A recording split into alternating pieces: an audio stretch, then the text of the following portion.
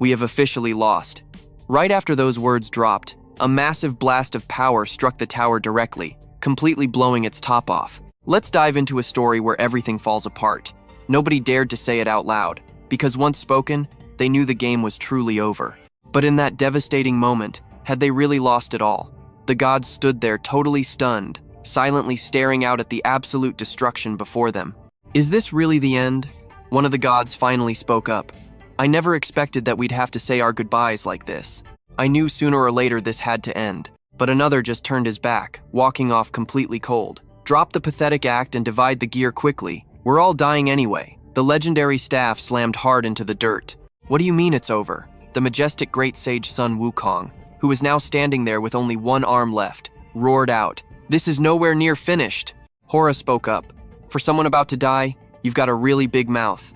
Wukong immediately fired back. "I'm not dying anytime soon." Hora replied, "You might be completely immortal, but standing in front of the outer gods, do you still have the guts to act so arrogant?"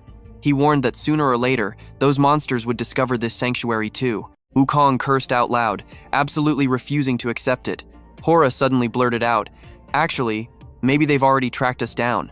A strange glowing blue orb was suddenly tossed right in front of them. Kim Du-gon walked up, and Hora asked, "So you made it back?" Kim Du-gon replied, "I honestly almost lost my life out there too." He sat down heavy. Another god asked, "Is it really just you?" Du-gon stayed silent. Finally, he answered, "Yeah." The god pressed further. "Even Merlin, Asura, and Vishnu? Every single one of them?" Kim Du-gon just nodded. "Yeah, they're all completely dead. Now watch closely." That throne orb got covered in black smoke. Everyone stared dead at it, asking, "Who exactly is this absolute bastard?" Kim Du-gon answered, "That's the foolish chaos." Wukong looked completely shocked. "Wait a second, is that thing seriously one of the outer gods?" Kim Du-gon bowed his head low. "So now I can be absolutely sure, we inner gods," his voice dripped with total helplessness, "can never defeat the outer gods." Kim Du-gon admitted, "There's literally no way for us to win." Right at that desperate moment, a brilliant light flared up mid-air as another deity appeared. "That is only true for right now." Kim Du-gon stared at the light. "So is this truly our only option left?" Chronos, a massive divine entity, who can literally see straight through the flow of time, appeared with his signature clock. "Go back to the world's old timeline and start over." Chronos warned, "In the world you are being sent back to, I might have completely vanished. This is honestly a fair price for the only method to rewind the past and alter the timeline. So don't bother wasting effort trying to find me," Kim Du-gon asked. "So you're just going to disappear completely?" Chronos replied, "I honestly don't know what form I'll even exist in." He added, "But my personal disappearance really won't matter in the grand scheme of things." Kim Du-gon tightly closed his eyes. He stood up. "I'd want to end it all right here if possible, but this is literally our very last chance." He looked straight up. "So who's going to be the time traveler?" He suddenly froze. Kim Du-gon looked around at the surviving gods standing in front of him. He asked, "I kind of suspected it, but is the traveler really me?" Everyone immediately replied, "Yeah, it's you." He was confused. "Wukong is also a top-tier candidate. Why does it have to be me?" Wukong just laughed. "Du-gon, you stepped into this deadly tower way after all of us." He smiled. "Yet you adapted to this crazy world faster than literally anyone else here. You adapted perfectly to the tower and can now fight shoulder to shoulder with us, standing equal with those of us who climbed to the absolute peak, creating crazy legends, and earning our own divine power and god-level titles along the way." Hora stepped forward. "You haven't forgotten the rules, right, Du-gon? Top-floor entities have a massive penalty interfering with the lower floors." Hakos chimed in. "So to actually change this tower's fate, we have to start fixing things from the very bottom. I know exactly what you're thinking, but you are literally our only option." Another god added, "When you go back, our friendship probably won't be anything like it is right now. So if we completely fail to recognize you later, just let it slide." Wukong joked, "If anyone refuses to listen, just punch them until they get it. And if that still doesn't work, just finish them off immediately." A god nodded. "I hope you stay safe, my friend." Kim Du-gon sighed heavily. "You guys are honestly always so ridiculously dramatic and long-winded." He reached out and touched Chronos' massive clock. He thought to himself, "Since everyone here is painfully stubborn, I'm probably going to have a really rough time ahead." The glowing clock finally started ticking. Kim Du-gon opened his eyes in a flash. He immediately looked straight down at his two bare hands. Kim Du-gon panicked for a second. His body felt incredibly heavy. All his crazy stats and the insane mystic powers that buffed his body had completely vanished into thin air. He clenched his fists tight, so his personal time was completely rewound, rather than his god-level body just being teleported back into the past. Kim Du-gon looked up at his surroundings, realizing he basically has to grind back up from absolute zero. First, he needs to figure out how far back he traveled. Suddenly, some guy rushed in and punched him straight in the face. The jerk laughed. "Lucky you survived that hit." Kim Du-gon stared at the attacker in pure shock. "What the hell is this?" He checked the logo on the shirt, Trung Sun University. "So what do you and I take from this?" "Right. Before all that apocalyptic madness, he was just a normal college student. It's been way too long." "All right, stick with me." This blonde bully throws another punch, wondering what the kid's name even is. "You think you are so tough? Better show some respect to your seniors. Get on your knees." The guy is shocked. "Huh?" Kim Du-gon mutters to himself. "Is it today or tomorrow?" The bully is completely confused. "What?" Kim Du-gon asks him. "What is today's date? Answer fast and I will forgive those weak punches you just threw. Your punches hit like garbage." The blonde guy absolutely loses his mind. "You little punk, what did you just say? Are you totally insane? What did you just bark at me?" Kim Du-gon simply raises a single hand and blocks his incoming punch. Even without divine power, Kim Du-gon still radiates a terrifying aura. He thinks to himself, "Let the games begin." The phone screen lights up. 3 p.m. Friday, December 31st. Exactly 9 hours left until the tutorial officially begins. December 31st, 2019, 8 p.m. in Hongdae. The streets are completely lit up with neon signs, but Kim Mi-hun looks furious. Some punks keep lingering around. Suddenly, a voice calls out, "Hey, Kim Mi-hun!" The guys sitting inside the restaurant wave him over. "Over here. Why are you dragging your feet?" Kim Mi-hun walks over and grabs a beer. A guy teases him about being an hour late and demands a fine. Kim Mi-hun scowls. "Cut the nonsense." He tilts his head and downs the whole glass of beer instantly. His friend grumbles in annoyance. "Why is that guy such a massive loser anyway?" "Didn't you feel better after taking your anger out?" Mi-hun replies. "I do not want to talk about it. Just pour me another glass." His friend asks what happened with Du-gon. Kim Mi-hun grinds his teeth just thinking about the guy. He flashes back to that afternoon. Mi-hun touches his bloody mouth in pain. Du-gon had told him, "I will definitely remember your face now. You can take a break from school, but do you seriously have nothing better to do?" Mi-hun stared at his blood-stained hands. "You deserve a reward for trying so hard anyway. But there is not much time left. Now pay attention, because things are shifting." Mi-hun silently curses him. The punk spouted nonsense and left, but Mi-hun swears he will beat him until he cannot even look up. Mi-hun is too scared to tell his friends the truth, so he totally lies. "I beat him to a pulp. I hope he still has the strength to drag his body to the hospital." His friend laughs. "Just drink up. That guy might actually end up getting himself killed at this rate. Who cares about an orphan anyway, right?" His friend agrees. "Yeah, if he starts whining after taking just a few punches, that is entirely his own fault." The group raises their glasses. The clock hits 11:50 p.m. Why is it so crowded? Mi-hun and his crew step out onto the main street. After all, it is a really long holiday weekend. 2020 is almost here. "How about round 3, Mi-hun says. "If you want more drinks, hurry it up." He scrolls on his phone. "I am still completely sober. We have to party hard." Suddenly, his friend notices something off. "Hey, is that not Kim Du-gon dragging a suitcase down the street in a sharp suit?" His friend stares in total surprise, looking pretty slick. "What is with the suitcase?" Mi-hun flinches. "Why is that bastard here? Perfect timing. Your number is up." He tosses his mask aside. "Let's go say hi." His friend stops him. "What now?" Mi-hun chases after Du-gon, shouting his name loudly. Du-gon turns around, completely surrounded by Mi-hun and his gang. "What the hell are you doing here?" Pedestrians start watching them. Du-gon just calmly checks his wristwatch. It is almost midnight. You should really enjoy the last 3 minutes of the year, because after this is pure hell. Watch closely now. He tosses the watch and pops the suitcase. Mi-hun scoffs. "What nonsense are you saying?" Suddenly, Mi-hun loses all his color. Du-gon's suitcase is completely stuffed with deadly weapons like knives, axes, and a heavy backpack. Mi-hun totally panics. "Are you insane?" His terrified friends frantically try to hold him back. "Why does he have those?" "Apologize right now, idiot." "Mi-hun, you messed up." The panicked crowd starts whispering. Du-gon grabs an axe. The guys are shaking. "Hey man, this is not right. No matter how angry you are, do not do this." Du-gon swings the backpack onto his shoulder. He knows this is the busiest spot in Seoul. Countless people are watching right now. He kicks the empty suitcase away. His eyes turn ice cold. It has officially begun. The watch on the ground reads 11:59 and 59 seconds. Midnight hits. A bizarre, piercing sound rings out. Everyone clutches their ears in agony. The entire city drowns in that weird noise. Du-gon steps forward. Your 3 minutes are up. Mi-hoon opens his eyes and stares at him. Area 20,131. Population 1214. The 30-minute zombie survival tutorial begins now. Undead flood the streets. The crowd screams. Real zombies? What the hell? Du-gon frowns. There are way too many zombies here. That is because the difficulty setting was locked to hard mode. So what do you and I take from this? More people means more zombies. It balances the zone. Du-gon opens the system in this crowded area. Alright, stick with me. The safe zones are completely locked down, and there are zombies hiding in absolutely every single corner you can run to. Meaning this place will soon be soaked in blood.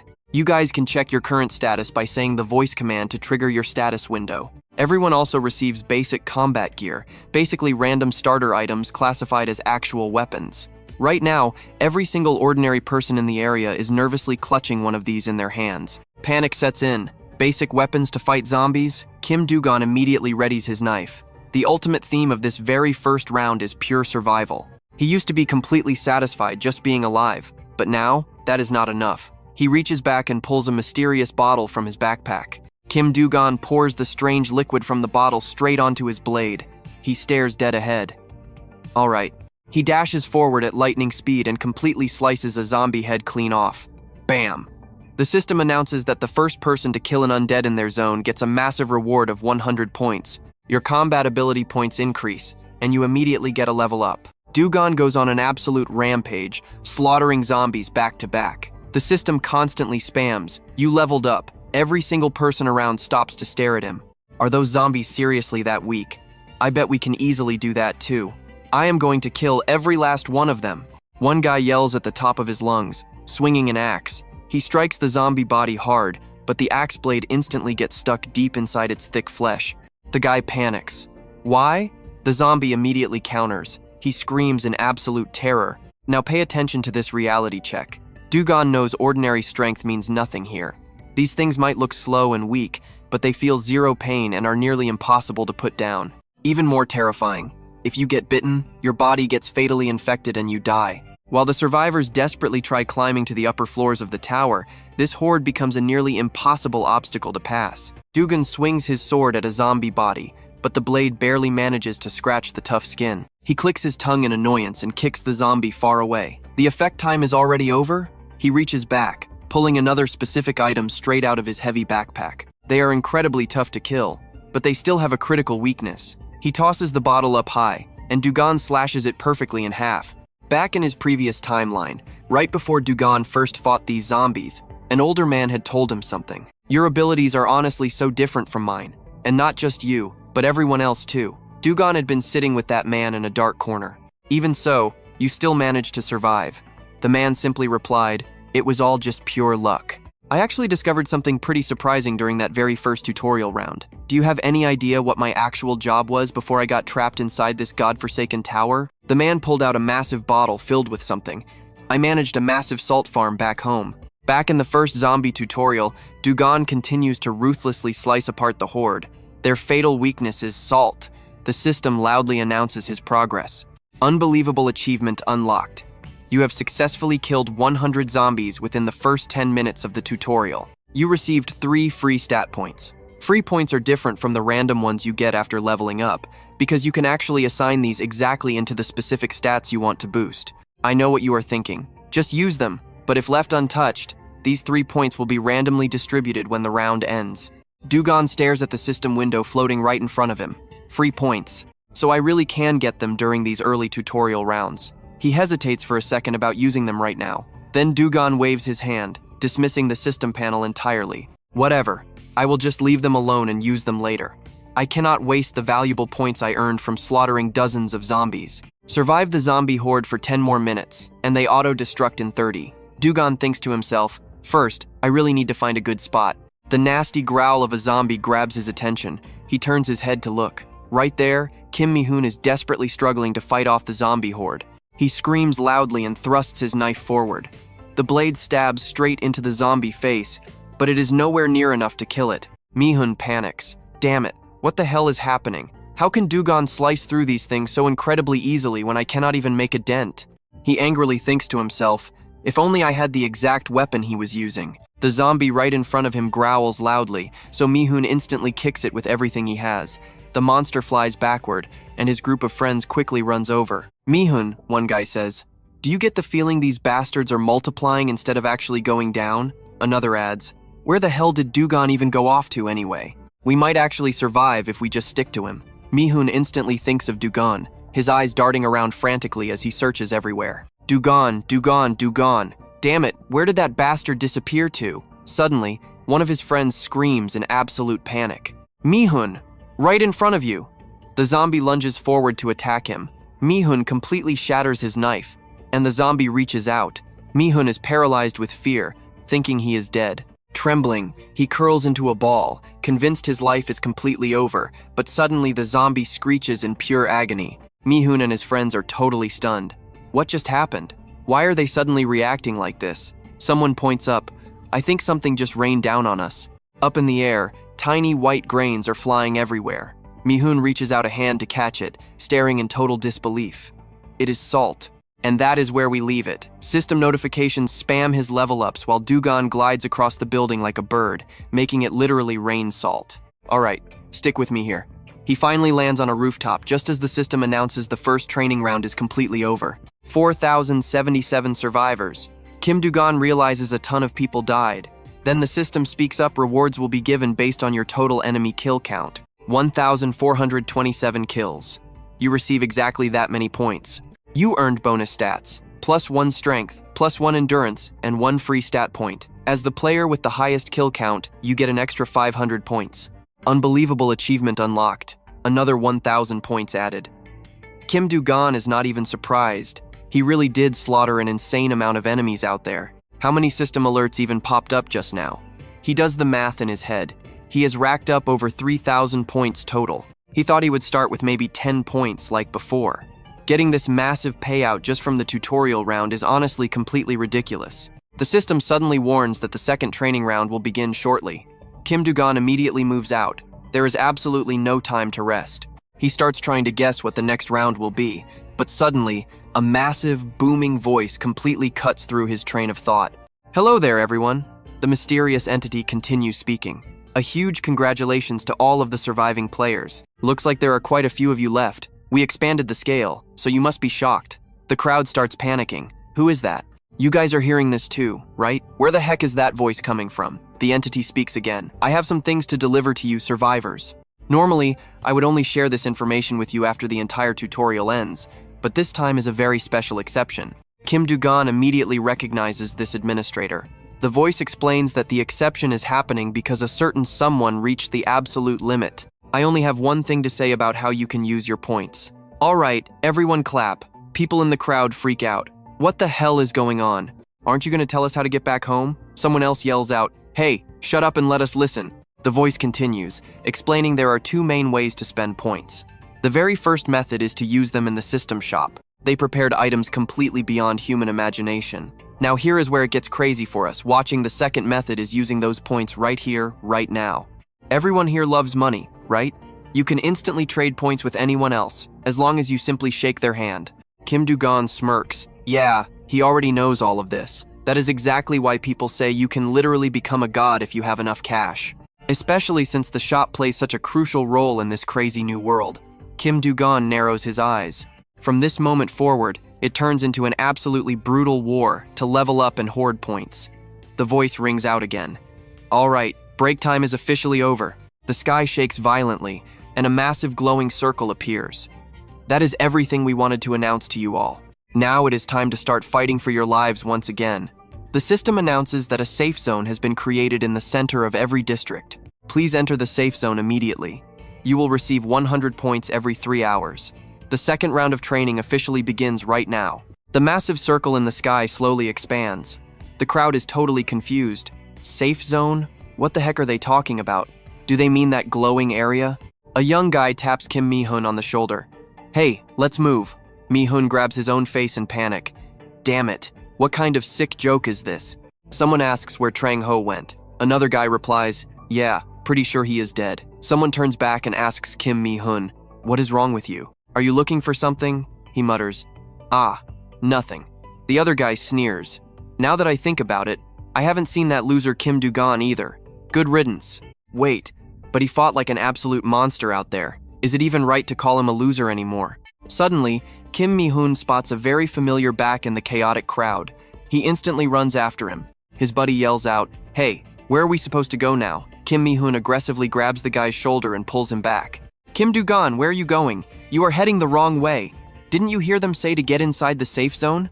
Kim Mi-hun forces a fake friendly smile. Come on, let's go. I will look after you since you are my senior. You and I both know what he's pulling here. Internally, he hates admitting it, but sticking with this guy is his safest bet. He figures playing nice will win him over, until Kim Du-gon coldly replies, I know. He brushes Kim Mi-hun's hand right off his shoulder. I have somewhere else to be. Goodbye. Kim Mi-hun absolutely freezes. Kim Du-gon pats his shoulder. If you actually want to survive this, stop trying to cling to other people. Just be a good little boy and wait inside the safe zone. Kim Du-gon essentially tells him to know his place. Kim Mi-hun furiously screams back. What did you say, you bastard? He clenches his fists in pure rage. Damn you, Kim Du-gon! He turns and sprints toward the light. Fine, whatever, forget him. There is absolutely no way sticking with that jerk is safer than being inside an actual safe zone, right? But the people running right behind Kim Mi-hun into the safe zone are suddenly blocked. The crowd panics. What? It is sealed off? I thought they wanted us inside. Kim Mi-hun is stunned. The entrance is blocked off. He panics as the system displays the capacity 2038 out of 2038. Kim Mi-hun does the math. Over 2,000 people.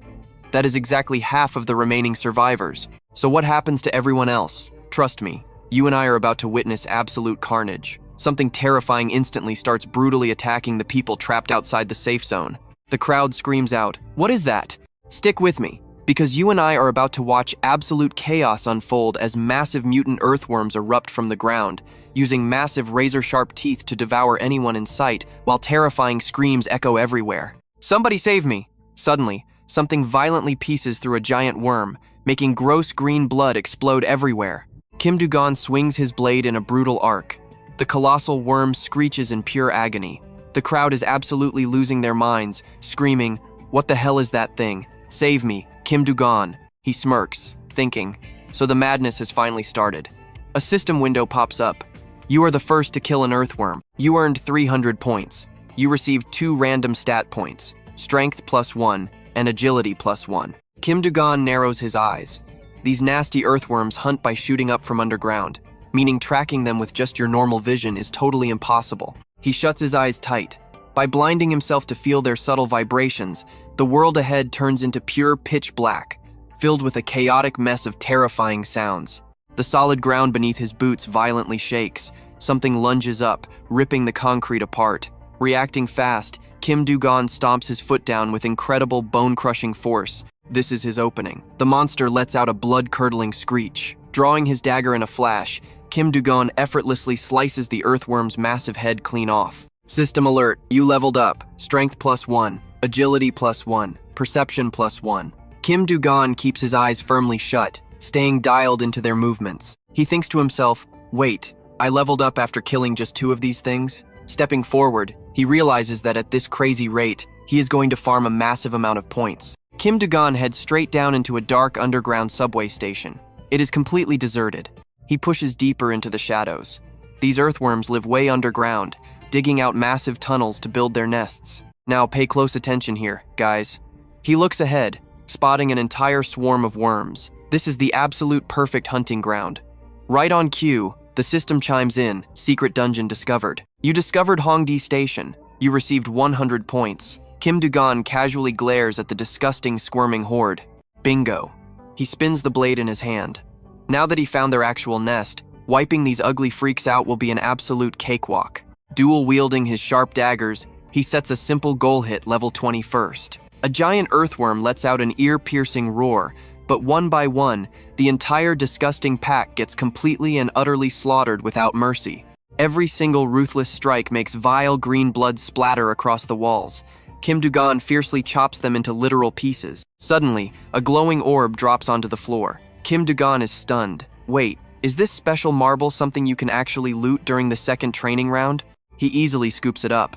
Well, how interesting. Looks like farming these oversized worms just got way more appealing. A wicked grin spreads across his face. Sorry, not sorry, but I have my own reasons to massacre all of you, no matter how tough it gets. Meanwhile, up on the surface, anyone outside the safe zone gets instantly swallowed whole by the raging worms. The lucky survivors inside watch in absolute terror, agreeing they would rather end it themselves than die like that. The system flashes an update. 3 hours have passed. You received 100 points. The exact same holographic window pops up for everyone. Points? Does this act like currency here?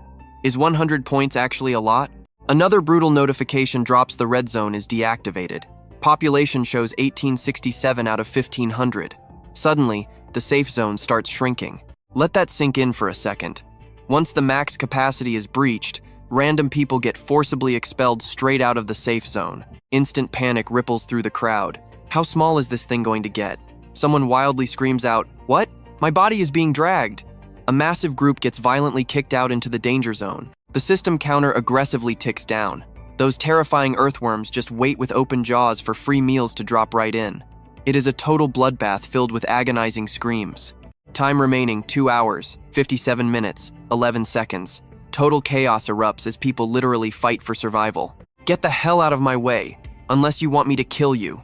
The chaotic mob stampedes. Run away fast. I have to escape. Stop blocking my path! Suddenly, a booming, aggressive voice cuts through the noise. Everybody shut your mouths!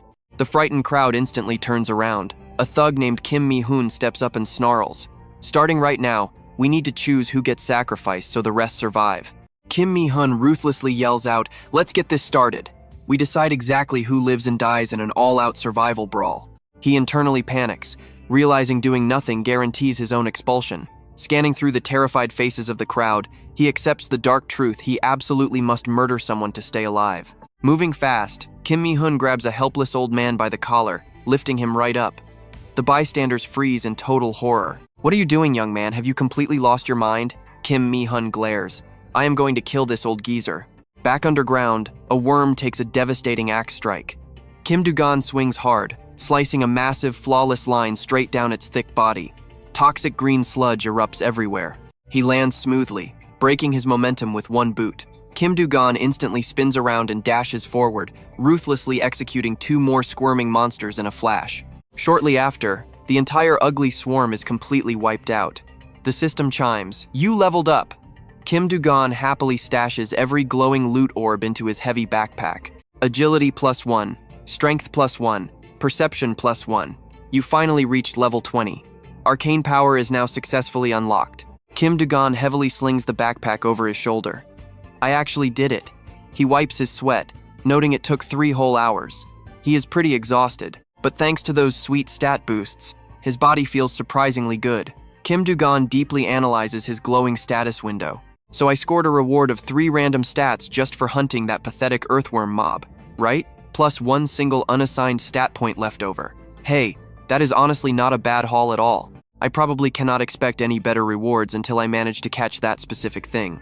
The system suddenly prompts him about having 5 unassigned points remaining. So what do you and I think he does? Kim Du-gon smashes yes without hesitation. The system confirms the allocation, and trust me, he is about to become a beast. Arcane power +5. This raw arcane energy is going to be the absolute foundation for every single power he gains from here on out. Stick with me here, you're about to see why Kim Du-gon's 18 arcane points change absolutely everything. Even the lucky few blessed by the tower usually start with just 12 points. So yeah, starting this high, an insanely overpowered advantage right away. He's thrilled he saved those points. Suddenly, Kim Du-gon snaps his head up and calls out, staring right at a dark hole punched through the ceiling. You are watching me, aren't you? The pitch black hole stays dead silent. Finally, a voice echoes back. How did you figure that out? Kim Du-gon smirks. Come on, you saw it. I am pretty flashy. Looking anywhere else would be incredibly boring anyway, am I right? Honestly? Yeah, you are totally right, the voice admits. Suddenly, something zips out of the dark void. Thanks for the entertainment, by the way. You made this painfully boring job so much better. That tiny floating creature with the creepy clown face? That is the lower manager, and it looks completely stunned. Wow, you actually hit level 20 already. Kim Du-gon shrugs it off. Just pure luck. The manager laughs. Luck? Seriously? You know the guys who survive on pure luck are actually the scariest ones, right? So, why did you call me out? Kim Du-gon answers instantly. The shop. Oh, looking to grab some survival items? Kim Du-gon shakes his head. No, I need to buy a few skills. The manager is completely shocked. You might actually be the first person ever to buy skills during the second tutorial round. The shop window pops open. Pick your poison. Kim Du-gon scrolls through the interface. The list is so massive that just glancing through the options feels absolutely overwhelming. His hand suddenly stops moving. You really have all of this? The manager nods proudly. Yep, this is everything available to buy in the tutorial round. The clown gets curious. Why? Is there something specific you are looking for? Not really, Kim Du-gon replies smoothly. Asking too much would only draw unwanted attention anyway. He points straight at the monkey eyes skill. I am buying this, the manager blinks. Wait, monkey eyes? You and I know this looks bad, right? 2,000 points spent, and it is basically a trash skill. He literally just liked the name. The manager is just staring, entirely confused. The system confirms monkey eyes acquired. His points drop to 1,527. Next up, I will take this one too. Boom, another 1,500 points gone. He officially secures the basic arcane sword technique. Total points left? Just 27. The manager happily loops around in the air. Now that is an excellent choice. The basic arcane sword will perfectly cover the raw attack power you lack compared to the early participants. Kim Du-gon just thinks, man, so loud. The manager waves goodbye. Catch you later. Hope you enjoy the rest of your time here. Then, it just vanishes into thin air, leaving a final whisper. I am expecting great things. Expecting great things? Kim Du-gon thinks to himself. So, are they actually monitoring me like some kind of special management target right now? Whatever, it is totally fine. Let them watch all they want. He hasn't broken a single rule to reach this level, so there is absolutely no way they can punish him for this. His only real headache is his regression to the past. But is there any actual chance they could figure that out? The magical pocket watch he used to actually turn back time was an ultimate item crafted by Chronos, Mimia, and Odin. The crucial creator of this item was heavily punished, completely erasing the watch from existence the exact moment it was fully used. Besides, none of those lowly subordinates or even the high managers could ever find a way to bring it back anyway. Pushing the warnings aside, Kim Du-gon activates Monkey Eyes, the exact same eyes that once belonged to a legendary monkey on the Flower Fruit Mountain. Activating it instantly boosts his vision and adds 5 extra strength points. F rank, 0% mastery right now. His gaze turns razor sharp. His ultimate goal is absolutely not changing anytime soon. Watch closely now. He strolls right into the massive worm nest, completely ready to test out those brand new eyes. I need to grind this mastery up fast, because the true value of these eyes is something else entirely. Meanwhile, the giant earthworms are happily devouring their horrific human meal. Seeing Kim Du-gon casually walking closer, they just stare in complete shock. 29 minutes and 58 seconds left on the clock. He draws out his new weapon. Well then, looks like I have plenty of time. Basic Arcane Sword, activate. This skill completely coats your blade in raw arcane power. Depending on how you wield it, this thing can become an absolutely devastating and reliable ultimate weapon. F rank, 0% mastery. The disgusting earthworms glare at him like a juicy piece of meat, but Kim Du-gon doesn't flinch at all. I know it is hiding around here somewhere. Suddenly, he spots a gigantic, glowing purple worm standing out from the crowd. The absolute nightmare of the second tutorial round. The boss worm. Kim Du-gon viciously stomps his foot right onto its massive body. The boss worm furiously glares down at this tiny human. He just slaughtered its lesser earthworm minions. It unleashes an ear-piercing shriek of pure rage. Kim Du-gon sighs great. Now I have to deal with this man-eating freak. The boss worm lunges forward violently. He leaps backwards just in time, and the monster accidentally crushes its own babies into paste with the massive impact. He smirks. Well, I guess it is not very smart after all. Look beneath you, idiot. The boss worm furiously slams its heavy body into the ground again. Kim Du-gon instantly launches himself high into the air. One single strike is all I need to end you. He dives down, bringing his glowing sword straight toward the boss's head. Gripping an axe in his other hand, he slides right down its thick body. Boom! He plunges both weapons deep into the monster's flesh. The giant beast lets out an absolutely deafening, agonizing scream of pure pain. So what do you and I take from this? Never mess with a pro. He grins, yanks his sword out, and the boss completely flips. Let's jump right into the action. Watch how our guy handles this literal monster. Kim Du-gon slides down its massive body, carving a massive sword gash. Not yet, he mutters. Using his axe and sword, he slashes brutal parallel lines straight across the giant boss worm. Just a little more. Kim Du-gon leaps high into the air as the beast lunges, jaws wide open and full of fangs. Thanks, he says. Thanks for coming straight to me. One downward slash instantly splits its gaping mouth wide open. Meanwhile, somewhere else, trembling hands desperately cling to a guy's leg. Please spare me. Doing this is completely wrong. How can you honestly do this to me, knowing full well I'll die? Kim Mi-hun ruthlessly kicks the guy away. Shut up. Raising his knife, he snarls, know your place. Everyone already agreed to pick someone to die in their specific zone. The angry crowd instantly protests. This whole messed up situation was his own selfish decision. Yeah, when did we ever agree to this? Kim Mi-hun couldn't care less and just screams back, everyone did, except for you. He grinds his teeth. So are you really gonna try coming back? Because I will personally kill you, got it? The system clock begins counting down. 30 seconds left on the clock. You and I know this is going to be incredibly close as everyone stares in pure panic. Kim Mi-hun glares around, but then the timer randomly halts right at 3 seconds. Everyone is completely stunned. Did the clock actually just stop? System alert. You have cleared the second training round, and the safe zone will no longer shrink. Kim Mi-hun just can't process what is happening. But why? The crowd immediately explodes with pure joy. Are we finally safe? We actually survived this. The system announces he earned 600 points, with 15 hours left to finish the second training round. Suddenly, the sub-manager claps in praise. You successfully killed it. Kim Du-gon, with his hands completely covered in brutal scratches, simply replies, it was a bit of a struggle. The sub-manager asks, want me to heal you? Sitting right on top of the giant boss worm's corpse, Kim Du-gon rejects it. If that counts as a reward, I'll definitely pass. Tiny scratches like these will just heal on their own as my physical stats increase anyway. The manager claps again. Honestly, for a normal guy to go this incredibly far, especially during just the second training round, it is absolutely mind-blowing. Kim Du-gon sighs.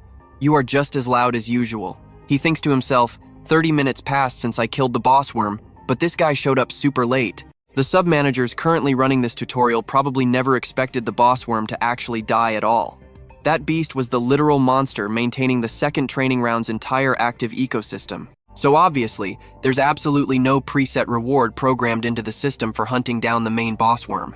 In other words, this specific custom reward must be calculated based on the total loot I was originally supposed to receive. Kim Du-gon demands his reward. The manager grins. Since you already knew you would get a special reward for taking unique actions, it really seems like you already know a lot about this world, huh? Kim Du-gon instantly replies, I figured it out eventually. Honestly, it would be weirder if I didn't. The manager argues back, but the vast majority of normal people really don't understand it. Do you get that? Kim Du-gon loses his patience entirely. Give me the reward. The manager starts sweating nervously. All right, I know. He says, you can choose between 3 things. Kim Du-gon asks, what exactly are they? The manager answers, option 1 is the right to skip directly to the 5th training round. This option also includes the info and rewards from rounds 3 and 4. Kim Du-gon angrily thinks to himself, now pause for a second. We all know skip tutorials mean skipped hidden loot. They think I'll be tempted to jump straight into round 5. The manager continues talking. The second reward option is points. I really don't think I need to explain this one to you. Kim Du-gon asks, and the third option? The manager smiles. The final choice is establishing a direct connection between you and Olympus. Kim Du-gon is visibly shocked as the manager explains, you might know this, but the tutorial is practically the starting line of this world. Kim Du-gon frowns heavily while listening to his words. Inside this massive tower, there are many huge organizations, plus countless individuals with power rivaling literal gods. The manager says, I will personally recommend you straight to the Olympus faction. Olympus is one of the massive groups controlling the tower. If you secure their backing, you'll be completely safe inside the tower once you finish the tutorial. Kim Du-gon repeats, did you just say Olympus? He thinks to himself, I honestly never even considered this possibility before. It's true that Olympus is a core faction running the tower. Chronos is also a huge name tied to the Olympus group. He wonders if borrowing their legendary power could let him climb the massive tower much faster and way more safely. But Kim Du-gon firmly says, the second one. I choose the second option. The sub-manager is stunned. Wait, what? The system announces the reward distribution. You have received 10,000 points. The manager frantically waves his hands. Hold on, since you haven't spent the points yet, I'll let you pick again. He begs him to choose smarter. I bet you picked points because you don't know enough about Olympus. But you're definitely going to regret this later. Kim Du-gon snaps, "Hey, sub-manager." He stands up, calmly slinging his backpack over his shoulder. If you're stuck down here as a lowly sub-manager, you need to actually do your job properly. That last option you just offered? You didn't discuss it with the others, did you? And the head manager definitely didn't approve it. The sub-manager turns totally pale with terror. How do you even know about the manager? Kim Du-gon smirks. Did the others get a deal like yours? Trust me, we definitely want to see what happens next. Stick with me here. Were they offering him Olympus? Or just heaven? Maybe Deva? Even El Magiton? The subordinate manager panics. Just who is this guy? Kim Du-gon smirks. Thanks anyway. Because you couldn't keep your mouth shut, I found my next target. The system flashes meeting request for the manager. Kim Du-gon hits pay. Zero hesitation. The subordinate totally freaks out. Wait, what are you doing? Du-gon just chills. You'll see soon enough. He jumps off the massive worm's corpse. Ping! The manager actually accepted his meeting request. Du-gon thinks it over. The tutorial is completely separate from the tower. But does Olympus actually have backdoor contact with these low-level admins? Suddenly, the space right in front of him lights up. He can't ignore this. It would totally ruin his future plans. A towering figure steps out of the glow, laughing loudly. A meeting request in the tutorial costing almost 1,000 points? The guy glares. So, you're the one who requested this? He nods calmly. I'm Kim Du-gon, a tutorial participant. The wild man, sporting shaggy hair and a thick beard, finally speaks. I know you slaughtered over 1,000 zombies in that first tutorial. It's the tutorial manager from the tower's ground floor. I've heard plenty about you. Kim Du-gon. The manager leans in. Did you know I existed? How did you figure out the meeting conditions? Du-gon simply replies, the first rule of the tutorial. He recites it all. Tutorial info must be gathered by the participant's own ability. It cannot be handed out by tower managers. A rule this guy created. Du-gon knows exactly what self-gathering means. And more importantly, the manager absolutely knows that our guy isn't lying to him. In his domain, he can tell facts from lies instantly. The tutorial manager falls dead silent before his voice goes completely cold. Right, Du-gon says. Instead, there's tower interference here. The manager looks completely puzzled. Right here, Du-gon reveals. Olympus is maintaining contact with your subordinates. I was even offered Olympus sponsorship as a direct reward. The admin panics. Manager, it's not true. Listen. The tutorial manager's eyes instantly glow a terrifying red. Now pay attention. He casually swings his hand down, and the admin literally explodes into a pool of blood. He's absolutely furious. Those damn Olympus bastards. They actually dare to expand their influence into my territory? He coldly waves his hand. Thanks to you, I've cleared out the trash. Du-gon doesn't miss a beat. The second rule of the tutorial. He continues during the tutorial. Every single achievement by a participant must be converted into a completely equal and fitting reward. I burned a ton of points calling you here. What's your take on that? Du-gon watches him closely. Things are getting tricky now. The tutorial manager smirks. When my dead subordinate checked your player info, you didn't have any strange traits or anything worth noticing. He strokes his chin, chuckling. But honestly, that's actually the most fascinating thing about you. He continues. All right, fine. You might not have killed it yourself, but it's essentially the same. A lackey, something super close to a named boss, destroyed in tutorial 2. The manager leans down, grinning like he wants to eat him alive for being so ordinary. Du-gon just shrugs. I'll take that as a compliment. He dramatically plops onto the ground. Well, you did a massive favor. So what on earth is a worthy reward for you? The manager snaps his fingers, thinking. You've already hoarded so many points. Finally, he nods. All right then. He holds his hand out to Du-gon. You deserve at least this much. Staring at the massive hand, Du-gon reaches out. You're probably thinking this is a basic point transfer, right? Du-gon thought the same thing. But the second their hands touch, blinding light erupts. Ding! You have acquired the Mana Master skill. The system announces huge buffs to mana recovery, resistance, and sensitivity. Plus, his arcane power just shot up by 5 whole points. Du-gon is visibly completely stunned. The manager smirks. I figured this would keep you satisfied. The blinding light flashes one more time. My trash subordinate is dealt with, so I'm heading out. The manager chuckles. We'll definitely be seeing each other again in the third tutorial. The area instantly falls dead silent again. Du-gon is still standing there, totally mind blown. Mana Master. He literally can't believe a top-tier skill like this dropped in a tutorial. The legendary Mana Master. An absolute admin privilege. It makes you a mana-controlling beast with 10% mana recovery, 10% resistance, and rank S+ sensitivity. Du-gon clenches his fist. The current effectiveness is 0, but it's raw mana control. Sparks flicker in his palm. It's a control force fueled by arcane power. And honestly, it's more important than anything else inside the tower. Right out of Du-gon's hand, a glowing blue sphere materializes. A mana sphere. This high-level technique requires an arcane power threshold of 40 just to use it. But right now, Du-gon's arcane power is only sitting at 26. The sphere wildly explodes everywhere, and that's where we leave it, trust me. You're going to want to see what happens next. Stick with me, we are jumping back into the action. Every single touch shatters the ground. Kim Du-gon is amazed the skill is this broken. He clenches his fist. The raw energy is still unstable, but whatever. Should he actually be thanking Olympus for this massive power-up? He tightens his grip. Yeah, this absolute power is more than enough. The system announces the second training round ends in exactly 13 hours, 25 minutes, and 48 seconds. Kim Du-gon looks up. He refuses to just collect items and copy the old abilities he had before time reversed. He aggressively marches straight toward the remaining swarm of giant earthworms. He wants more. He dashes forward with explosive speed. These new elemental forces will totally annihilate those fake almighty outer gods. He violently charges right into the swarming earthworms. He desperately needs way more power. 10 minutes and 11 seconds remain on the clock. Meanwhile, back on the street, a panicked crowd is arguing loudly. That is exactly why I said we should wait longer. Do you really think the government will ignore the absolute mess Hongdae has turned into? The other guy screams back, "Shut up! Who guaranteed that after the second round, there will not be a third or fourth death match? What if this safe zone vanishes while we are just sitting here waiting? Please listen. We have to act before time completely runs out." The guy grabs his brother by the collar. "You are such a massive headache." Kim Young-hoon brutally drags him along. "Hey, you cowards. Didn't I clearly order you to form a supply team and head out there? If you cannot do it, should I throw you out alone?" Kim Young-hoon scowls. "Stop crying. We are all basically dead anyway. But thanks to your sacrifice, many of us survived. That is just the brutal reality of the world we live in now." He speaks fast, but someone suddenly cuts him off. "Wait, look over there," he points outside the barrier.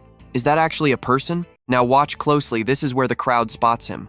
Is he totally insane, wandering outside the safe zone? Absolutely brave or completely brainless?" A survivor screams, "Stop!" Right beneath the walking Kim Du-gon, the ground rumbles. "Watch out!" An earthworm suddenly bursts from the dirt.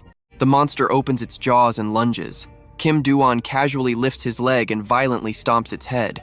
A deafening bang echoes, completely shattering the rocks below.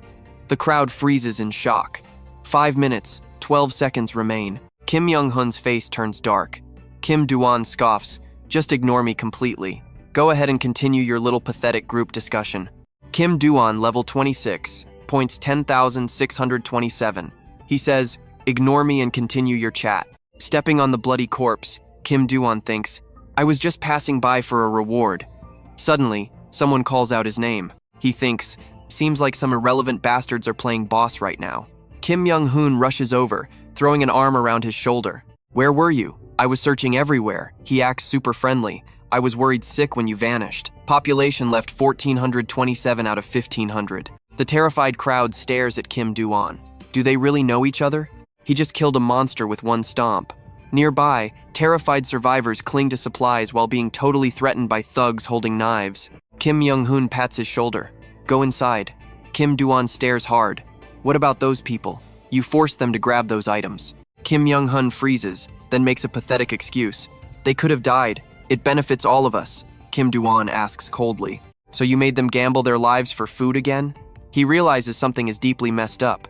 Kim Young-hoon glares. "Listen carefully, Kim Du-gon." Kim Young-hoon whispers, "If you really want to survive, you must be an absolute coward." He continues, "Do you think laws and morals mean anything here? To survive in this absolute hellscape, we have to be cruel, totally selfish, and absolutely ruthless. It is just common sense." The silent crowd seemingly agrees. "You saw that coming, right?" He just smiles faintly. Then, the countdown finally hits 0. The system announces the second round is over. 500 points and items are deducted from everyone hiding inside the safe zone. Because people died, item components are deleted. Instantly, everyone's bags are snatched away. Kim Du-gon scoffs. If you want to survive like a rat, keep doing it. I won't participate, and I won't tell you how to live either. But never cross the line for any reason. Kim Young-hoon looks confused. The line? The system announces the third training round begins now. Kim Young-hoon watches him walk away. That bastard is showing off again. A horde of hideous monsters suddenly spawns. This round requires killing 50 beasts and collecting 50 of their essences. Time remaining is 72 hours. The system warns the area will be totally destroyed. A portal activates in exactly 70 hours. A swirling portal appears, sending the crowd into pure chaos. More monsters? Damn it, when does this nightmare end? Yet, the safe zone is still completely safe. They stare in shock. What? Is this just a video game? Kim Young-hoon scowls. Kill monsters and collect essence? He panics internally. Do I really have to collect 50 essences by myself? He forces a smile. That is where we leave it. Trust me, we are not ready for his next twisted move. All right, you and I are diving into pure madness. Kim Du-gon empties his backpack, and a pile of mana essence gems falls right out. He holds 132 out of 50. Tossing his old backpack aside, Du-gon straps the freshly filled bag of glowing mana essence onto his body. Monsters are swarming in massive numbers. Even the undead are joining the party. Du-gon watches the horde, wondering if he can actually hit the crazy 1,000 kill mark. He channels raw mana into his palm. Standing up high, he looks down at the approaching beasts. His mana master efficiency sits at 0.5%. Swirling blue mana gathers in his hand. He figures he got super lucky collecting this much pure essence during the grueling second training phase, but that is nowhere near enough to satisfy him. The glowing mana sphere grows larger, finally reaching 100% completion. Mana sphere complete, and the skill is officially added. Frowning slightly, Du-gon completely unleashes the glowing orb of pure energy straight forward. The blast completely obliterates every monster in its path. Even he is stunned. It actually worked. Using it completely drains his mana, and controlling it is a total nightmare. But if he boosts his stats and efficiency, this move will absolutely be a massive game winner. Breathing out a heavy sigh, he casually bends down and starts picking up the cracked essence gems. Using the sphere proves his mana control. But honestly, flashy long-range magic just is not his usual fighting style. The giant rats back away, trembling in fear. A massive crater sits right on the stairs. He walks down, asking why they look so terrified. The surviving monsters are shivering in pure terror. He pulls out his combat knife. Time for round 2. His voice drops cold. He will not waste a single second. 22 hours and 43 minutes left in Trial 3. Meanwhile, a trio of weary survivors slowly heads down into the ruined subway station. Did we go too deep? One guy asks. Yeah, it is super creepy. Han Junho sighs, saying they really do not have another choice. From 1,400 people down to just 400. We have to hide wherever we can. Kang Song-chan lets out a heavy sigh. Seong-chan asks if H Station was always this massive. Junho shrugs. The whole world is ruined, so this wrecked place makes perfect sense. The girl in the back glances over and gasps out loud. Wait, look.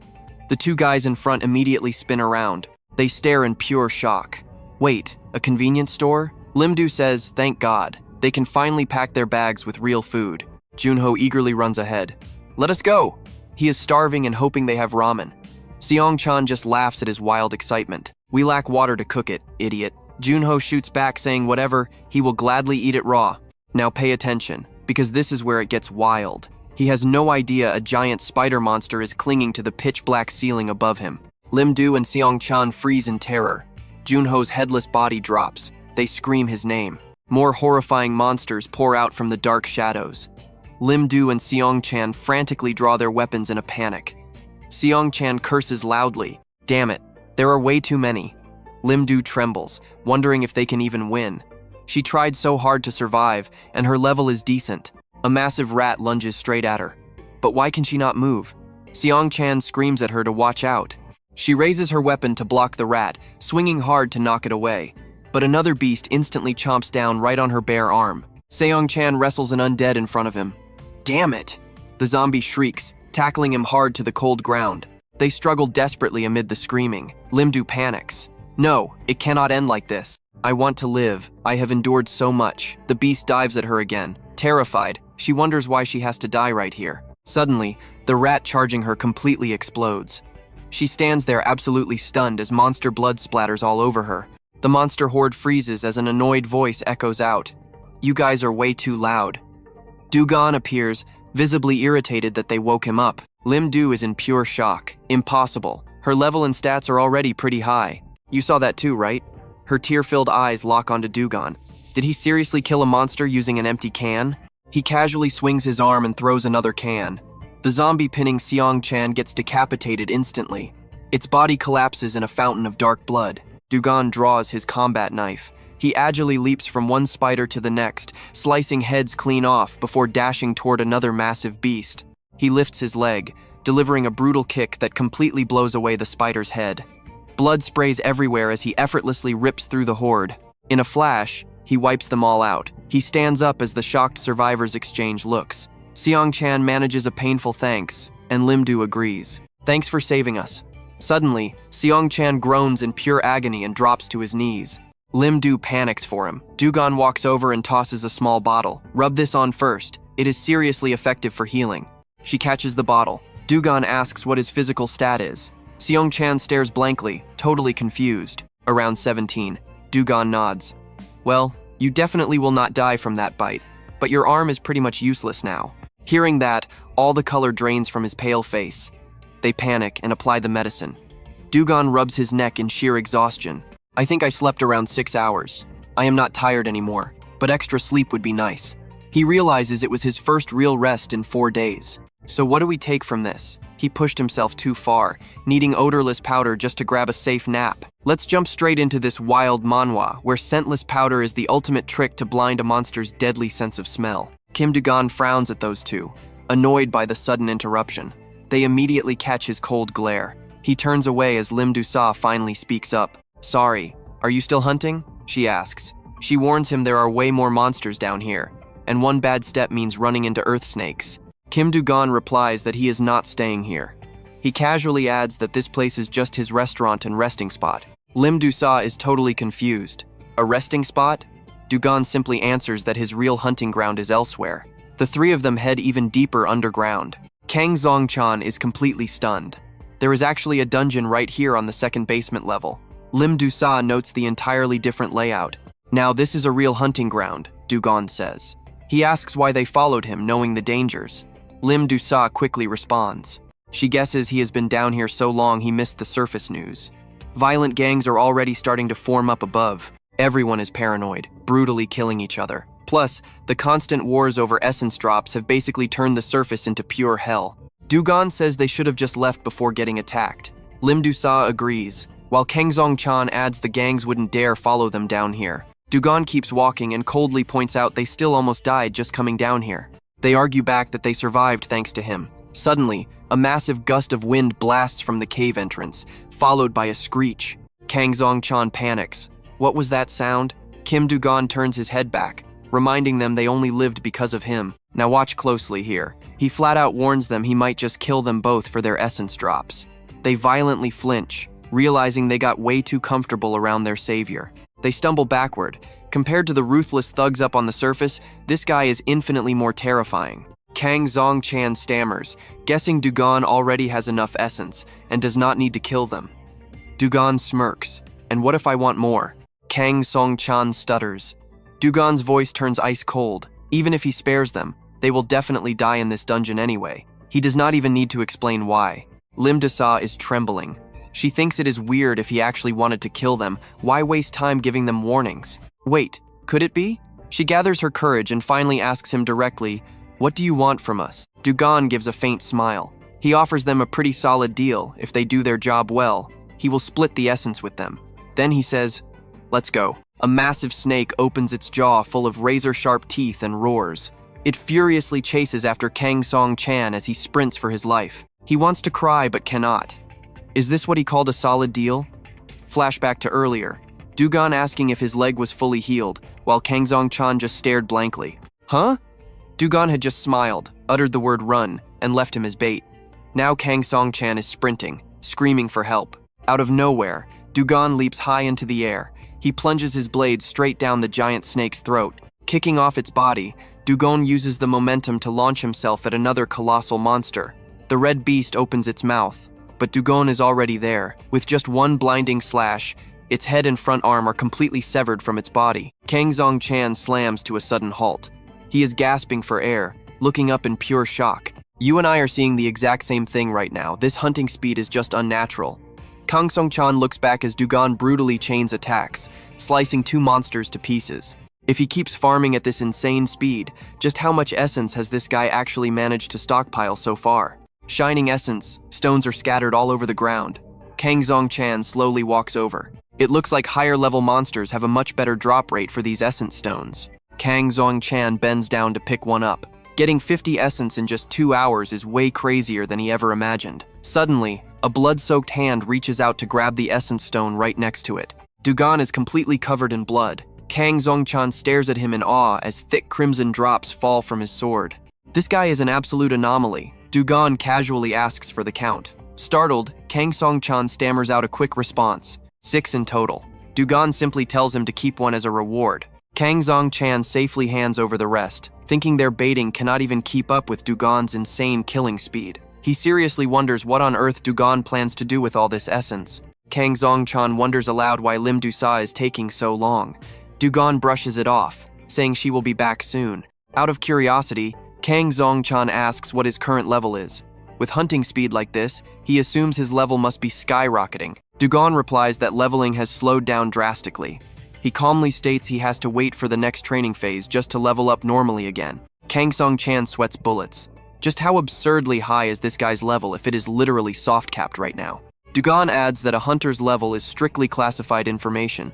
You should never ask, and if someone asks you, never answer. Same goes for stats. Terrified, Kang Zong-chan points out Du-gon just asked about his physical stats earlier. Annoyed, Du-gon mutters he should have just let his arm stay crippled. Kang Song-chan grabs his face, promising to remember that. Du-gon flicks the blood off his blade, telling him to stop just luring monsters. Take the chance to kill a few yourself. Aside from hoarding essence drops, you also need to focus on leveling up your stats.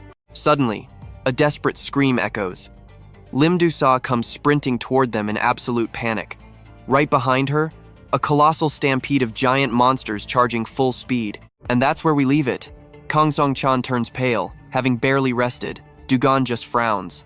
They are here. Stick with me here, because things are getting wild. Kim Du-gon charges straight toward Lim Du-an and the monster swarm. Kang Song-chan smashes his hammer into the beast's neck, and boom, system level up. Kang Song-chan is absolutely stunned. They actually killed it. Lim Du-an asks if he just leveled up, and he nods, asking if she did too. She smiles. Yeah, leveled up. Kang Zong-chan picks up the dropped essence crystal. Kim Du-gon walks over, totally calm, and asks if they are finished. Kang Zong-chan quickly confirms they are done. He nervously asks if they can actually keep this essence. Kim Du-gon just shrugs. Why not? You are the ones who killed that monster, after all. Kim Du-gon casually grabs another crystal and tosses it to Lim Du-an. He asks if they both have 50 essences now. She immediately nods yes. She admits they only had 20 when they arrived. Completely shocked they gathered the rest this fast. She bows, genuinely thanking Kim Du-gon for his help.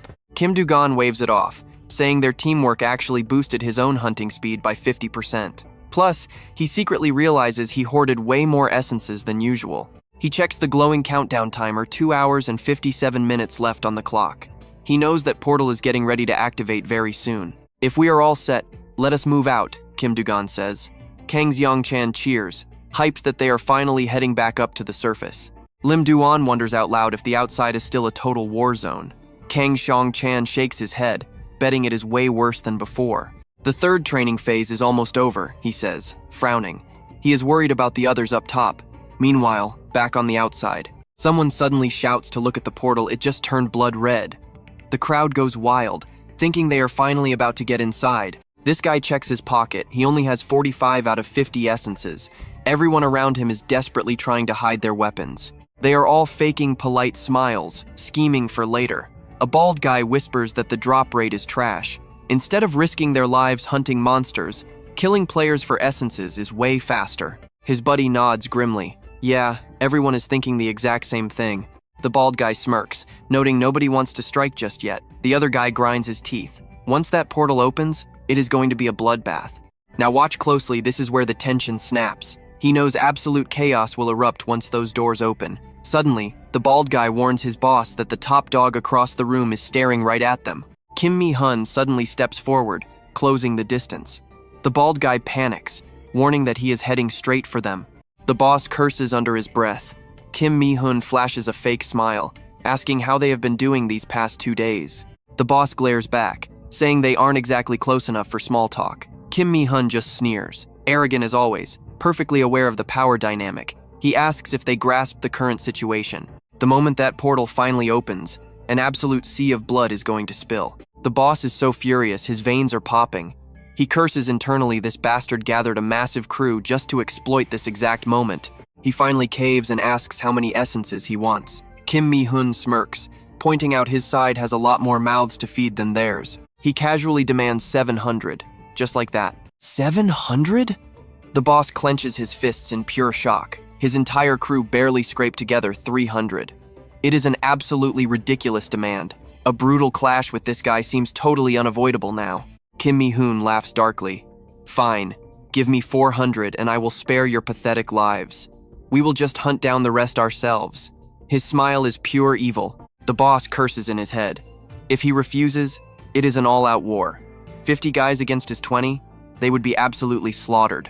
He wonders if he should be grateful for the discount. But fighting to the death honestly feels like a way better option right now.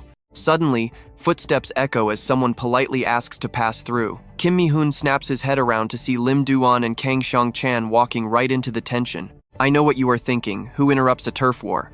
Well, Kim Mi-hun is just as shocked. It is Kim Du-gon, casually strolling up holding a giant box. Kim Du-gon just tosses the heavy box onto the dirt. Kim Mi-hun narrows his eyes, asking where he has been hiding these past few days. Kim Du-gon looks up. I had some business to handle. The bully smirks, asking if he even gathered enough essences. Kim Du-gon? Obviously. Kim Du-gon grabs the sack by his side and dramatically dumps a massive pile of glowing essences into the box. The entire crowd loses their minds. They start whispering, just how many is that? That has to be at least 1,000. Kim Mi-hun scowls hard, completely baffled. How did this guy hoard so much?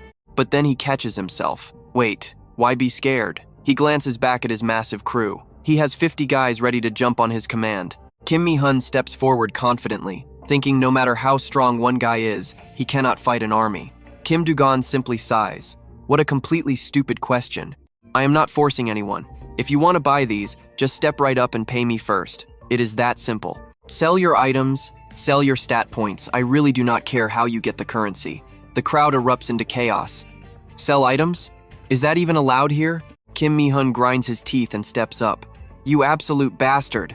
I bet you slaughtered innocent players to steal these, and now you want to profit off their blood? You really think people will just accept this? Kim Du-gon stares him down. What if I did not steal them? Like anyone is going to believe that nonsense, Kim Mi-hun yells. Suddenly, Lim Du-gon steps up, furious. You have zero right to falsely accuse him of stealing. She glares right at the bully. You literally murdered my friend. Do you have any idea what we went through just to escape your pathetic gang? Kang Xiong-chan jumps in too, backing her up. If he was actually a ruthless thief, we would have been dead ages ago. We have been fighting alongside him this entire time. Kim Mi-hun scoffs loudly, playing the victim while running with a criminal. What the hell do you idiots actually know about this guy anyway? He curses out loud. Pure garbage. What can 3 losers do? Trust me, you and I know this bully is about to get absolutely wrecked. Stick with me, you are about to see pure chaos unfold. The gang readies their weapons. Mi-hun screams, kill them all! They rush in, swords flashing, but Du-gon is lightning fast. He slashes 2 guys on one side, spins around, and takes down 2 more. Oh, he is absolutely furious now. Du-gon looks up with a deadly glare. You cross the line. The closest thug stares at the bleeding corpses, completely panicking. It is not just Mi-hun anymore, his entire gang feels a freezing chill run straight down their spines. Right then, Mi-hun finally starts rethinking the words Du-gon just said. Could crossing the line mean the warning was actually real? He remembers the exact threat Du-gon made earlier. Du-gon speaks up. If you can pay, I will sell you cores. Anyone buying can step into the circle, but only after I allow it. Buying is entirely your choice. No pressure at all. But if anyone dares to cross this line with a completely different intention in mind, pausing, he glares straight at Mi-hun's group. You will die. The system immediately pops up, activating his basic blade technique. But Mi-hun ignores the warning. He screams, damn it, get him right now, finish him off. The whole gang teams up to attack. But Du-gon does not even flinch. He takes on every single one of them alone. Watch closely. This is where it gets insane. Anyone charging in gets slashed, heads flying off bodies. Just a few spins and they drop dead like cut grass. Terrified, Mi-hun can barely believe his own eyes. He stumbles backward, completely stunned. How is this even possible? True horror hits him. Am I the one who forgot the brutal nature of this world? I need to run. That line. He said only the people who cross it die. I can stay back. I will be totally safe. Du-gon glares right at him. You really think just standing there keeps you safe? Then, he flashes an absolutely wicked smile. I remember every single one of your faces. Mi-hun shudders, cold sweat pouring down his neck. He remembers all our faces? What does that mean? Before he even gets an answer, Du-gon swings his sword. Bam! Another head goes flying. The ground around the line he drew is now completely soaked in fresh, dark blood. And not just that, corpses are piled up high. It is absolutely gruesome. The entire gang Mi-hun brought, including himself, 0 survivors. Du-gon just gathers his things, looking totally annoyed. What an absolute mess. He casually walks away under the terrified stares of everyone watching nearby. They look at him like he is a complete monster. Nobody dares to make a sound. Intimidated, the huge crowd automatically parts to let him through. A guy watching from afar trembles violently. One person really slaughtered all of them? I know what you are thinking. One guy crushing an entire gang? Welcome to the brutal reality of this world. I thought I adapted well, but I was wrong. Realizing this, the guy suddenly raises his hand and shouts, I will buy your cores! His lackey is totally stunned. Boss, he stammers, how do we even have points? The guy replies, I asked the servants. This item can sell for 500 points. The lackey still hesitates. Think about it, Du-su. Every single core he has right now, purely from hunting monsters all by himself. Confused, the lackey asks, how do you know? He answers, with that insane strength, how many did he kill? He did not even bother looting cores from the guys he just killed. That proves these cores are not stolen at all. This is a completely trustworthy, safe transaction. Du-gon turns as the guy approaches him. Sell me 7. The guy thinks to himself the rules of this twisted world are decided by absolute monsters like him. The two quickly shake hands, and the deal is officially done. He instantly gets 700 points. The crowd buzzes. Right, if we buy cores, we can enter the next gate. How many points do I have? I only have 200. Seeing the guy succeed and vanish into the gate, everyone loses their minds. Me too, I want to buy. 7, 10. Does anyone have spare points? I swear I will pay you back in the next round. Meanwhile, the admin's lackey is appraising items, slightly damaged. I will buy it for 300. The player argues. That is a ripoff. Next guy up, lowballed again. Not common. 200. Everyone is furious. Absolute scammers. You sold this to me for 1,000, and now you pay this little? Another guy asks. Stats are 100 points each, so 3 perception stats gets 300? Du-gon's points keep jumping up, quickly passing the 1,000 mark. He sighs inwardly. What a shady business. Extorting people really should have a limit. Still, it beats dying here. But trust me, they are going to seriously regret losing those stats when climbing the tower later. His final points completely blow past his expectations, hitting exactly 167,400. He did the math silently. This was definitely working out in his favor. Stick with me here. He figured 100,000 points was great, but with this item, hitting that number and buying what he wanted would be an absolute breeze. Suddenly, June yelled from afar, Are you leaving already? He wondered why these two hadn't moved on yet. She stepped closer. We want to go with you. But he shot that down instantly. I have 0 plans to form a party. Mr. Tran looked him dead in the eye. You can just use us as meat shields like before. If we stop being useful, just toss us away. Hearing that desperate plea, his expression turned ice cold. He stood there, completely silent for a long time. Finally, Du-gon broke the heavy silence. Unfortunately, this is where we have to say goodbye. He kept going. Don't rely on anyone, or you two won't survive this game. Plus, I'm not moving forward anyway. Mr. Tran blinked in shock. Huh? You're not going? The two of them just froze completely, staring at him in total disbelief, completely out of words. Du-gon held up his empty inventory bag. See for yourselves. I don't have a single core left. And with that, he casually tossed the empty bag straight onto the ground. Mr. Tran was so stunned he could barely speak. Why would you do that? What the hell are you planning to do now? You needed to save 50 cores just to pass. You idiot. But Du-gon just shrugged calmly. I'm not going anywhere. Hurry up and leave. This place is about to turn into a total bloodbath. June ran after him, yelling his name. He never looked back. leaving her staring at his back, on the verge of tears. Mr. Chan had absolutely no idea what to say anymore. He just gently grabbed her arm and whispered, "Let's go, June." And just like that, the two of them finally walked the path they were supposed to take. Meanwhile, Rugon had his own mission to finish. He ran through the facts in his head. The tutorial had 4 specific stages to clear basic survival: fierce competition, relentless hunting, and finally, the absolute brutal defense round. Suddenly, some random guy rushed up to him, panicking. "Wait a second, did you actually sell all your cores?" He just gave a cold, single-word reply. "Yeah, I sold everything." Hearing that, the guy literally started shaking. He just dropped to his knees in pure, utter despair. Du-gon didn't care at all. He knew he needed to get out of there fast. This whole zone was about to become a war zone over the remaining cores. So he just casually strolled down the street alone, completely leaving behind the desperate crowd that was tearing itself apart in pure misery.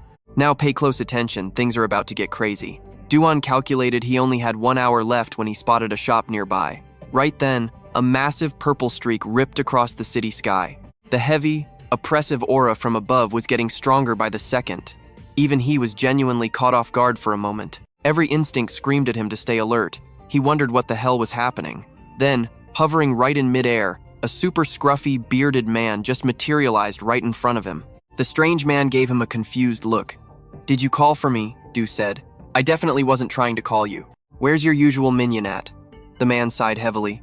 "I'm actually right in the middle of recruiting fresh blood, but we're seriously short on staff.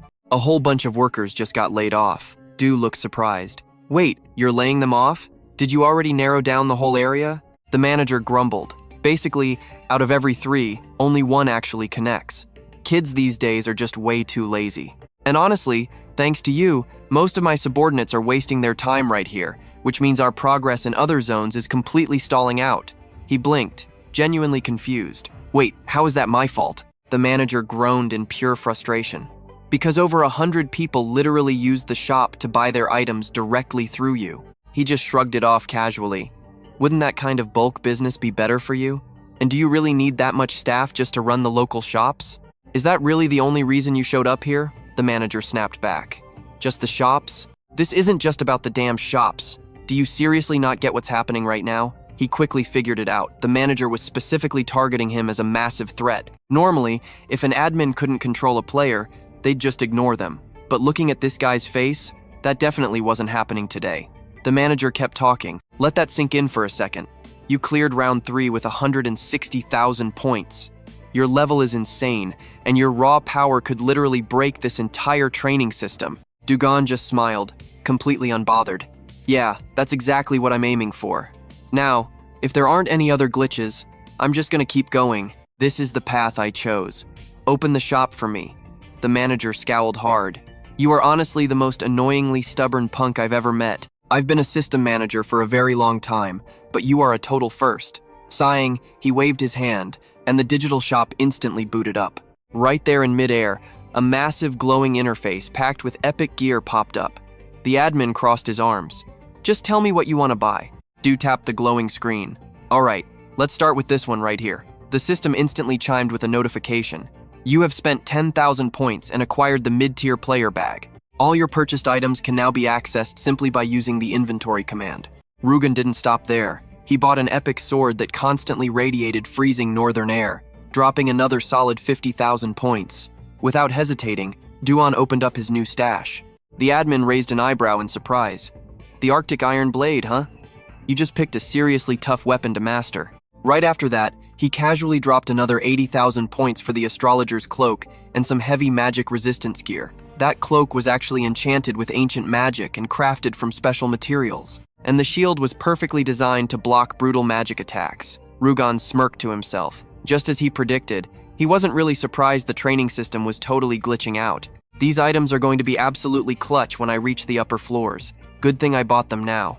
"So what do you and I take from this?" The guy is unstoppable. He dropped 20,000 more points on 4 Sub-Zero ice crystals, and he wasn't even done shopping yet. Let's dive into an epic system Manhwa, where our guy Du-gon spends a crazy 2,000 points just for one sharp sword. The administrator immediately speaks up. "Out of everything, your final item is just some basic, ordinary sword. It seriously pales in comparison to his other special gear. But Du-gon, he looks totally satisfied. He just grins, saying he likes it. leaving his balance at 5,400 points. The guide continues, warning him. At this stage, absolutely nobody can challenge you right now.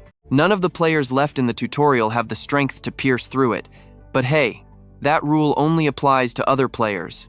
Hearing this, Du-gon looks a little surprised. With everything wrapped up, the guide immediately vanishes, leaving a final warning to look forward to what comes next. Once the guide disappears, Du-gon is completely alone in the area. He stands in silence for a brief second, looks up at the system clock, and smirks to himself. It is finally beginning. The third round of the tutorial is officially over. The second the notification drops, the screen completely shatters. The system flashes another chilling message. You have failed this round. The total destruction of this area will now begin. Instantly, a massive electric grid surrounds the entire city, trapping everyone with those monsters. Du-gon just stands there calmly. It has been forever since he saw this sky. He closely checks out the details on his new cloak. It is a robe enchanted with some ancient magic, crafted from special materials meant to resist intense fire and boost the wearer's overall magic power. Du-gon calculates his odds, knowing this will shield him from the insane heat. This item is absolutely perfect for surviving the brutal flames inside this tower. Right at that moment, terrified screams echo through the area. Someone begs for help, screaming about the heat and crying out that they do not want to die. Du-gon follows the desperate sounds and walks straight toward them. He realizes 3 other people actually haven't escaped yet. Those 3 are crawling desperately across the ground, trying to escape the suffocating heat. Seeing Du-gon standing there, one of the guys grits his teeth and asks why. He is completely mind-blown seeing Du-gon just standing there, looking perfectly fine like nothing is even happening. Now watch this carefully. Suddenly, the ground shakes violently, deep cracks tear open, and a totally massive explosion erupts everywhere. The 3 guys are instantly swallowed by the flames, screaming in pure agony for help. It is absolutely horrifying. Everything happens way too fast for Du-gon to even react, leaving him completely stunned. Then, the system announces the destruction by the 176 giants has officially begun. In just the blink of an eye, the entire city drowns in a sea of fire, leaving complete devastation. From deep inside those massive cracks, a skeletal, decaying monster crawls out. Its creepy eyes are burning with unnatural dark sparks. But the real problem? It is not just one, a whole swarm of these trash demons climbs out. Du-gon readies his sword and shield, waiting for them, impressed by the sheer numbers. There are tons of them, but they aren't the real threat.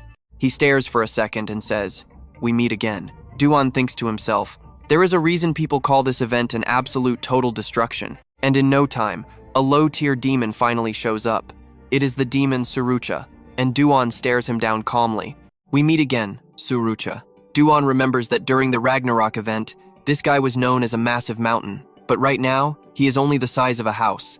His true physical form slowly reveals itself, a terrifying monster made entirely out of burning, raging fire. Du-gon realizes another world is about to be completely destroyed and swallowed by this thing. The 176th Sinner Demon drags along an endless army of trash demons that just makes Du-gon sigh. A world doomed to be ruled by destruction, and fade away shouldn't have even existed. He suddenly raises his voice to taunt the beast. "Surucha, are you going through menopause or why so emotional? Stop acting so self-important and let's just get this started." The demon glares at him, recognizing a very familiar face. He can't hold back and speaks up. "You have the exact same eyes as the Mount Hogo monkey." He furiously roars, questioning if Du-gon could actually survive and escape this place alive. "You and I both know a crazy fight is coming," as he commands his demon army to attack. Facing hundreds of monsters totally alone, Du-gon doesn't panic at all and just charges straight into the deadly mob. The sword in his hand fiercely slashes right across the face of the monster in front. Surucha quickly hurls blazing fire at Du-gon to burn him alive. He looks absolutely thrilled, waiting to see Du-gon struggle. As the explosion hits, thick smoke covers the entire battlefield, and all the monsters stand back to wait for the results. But unfortunately for them, our guy is completely unharmed. Surucha just takes one look and realizes that is no ordinary cloak. "Did you prepare that gear just to face me?" The system quickly reports that the fire robe has blocked the explosion damage. The fire robe just added incredible resistance against all fire-based attacks. Du-gon smiles with pure satisfaction while looking at the giant monster. Everything comes with a fair price tag. He confidently continues, "I didn't get this just to deal with you. I got it to completely crush you." The demon finds this hilarious. "Defeating me? What absolute arrogant and shameless words. You dare say that when it is your first time here." The young Du-gon gets annoyed, telling him to shut up. Sriracha raises his voice. Let's see how long you keep that arrogance. He is done arguing with trash. Du-gon glares back, you talk way too much. Trust me, the real carnage starts next. Alright, stick with me here, you are about to watch our boy leap right into the absolute chaos. The system flashes a quick level up. Notice the exact second he completely wipes out an entire group of those low-level monsters. But honestly, the most annoying part? That demon totally plays dirty with a cheap sneak attack. He strikes him hard from the side out of nowhere, and in a split second, a massive explosion rips through the air. This demon's raw power is honestly no joke at all. Du-gon brushes it off like nothing, but you can see his magic resistance shield slowly cracking under that heavy hit.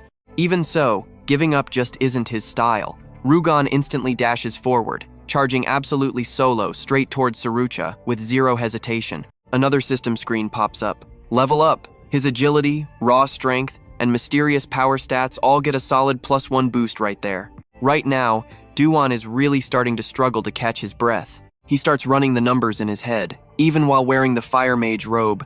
Enduring this insane heat for 2 solid hours is cooking his entire body. Those monster death explosions are way too lethal. They do not deal massive damage, but he literally cannot dodge and just tanks every blast. He could definitely use mana orbs for ranged attacks, but that ruins his long-term battle strategy and burns through way too much mana right now. His shield is basically shattered after taking nearly 100 blasts. Now pay attention, this is the exact moment he decides to change the game entirely. Thinking exactly that, he glares at the beast and yells out, "Surua, why don't you drag yourself down here and let these weaklings leave?" Sriracha stares back, completely furious. These things are super special items, and I am honestly curious how you even survived fighting them during this brutal training phase. Hearing that makes our boy freeze for a quick second, and then the demon aggressively launches a heavy strike. Du-gon is stunned for a moment, but he keeps mocking him. What about you, huh? Didn't you see Ho-Thon just slacking off during the entire training session? Sriracha claims it is simply punishment for the unworthy trash. But you? You are actually worthy. You literally have everything it takes to climb those higher tower floors, become a top-tier high-level player, and absolutely dominate the entire tower. So why the hell are you still down here? Are you planning to sacrifice yourself for those weaklings? Du-gon does not hesitate and replies, I already told you before, I am doing all of this just to hunt you down. Hearing that, Sriracha laughs with pure excitement. You seriously plan on defeating me? Instantly, he fiercely raises his giant sword high up into the air. All right then, that is exactly why I will completely crush you. Du-gon completely grinds his teeth, throwing his shield up while quietly realizing he finally met the hidden requirements inside. He is absolutely confident that he is going to pull this off. After blocking that heavy strike, even deeper cracks spiderweb across the front of Du-gon's shield. That massive sword viciously slashes right toward him. Tiny Du-gon stands firm against the devastating blow, and miraculously, he survives completely unharmed. His sharp, unbreakable gaze looks exactly like someone Sucha has faced before. Du-gon suddenly hears the booming voice of the great sage. Do you want to know how I actually got these legendary eyes? Honestly, there is a very specific method, and I failed during round 3. I lost, not because I am weak, but for a special reason, though that really does not matter now. The most important thing after that fight is, do you know what kind of destruction this training ring brings? Listen very closely, Du-gon. These eyes are actually... Pausing a second while looking directly at Sriracha, he totally leaves the demon standing there completely shocked. He stares deep into the crushed rubble. Now, you and I both know he totally tanked that heavy hit directly without dodging. The demon feels it too. So why the hell is our boy still breathing right now? What shocks Sriracha even more is seeing him slowly stand back up. He is left feeling completely and utterly confused. I really thought you would die from this extreme heat. Du-gon thinks back to the great sage. That battle maniac challenged him hundreds of times, and throughout all those epic clashes, he only managed to beat him a few times. There are a few clear reasons for that. With his legendary golden staff that extends endlessly, and his flying nimbus cloud possessing the crazy ability to summon massive storms and instantly travel, right to the edge of the horizon at pure light speed, plus that immortal mystic power he gained after eating the heavenly peach, a literal divine treasure. But there is one crucial reason he became that insanely strong. Right then, the system violently chimes with an alert. You have fully met the conditions to unlock a hidden item. Monkey Eyes acquired. Hidden items are a special system feature dropping as gear or skills to buff the player. The investigative eye is basically the monkey eye, allowing him to perfectly sync with fire monsters. It literally has the insane ability to detect pure good or evil, and easily tell absolute truths from lies. Plus, it grants fire resistance. Rank A gives 12.14% effectiveness, greatly reducing all damage and direct effects from any fire attribute. And at this very moment, Du-gon officially scores the investigative eye. Anyway, Du-gon heavily exhales even with his fire gear. He literally felt like he was burning alive. Do not tell me that Monkey actually endured this kind of hellish pain just to get these eyes without relying on any special items. His body is truly built to defy absolutely any brutal challenge. Surucha is completely stunned. Those eyes, he thinks to himself. I never expected a day would come where I actually deeply respected that crazy monkey. Du-gon smirks arrogantly. Thanks a lot, Surucha. With this, I am finally ready to kill you. Rugon is fully prepared to clash. He glares down with pure disgust. How pathetic. You think you can win in that trash state? Well, what do you and I think? I bet the real carnage starts next. Alright, stick with me here. Du-gon instantly swallows that freezing ice crystal. The second it hits his system, his body temperature violently drops, completely wiping out the burn effect. System notification. Ice attribute has been successfully added to your mystic abilities. Du-gon feels that crushing heat surrounding him finally vanish into thin air. He grits his teeth. But honestly, his entire body is basically freezing solid at this point. He smirks. Surucha, you know better than anyone else. This freezing aura wrapping around me right now, it is the absolute opposite of your devastating flames. But the monster does not care, aggressively launching another fatal strike right at him. The entire space around them burns hotter, supercharged by that massive wave of raw power. His astrological heat robe actively resists Surucha's destructive fire, instantly gaining extra resistance against all fire-based attacks. At the exact same time, his fiery golden eyes clash hard against those raging, world-ending flames. His core body temperature drops insanely fast, actively fighting off the deadly burn effect. Surucha is completely stunned. After all this time, he finally ran into an opponent who can actually hold their ground. Without missing a beat, Du-gon fires back with a brutal ice strike aimed right at his chest. The sheer force of this counterattack catches the beast completely off guard. And Du-gon is not done yet. He launches himself into the air, landing a savage kick on Surucha. With his massive body, dodging is impossible. The pain hits him instantly. Surucha roars in absolute fury. How dare you? A fierce, intense light flashes in Du-gon's eyes. Nice, I can actually win this. But Surucha refuses to back down, unleashing yet another vicious, deadly attack locked dead onto our guy. Du-gon instantly goes on defense. Damn it. That strike is too dangerous. Gotta dodge. Now watch closely. This is where his fiery golden eyes skill kicks in. His future sight ability activates. Still, the massive beast just will not give up. He throws a relentless barrage of attacks, sending rocks and debris exploding violently in every single direction. The intense, suffocating heat surrounding them starts quickly melting the thick layer of ice covering Du-gon's sword. And honestly, constantly dodging these massive strikes is seriously draining his stamina right now. Du-gon stands his ground, heavily gasping for air. He forces down 2 more ice crystals, immediately taking a severe frostbite effect that violently drops his core temperature even further. He does the math in his head. His human body cannot handle stacking these freezing effects for much longer. I have to end this fast. With that thought, Du-gon quietly analyzes the battlefield, desperately searching for a new opening or a better strategy. A split second later, he leaps up, dodging the monster's next heavy strike while soaring high into the air. He mutters to himself at this point. Holding back his mana is just a death sentence. His secret blade skill instantly triggers. Gripping his sword tight, Du-gon flips the script, shifting straight from pure defense into an all-out offensive assault. Just as planned, Surucha cannot react in time and roars in absolute agony. Closing the gap, Du-gon immediately follows up by unleashing his Demon Burst skill. You and I both know he wants this over fast. The raw destructive power of that attack makes everything around them absolutely explode. He shifts his attack angle from the front to a brutal blind spot strike, sending a wave of crushing pain right through the monster. The Demon Burst activates again. Surucha aggressively spins around, wildly searching for his moving target. But his entire back is already frozen solid by Du-gon's power, with massive cracks rapidly spreading across the ice. Without hesitation, Du-gon vaults into the air and slashes down, completely shattering that fragile ice armor. His hand violently delivers a devastating maximum power palm strike right to the back of Surucha's neck. Du-gon leaps straight onto the beast's back. It is do or die. He is ending this right now. The monster furiously roars out, "You insolent brat, you are nothing but a weak child who has not even climbed the tower. How dare you even show your face here?" Surucha screams out, totally losing his mind in pure rage. His ice attributes and astrological heat robe are actively fighting back against Surucha's hellish flames. He quickly calculates the odds.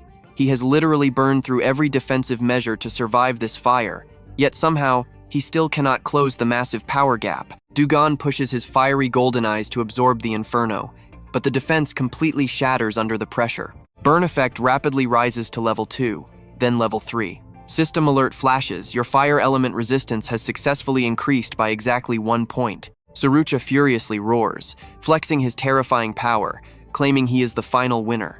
But he never expects Du-gon to pour every last drop of his remaining strength into one final, lethal stab right into his neck. Because this boss is insanely tough, that desperate strike actually leaves Du-gon's sword covered in deep, terrifying cracks. A split second later, the system notification pops up. You have successfully defeated the destruction of the tutorial phase. Du-gon heavily gasps for air, his entire hand swollen and mangled from the severe frostbite. But finally, he levels up. Utterly exhausted, Du-gon shouts to the empty sky, "I actually beat him." But this is honestly just the very beginning of his journey. Thinking about it, he flashes back to those brutal past days, fighting desperately alongside his old comrades. Du-gon cracks a highly satisfied smile. "That was one hell of a miserable journey. You absolute bastards." The glowing system screen flashes once again an unimaginable achievement. Because you have successfully completed an absolutely impossible feat, your final reward calculation will be temporarily suspended for now. Du-gon slowly opens his eyes after that completely exhausting, death-defying battle. Looks like he actually managed to get a deep sleep. He struggles to push himself up, his entire body still screaming in pain. Du-gon lets out a long sigh. Looking at his fresh burns, he hasn't been out long. And trust me, we both know his wild journey is only just beginning. Stick with me here, we are jumping straight into the aftermath. He is freezing, completely wrecked. Looking back at the fight, he sighs. He really thought he was going to die.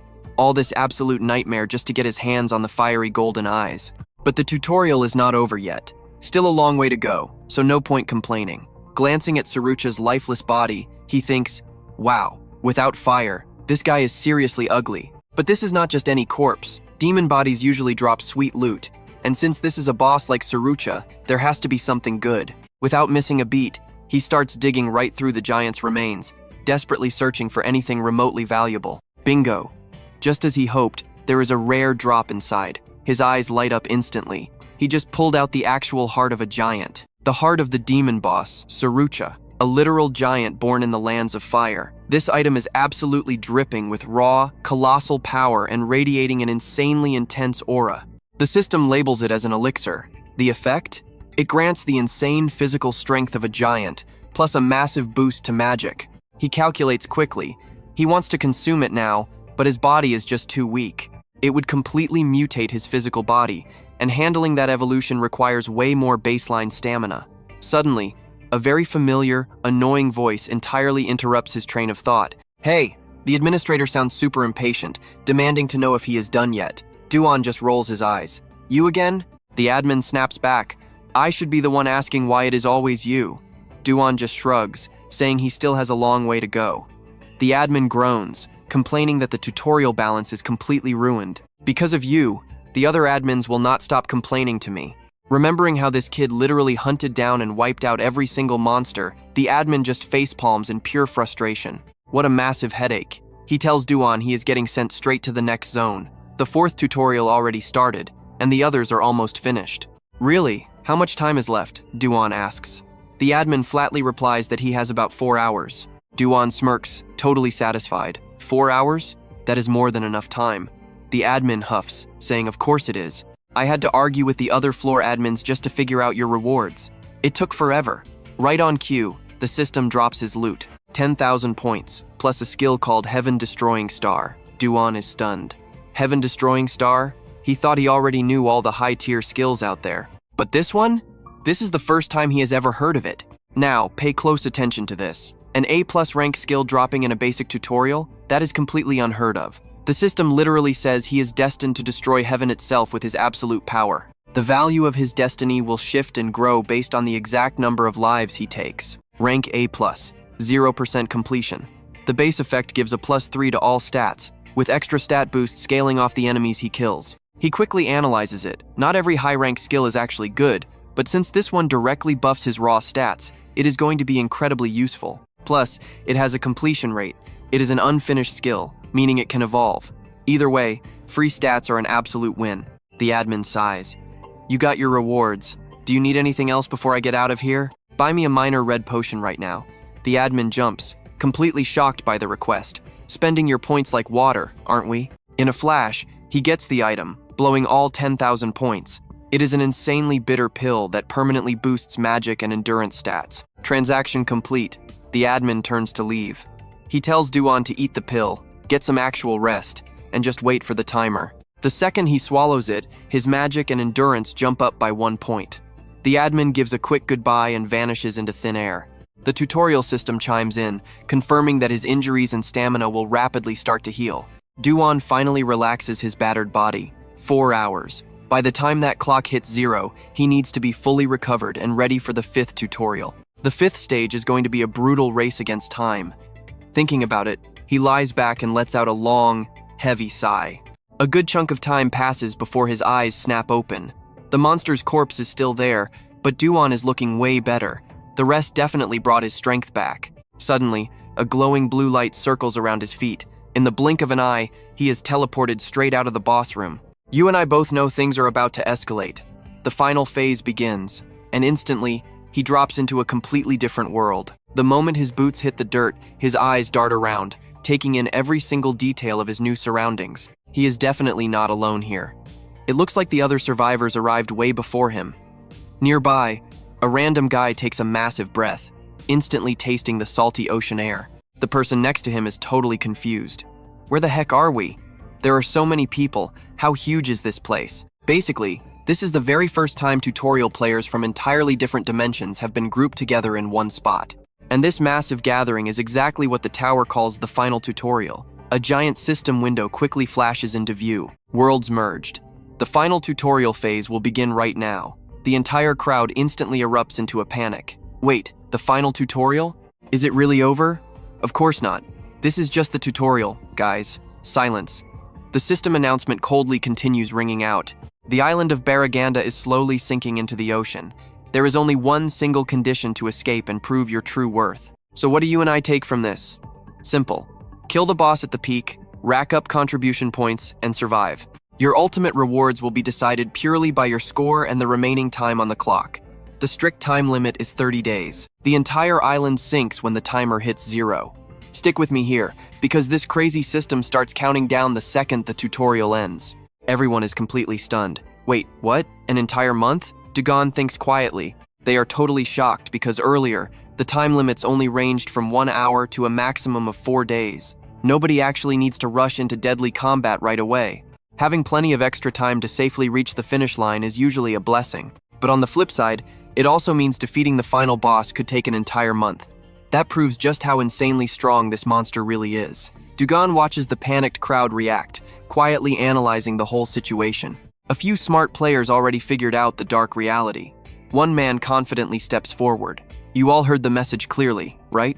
There has to be a real reason why we were all gathered in this specific place. We should team up. Are you all seriously hesitating right now? He quickly keeps talking. All right, let us all introduce ourselves right now. But suddenly, a freezing cold voice echoes from the middle of the crowd. I refuse. The entire noisy crowd instantly falls dead silent. The man arrogantly smirks. Did anyone call us teammates? A real teammate must be someone I can blindly trust to watch my back, so I will choose them myself. Just one look tells me none of you are even close to being qualified. One guy in the group gasps in pure shock. What did you say? Du-gon seems to recognize him. That guy is here too. The blonde guy screams furiously and charges straight at him like a wild beast. You arrogant little punk. The arrogant guy goes totally dark. Now watch this. His eyes glow bright, and raw lightning energy explodes from his body like absolute magic. He just flexes his muscles once, and the crowd in front of him instantly staggers, violently shaking like a massive electric current just fried their entire bodies. The arrogant blonde guy clearly has zero plans to hold back, so the massive shockwave literally sends the entire group blasting straight up into the air. Then he just casually flicks his wrist, slamming them brutally into the dirt. A sickening, ear-piercing sound of crushing bones echoes loudly. Right after that, he spits out a cold, disgusted insult. What a bunch of pathetic bugs. That man is Han. He claims to be the rightful heir of Olympus, a direct descendant of Zeus. Everyone stares at the paralyzed bodies scattered on the hard ground, furiously cursing him in absolute rage. Absolute maniac. Someone nervously questions it. Was that actually a skill? Du-gon thinks hard. We are only at the 5th tutorial stage, and he is already this incredibly strong. No wonder the tower pays him so much attention. That is the raw, terrifying power of a true pureblood. Purebloods are absolute freaks born and raised directly inside the tower, who simply decide to start climbing it. They have been exposed to the tower's deep mysteries since the exact second they were born. That puts them on a completely different, godlike level compared to all the regular players struggling to survive. This game was never designed to be fair. In the past, this guy was totally the biggest contributor during the 5th tutorial stage. Du-gon quietly walks away, having absolutely zero reason to get tangled up with a psycho like him. I really hate loud people, but suddenly, a booming voice shouts out, calling his exact name. Talk about some seriously terrible luck. Du-gon glances over, completely confused as to how Han managed to sprint right up next to him so fast. He aggressively demands, "What exactly are you?" Du-gon casually fires right back, "Are you actually talking to me?" He is secretly surprised. When did this guy even get here? Han stares directly into his eyes and confirms, "Yes, you right there." Then he points straight at Du-gon's dark cloak. "Is that an astrological heat robe? That is absolutely not an item people can just randomly find or loot inside the basic tutorial levels. So how on earth did you get it?" Du-gon answers slowly and directly, "I bought it with points." This actually stuns Han. He bought something that expensive? You and I both know our guy is loaded, but Han is practically dying of pure curiosity. Han just asks directly, "Hey, what level are you at right now?" Du-gon does not hesitate to shoot back. Is asking that not incredibly rude? Han awkwardly scratches his head. "Yeah, you actually have a good point, but isn't that basic common knowledge inside the tutorial by now?" Seeing our main character totally ignoring the question, he quickly waves his hands. "All right, fine. I will not ask anything else about it. Instead, do you want to form a team with me?" Du-gon firmly rejects him on the spot. "No thanks, spare me." As an incredibly proud guy, Han never expected to get brutally rejected to his face like that. He is standing there, looking like he cannot believe it. Seeing our boy turn his back to leave, he calls after him. "Wait a second, you might not know who I am, but I am Du-gon," interrupts. He does not even bother looking back. Not interested. Goodbye. Getting totally shut down like that pushes a talented guy like Han to his limit, making his face turn incredibly dark with pure rage. He is completely speechless. This punk. The ground right where he is standing suddenly cracks, bursting open into a small crater. That right there is the raw, terrifying wrath of Han. A massive roar echoes deep through the forest. "You stop right there!" After a little bit of time passes, everyone else quickly starts fighting the massive monsters. Han is fighting these giant beasts completely solo without showing a single ounce of fear. Every single one of his strikes is absolutely flawless and devastatingly sharp. Just a moment later, those huge monsters are totally destroyed, their dead bodies scattered everywhere across the dirt. But Han is actually looking a bit exhausted, and deep down, he is secretly feeling completely terrified by something. How is that bastard so fast? It does not even look like he is using a speed skill, so just how insanely high are his base stats? Is he a pureblood too? We are going to find out together, because this madness is just getting started. Is he from Alfredo? Or maybe some legendary master straight out of the martial realm? Stick with me here. You and I are about to watch something wild. Hagen is buzzing with excitement right now. He thought this whole thing would be boring, but suddenly, things just got incredibly interesting. Meanwhile, Du-gon is practically flying through the forest, sprinting forward and putting some serious distance behind him. He finally stops and glances back. Did he actually lose him? That guy was unbelievably fast. Even though Du-gon is pretty sure his enemy's main thing isn't speed, but pure, raw lightning power. After a quick second of thought, Du-gon drops smoothly to the ground. He suddenly remembers those words. The entire balance of this tutorial is completely broken. Du-gon figures the administrator wasn't just talking about him. But honestly, that doesn't even matter to him right now. Lost in thought, he walks straight toward a massive cave. Time passes. The cave is now completely covered in blood. The system chimes monster killed. Heaven-destroying star proficiency has gone up by 0.001%. Every single kill gives Du-gon that same tiny fraction. Honestly, That number is just pathetically low. They just keep swarming in from nowhere. The system flashes again. His heaven-destroying star has reached rank A, sitting at 0.01%. Staring at the massive pile of monster corpses, he is totally disappointed. He slaughtered dozens of them, and it only went up that tiny bit. If he really wants to upgrade his spirit, he definitely has to hunt much stronger beasts. But hunting isn't even his real goal here. Thinking about this, he scatters odorless powder everywhere around him. Du-gon checks himself. His body is more than fully recovered. Those nasty frost effects lingering in his system? Completely gone. He is finally ready. Here is where it gets crazy. Tapping the screen, he pulls out the giant's heart, and a voice echoes. Listen carefully, Du-gon. You have to completely absorb that giant's heart before this tutorial phase actually ends. Without missing a beat, he shoves the entire heart right into his mouth and bites down hard. Instantly, his own heart and veins start violently mutating right after swallowing it. The system rapidly flashes a warning. You have absorbed fresh demon and giant blood. Giant blood is now piercing your body. Demon blood is tearing right through you as well. Du-gon's chest feels completely crushed. The sheer agony is off the charts.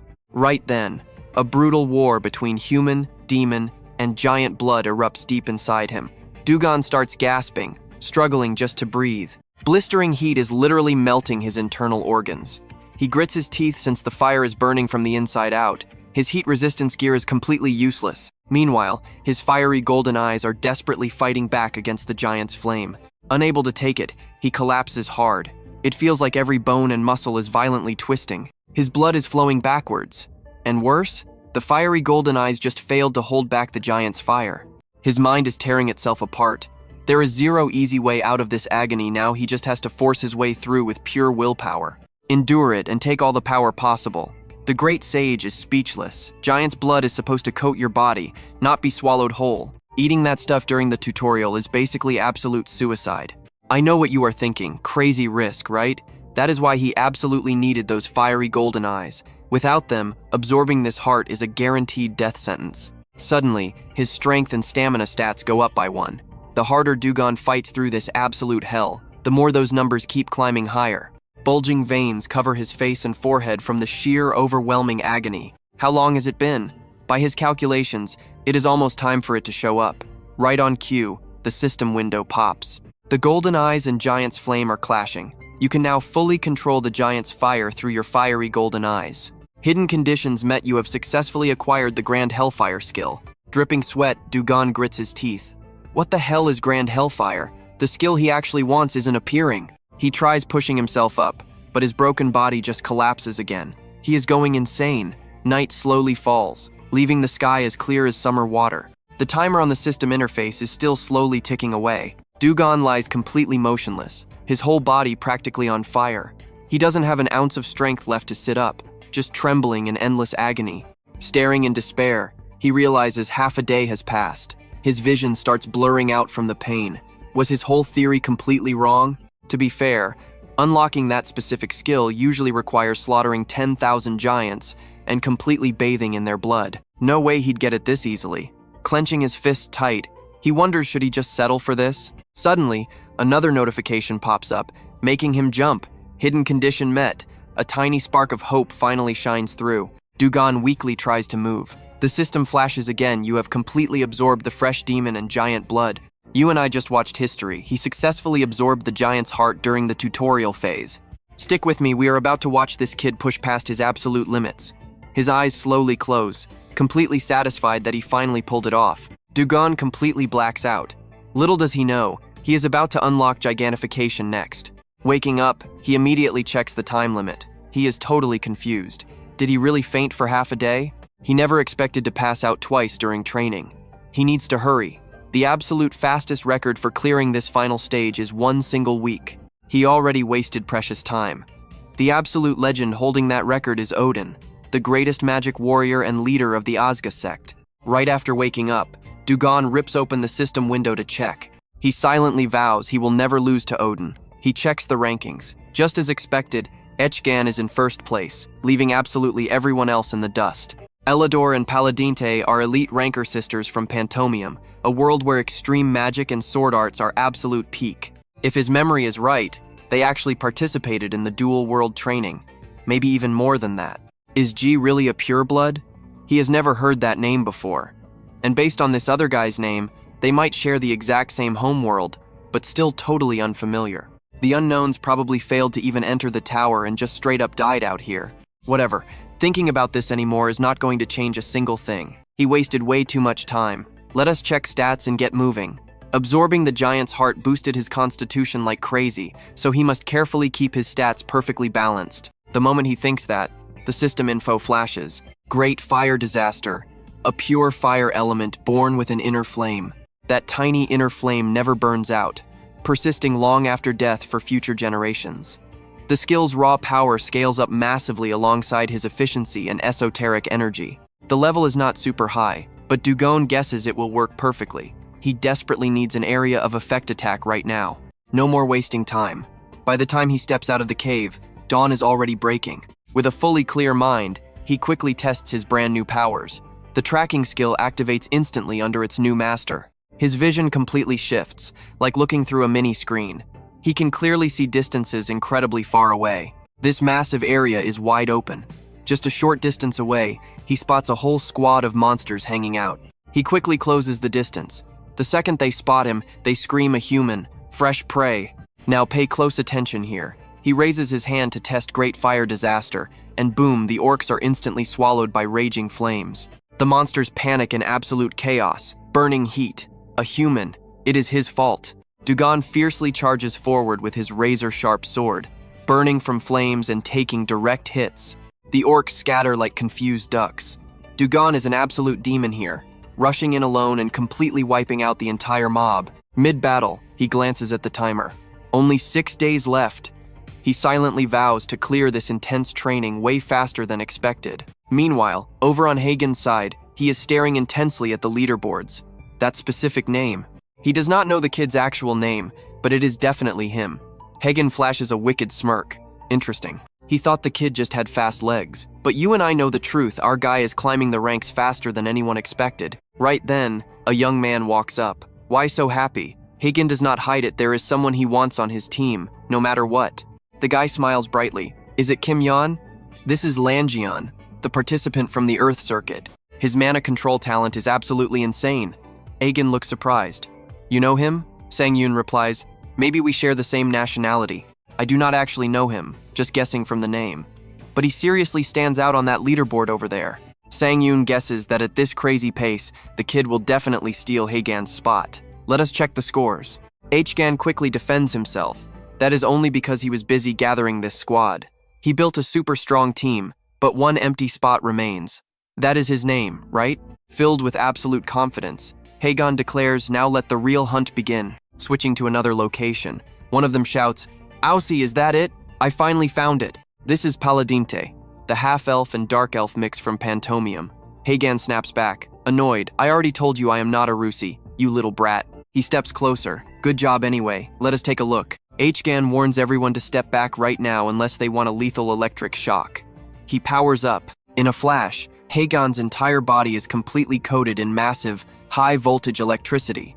He brutally launches a devastating strike forward. The raw internal force instantly blasts the rocks to pieces. Sang-yoon is stunned. Is this really what you searched all day for?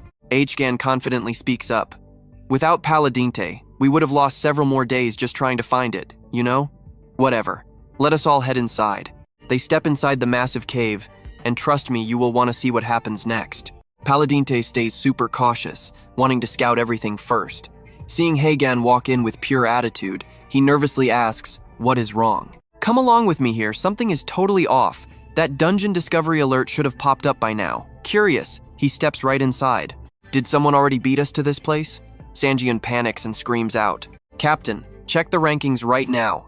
Hagan is totally confused, but he quickly opens the system anyway. Shockingly, in almost no time, someone just blasted into first place, completely pushing him all the way down. Staring at his lowered rank, Hgan is absolutely stunned. The name Du-gon sitting at the #1 spot just keeps echoing inside his head. Instantly, his absolute fury explodes. Hagan decides to vent all his intense rage onto the nearby monsters. Giant worms get sliced to pieces by Hagan's insane lightning. A girl standing outside sees his crazy anger and actually speaks up. Seems like he is quite a headache. Sang-yoon replies, I am really not too sure about that. To me, he is not annoying. He actually gives me tons of motivation. She asks, think he is an enemy? Sanjiyun just blushes in pure awkwardness. I guess so. Then a voice calls out from behind, but at this rate, we absolutely cannot hunt properly anymore. That guy is solo hunting everything. Sanjiyun decides to split the team into 2 groups. Janchi just stays silent, clearly satisfied. Hgan speaks up. Perfect timing. We are at a crossroad. Elidor and Paladinte can lead each team down a path and just keep in touch.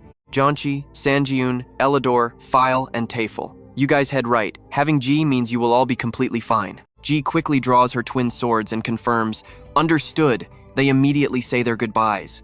Catch you all later then. Right after, Sanjiyun launches his mana orb skill straight at the monsters.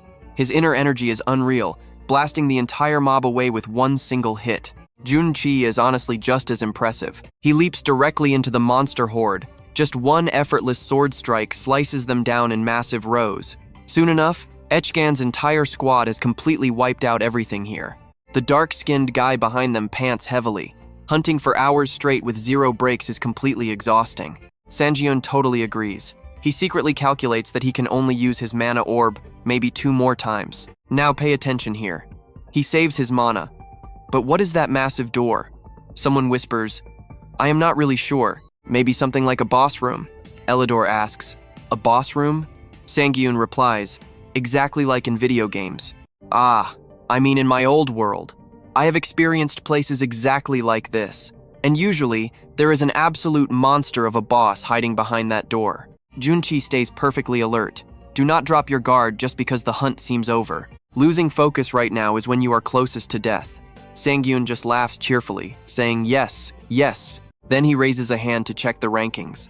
Suddenly, his face goes completely pale, his expression frozen in absolute shock. Junchi sees that reaction and walks over. What is wrong? Sanjiyun basically stammers out, the rankings. Out of nowhere, a violent earthquake hits, throwing everyone off balance. The crew panics. What is happening? I think it is coming from behind the door. G yells out, everyone on high guard. Sanjiyun, get back to your position at the rear now. She guesses this crazy tremor and his top contribution points are definitely connected somehow. Slowly, that massive door starts creaking open. You know what's coming, right? G prays he isn't inside. The room is totally bathed in blood, with shredded monster limbs scattered absolutely everywhere across the floor. The second they walk in, a system alert flashes. Boss subjugation has been totally completed. Sanjiyun looks at the guy standing there and instantly recognizes him. He remembers the absolute beast who surpassed them all, Du-gon, rocking 1,049 points. He sits there, dark eyes glaring straight at Sanjiyun's stunned group. Right next to the destroyed monster corpse, boss raid over, but his eyes are still burning with intense aggression and pure, unfiltered killing intent. Flashing back to just moments ago, he completely soloed the boss in this exact room. Think of a gigantic worm crawling all around him. Hard scales, razor-sharp spikes. Dodging too slow meant taking absolutely fatal, crushing injuries. Du-gon sighs out loud, so insanely stubborn. Right after, he levels up his agility and gets +1 to arcane power. He figures he threw everything in his arsenal at it, winning purely on his current raw combat skills. So this is definitely good enough. But he really needs to focus heavily on his physique before triggering that giantification skill again. Using it is still pretty tricky for him. Then boom, 3,000 points awarded for clearing the boss. Heavenly Killer Star progress bumps up by exactly 1%. Du-gon thinks the progress is painfully slow, but hey, at least a boss gave 1%. Clearly, just slaughtering a massive mountain of weak monsters is not the real answer here. Maybe I really should just focus on hunting down those higher level monsters, or even the bosses. Without knowing how skills affect it, he must push harder. Trust me, you and I definitely want to see his next legendary hunt. Alright, stick with me. You and I are dropping right into the aftermath of an absolute slaughter. Du-gon just stares them down. You're late. It's already dead. Elidor looks completely shook. Another guy cuts right in, eyes wide. There is 0 chance you just wiped out all these monsters by yourself. Sanjiyun is internally freaking out. He's wondering even their squad captain, literally the strongest guy in the entire training camp, could he possibly solo wipe this entire boss room? Just looking at the carnage, how could someone who grew up in the exact same world, surviving the exact same training process, suddenly possess skills on such an insanely high level? To him, this guy is an absolute monster. No wonder their captain is so obsessed with recruiting him. Trying to stay cool, Sanjiun politely asks, "Are you Du-gon? Do you have any teammates hiding nearby?" Du-gon answers casually. "As you can clearly see, I fly solo." Massive alarm bells start ringing inside Sanjiun's head right now. We absolutely need this guy on our squad. If he stays a solo act, he's a massive threat to us. Thinking incredibly fast, Sanjiun makes his move. "Since you are out here alone, do you want to join up with our squad?" Du-gon shoots a piercing glance at Sanjiun, silently running the numbers. A Korean player, Lee Sanjiun. Taking a second to think, his eyes turn incredibly dark and unreadable as he scans the whole group. Seeing Elidor here, this definitely has to be Hargan's team. So they split up to hunt and farm some extra scrap points for themselves. But that other face over there? Completely unfamiliar to me. Is she Yoonji? She is standing right behind Hargan. If she managed to survive this far into the zone, she's definitely a massive threat in this training camp. That guy actually picked out some elite teammates. This crew has a seriously bright future. But seeing him stay completely quiet, Sanjiun pushes again. "Du-gon." The answer doesn't change one bit. Du-gon coldly fires back. "I have to say no." Sanjiun sighs, completely disappointed. "Yeah, I figured. Even the captain got rejected." Ji steps up. "So you actually plan on subjugating the boss, Paraganda, totally alone? We only have a single month for this training block. That boss is heavily scaled up, so multiple players have to combine their powers to win." Du-gon stares right back. "So what?" Yoonji keeps trying to lecture him. "The entire point of this final test is teamwork. It measures how far you can push your limits within the given time frame, how many allies you can rally, and how perfectly you coordinate with them." Honestly, her logic makes a lot of sense on paper. Du-gon listens in dead silence, totally unbothered. Then he drops a blunt question. "So what exactly do you want?" Elidor lowers his voice. "I already pinged our captain when we first spotted you. He said he is rushing over here right now." Sangyun just stands there, totally stunned. Watch closely, because this is where things get completely wild. Right on cue, a blinding flash of light crashes through the door. Hargan yells out, "Totally hyped up! Du-gon, I finally tracked you down." But before he can even finish the sentence, Du-gon aggressively shoves him back with insane force. That explosive reaction instantly sends everyone in the room into a total panic. He coldly glares at them. "So, do you want to survive?" He pauses for a split second. "Or maybe, you want to become rankers?" Yoonji is completely shocked. How does a non-pureblood even know what a ranker is? Simply put, a ranker is a legendary existence who has crushed every single test in the tower and totally cleared out all the floors. A literal god possessing absolute power, epic aura, and pure immortality. Du-gon deadpans his answer. "I'm sorry, but I have absolutely zero interest in that kind of stuff." Secretly though, he knows becoming a ranker is inevitable. It's basically just step one of his master plan. Yoonji snaps back. "Something like that?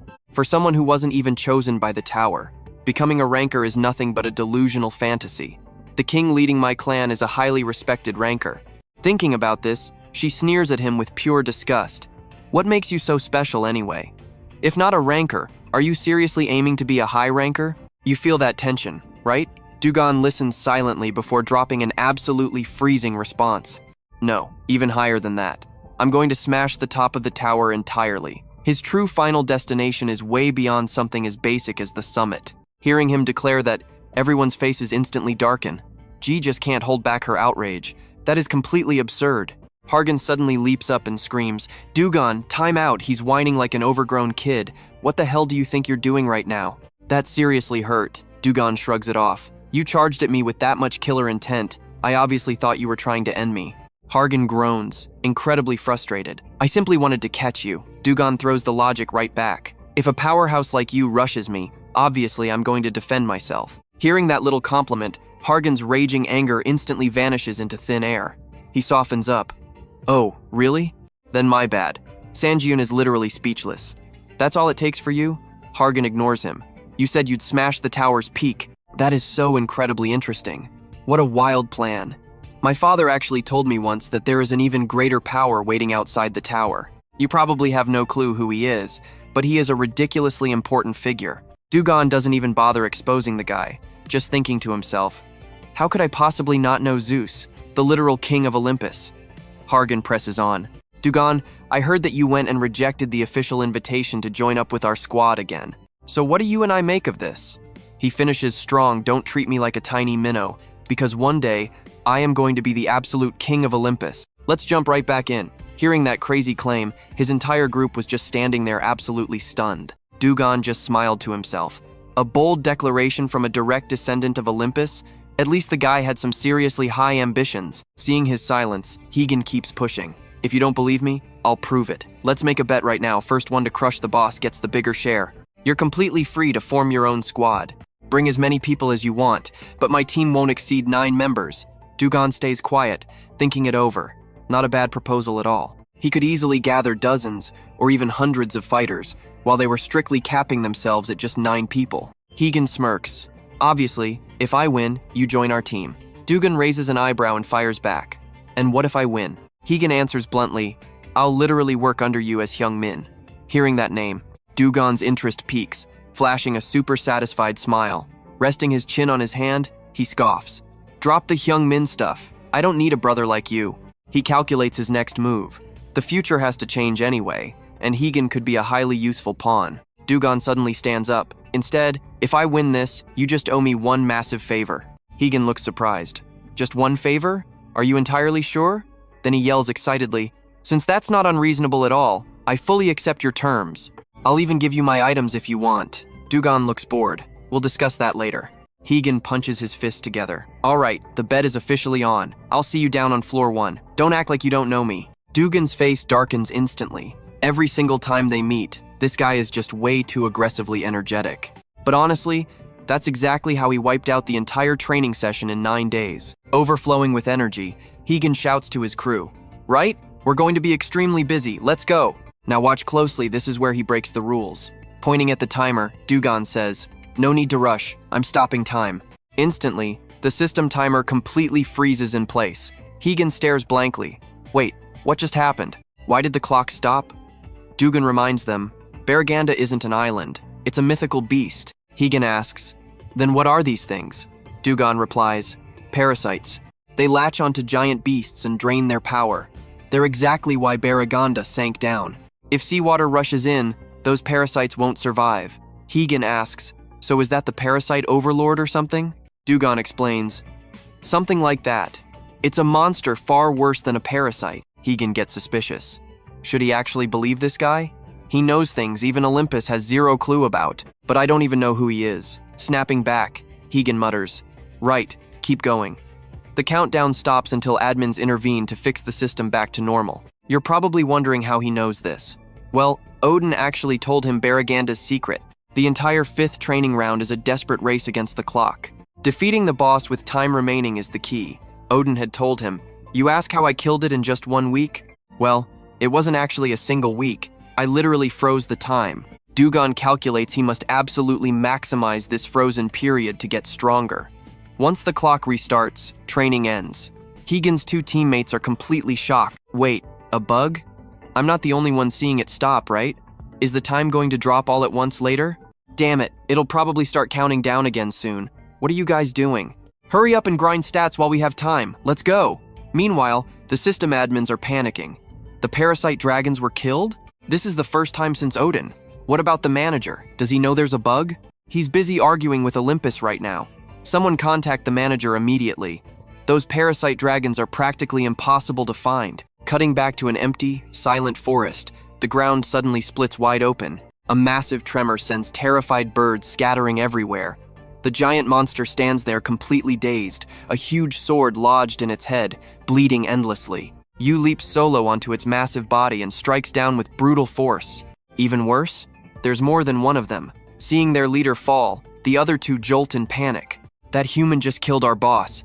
Before they can even process it, his sword fiercely launches straight at them. One monster screams out, "Monster! He's a monster!" Yu's eyes glow blood red, his face purely demonic. Who are you calling a monster? The terrified beasts scream at each other. Danger! Run away! Du-gon is temporarily left completely speechless. Looking up, the timer resumes ticking down. Looks like the desperate admins finally fixed the glitch.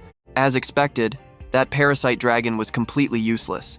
Lightning doesn't strike twice, but you and I both know the real win here. He successfully bought 4 extra days. Way more than expected. Stick with me here. He looks up at the sky, quietly debating his next move. Heading toward the Tower of Gods, way up on that distant mountain peak over there.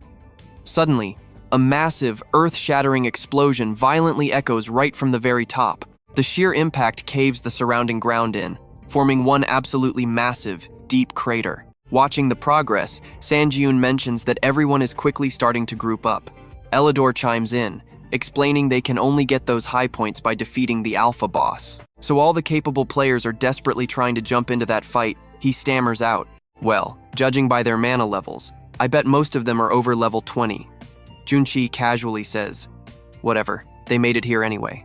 They have to be at least that level to enter the tower." Sanjiun looks confused, wondering if literally every single player knows how to use mana. Junchi explains that it is only the players who are not actual residents of the tower. This completely shocks him. Wait, tower residents? Junchi elaborates, talking about people who were born and raised entirely within the tower, just like him or their leader. If the tower chooses them, the system blesses them, and they become purebloods. Hearing this explanation, Sangyun finally pieces the whole crazy thing together. Still looking a bit nervous, he asks if she really thinks they can actually beat the alpha. Junchi honestly replies she has zero idea and doubts they even have a chance. Right then, Han quickly drops down, standing near the group. Looking at him, she admits she cannot even guess how insanely strong their leader really is. Right after that, she calls out directly to Han, "You are late. We wanted to maximize our time as much as possible, you know?" Sangyun looks around, wondering why Du-gon has not shown up. Elidor points out that he is actually already here. Rocking a flashy bright red cloak, Du-gon slowly walks right up to the rest of the group. Now pay close attention. He is secretly planning to take down all these monsters entirely alone, quietly evaluating Elidor and his team. The mana flowing through their bodies feels completely different now. They must have leveled up an insane amount recently. Then he glances over at Han. The second that Jerk spots him, he excitedly shouts his name. "Well, there you are," he says with a massive grin. "Where is your team at? Are you seriously planning to fight the boss completely alone again?" Du-gon casually replies, "Yep, my points will be way higher if I do." Han just sighs and grabs his forehead. "Everyone calls me crazy, but you are honestly way worse." He silently calculates the odds. "That guy is 7,000 points ahead. I will kill the boss before him." Just then, some random guy steps up to say hi. "Are you Du-gon? Looks like you lack a team, but we are all heading out to fight the boss anyway, if you do not have a squad." Before the guy can even finish, Han totally snaps and blasts a literal lightning bolt right at him. He looks absolutely furious, glaring aggressively like someone just stole his girlfriend. "You annoying little bugs!" The crowd instantly panics and completely scatters away in absolute terror. Ah, it is Han and his team. Du-gon quietly celebrates in his head. "Awesome, I guess I just need to stand completely still." Han smirks at him proudly. "Did I do good? Wait, what? Are you leaving right now?" Du-gon walks off without looking back, saying time is crucial in this training round. Han laughs, totally satisfied. "This round lasts a whole month, but you are completely wiping them out in less than 5 days. "You are absolutely incredible," Han yells out. "Hey, let me tag along." Suddenly, Du-gon stops right at the very edge of a massive dark cliff. Without a second thought, Du-gon leaps straight down into the abyss. The moment his feet hit the ground, the system announces he entered the first boss room. You and I both knew this was coming. Countless monsters inside, and the mission pops up, complete it to find the boss. Razor-sharp spears point aggressively forward, just waiting for any challenger to attack. The monsters quickly raise their massive shields, forming an absolutely unbreakable, solid defensive wall. Facing their tiny group, an overwhelming horde of monsters blocks the entire path ahead, like a dense swarm. Two guys in Han's squad start sweating bullets. What even is all this? There are so many. Du-gon calculates quietly. Guess we have to completely wipe out multiple waves before the boss, huh? Every single monster in the area has gathered right here to fight. Maybe impossible for normal people, but you guys can hold them off. Du-gon quickly draws his sword. I know where the boss has got to finish this fast. A system window flashes. Great Fire, Disaster, and Magic Sword. Those two completely broken skills have just fused together. Those two teammates watch him, quietly trading looks. Are we finally going to see this overpowered guy fight for real? He is a literal monster who ranks even higher than our leader. Guess we will see if his strength actually matches up to that insane hype. Han stands right behind him, silently watching. Deep down, he is absolutely dying to see Du-gon make a move. He is practically screaming in his own head. That is it. Show me what you got. Instantly, Du-gon blasts forward with absolute lightning-fast speed. Nobody can even track his movements. The guy just stares blankly. He completely vanished. Where did he even go? Sang-yoon is left standing there, totally speechless. Trailing right along his path, a massive, fierce wave of fire completely engulfs the entire area. Sang-yoon's jaw literally drops in pure, utter shock. What on earth was that? He shatters the massive monster blockade entirely alone, and those beasts cannot even land a single scratch on him. Du-gon looks like a literal demon stepping out of hell, driving one single devastating stab right down into the red demon's body. So what do we take from this? He is a true monster, stronger than their leader. Sang-yoon instantly regrets saying that out loud, glancing at a furiously jealous Han. Let's jump into this insane manhwa. He covered his mouth in shock. But Hagen? Completely hyped. Like I said, there's no way he loses this. Right after, he yells out, "Wait for me, Du-won." Meanwhile, a whole swarm of monster spears completely surrounds Hagen. But does he panic? Not even a little. Hagen gets even more hyped, instantly launching himself straight off those deadly spear tips. Suddenly, right behind him, Han feels this intense killing intent closing in fast. And boom, a blinding golden light erupts right out of nowhere. Du-won attacks just in time to back Han up. They sync up flawlessly without even talking, while the bystanders are way too terrified to jump in. Sang-yoon finally speaks up. Shouldn't we be helping out instead of just watching? But honestly, we can't do anything. Ji quickly warns them. Watch out for traps. Don't drop your guard. Paladinte and Elidor immediately sprint forward to slice up some monsters. Paladinte shouts for Sang-yoon to clear a path, promising they'll cover him from the back. He instantly blasts a mana orb skill forward, shouting a quick warning to his squad. Hey guys, make sure you watch your heads. At the exact same time, Du-won glides across the ground, sword ready. He thinks to himself, at least they are strong enough not to hold me back. Looks like they won't just instantly die against whatever is coming up next. Pretty reliable, actually. Then a voice calls out, "Hey Du-won, look over there." Hearing that, Han immediately rushes over to see what's going on. He just stands there frozen, staring up at the wall, completely mumbling to himself. What a bizarre carving. The wall is covered in these ancient, confusing patterns that look like they belong to a completely different timeline. The group starts whispering. Is that a war? Pretty much. Du-won silently realizes this is his first time seeing it in real life. He gently runs his hand across the cold stone, sensing something massive hidden behind this door. Han catches him acting sneaky and screams, "Hey, were you going to just break in without saying a single word?" Du-won just shrugs it off. "I was planning to go in solo anyway." Han gets totally annoyed. "That is absolutely not the point here. We are supposed to be a team, remember? Will you literally die if you just wait? But watch closely here." A sudden tragic screech echoes out, turning the entire room dead cold. Sang-yoon starts shaking. Is that the boss room? Another guy chimes in. Seriously, just hearing that thing cry is enough to completely paralyze me. What kind of monster is this? Hagen thinks while staying on high alert. I read the boss info, but experiencing this beast is terrifying. Snapping out of it, he shouts, "All right, let's head inside." Behind the door, it's weirdly quiet for now. The boss hasn't even shown its face yet. Hagen starts gathering raw power in his hands. "Everyone, step back!" The whole squad panics when they spot a massive chained dragon thrashing around wildly. It furiously glares at these tiny humans who dared to interrupt it. The system suddenly pings. You have entered the third boss room. It is locked behind heavy iron bars, but its aggression is completely off the charts. The quest window pops up. Defeat the imprisoned boss, Chimera. Once you clear this objective, the current training phase will officially be over. Hagen steps forward, totally confused. Wait, so is that the final boss of this entire training?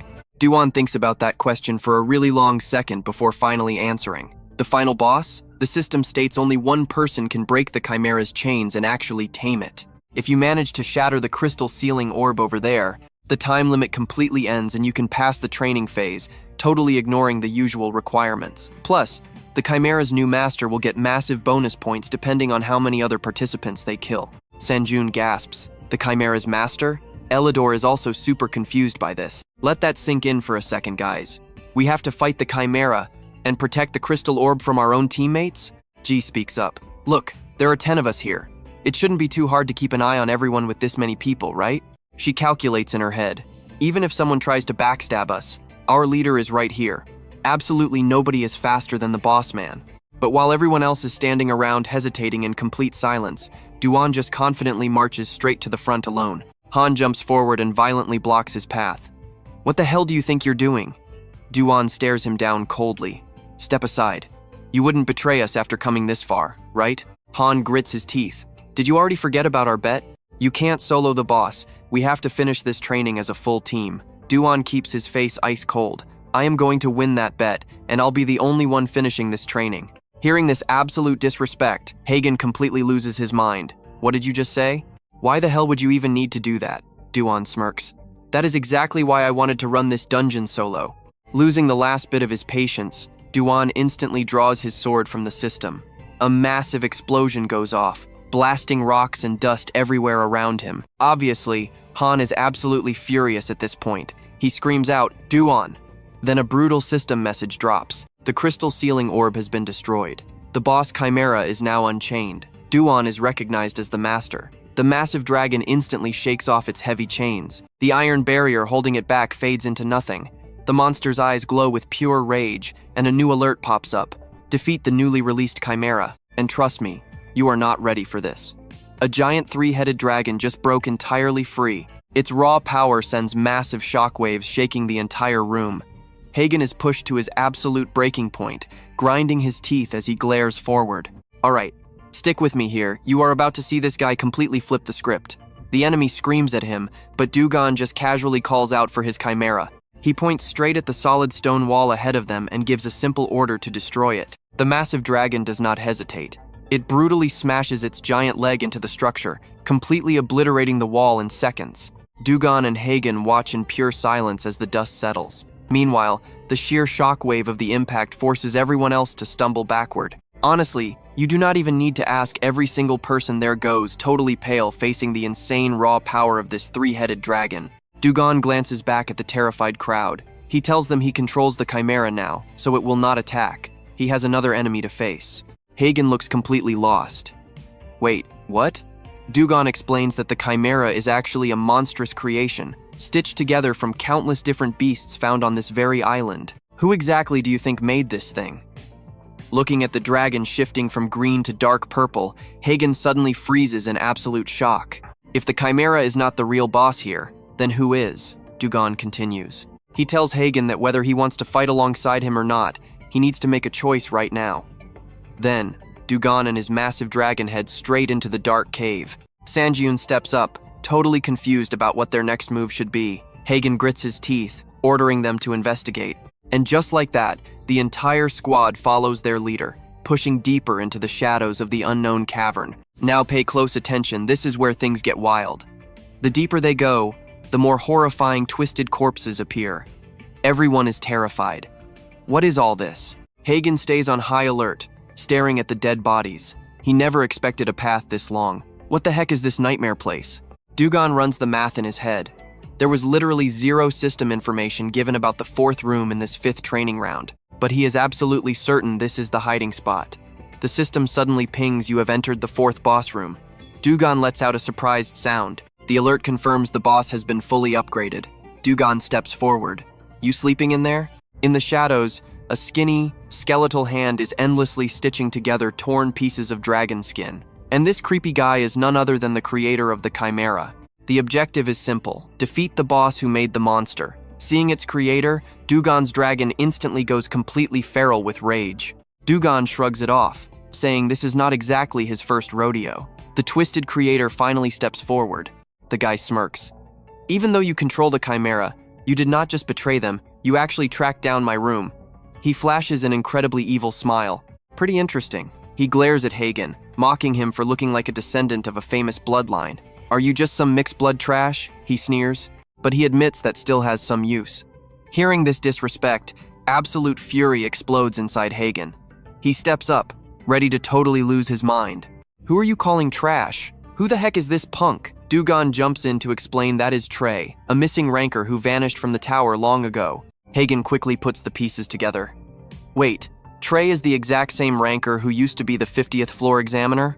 Du-gon thinks to himself, yeah, I have heard plenty of rumors about this psychopath. You and I both know this guy is pure evil, right? He literally sacrificed thousands of players just to stitch together that Chimera monster. Why is he even down in the training rounds? Du-gon speaks up, telling Hagen not to be so shocked. Ultimately, this guy suffered a totally humiliating defeat at the hands of a player. And because he broke the sacred rules of the tower, he ended up losing almost every single drop of his power.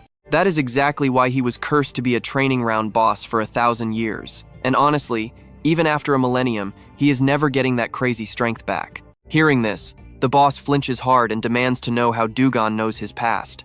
Du-gon points at his own face. Maybe you remember seeing this right here? His expression screams pure disrespect, as those iconic red eyes of the great sage suddenly ignite. The boss clearly has no clue what Du-gon means, but he completely loses his temper anyway. You little rat. Even Hagen gets startled by the sudden outburst. What kind of insane mana is that? I thought you just said this guy lost all his special powers. Du-gon clarifies that this is him without his full strength. If he still had his original ranker power, they would literally all be dead in a single hit right now. Tri keeps screaming at him. Where did you get those eyes? Are you some kind of relative to that cursed monkey or something? Du-gon just casually taunts him. Why so mad? You locked up players and ran brutal experiments on them, even though you were supposed to be an examiner. The boss goes absolutely ballistic, demanding an answer. But obviously, Du-gon is not about to tell him anything. Sorry, man, but I did not come here to satisfy your curiosity. I came here because I just cannot stand letting a piece of trash like you keep breathing. The boss roars out in pure frustration. Damn it! Sangyun immediately speaks up. I have no idea what is going on, but we just need to handle these monsters, right, boss? Hagen glares fiercely and orders his men to wipe them all out. The exact second Hagen drops the command, his entire squad violently charges into combat against the horde of reanimated corpses. They might just be stitched together dead bodies, but their physical strength is absolutely terrifying. Everyone is fighting tooth and nail, struggling desperately against this incredibly annoying undead mob. Du-gon quickly analyzes the battlefield. These things are chimera models that can easily evolve. They will flood the tower in about a year, and there are clearly plenty left. So where does that leave us? Watching this epic showdown, because his twisted experiments are not even finished yet. Come along with me here, thanks to the Hagen team's insane combat skills, things just got way easier. But right in the middle of his thoughts, a sudden burst of deadly aura blasts him, putting Rugon on high alert instantly. A massive purple stone coffin suddenly rises from the ground as the system screen flashes. Skill Dark Coffin. The enemy smirks, confidently claiming this solid box is completely unbreakable. Even a terrifying chimera could never escape once it gets trapped inside this thing. He scoffs, thinking that even though he lost his powers, there is no way these pathetic, low-level training camp newbies dare to underestimate him. He brags, I was actually planning to turn you into a chimera too. But before he can even finish his villain speech, a weird sound echoes. Cracks start appearing on the coffin. In just a split second, those tiny cracks spread wildly across the entire surface. Boom! Rugon bursts out, violently smashing it with his bare hand, sending debris flying everywhere. Chai screams out in pure shock. What the hell? How? We have no idea what method he used, but right now his arm has suddenly transformed into something absolutely massive. Gritting his teeth in panic, Chai stammers, wait, that arm, no, that is absolutely impossible. At that exact moment, Rugon's face looks just like his enemy from years ago. Chai gets totally furious and yells, You bastard! What exactly is your connection with Olympus? Olympus refers to a major player from the legendary Gigantomachy War against the Giant Race. The son of the 12 Labors hero, holding the terrifying title of the Giant Destroyer. A warrior who ruthlessly punished monsters, yet showed incredible kindness to the weak and defenseless. Now pay attention here. A man with greater strength than anyone, the most respected hero. Rugon just used the giantification skill right as the system pops up. System reads, Your arm has integrated the power of a giant. Low proficiency detected. Physical stats will temporarily alter your overall strength levels. Warning, physical stats too low. The giantification dispersion process will now begin. Rugon grits his teeth and curses under his breath. Even after eating the giant's heart to boost his strength and stamina, is this really still his weak point? Whatever, this is more than enough for now. Annoyed, Chai shouts, Fine, I will get my answers after I smash you to pieces. Even if you are a descendant of Olympus, you are still just a pathetic little punk. Looking genuinely pissed off now, Rugon just replies with a cold, Shut up. The second he says that, the surrounding rocks and dirt violently swirl up, matching Rugon's exploding rage. The system announces a triple threat Dark Coffin skill, but this time, Rugon just savagely crushes the new coffins into dust with his bare hands. Chai sneers, That was a decent hit. You are not dead yet, and I still have plenty to hear from you. He then fires his Dark Poison skill straight at Rugon. Rugon suddenly flashes back to their previous conversation. What I really want is giantification. If I cannot control it properly, I will have to completely give up on defeating the Chimera creator. Even though he lost his powers and got banished to the training camp, that guy is still insanely dangerous. This plan is too rushed. Hakken, do you seriously think you can master giantification in just a few days? It will not be easy, but it is definitely not impossible. Snapping back to reality, Rugon channels his internal energy and fiercely slashes right through the toxic smoke. Everything instantly vanishes into thin air, just like it never even existed at all. You saw that too, right? Rugon breathes a sigh of relief while Chai literally stutters in shock. How is this possible? Even as Hat Queen's descendant, breaking all that with his current stats is insane. Refusing to let him keep the upper hand for long, Chai quickly swings his staff up. Skill-activated Darkspring Thorn Wall. Massive, towering walls of sharp thorns instantly erupt from the ground. Chai looks incredibly smug. This is my absolute ultimate defensive skill.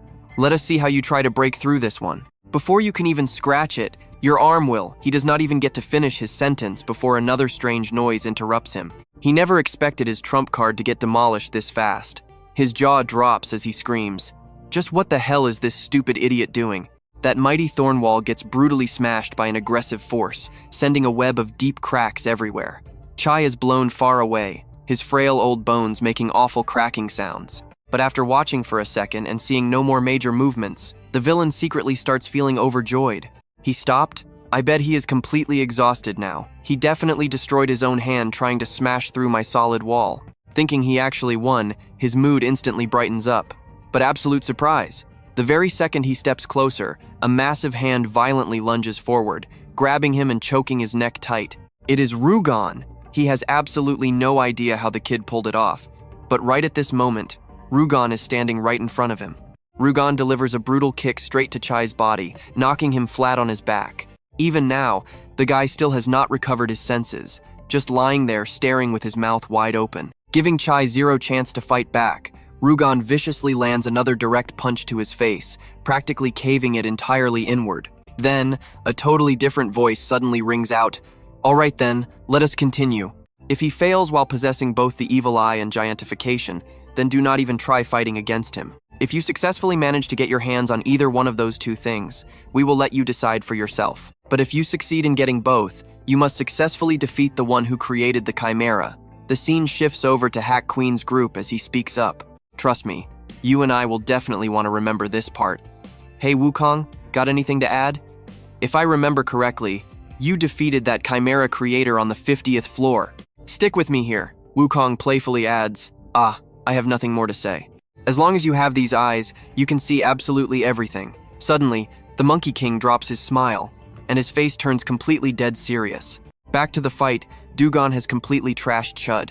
Coughing blood on the ground, the villain still tries acting tough. You cannot kill me. I am immortal. Hearing this, Du-gon looks at him with pure disgust. You know what? He pauses. You really are tough, just like the rumors say. Enhanced by 1,000 years of dark magic experiments, his body is harder than steel. He really is an immortal chimera. But with a body patched together from endless different parts, leaving behind weak spots is just completely unavoidable. Du-gon is confident. With these eyes, he sees everything. He activates his fiery golden eyes to see right through the villain's sick experiments. Without hesitation, Du-gon brutally snaps the guy's arm in half. The villain screams in agony. Impossible! My arm! Stop! Do not! Before he can even finish, the agonizing pain completely takes over. Du-gon finds it absolutely hilarious that this monster is begging him to stop. He coldly asks, "Why should I stop? Did you forget how many innocent people you have torn to pieces yourself?" Shifting back to the gods. He literally fought Suruchara for those fiery golden eyes, and gained gigantification by absorbing a giant's heart. Watch closely, because to these gods, a brand new absolute legend is being born. A system window pops up. Impossible achievement unlocked. You have defeated the Chimera Creator boss. Because of this impossible achievement, reward calculations are temporarily paused. The tutorial is officially over, and he successfully levels up. Strength and agility increase by 2. Endurance goes up by 1. Heaven-destroying star completion rate rises by 8.34%. Du-gon is amazed, thinking, I never expected to become such a big deal. Since this boss was on the same insane level as Suruchara, the rewards are going to be absolutely massive. I even went up 2 entire levels and gained extra stats thanks to the heaven-destroying star completion rate increasing. Another system alert. Heaven-destroying star. You carry the power and destiny to destroy heaven itself. Your fate will change based on who you kill. Rank A+, 10.30% completion. Stats increase based on the number and quality of enemies you kill. All stats increase by 3%. He calculates quietly. So my stats go up every 5%? That means at 100%, all my stats will get 20 extra points. I thought this rank would not give great effects, but this is actually awesome. Meanwhile, the others are panicking and talking. What is happening? Why did they all just collapse? Is it over? They are not going to suddenly wake up, right? Du-gon walks over with good news. Do not worry. The boss is dead, so they are staying down. You and I felt that relief too. Sanjun honestly admits he thought he was actually dead this time. Elidor nervously runs to Han. Is anyone hurt? Someone yells out. Over here! We need help. Jae-chi is injured. Hearing this, Han's mood instantly drops. Things are getting extremely tense now. He watches his exhausted teammates collapse to the ground. An indescribable feeling washes over him. Han says, let me handle the rest for everyone. Take care of Jae-chi. Everyone follows his orders. Seeing Du-gon leaving, Han blocks his path. Du-gon, we need to talk. Both of their faces are completely serious. Han gets straight to the point. I will not ask who you are, or how you know about the connection between that traitor and the tutorial. But because of your decision, he pauses. One of my people is heavily injured.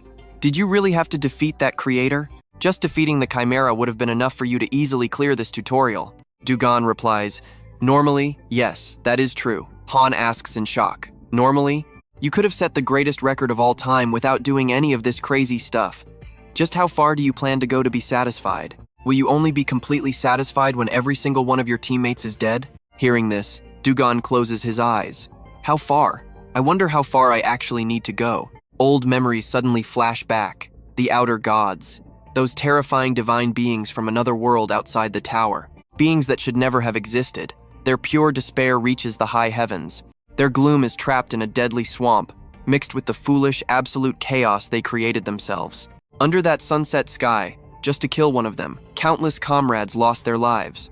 And even then, they had zero idea how many of those bastards were actually out there. Trust me, this is why he will never stop getting stronger. Let's dive right back into the madness. Our MC knows he has to purge the rotting parts of this world. He must make it stronger so it avoids total annihilation. But how far does he really have to go to pull that off?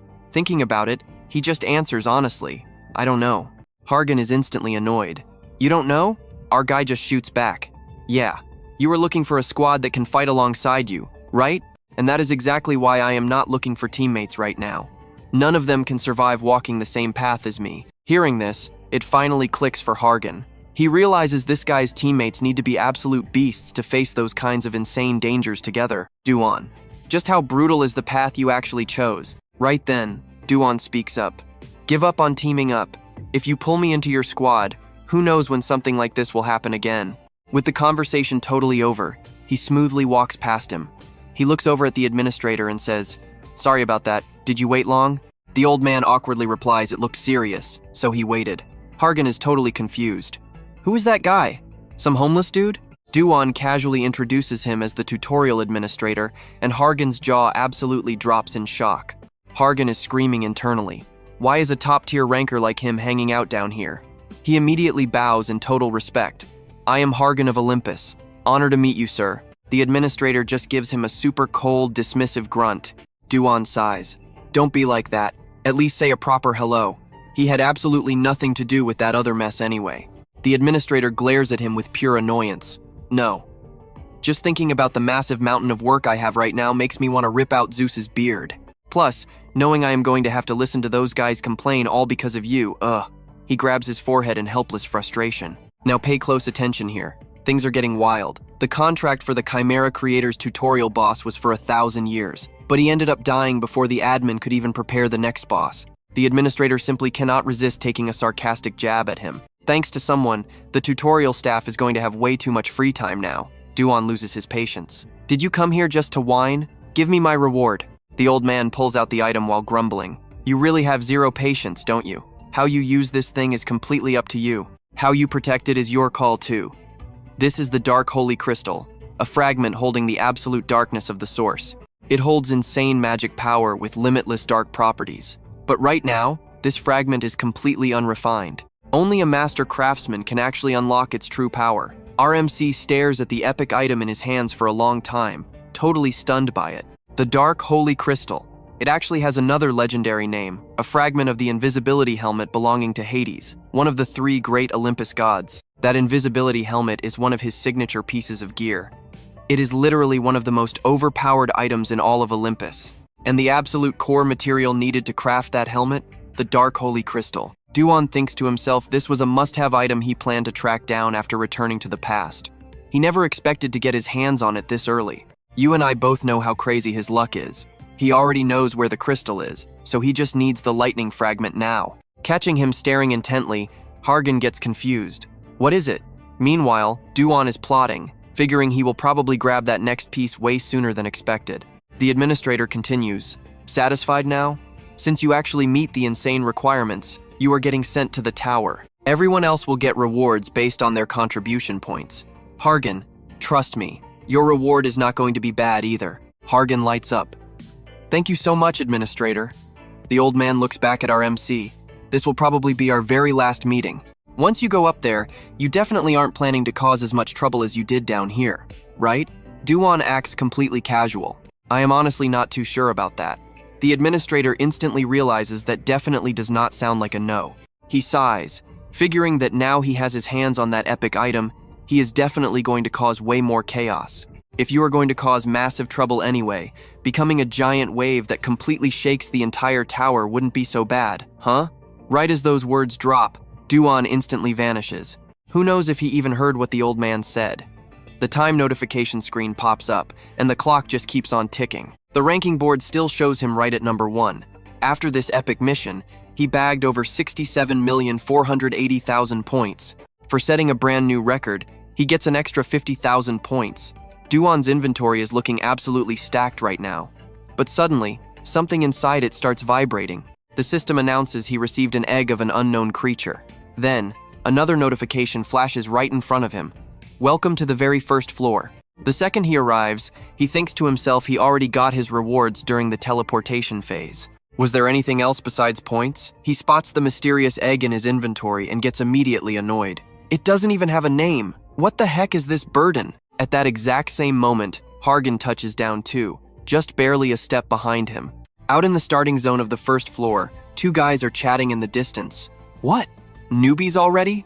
I thought there was still a ton of time left before the tutorial ends. They are here this early?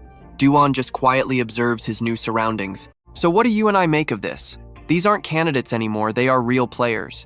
And those big guilds are definitely here hunting for recruits. Let's dive right back into the madness. Hagen looks around, completely confused by everyone's weird outfits here. But one quick glance is all it takes to recognize them. So Olympus is here too? He spots a few familiar faces, then turns and asks our main character, what about guilds? Are you planning to join one? Du-gon replies coldly, not sure.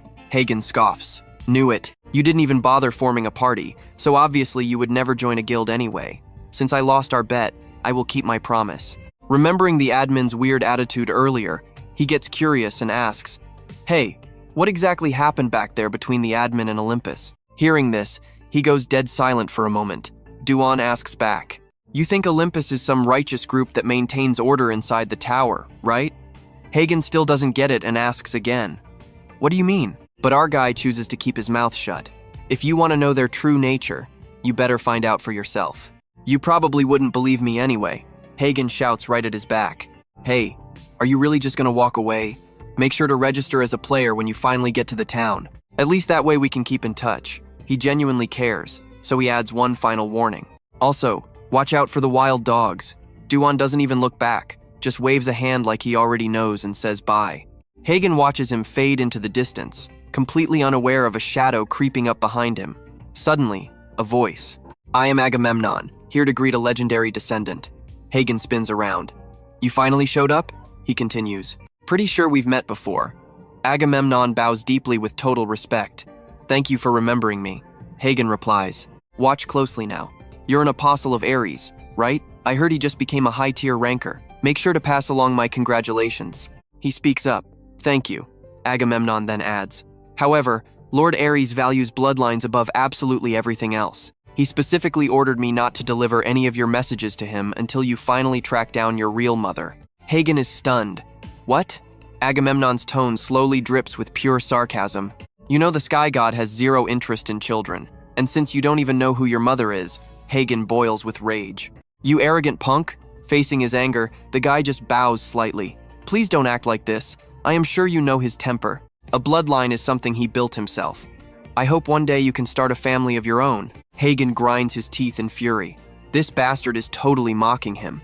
But honestly, the one looking down on him is that freak Ares. If I start a fight with him now, my relationship with Olympus is officially dead. He forces himself to calm down. Fine, I forgive you. Agamemnon replies respectfully. Yes, sir. Then he asks curiously. By the way, who was that guy walking with you earlier? Seeing him leave alone, I am guessing he is not in your party? Hearing this, Hagen immediately stammers. That guy? Is he a friend? Yeah, he is kind of like a friend of mine. Agamemnon looks confused. Kind of like a friend? Now, speaking of wild dogs, that's the nickname for players who completely gave up climbing. These scavengers just focus entirely on robbing and murdering all the clueless newbies in the starter zone. Their absolute favorite prey? Players who haven't joined a guild yet. They literally call the period right after the tutorial ends their personal harvest time. Du-gon calculates quietly. They are already tailing him. Thanks to his crazy sharp senses, he doesn't even need special vision skills to tell roughly 20 of them are closing in. He checks the stats of the Black Holy Crystal. It is literally a fragment containing the darkness of the absolute origin. It holds endless magic power with dark properties. This fragment isn't refined yet, so only a true master artisan could unleash it. Du-gon grins. You know what we're thinking, right? Those wild dogs are the absolute perfect targets to test his stealth. Exactly as he predicted, sharp, greedy eyes are locked on his back, tracking his absolutely every single move from the shadows. The wild dogs whisper. The tutorial is already over? Man, that was way faster than any of us expected. That speed is a record, meaning lots of newbies have sweet loot. Their leader is the boss, Fao. The gang starts plotting. He doesn't have a guild backing him, right? No party members either. Something feels weird here. Maybe we should just let him go? Let him go? Are you blind? That is an astrology treasure. What? Jackpot, let's attack, boss. But then, a massive surprise hits them. Suddenly, our guy vanishes without a trace. Fao is totally stunned. That guy disappeared. What? He was just standing right there. Before they can even process it, he strikes from behind. Total panic erupts as the gang screams in pure terror. The boss yells out, "Enemy attack." Now all you hear are the ear-piercing screams of the pack. The entire group instantly falls into absolute bloody chaos. The furious boss roars, "Who are you? Show yourself." I said, "Show yourself." His panicked minions scream, "Over here, and over this side." Boss, he was just bait. No wonder a newbie had that rare treasure. So what do we make of this insane cliffhanger? That wolf guy uses Hawkeye to check the situation. Wait, isn't that an illusion skill? The whole gang starts panicking hard. Stick with me. You and I are going to love this part. Their leader is completely stunned. How is a brand new tower rookie already using a high-level stealth skill? Impossible. Our guy is absolutely ruthless. With just one clean strike, he sends a head flying. There's no way he's letting these thugs escape alive. Du-gon decides to hunt these absolute dogs down to the very end. Getting caught, the leader shakes in pure terror. He realizes this guy isn't just some weak prey. He's a deadly blade ready to slaughter them. This is definitely a high-tier player. Du-gon glares fiercely. Don't even bother running. It's a waste of time. I'll catch you anyway. The thug keeps sweating and thinking. A high ranker interfering on floor 1 gets hit with massive penalties. So why the hell is he even fighting us in the first place? His voice drops cold. I have a few questions for you. Answer honestly, and I'll actually let you walk away. The leader acts tough, yelling that he'd rather die. But before the idiot can even finish his sentence, our MC brutally slashes his leg. Blood splatters everywhere. Du-gon threatens him. Keep acting stubborn, and I'll make sure you can't live, but you won't be able to die either. Got it? Now the guy is absolutely terrified, instantly dropping his tough act. I'll answer. I'll tell you everything. Our guy skips the small talk and gets straight to the point. Do you know where a man named Mu-unon is? Hearing that name, the thug reacts violently. Wait, how do you know his name? Du-gon just lets out a wicked, completely satisfied smirk. Bullseye on the very first try. Now watch closely as the vibe shifts. It's nighttime in a certain town, and everything is strangely quiet. Inside a house, a massive feast with hot tea is already set up on the table. This is the central area of floor 1. Du-gon sits alone, quietly taking it all in. He figures this is definitely one of the best perks of returning to the past. Getting the intel he needed so fast means he actually has some free time to chill. All that heavy fatigue from going all out in battle is finally starting to fade away. He looks outside at the local people gathering and trading, and a slow, genuinely peaceful feeling washes right over him. He wonders what kind of worlds everyone else is actually living in right now. The image of 2 glasses clinking together suddenly flashes through his mind. He remembers the good old days, sharing happy moments just like this with 2 of his closest friends. Back then, his smile was actually so bright. Those were the golden days, completely carefree and wild. But he quickly snaps out of it. Enough of being overly sentimental. Let's see what we have here. This little item works perfectly on complete trash like those jackals, but it's clearly still not the true, flawless, perfect stealth of the legendary Helm of Invisibility. Maybe it's because his own skills are still weak, but it's also mostly because the item hasn't been properly refined yet. People actually used to joke around and call this thing an Infinity Stone. That is exactly how much insane raw mana it holds inside. If this fragment's raw power gets properly amplified, normal stealth will look like an absolute joke. Even he doesn't know its true maximum limits. But step 1 is definitely getting this thing fully refined. The entire reason that guy could take over as the supreme ruler of the sky and conquer Olympus is likely because he secured the fragment of lightning. And Hades? That guy never steps into a real battle without his signature Helm of Invisibility. Let that sink in for a second. These are absolute god-tier treasures that guarantee Olympus stays on top, now and way into the future. And the only person alive who can refine something this crazy is. Thinking about this guy actually makes our MC smile a bit. It's been a massive amount of time since he saw him. The guy he's talking about? He's totally a legendary blacksmith. Right now, he's probably completely buried in his heavy work. Du-gon simply calls this guy Uncle. As a quick reminder, player devices operate by directly channeling their owner's specific mana. Once you register your own unique mana signature over at the official ranking registration office, your player stats and ID instantly pop up on basic gear. It completely unlocks internet access and lets you easily communicate and trade with other active players. It's an absolutely crucial survival item inside the tower. Du-gon holds the gear in his hand, thinking to himself, well, I'm already officially registered as a player. Now if he's not mistaken, the shop should be somewhere around here. Is it down that street? Forgetting the exact address makes this super annoying. Suddenly, a weak voice interrupts his thoughts.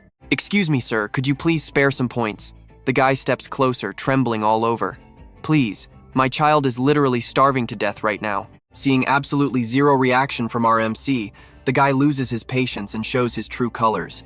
Hey, hand over everything you've got right now. Before the idiot can even finish, Du-gon spins and strikes him hard. Turns out, it's a whole bandit gang. Seeing their buddy drop the floor, the rest scream in panic and charge him all at once. You absolute dog. Just how dare you start trouble with our organization? Du-gon's face goes dark. He slashes straight at the screaming fat guy, spitting out coldly. If your life is trash, crawl your own way up. Don't take it out on others. While dropping that cold line, he single-handedly wipes out the entire squad. With the trash totally taken care of, he gets right back to his search. Hitting a large alleyway, he finally spots a specific signboard and smiles to himself. Yep, found it. Trust me, you want to see who he meets next. Du-gon steps inside and yells out, anyone here? All right, you and I are jumping right into the action, starting in a shop that feels exactly like a burning sauna. From the back room, a loud voice suddenly calls out, didn't you say you were busy this morning? A man quickly steps out from the hidden back room to check on the noise. Seeing our guy, the man cannot hide his pure shock. Huh? What the heck? He yells out loud. Are those the astrological thermal robes? You do not look like you belong anywhere near this block. Are you lost? Du-gon checks out the weapons around him and replies, no, I am exactly where I need to be. Unless this place is not actually a real forge. The old man is stunned. What? You want gear? If you think this pile of garbage is good, be my guest. But I seriously doubt anything here beats the gear you are already wearing. He picks up a sword, and it is totally dull. Just a carelessly crafted piece of metal without a single sharp edge on the blade. Honestly, it looks way more like a blunt club than an actual real sword. He judges the whole pile as a bunch of complete failures. It seems you are not even good at messing things up. Your name is Vancaro, right, old man? Instantly, anger flashes in the guy's eyes, and a terrifying killer aura explodes from him. Who exactly sent you here? But Du-gon stays totally calm. You really do not need to be so on guard right now. He introduces himself. I am honestly just a brand new player who recently stepped onto floor 1. Vancaro thinks to himself. The display number for his highest cleared floor really is 1, which means the kid is not lying about his level. Du-gon breathes a massive sigh of relief inside. If that guy swung his hammer, disaster would strike. And if I dared to use his real name, that hammer would be flying right at my head. I should probably play it super safe for now. The old man finally asks. So what do you want? He quickly explains his real reason for coming here. It is nothing crazy. I just want to commission you for a specific item. The moment Vancaro sees the object, he gets insanely excited. Is that real? Can I get a closer look at it? His jaw drops. Now watch closely. Things are getting wild. This is a completely unrefined crystal. Du-gon asks for his honest opinion. Do you think you can refine it? Vancaro observes it very carefully. Of course I can get it done. But where in the world did you find this thing? He does not hide it at all. This is my reward for totally clearing the tutorial. The old man screams out in pure shock. What? You got this crazy thing from the tutorial? Now that I think about it, the tutorial should definitely still be going on right now, shouldn't it? How many days did it take you? Du-gon replies. About 5 days and 2 hours. I got the absolute highest rank. Hearing this, Vancaro instantly realizes it is a brand new record. He thinks to himself, no wonder he has such incredibly expensive gear on floor 1. This kid is absolutely not your average, everyday normal human being. Then he continues talking. At best, I can only refine it. Using cheap junk materials on this would completely ruin the item for good. You seriously need a top-tier material capable of handling the raw power of this specific crystal. But you saw the awful condition of all the gear in here, right? Are you still comfortable leaving this in my hands? Du-gon casually replies. Yes. He clenches his fist tightly and cannot help but curse out loud. You absolute maniac. Are you not terrified I will just run away with this? Du-gon answers, half joking and half serious. I think I look pretty tough myself, right? If you actually wanted the crystal, I would have seen the pure greed in your eyes earlier. But right now, there is only excitement. Plus, I really do not think you would ruin this epic opportunity. I might not look like it, but I am super picky.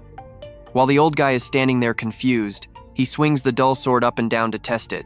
The balance of this thing is strangely absolutely flawless. This isn't something made just with time and decent materials. You and I both know a weapon like this only comes from the raw experience of an absolute master blacksmith. Such a brilliant blacksmith, yet he is buried in this totally isolated place. Thinking about that, Du-gon finally speaks up. You might have dulled the edge and made a fake hilt, but old habits die hard. You completely forgot to ruin the perfect balance of this sword. Hearing that, he freezes up for a second, and then Vancaro bursts out laughing. You are quite an interesting guy, I will give you that. Are you some kind of pureblood? Which guild are you from anyway? Du-gon says. I do not have a guild, and maybe I do sound like a pureblood. He laughs heartily. What do you mean you sound like one? Whatever, it really does not matter. Fine, I will accept your request. Since you trusted me enough to hand this over, I will refine it using absolutely everything I have got. However, I have one strict condition. The moment he says this, his expression turns dead serious. You must keep it a total secret that this was refined, and where it happened. Can you do that? He smirks slightly. Of course I can. Cutting straight to the food district in the city. A massive, steaming hot breakfast is laid out beautifully right on the table. Du-gon spent 3 points to buy this single breakfast portion. While eating, he calculates his next moves, knowing he already gave his number to the old man. Now all I have to do is wait. He said it would take around 10 days. I need to stay on this floor anyway, so waiting that long is perfectly fine. Based on the intel I squeezed out of those jackals, their big meeting is happening in exactly 2 days. Wiping them all out myself would definitely be the easiest method, but since I cannot do that right now, I need another plan. Trust me, you are going to want to see this. A familiar shadow drops right across from him. Du-gon is stunned. How did he find this place? You and I are about to see some serious tension. Hargan casually admits he flexed his connections, asking around the inns to track Yeonwoo down. Yeonwoo quietly figures it out. Olympus holds massive power on the first floor, and since this guy is literally the son of Zeus, finding him was probably super easy. Hargan keeps pushing. You already registered your player device, right? Hurry up and give me your number. Smirking, Yeonwoo punches in the digits. He never expected a dude to be the one asking for his number. Hargan suddenly yells out, "So you actually know how to joke? I totally thought you were just a boring guy from start to finish." Yeonwoo is clearly in a decent mood today, actually chatting back. I would not call myself funny at all. Anyway, When are you planning to climb the tower? Chewing his food, Hargan replies casually. Probably in about 5 days. I plan to level up in the outer zones first. I also want to build my team synergy, so I need time. Yenwu nods indifferently, then suggests, then come do a job with me. Hargan looks completely confused. A job? What job? Yenwu states it clearly. I want to wipe out the jackals. Hargan frowns, speaking flatly. The jackals? Just handling them is a huge problem. Even if we bring my entire 10-person squad, I don't think it is actually possible. Yenwu cuts him off immediately. Not 10, just the 2 of us. Watch closely now. Hargan completely freezes up. He nervously demands more information, while Yenwu stays perfectly calm. It is too early right now.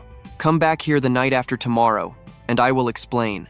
If not, I am just doing it alone. Hargan tries to swallow his growing excitement. No, let us do it together. The night after tomorrow it is. He suddenly jumps right up. Anyway, see you later. Yenwu looks surprised. Leaving so soon? Looking dead serious. Hargan replies that he has to hurry to make enough time. I am taking my leave for today. Yenwu exhales softly. It seems Hargan really values the squad he built in the tutorial, wanting to help them level up and climb the tower together. He is surprisingly dedicated. Snapping back, Yenwu realizes he kept someone waiting. He speaks up. I am done now. Why don't you tell me what you want? The man finally answers, admitting Hargan's sudden appearance completely surprised him. He steps forward to greet him. This is our first time meeting, right? Nice to meet you. I am from Olympus. Got a minute to chat? Yenwu wonders. Hargan is the descendant of the Sky Ruler. Should you not have greeted him first? Agamemnon just sits down, claiming his only purpose here was meeting Yenwu. Yenwu, I heard you took first place in the tutorial this time around. Even Sir Hargan only managed to get second place. Word is, the gap between first and second is absolutely massive. People are whispering that a total monster has entered the tower. Yenwu replies politely. A genuine compliment. Thank you. Agamemnon takes a slow sip of his tea. Sir Hargan said you two were friends. Sounds weird. Yenwu calmly denies it. Not really. Inwardly, he is shocked. Did Hargan want to be friends? He just wanted to be close. Whatever, Agamemnon continues. Yet you did not team up with Hargan. I know what you are thinking. Total manipulation. He calls flying solo a smart move, claiming tutorial friendships never last long anyway. Since very few actually climb the tower, the number who become real rankers is even smaller. But you are different. You have the insane potential to surpass a ranker and become a high ranker, a mighty entity in the tower. So should you not find someone worthy to climb alongside? Just join us over at Olympus. Enlist under Lord Ares' protection, and we will provide absolutely anything you want. Ares is nothing like those lowly scumbags who do not even know their own mothers. He is the true son of Lady Hera and Lord Zeus, mighty beings who became high rankers long ago. Become Lord Ares' man. Far better than joining some half-breed. Yenwu instantly glares, clearly annoyed. Stop talking. Without another word, he knocks back the rest of his tea. He thinks to himself, Olympus really goes hardcore when recruiting rookies. But then, setting the cup down, he speaks up. Thanks for the tea. I am leaving. Agamemnon is completely stunned by his cold attitude. He blurts out, Are you actually rejecting an offer from Olympus? Yenwu stays totally unbothered. Correct. I am not joining you. I even rejected a personal request from Zeus's son, Hargan. Why would I accept yours? What makes a guy who does not know his mother lowly anyway? A half-breed? Zeus and Hera are Ares' parents, not yours. Agamemnon never expected such sharp words. He gets so furious that thick veins bulge on his face. What did you say? Pausing, he growls. Olympus' Yenwu brutally cuts him off. I only have one answer. I refuse to join pathetic losers like you. With that, Yenwu stands up and walks away, leaving him completely alone. Burning rage completely consumes him. Seeing his long silence, an anxious voice suddenly rings out nearby. So where does that leave us? Agamemnon darkly growls, asking how many jackals they can summon. Let's dive in. The voice gasped in absolute shock. The wild dogs? Do not tell me you are actually planning this. Right now, the wild dogs are already grouping up. We need to wrap things up before we can assemble our full strike force. He groaned in annoyance. All this prep just to crush one pathetic rookie? But his scout warned him, Sir, you need to reconsider. This kid shattered the all-time record and actually beat down Mr. Hagen. Do you honestly think a few mere wild dogs can even scratch him? Agamemnon let out a heavy sigh and stood up. Fine, then prep exactly 100 of them. He smiled wickedly. Once this harvest period ends, We completely slaughter Du-gon. 2 days pass. Now watch what happens when Hagen meets Du-gon again, practically sweating as he demands the battle plan. How exactly are you going to wipe out those wild dogs? Du-gon just smirked. First, we need to meet someone. It took me a seriously long time to finally track down his hidden location. Hagen hurried after him, totally confused. Who in the world do we need to meet? Just follow my lead for now, Du-gon replied. Suddenly, his eyes flared with an intense, glowing red. Hagen shivered, thinking to himself, it is those terrifying eyes again. He remembered what that guy back in the room had said, calling him a mixed breed, saying he was the exact same kind as that legendary monkey. He was obviously talking about the Monkey King, Sun Wukong, and trust me, you and I know exactly what that implies. Alright, stick with me, you and I are about to watch the greatest gladiator in Ranker history. It took him less than 100 years to reach high Ranker. But get this, Du-gon doesn't just control fire like Wukong. He has those Apollo vibes too. Looking at his back, Hagen can't help but wonder who exactly is this absolute beast. Could the real reason he didn't join Olympus be that he is already a member somewhere else? Looking at his massive arm, it suddenly hits him. Oh right, this absolute monster also has the giantification skill. That is a legendary power only Hercules owned, earned by slaughtering tens of thousands of giants. But wait, every single giant has that exact same trait. So, is this guy secretly a literal giant? If that is truly the reason he rejected Olympus suddenly, a loud voice completely cuts through Hagen's racing thoughts, snapping him back. He was so deep in his own head, he didn't even notice they arrived right at a door. Before opening it, Du-gon simply tells him, behave yourself in there. Hagen is confused, behave how exactly? Du-gon doesn't even bother explaining, just loudly calls for the owner and steps right inside. The guy inside shouts back, oh sorry, we are completely closed for the day. But if you need something, please just leave your name and your number. Tomorrow I will call you back. Du-gon just smirks and says, Mu Unshin. The owner's hand instantly freezes. Gon repeats, I am looking for someone named Mu Unshin. Suddenly, the guy springs up and violently bolts away, cursing out loud as he runs. Motherfucker! Du-gon instantly dashes after him. Where do you think you are going? Even with a head start, Gon easily snatches the escaping guy right by the neck. The guy thrashes around wildly, whipping out a hidden dagger to viciously stab him in the chest. Now watch this closely, here is where it gets crazy. Du-gon gives him 0 chances, landing a brutal kick that slams him into the dirt. Eyes glowing red, oozing killing intent, he coldly commands, stay down. The very second those words drop, a massive crater violently explodes right where the guy just crashed. Unshin gasps for air, terrified and thinking to himself, damn it, why the hell is this monster so incredibly strong? Du-gon exposes his real identity instantly. True name, Mu Unshan, alias Cho Nam-gun, a top-tier martial arts tier player who completely gave up on climbing the tower. His eyes glare down at the pathetic man with pure threat. This right here is the Jackal King. Unshin screams in absolute panic. Why are you doing this to me? You definitely have the wrong guy. Du-gon smirks and instantly calls him out. Bullshit. Then why exactly were you running away just now? Trembling in pain, the guy completely whines it is just because your eyes looked way too terrifying. Hagen finally steps up. Are you absolutely sure this is our target? Just because he tried running away doesn't mean he is the actual Jackal King. That feels like a stretch. He looks incredibly weak to me. Du-gon immediately shuts that down and explains. Does this thing look like a regular kitchen knife to you? Look closely at the ground right where he dropped it. Hagen violently gasps in shock. It literally melted away. Wait, is that poison? Du-gon nods back. Yes, this is an extremely potent lethal poison taken from the upper floors. Using this deadly poison on other players is strictly banned. Securing this stuff is nearly impossible, let alone getting an official license from the association to carry it. Would a completely normal shop owner ever secretly possess something this insanely dangerous? Not to mention he kept it perfectly hidden in his sleeve, just ready to strike. At this very moment, the guy finally drops his pathetic act. You and I are probably wondering the exact same thing right now. Where did you get this info? How do you know my true identity and real name? Hagen physically flinches at the man's entirely new voice and dark tone. His youthful appearance literally melts away, instantly turning him into a super creepy old man. Du-gon just coldly fires back. I really don't know. How exactly did I figure it out? The old man snarls furiously. You clueless idiot, do you even know who backs me? But right then, he takes a hard look at Hagen's face. Wait, that golden hair and those eyes? Could it actually be? Hargan suddenly remembers the strict warning he got earlier. Behave yourself in there. Hargan finally gets it. So behaving himself meant playing this exact intimidating role. Thinking that, he instantly flares his inner aura as crackling golden lightning viciously sparks and floods the entire room. Unshin's eyes widen as he realizes the lineage. Has Olympus actually betrayed me? Hargan is completely stunned by that sudden accusation. Du-gon smoothly steps in.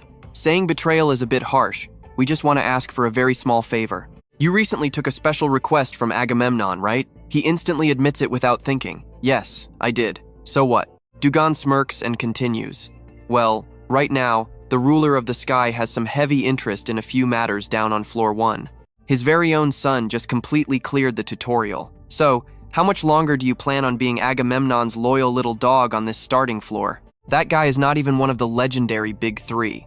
Agamemnon is literally just a rookie who recently scraped his way up to being a high ranker. Play your cards right today, and the ruler of the sky himself will personally protect your entire jackal squad from now on. Hargan stays totally silent, standing there utterly confused in his own head.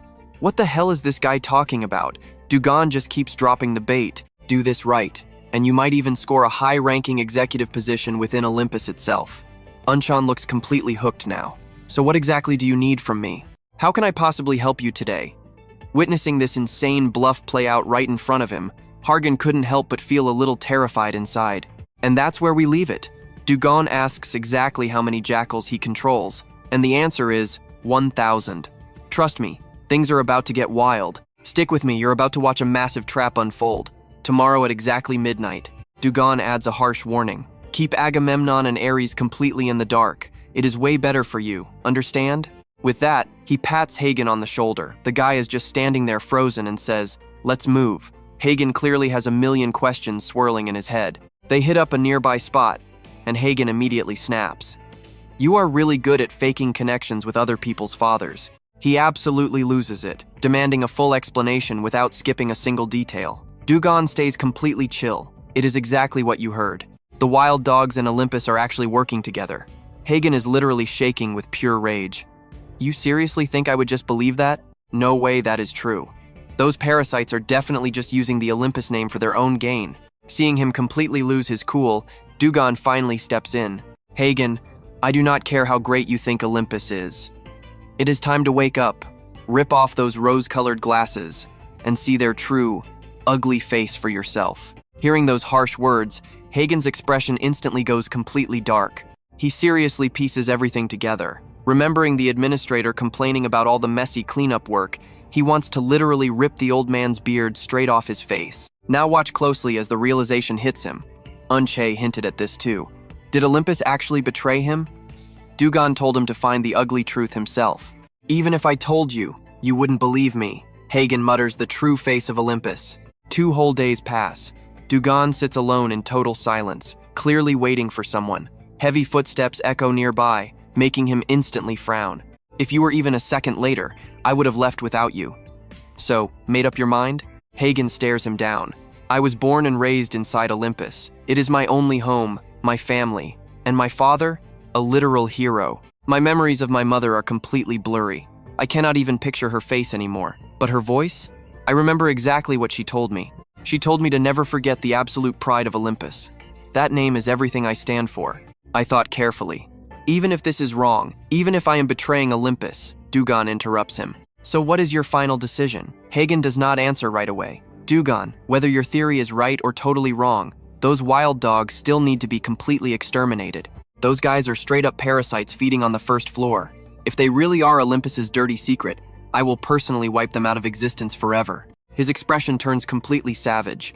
A terrifying, heavy aura of pure rage explodes right out of him. Later, the duo sneaks into a massive, pitch-black cavern. The entire underground space is barely lit by these flickering torches lined up along the rocky walls. I know what you're thinking.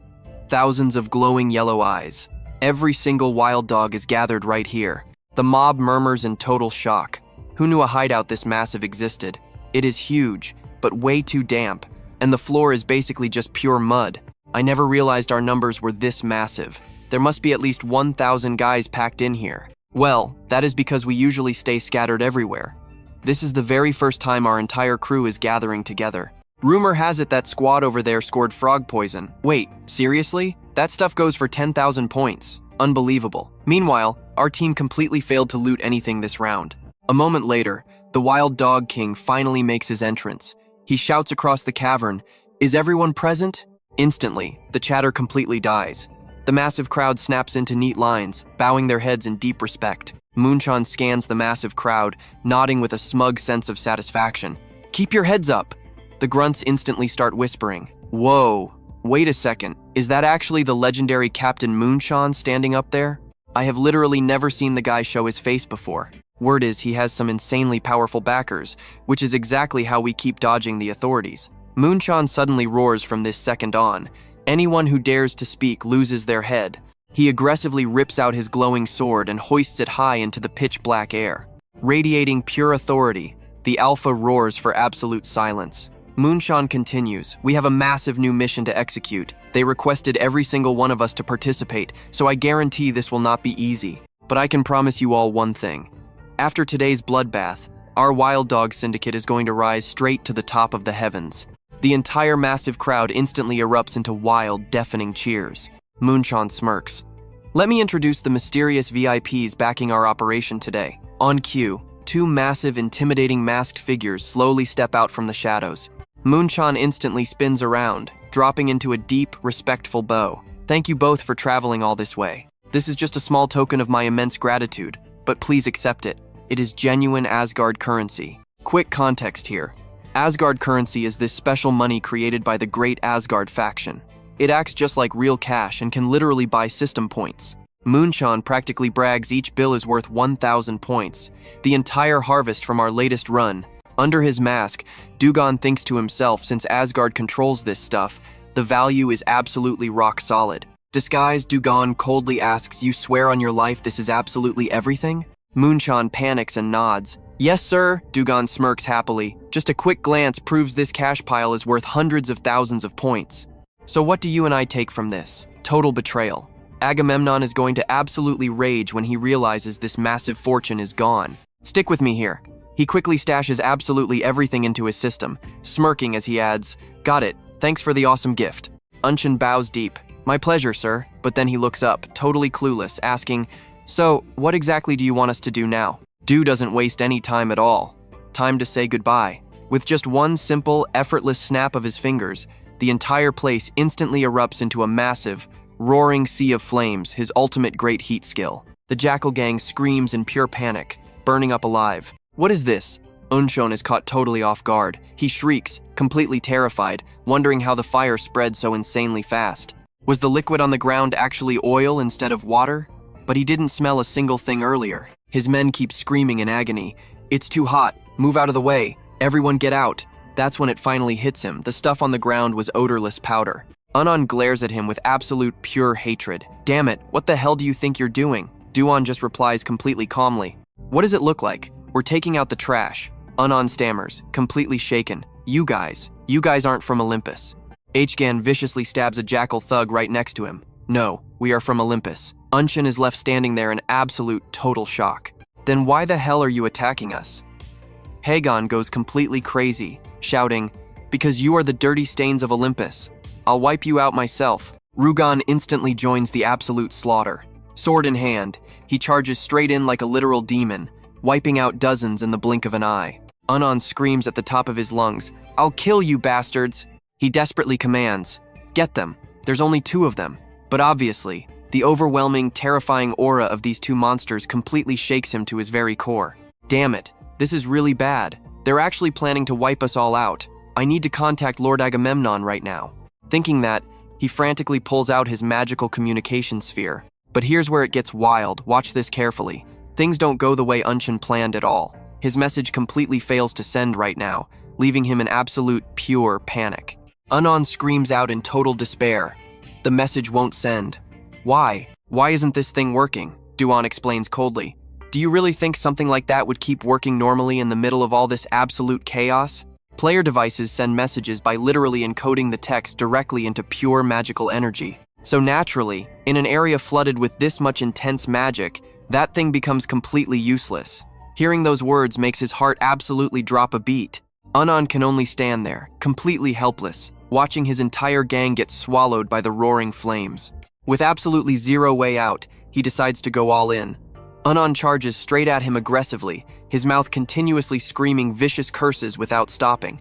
Die, you damn bastard, just die. His withered old face struggles desperately against the grip of death, looking absolutely twisted and insanely creepy to watch. Rugon just stands completely still, then suddenly glares right at him with wide, blood-red eyes. Unon panics, realizing his own body absolutely refuses to move. Du-gon instantly spins around and delivers a devastating horizontal slash. Looking down at the Jackal King, he speaks aggressively. Unon, it's finally time for you to say goodbye. The exact moment those words leave his mouth, his sword decisively slashes right through his enemy. After completely handling the boss, he walks straight over to Hack and asks with genuine concern, "Are you doing okay?" The guy lets out a soft sigh. "What about you? We literally just slaughtered 1,000 men together." Du-gon is totally surprised, looks like he isn't tired at all, just feeling incredibly guilty about it. He replies very calmly, "I'm perfectly fine. You and I both noticed this, right?" He really doesn't look like a real, hardened battlefield veteran, so not being used to cold-blooded killing is totally understandable here. Han asks, totally confused, "How can you be so incredibly indifferent about all this?" Du-gon replies, "Murder, robbery, kidnapping, slavery, that is exactly how the Jackal Gang makes their money. Killing just one of them means I can save dozens, maybe even hundreds of innocent people. So why should I ever hesitate?" Han says. "You're definitely right about that." But Du-gon cuts him off immediately. Of course, for some people, completely ignoring it while hiding behind some half-baked sense of guilt is just way more convenient. Hearing that, Hakga instantly freezes up, going totally silent without saying a single word. He slowly stands up. "You really have a seriously sharp tongue there, Du-gon. Your sarcasm is definitely no joke." He replies completely calmly, "Is that supposed to be a compliment?" Han grabs his head, bursting into laughter.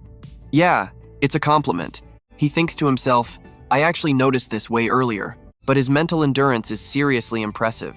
Just hearing a few simple words from me, and he's already managed to completely stabilize himself all over again. He can't help but say out loud, "You're really built perfectly for such an incredibly exhausting lifestyle, huh?" Han chuckles softly, teasing back, "You're the one who completely defies your outward appearance. You never gave off the vibe of a guy doing good deeds." He stays totally calm. "I'll gladly take that as a compliment." Han continues, "It is one. Going completely out of your way to do something with absolutely zero profit for yourself isn't exactly easy. And just like back in the tutorial, you always make your moves with a much bigger picture in mind than I ever do. Growing up, I was taught that's what true greatness is all about." Du-gon's face goes totally dark. Hard to believe he can say such incredibly embarrassing things so easily. But you're dead wrong about one thing, of course. There's a huge profit to be made here. That's where we leave it. He pulls out fat stacks of cash, leaving Hakgan completely stunned and stammering. "You actually played a pretty major role in this whole thing. Stick with me, we're jumping right back into the action. So, taking it or not, if dirty money isn't your style, just reject it." The second he sees that massive pile of cash, Aishgan's eyes practically glaze over. He answers mechanically, completely unable to resist the overwhelming temptation of all those crisp bills. "I'll take some." Du-gon smiles, totally satisfied. "That's more like it." He then continues, "All right, quick question for you. You ranked second in the tutorial, right?" Hagan looks completely confused. "Yeah, so what?" Du-gon's face drops, completely serious now.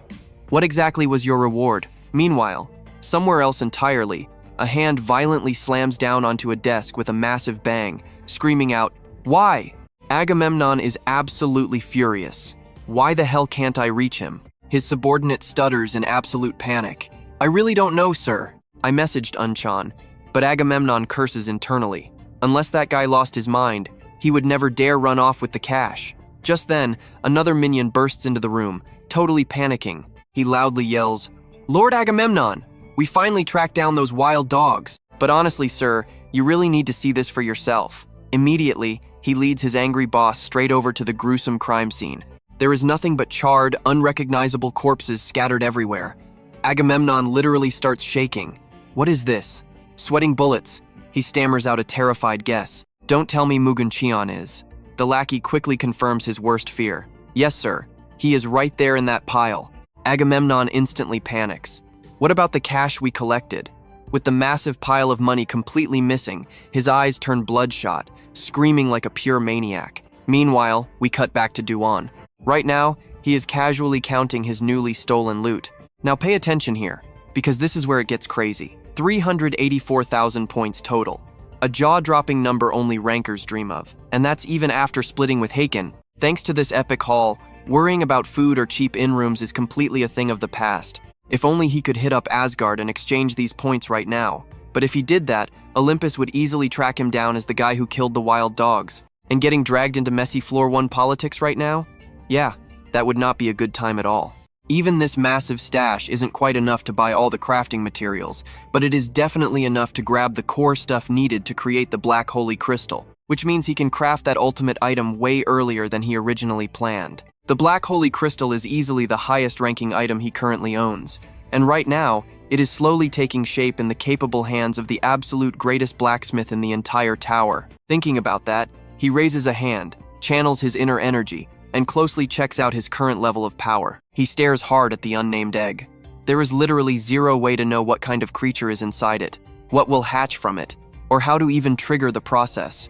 Incubation at 0%? Du-gon frowns deeply. This description is honestly super confusing. Where the heck is he even supposed to use this thing? Sure, half-crafted items sometimes get super vague descriptions just because they aren't fully finished yet. That makes sense. But an item still stuck in an egg form with a stat screen like this? He has seriously never seen anything like it before. H-Gen got second place and walked away with the Thunder Emperor gloves. That's a top-tier gear piece that even veteran rankers actively use. If we use that as the baseline, there is absolutely no way this egg is just some ordinary item. I know what you're thinking, and yeah, it could easily match or even beat the Black Holy Crystal. Frustrated, he scratches his head, sighs heavily, and just cannot figure out this insane puzzle. Suddenly, he looks closer at the egg and completely freezes. Wait a second, what are these patterns? They definitely were not there when he checked it out earlier. He turns it over, examining every single inch once again. No doubt about it, he has seen these exact markings before. An outer god. Right then, a system notification pops up. The egg welcomes you, but Du-gon is still left completely wondering. What exactly are you? After resting up a bit more, he heads straight over to the blacksmith. The entire area is completely quiet, not a single person around. Du-gon sighs heavily. These past few days have thrown way too much on his plate. Is whatever hatches from this egg going to be a helpful ally? Or some chaotic god-level entity that will destroy the world all over again? Most creatures born from eggs imprint on the very first thing they see and spend the most time with during incubation, basically treating them like a mother. That is exactly why so many rankers suffer through absolute hell to find legendary beast eggs, just to hatch them into super loyal companions. If this egg works the same way, the stakes here are insanely high. He calms himself down, absolutely no need to overthink things just yet. Worrying won't change a single thing anyway. Right now, he just needs to focus entirely on the crazy stuff right in front of him. Pushing those wild thoughts aside, he steps straight inside. It's me. The second the old man sees him walk in, he happily calls out a greeting. You're here? Vancaro's hands never stop moving for a second. He slams the glowing crystal onto the table. Gotta say, this thing is terrifyingly tough. I called you over because I've got a quick question. Show me the weapons and armor you are currently rocking right now. If it's a sword, what kind is it? How long? How thick? What about the armor? Exactly how much does it weigh? Du-gon asks, completely confused. Why do you need to know that? Vancaro explains. Because I got some leftover byproducts from this crystal right here. I'm making a new item. This leftover dust is worth more than most crystals worldwide, and that's where we leave it, trust me. You're going to want to see this. Stick with me here. He suddenly remembers that Hades' own scythe was actually forged from the exact same dust refined from the Helm of Invisibility. But wait, wouldn't the old blacksmith need an equally matched material for that? Vancaro quickly stands right up. He doesn't have adamantium, but he definitely has something pretty close here. Since it is dust from a crystal, it should be totally fine. He has about 1.8 kilograms here. It is not much, but mixing it all together is definitely enough to craft gear. The item description quickly pops up.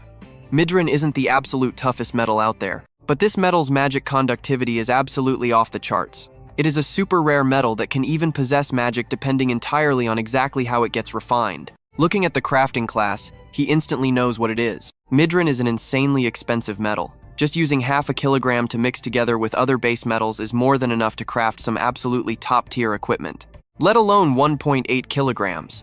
That is at least 300,000 points. The money from those jackals would have been enough, but he just cannot do that right now. It is a huge pity, but he can probably only afford a third of it. Seeing him hesitate like that, the old man instantly understands the problem and offers, "I will let you put it on a tab." He is shocked. "A tab? What if I decide to just run away and never pay you back?" The old man easily replies, "Wanting to craft something out of this is entirely my own greed. Not to mention I was the one who actually suggested it. So if you take the gear and do not even pay, I still won't hold any grudge against you. Furthermore, the item that you actually left behind here for me is worth dozens of times more than this stupid chunk of midrin. Honestly, at this point in time, that item cannot even be converted into points anymore anyway. Since you placed your total trust in me by handing over this item, isn't it only natural that I do the exact same thing for you?" Hearing him say that, he completely freezes up. The old man really hasn't changed at all from his memories. After that, he smiles warmly in total satisfaction and pulls a sword straight out of his system. Holding it right in front of him makes Vancaro's jaw completely drop to the floor. He hands it over and says, "I need a sword. Weight does not matter, as long as it's not too heavy to lift. The shape and the length matching this one right here is perfectly fine." Vancaro smiles incredibly happily, his entire face glowing with confidence. "A sword? Now that is absolutely my specialty." Time quickly flies by, and a whole week later, now pay attention here. At the Olympus Branch Guild, Agamemnon is pacing back and forth, clearly brewing up a seriously dark plot. He smiles incredibly smugly.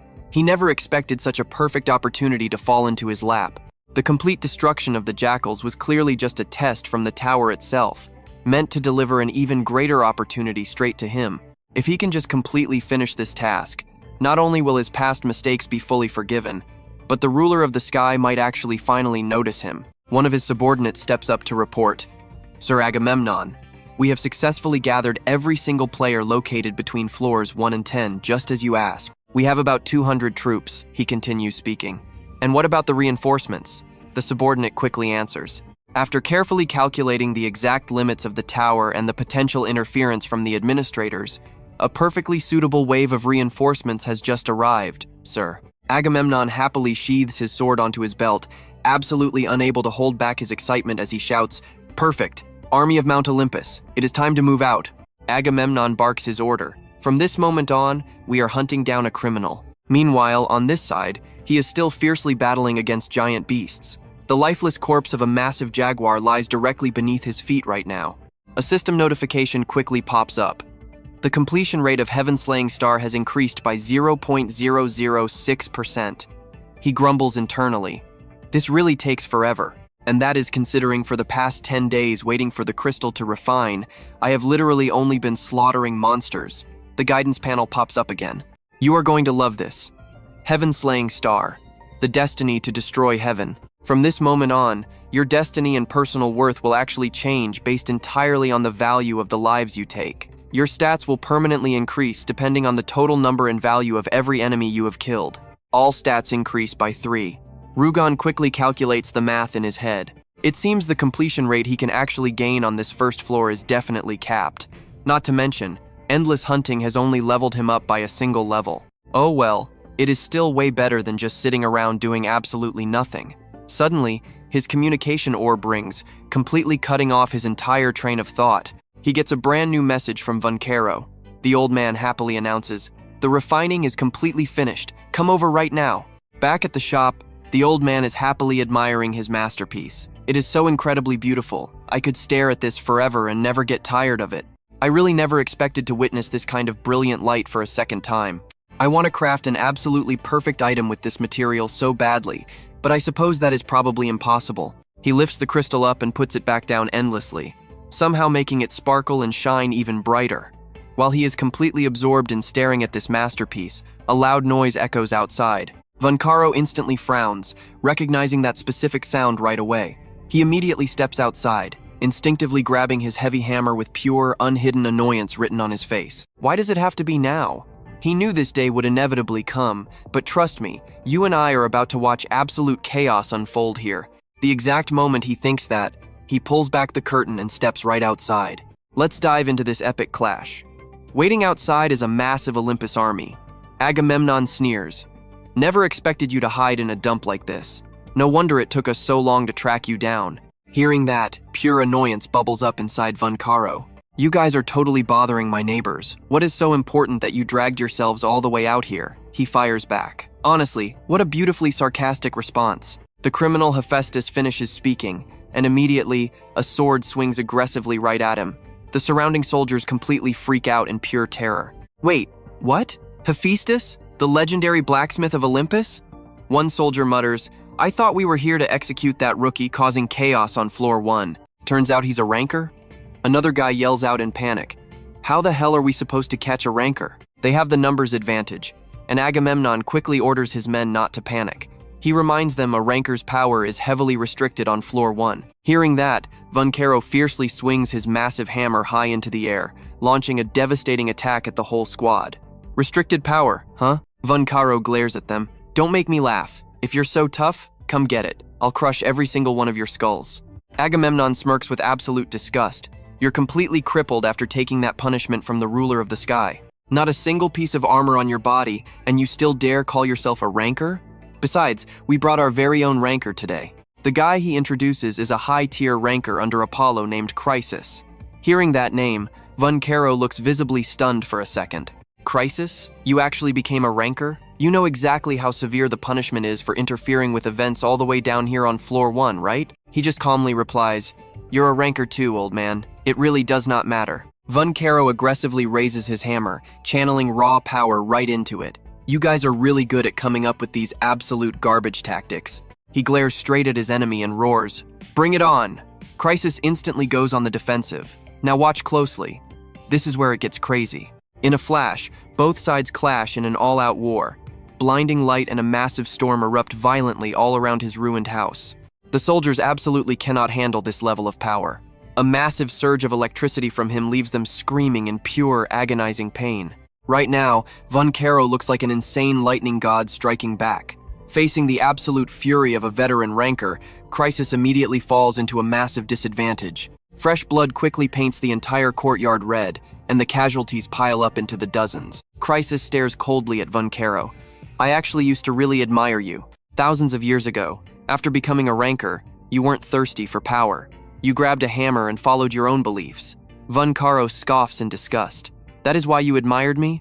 The second he finishes saying that, Chrysis stays on high alert, quickly dodging backward and successfully avoiding a devastating strike from him. But Von Caro is not done yet. He keeps glaring furiously, gripping that massive hammer incredibly tight. He channels his inner energy, preparing to launch another epic attack. And obviously, Chrysis absolutely cannot defend against this insane level of fury.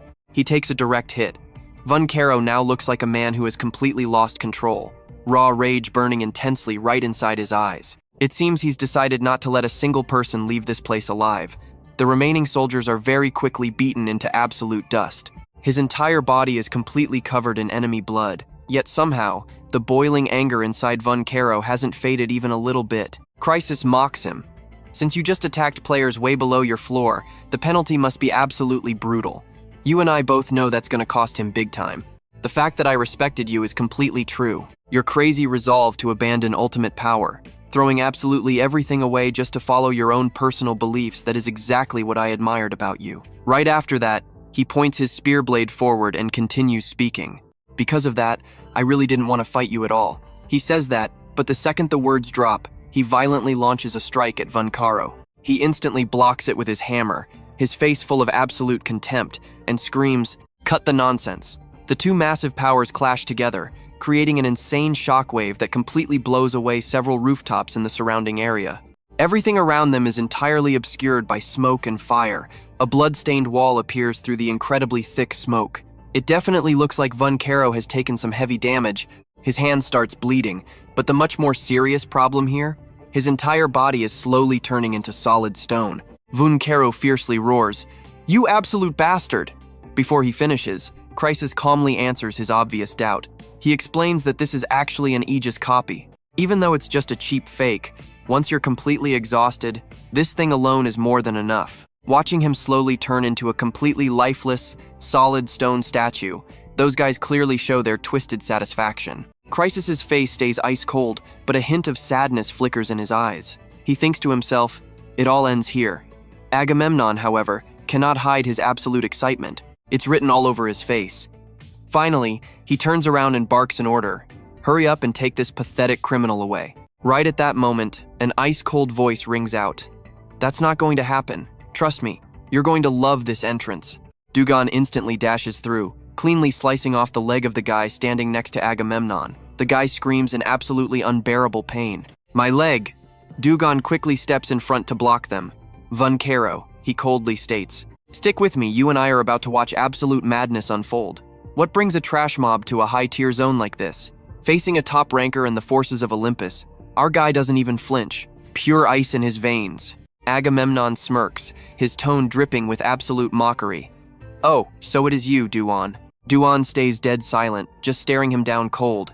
He wants to see exactly what kind of cheap tricks this guy will pull next. Around them, the soldiers start panicking. Wait, is that Du-gon? The crazy rookie who absolutely smashed the tutorial records? You mean the new kid who just wiped the floor with everyone? I thought he was some kind of spy or something. One of the grunts laughs out loud, totally looking down on him. Hey, who do you think you are crashing this party? One glance is all it takes for Du-gon to recognize the guy it is, ranker crisis. 2 actual rankers fighting in a tiny slum like this?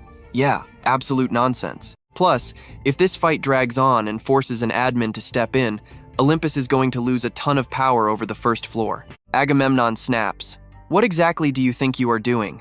Du-gon just thinks to himself, do they really need the old man this badly for their giant war? The guy laughs like a maniac. You plan on standing there until the petrification wears off?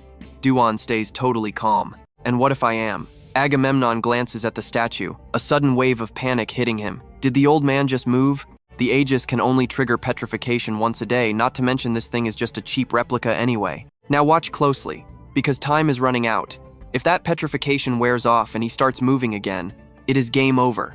Du-gon knows he cannot waste another second. The statue twitches again. Agamemnon loses his mind, screaming, What are you waiting for? Kill him and drag Hephaestus over here right now. The soldiers hesitate. Forgive us, Commander, but if we actually kill a rookie player, the system is going to slam us with a penalty.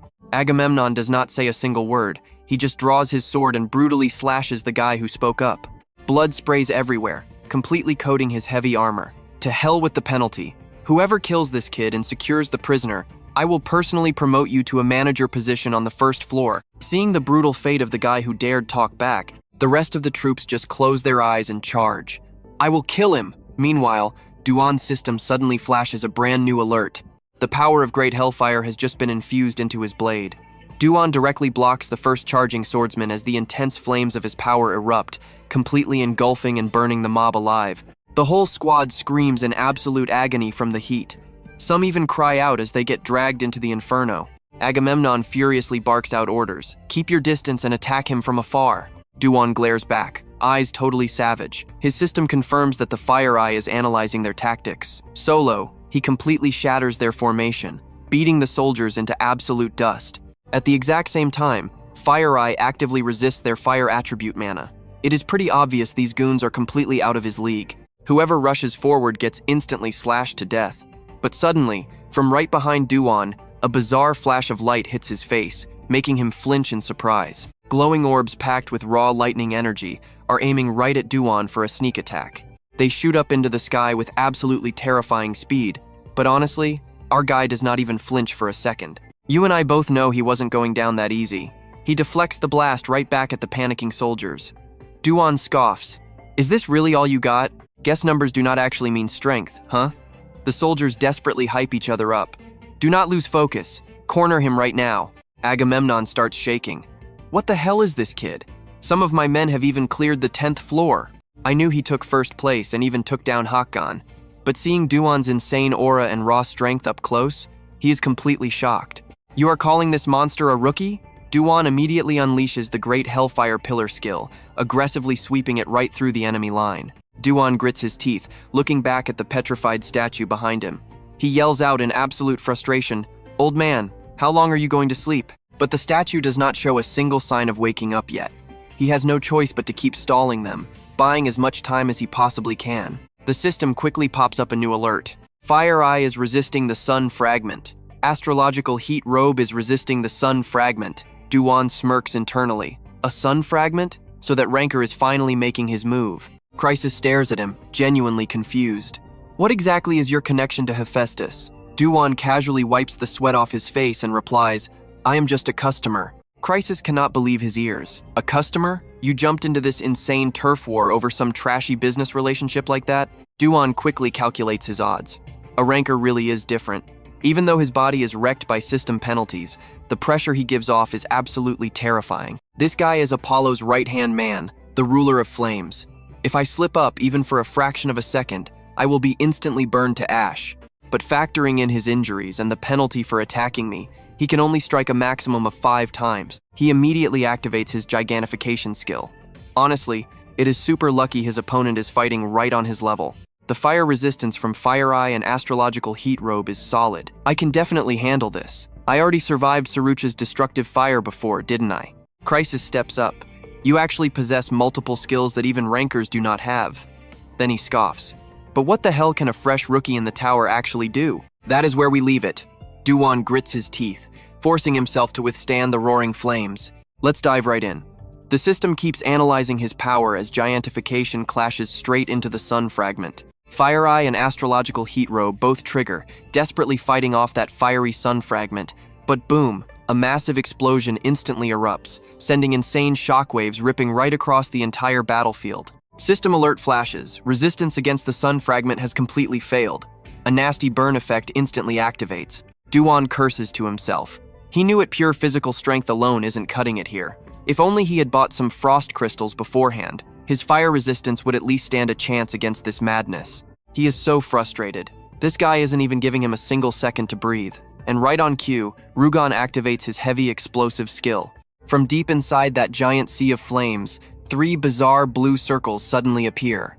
Crisis's fire is so ridiculously strong it could literally burn this whole block to the ground. The surrounding houses are taking a massive beating from this fight.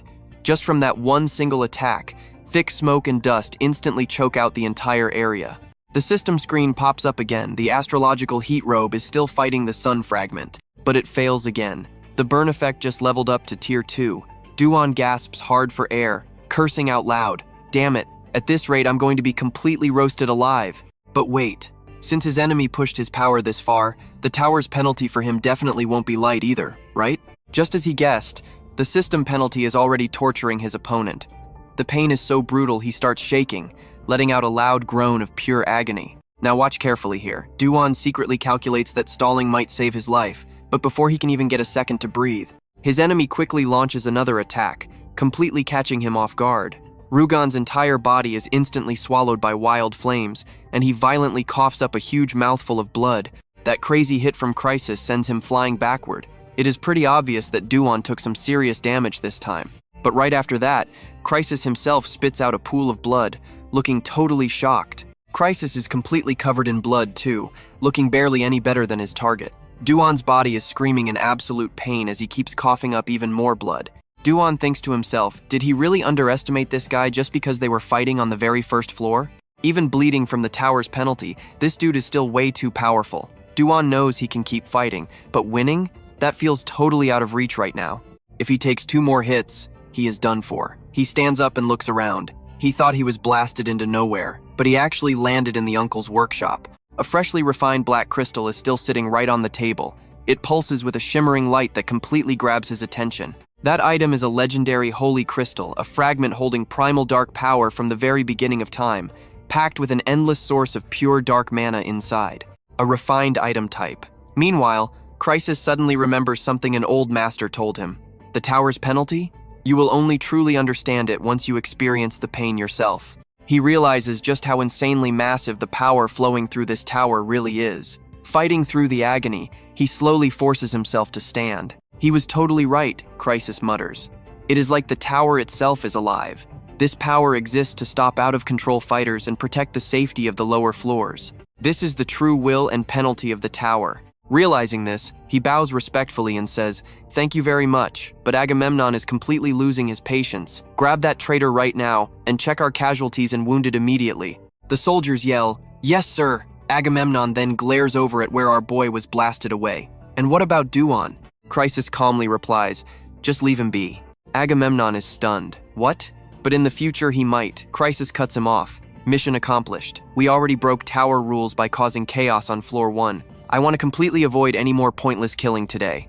Understood, Agamemnon says. But hold on, did you hear that?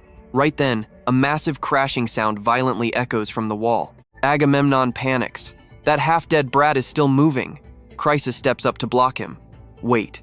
Agamemnon gets super annoyed. Are you seriously telling me to spare this guy? Chrysis observes carefully, then answers. No, he is way too dangerous. The fact that he is radiating dark attribute mana changes absolutely everything right now. Even though he looks half-conscious, that mana flow. But Agamemnon stubbornly refuses to listen to a single word he says. It is totally fine, sir. You are already exhausted, so please take a rest. We will handle him. But what shocks Agamemnon more than absolutely anything else? The kid has vanished without a single trace. Agamemnon jolts in pure shock, wildly spinning his head everywhere and screaming, "Where did he go?"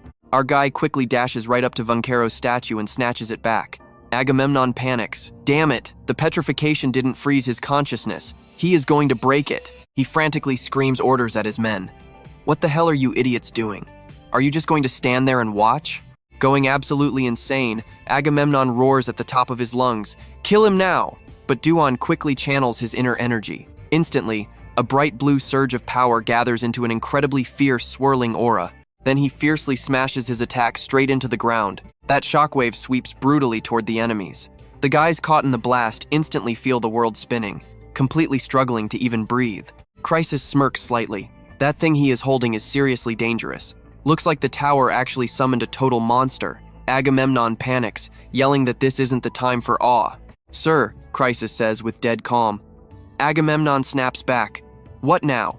Didn't you literally just say you would handle him yourself? From the very beginning, my only mission was bringing Hephaestus back. Agamemnon grinds his teeth hard. Are you seriously joking right now? Seeing him so stressed, Chrysis reassures him. Calm down. I've already seen exactly how this plays out. Then, a totally vicious look crosses his face as he glares right at our main character. So what do you and I take from this? The destruction continues, leaving behind countless fallen soldiers in its wake. Stick with me, you and I are about to watch one insane fight. He scans the battlefield, sensing a massive aura rushing right at him. He thinks, Chrysis, finally here? Through the thick smoke, these two absolute monsters lock eyes. Chrysis raises his hand, channeling his raw mana, and instantly, a heavy black mist completely swallows him up. Chrysis analyzes the situation. Incredible. Controlling two completely different mana types at the exact same time? That is something even high-tier rankers cannot pull off. If this kid actually joins the Olympus Guild, he would be an absolute diamond. I need him. Making up his mind, Chrysis speaks up. You are Du-gon, right? Why not just join our squad right now? If you are looking for top-tier gear, I promise I can give you way better stuff than that guy makes. Du-gon replies, totally unfazed. This gear is not even close to everything I need. Plus, I already gave that guy my answer. Chrysis violently powers up. So, you are really refusing me? What a massive disappointment. In a flash, he lunges right at him like a starving beast hunting its prey. Du-gon just stands there, totally defiant. Think you can actually still fight me? Chrysis sneers, shouting back at the kid. Listen to this rookie, Chrysis thinks to himself. But hey, in 100 years, I will proudly be bragging about what went down today. Bragging about fighting the great Du-gon back on floor 1. Going head-to-head with an absolute beast who will eventually outclass every single ranker in the tower. But I have to survive this clash first to tell the tale. Reading his enemy's insane vibe, Du-gon realizes the truth. Damn it, Chrysis is going for a death match. You want the old man that badly? If that old man avoids joining Olympus, the entire next great war might actually be completely prevented.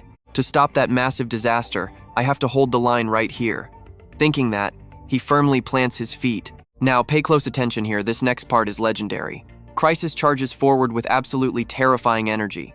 And boom, the two of them violently collide in an earth-shattering impact. Moving lightning fast, he launches a devastating strike straight at Du-gon.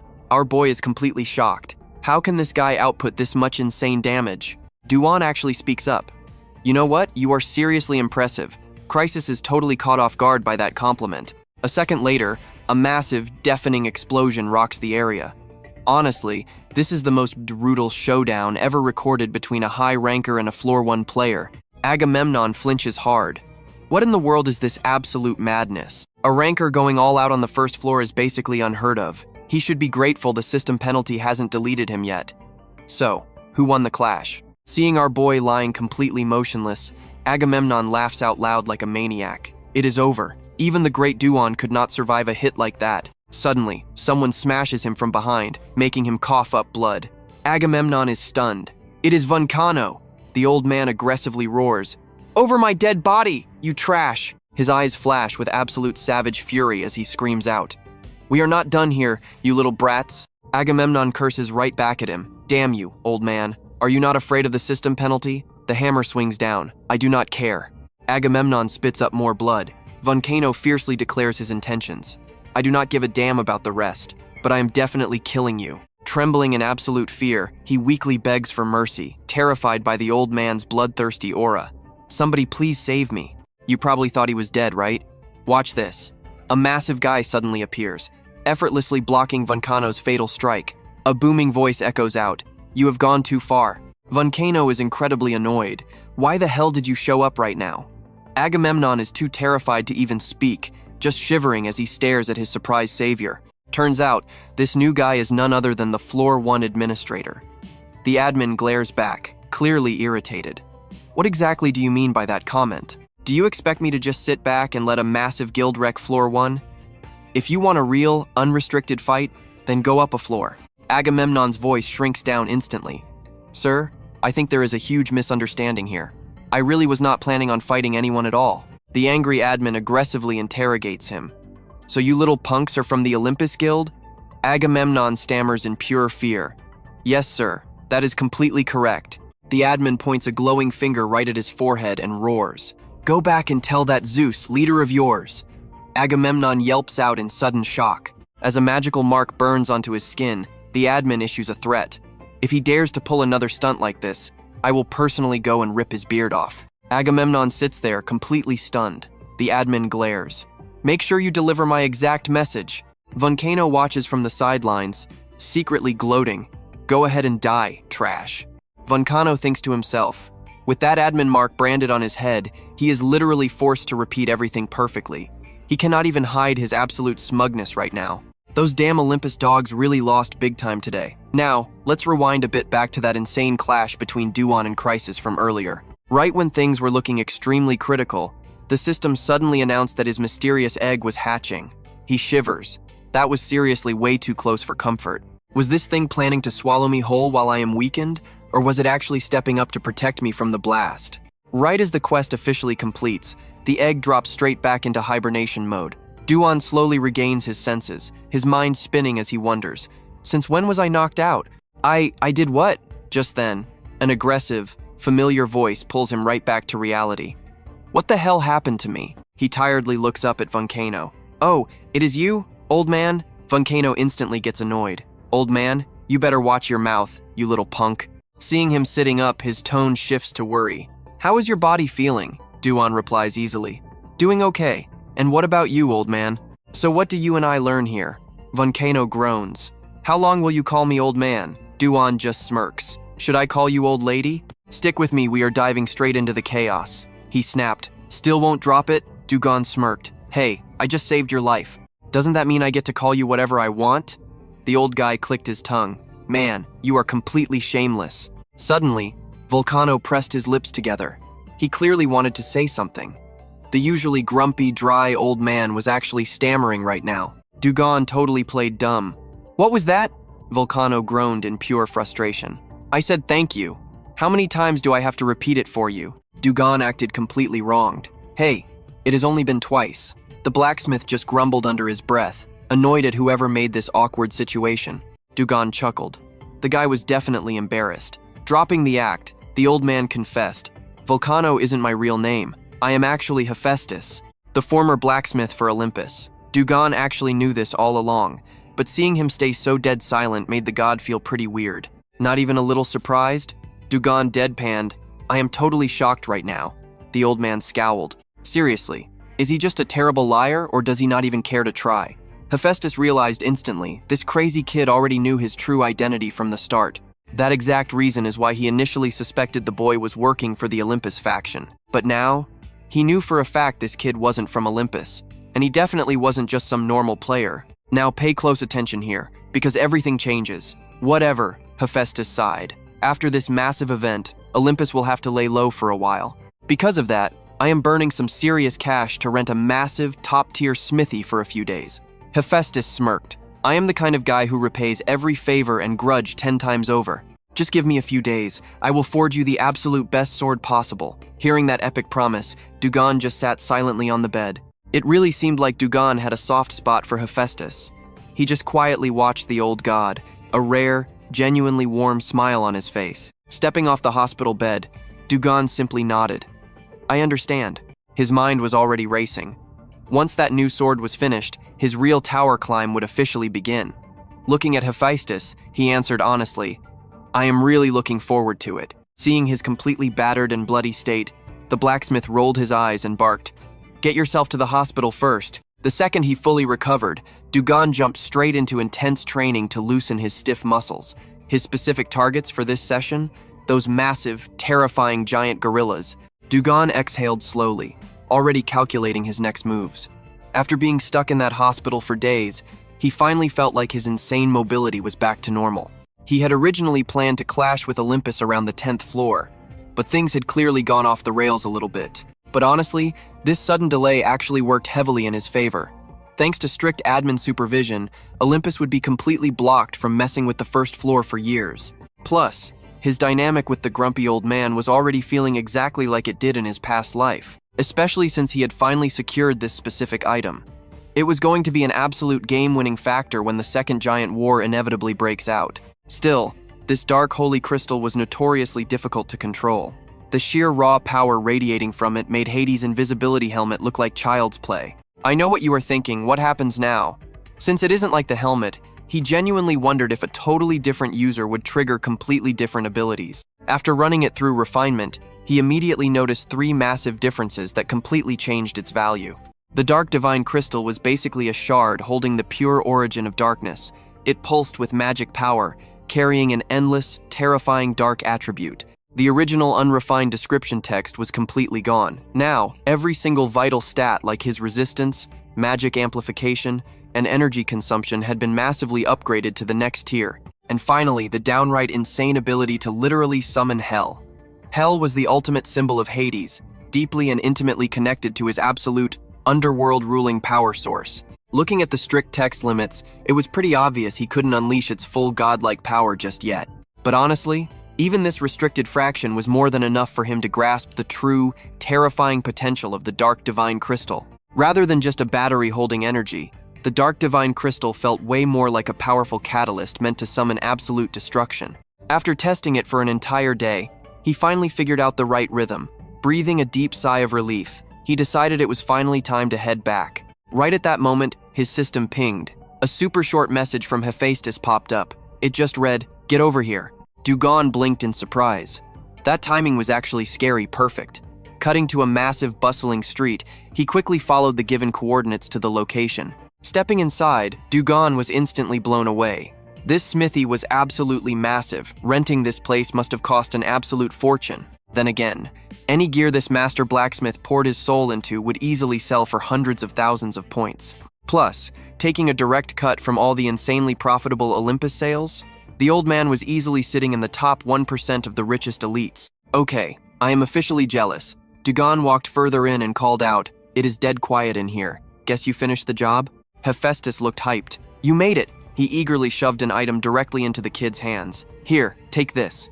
Du-gon smirked, classic old man, always skipping the small talk. "Totally curious," he asked. "The sword makes sense, but what on earth is this?" The god just grinned. "Open it and see." Du-gon eagerly cracked the box open, genuinely excited for this mystery bonus gift. But he just froze. A prank box? It was completely and utterly empty. Hephaestus sighed patiently. "Look closer, you idiot." Confused, Du-gon reached his hand inside. Nothing visible, but he gasped when his fingers brushed against something incredibly soft. "Wait, gloves? That is where we leave it, trust me. You are going to want to see this. Completely invisible, ultra-thin gloves crafted from special materials. Stick with me here. The magic conductivity on this thing is absolutely insane. Plus, the glove can actually be set to visible." Du-gon immediately figures out it is crafted from a top-tier mithril blend. Hephaestus looks totally satisfied. The kid catches on fast. He stares closely at the item, completely amazed. It honestly feels like he is wearing absolutely nothing at all. Why would the blacksmith make it invisible? Pulling off a cloaking effect like this is definitely no joke. Looking even closer, Du-gon spots a tiny, hidden groove right on the gear. He presses it, and boom, the crystal pops right out, radiating massive energy. The blacksmith immediately looks away. I really do not need to explain how to use that thing to you, right?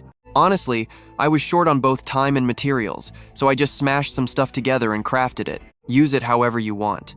Du-gon instantly gets the complete picture here. The grumpy old guy absolutely hated watching him use that dark, holy crystal by holding it directly with his bare hands.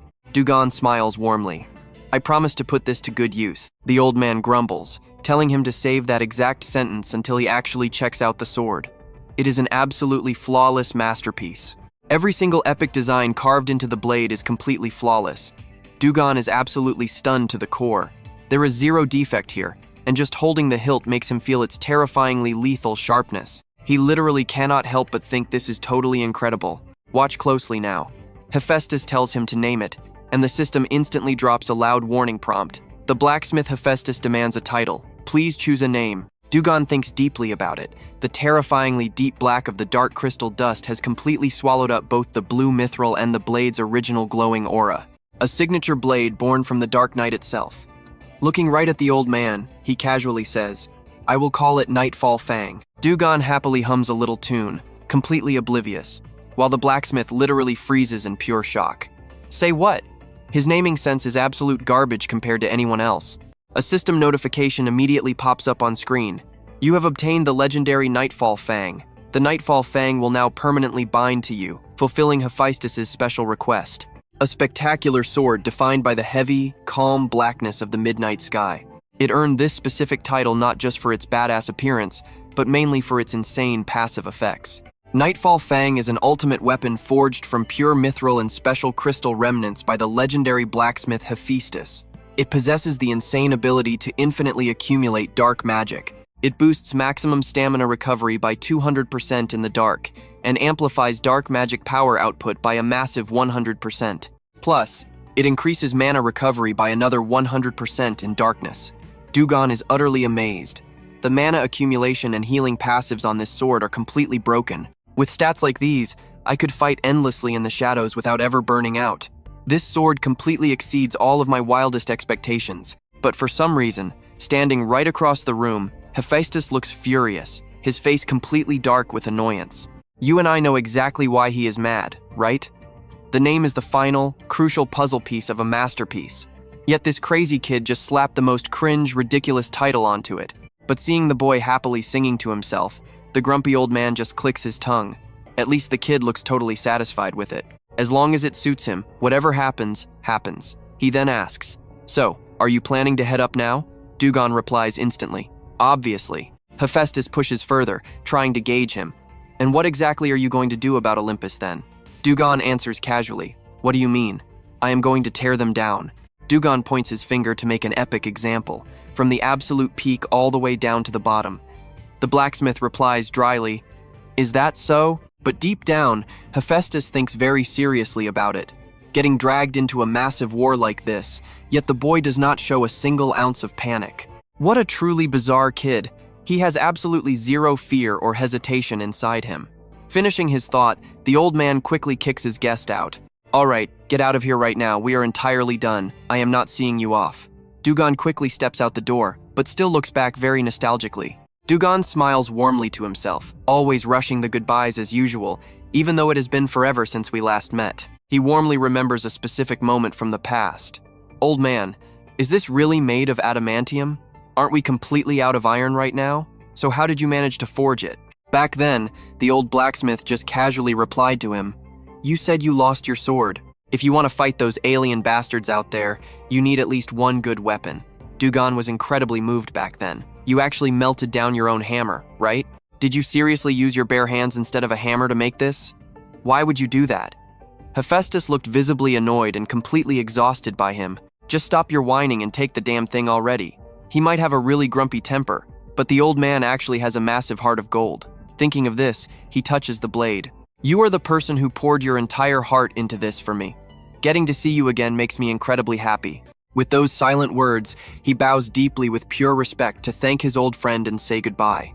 And of course, Hephaestus cannot even see this heartfelt moment from inside. The scene shifts to a totally pristine study room, where absolutely everything is organized perfectly and neatly. Inside that quiet room, a girl is softly humming a sweet melody with a very cheerful expression.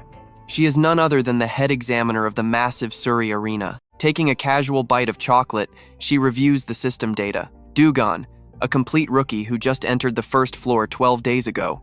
He completely shattered the old tutorial record, and the system even evaluated him with terrifying S-class potential.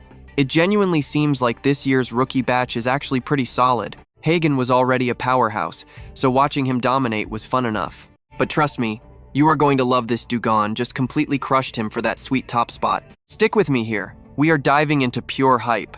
He shows up entirely alone, even though he could have easily brought his team. Does this guy seriously think absolutely nobody on this floor can match his level?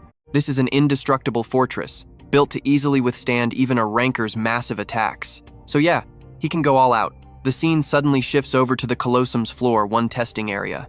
Du-gon looks around, his eyes scanning a pure strength test, the absolute core element of any true warrior.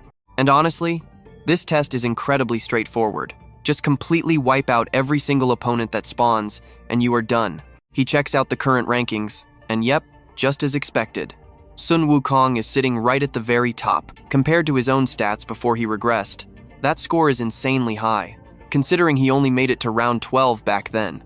But wait, there is another very familiar name right here. Round 16?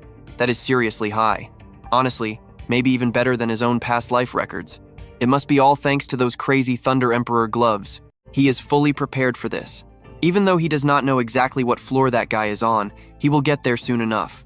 A system alert pops up. The test begins right now. His one and only mission? Annihilate the enemy.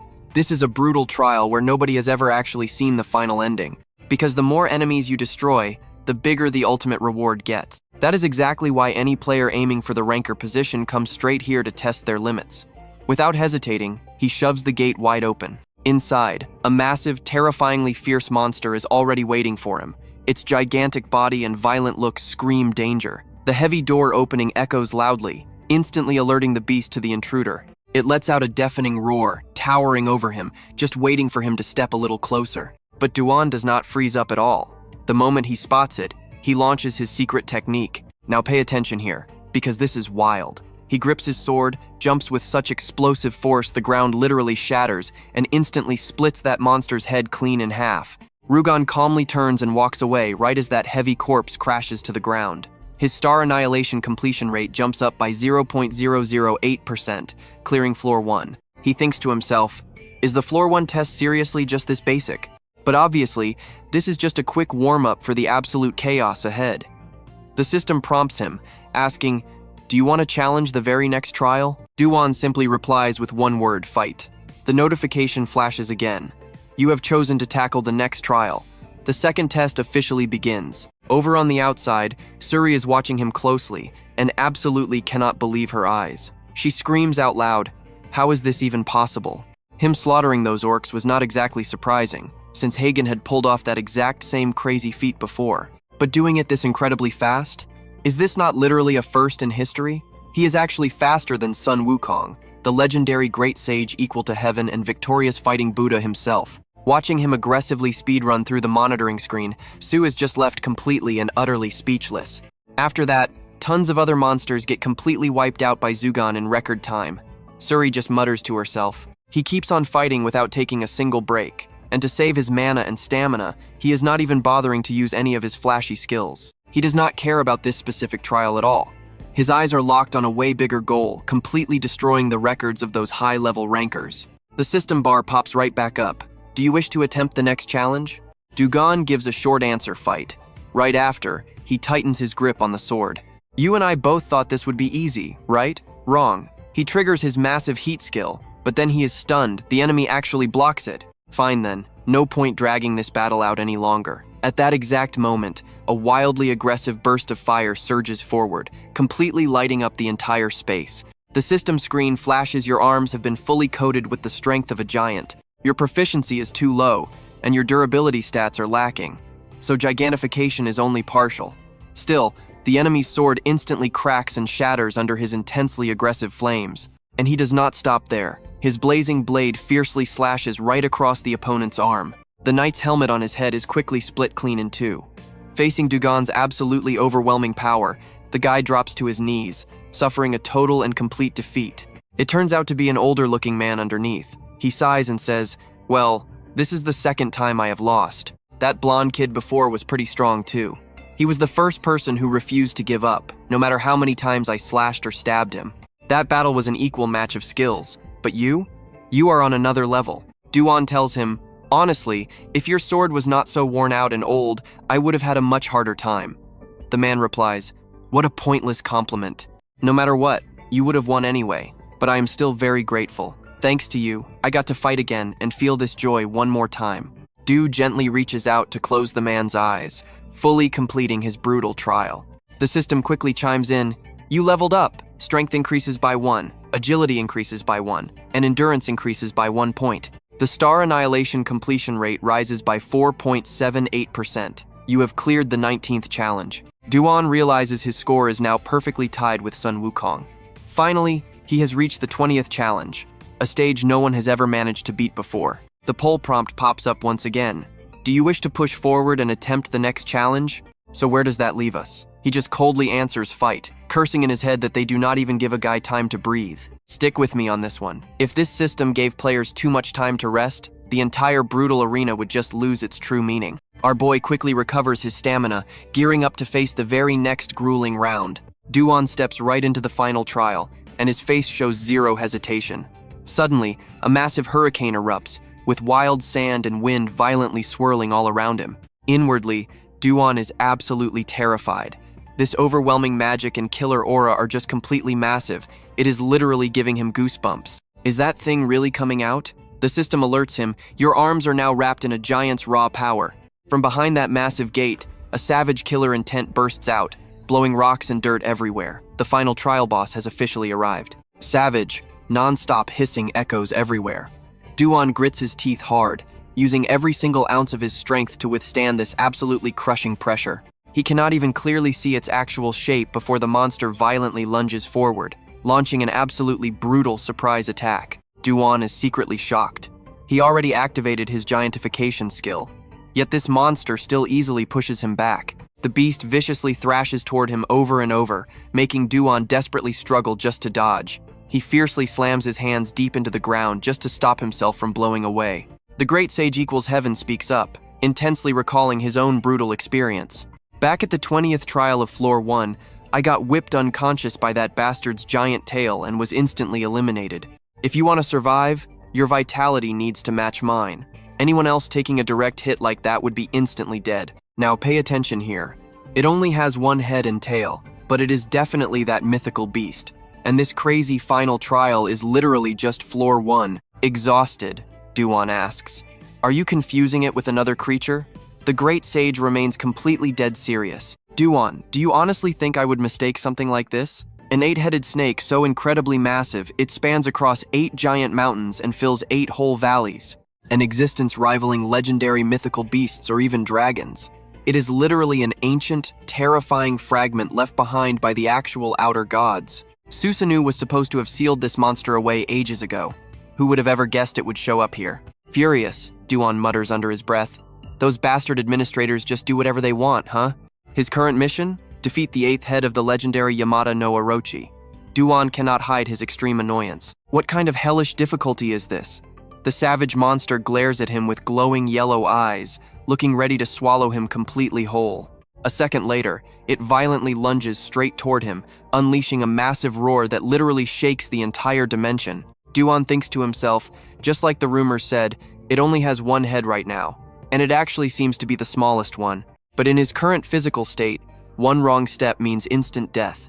Its massive, terrifying body keeps violently slithering forward, wanting to completely crush him. Du-gon frantically twists his body around, desperately trying to avoid getting touched by this terrifying monster. Needless to say, his battered body just violently skids all the way across the hard dirt. He looks completely pathetic right now. Since the fight started, he has not found a single opening to counterattack. I know what you are thinking, this looks completely impossible.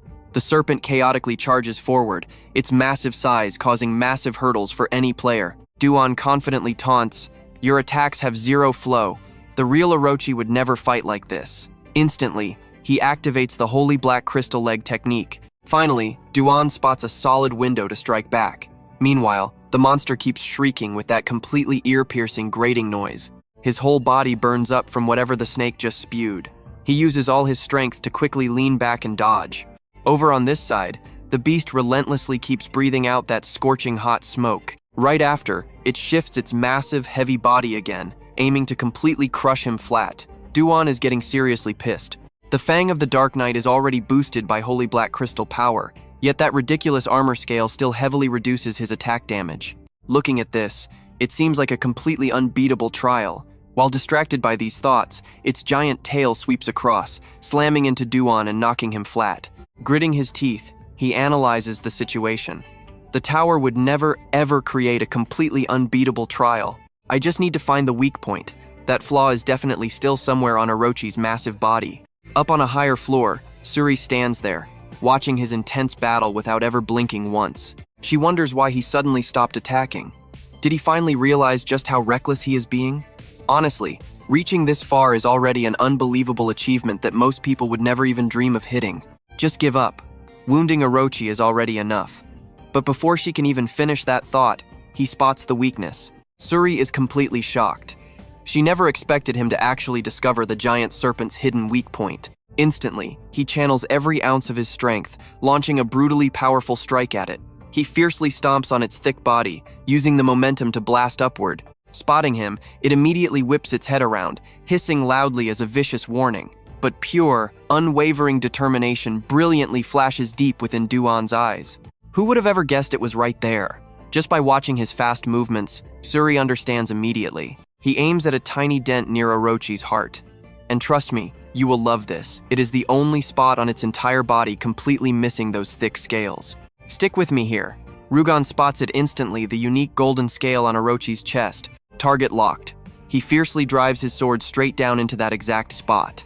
Just as he predicted, the exact second the blade pierces that reverse scale, the massive serpent thrashes in absolute agony. Seconds later, it completely stops breathing. Those giant eyes turn totally empty. Seeing it stop moving, he slowly pulls out his sword, heavily panting for breath himself. The absolute unit of a monster crashes down. The ground shatters instantly under its insane weight. He mutters, annoyed that it was so loud till the end. Suri stammers in pure shock, completely unable to believe this unprecedented scene. This makes absolutely no sense. A giant snake capable of covering 8 mountains and valleys, actively using crazy spells and dark magic. The one who previously stopped this floor from being destroyed by a disaster was Susanoo. Susanoo once wielded an absolutely indestructible magic sword in battle. It was enchanted to perfectly seal any entity it managed to stab into. That's why Susanoo left a permanent, unerasable wound on Orochi's chest, which eventually formed that exact reverse scale on its body. Watch closely now. Seeing his epic stance, Suri realizes a legend is reborn. The system chimes you defeated Yamata no Orochi's 8th head. Your Star Killer completion rate increased, boosting your agility by 12.85%. Endurance increases by 1. You have cleared the final achievement. Your insane feat will be carved into the Colosseum. He silently calculates leveling up at stage 19, but just looking at his current rank. Normally at stage 60, hunting once barely gives a level. With 31 levels left until 100, his leveling speed is way faster than he originally expected. Suddenly, a voice echoes out, making him freeze for a second. Player Du-gon. He quickly scans Suri up and down, noticing her stealthy, agile footsteps. A female elf carrying 6 blades on her back and waist. Supervisor Suri steps up and asks, "You defeated Yamata no Orochi, so you knew about the scale?" Du-gon explains, "The tower would never ever design an utterly impossible challenge. So even for a final test, the difficulty felt way too high. I came here to check it out, and I quickly found the answer." She studies him, staring intensely at those eyes. "Are those the fiery golden eyes?" Du-gon replies, "They are not quite there yet." Suri deduces it must be truth, sight, and gigantification, a player mixing top-tier ranker skills. She gets really intrigued. "Are you with Olympus, the heavenly faction, or a successor of the great sage?"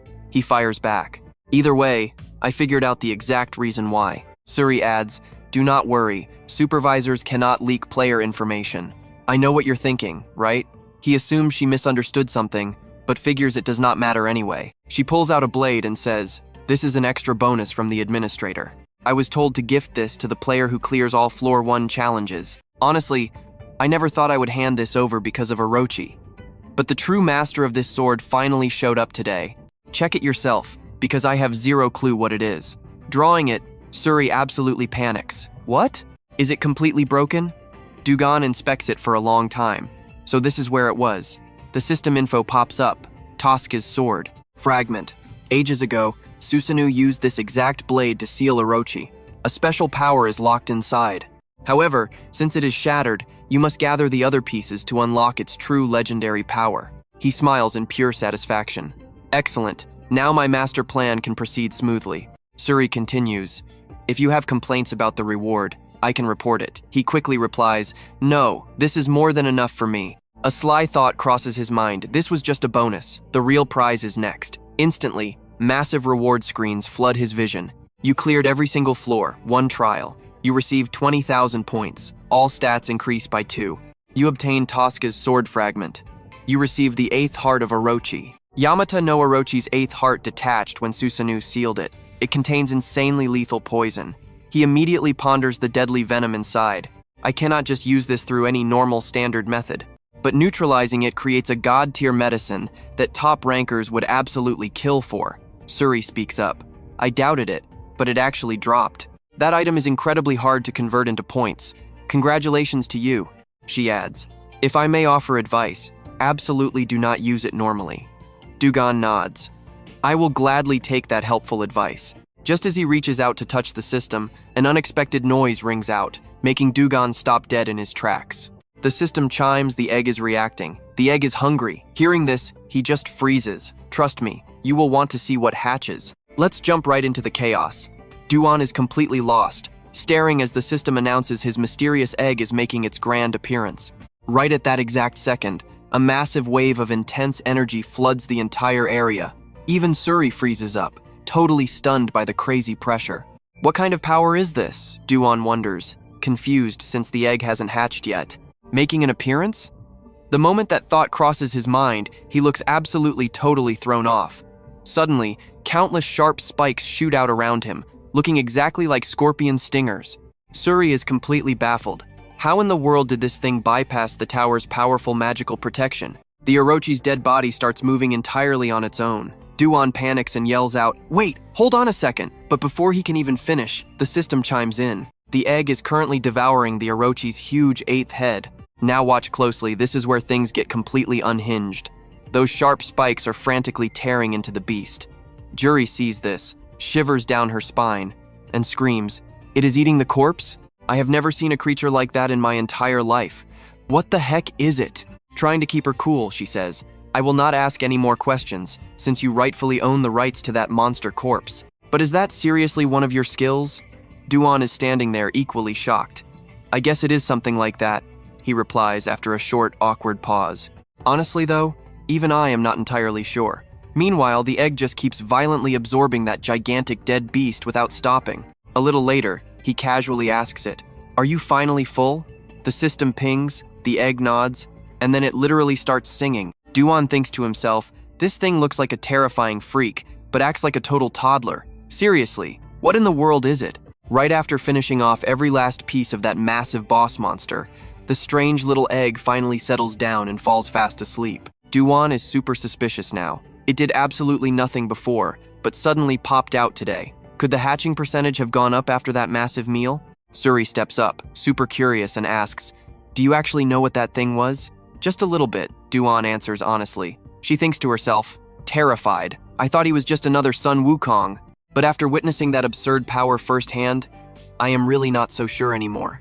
Because heaven would never hide such a freakish, bizarre power like that. Shaking off the thought, she continues, you probably have a ton of secrets, so I will not reveal anything that happened here today. I hope I will hear big news about you from a much higher floor.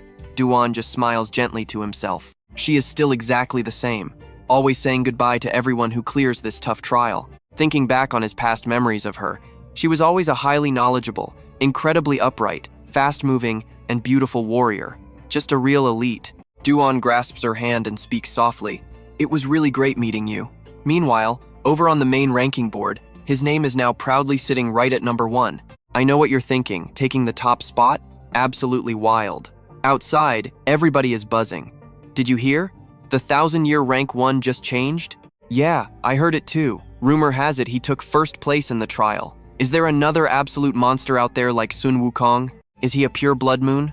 Where exactly did this guy even come from? A guy replies, I think it is Earth, but I have literally never heard of that place before. The other guy continues, he gets first place in every trial he takes. Give him a few years, and he will become an absolute legend. The scene shifts over to a massive labyrinth. This is the official 9th floor trial. A massive explosion echoes everywhere as rocks and dirt just violently blast apart. Turns out, our boy Du-gon is just constantly destroying every single thing around him. A system notification pops up. You have successfully cleared the 9th floor labyrinth trial. A brand new path has opened, and an extra reward will be added for your first achievement. The maze has a few exits, and you have to find the one true path. Because of that catch, tons of challengers get super anxious about the insane difficulty, but no one can resist trying, because the final rewards are insanely generous. He smiles and thinks to himself, should I go and meet that person now? Cutting back over to Hephaestus's giant forge, the blacksmith's face is looking incredibly stressed out right now. He is completely covered in sweat, while Du-gon is trying his absolute hardest to make the cutest face imaginable. Finally, our boy takes the initiative to say hello first. It has been a whole month, huh, old man? The smile on his face gets even brighter. I am here to grab what I left with you. The blacksmith grumbles. Did you seriously just call me old man again? You have absolutely no shame. Wait right there, I am almost done. Du-gon totally behaves and stands still. Meanwhile, the old man is focusing all his energy, his hands working non-stop without taking a single break. Sweat is pouring off him like crazy, and his face looks deadly serious. Suddenly, he looks up at our guy. Hephaestus asks him out of pure confusion, are you not feeling the heat? Du-gon answers casually, oh, it is hot? The man is amazed, seeing him completely unaffected, even though the workshop is literally boiling. Just how high is this kid's fire resistance stat? Thinking about this, he suddenly remembers something. Hey, did that 9th floor test take you 10 whole days? Why so long? What were you doing? Du-gon replies, I don't know. Hephaestus threatens him, totally annoyed. Tell me, or do you not want to receive the item you requested? Du-gon immediately starts telling the full story. The maze does not just have one exit. I had to spend some extra time creating some brand new paths. Hephaestus pauses and thinks, so what do we take from this? Our guy is a menace. Not a path, but multiple paths? He did something crazy for extra rewards again. The blacksmith is speechless. Trust me, you and I will love this. The blacksmith asks why Du-gon never does things normally. Hearing this, our boy just looks totally clueless. I am honestly starting to wonder what exactly you are going to do in your next test. Du-gon simply bursts out into loud laughter at that. I will come back and tell you all about it later. Hephaestus can only guess and asks, is this weapon really what you need for the upcoming trial? I have never forged a weapon like this before, especially one completely ignoring high mana conductivity. And there it is, a totally nameless, bizarre-looking sword. It is a crazy blade patched together from totally different materials. The mana conductivity is basically 0, but that edge, sharp enough to slice through solid meat effortlessly. The old blacksmith keeps explaining that its mana stats are absolute bottom of the barrel. But here is the trick. 0 mana conductivity means insane mana resistance. Because of that, he literally forged this thing out of heavy materials normally used for crafting armor. Du-gon quietly guesses to himself. It must be made from heavy minerals like mithril and obsidian. Hephaestus then continues his epic explanation. Honestly, it is a massive failure because the mana stats are pure garbage. But based entirely on your crazy specific requests, I can absolutely guarantee that it is a total success. He immediately tries to activate his secret sword skill technique, but activating the secret skill completely fails. Some weird, unknown power is physically blocking the flow of mana. Du-gon actually looks extremely satisfied. Nice. This is way better than I expected. He bluntly tells the old man that he loves it, making Hephaestus really happy too. I found this whole challenge super interesting. Honestly, who in their right mind would ever think of using heavy armor materials to craft a sword? Right as he says that, Du-gon grabs his calloused hand. Instantly, the system chimes in. You have just given the blacksmith Hephaestus 10,000 points in Asgard currency. The massive tip leaves the poor guy stammering in pure shock. What the heck is this? Du-gon just gives a sly smile. Watch closely, because here is where it gets really good. He tells the guy to keep the cash, smiling as he promises the old man he will be back. The scene shifts outside the workshop as Du-gon uses the quick teleportation gate, instantly arriving right at his target destination. A loud system message confirms his new record for clearing the 9th floor. You just paid 10 points to use the portal. Please select your next destination. Du-gon smirks with total satisfaction. Finally, he is hitting the double-digit floors. He immediately calls out his request, sending him to the martial arts realm. The quest board pops up, verifying his status, teleporting him to floor 10. Welcome to the legendary Murim world. This is the exact starting point of floor 10, the massive northern martial city. It is a vast continent completely surrounded by the ocean.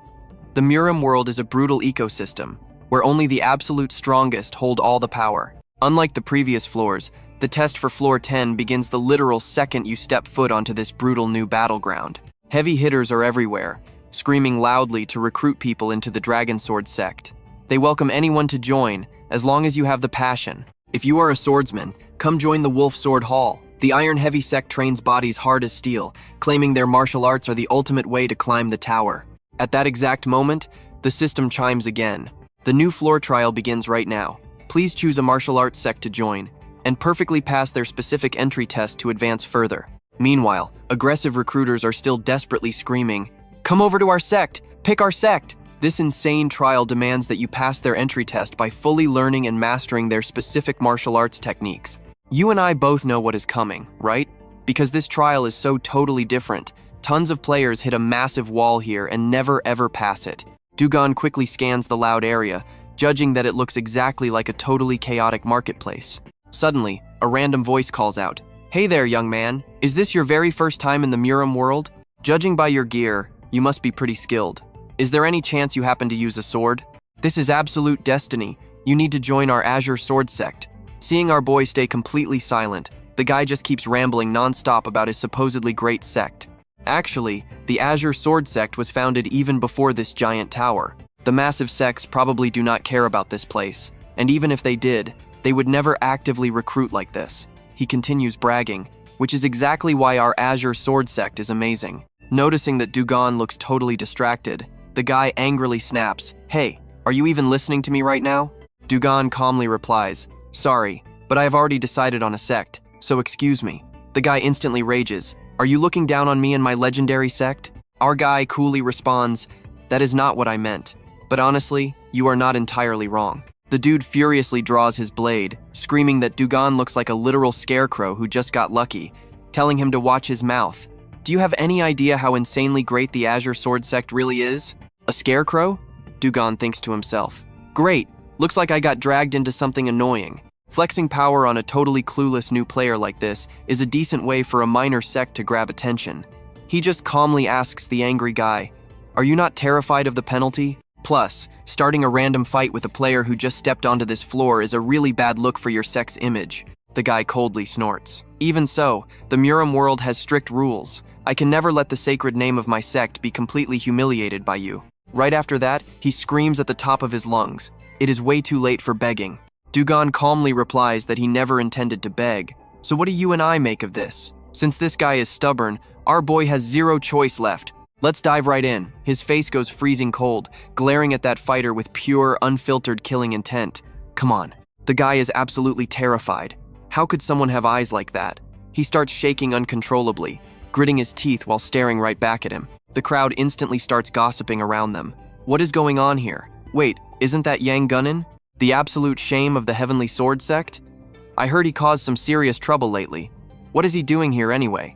You know how desperate their sect leader is for new blood. He was definitely sent out to recruit some outsiders. So why is he kneeling? The whispers keep spreading. Feeling completely humiliated, Gunnen violently jumps up and screams his lungs out.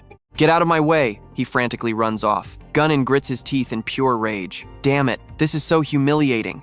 If I see that punk again, scene shifts. He is sprinting through a massive forest at lightning speed. It is day 10 on the 10th floor. He is exhausted. Too far. Over 4,000 kilometers walked in just 10 days. Du-gon seriously calculates the distance. This is exactly why martial arts worlds suck. No real teleportation methods, so you just run everywhere on foot. Before long, he finally arrives. Du-gon stands at the very peak, looking down in absolute awe. So this is Heavenly Mountain, the western peak of the 10th floor. Looks like I am getting super close. Better pick up the pace. The view quickly shifts to late afternoon. The sunset in this deep forest looks absolutely breathtaking. He is still hiking alone.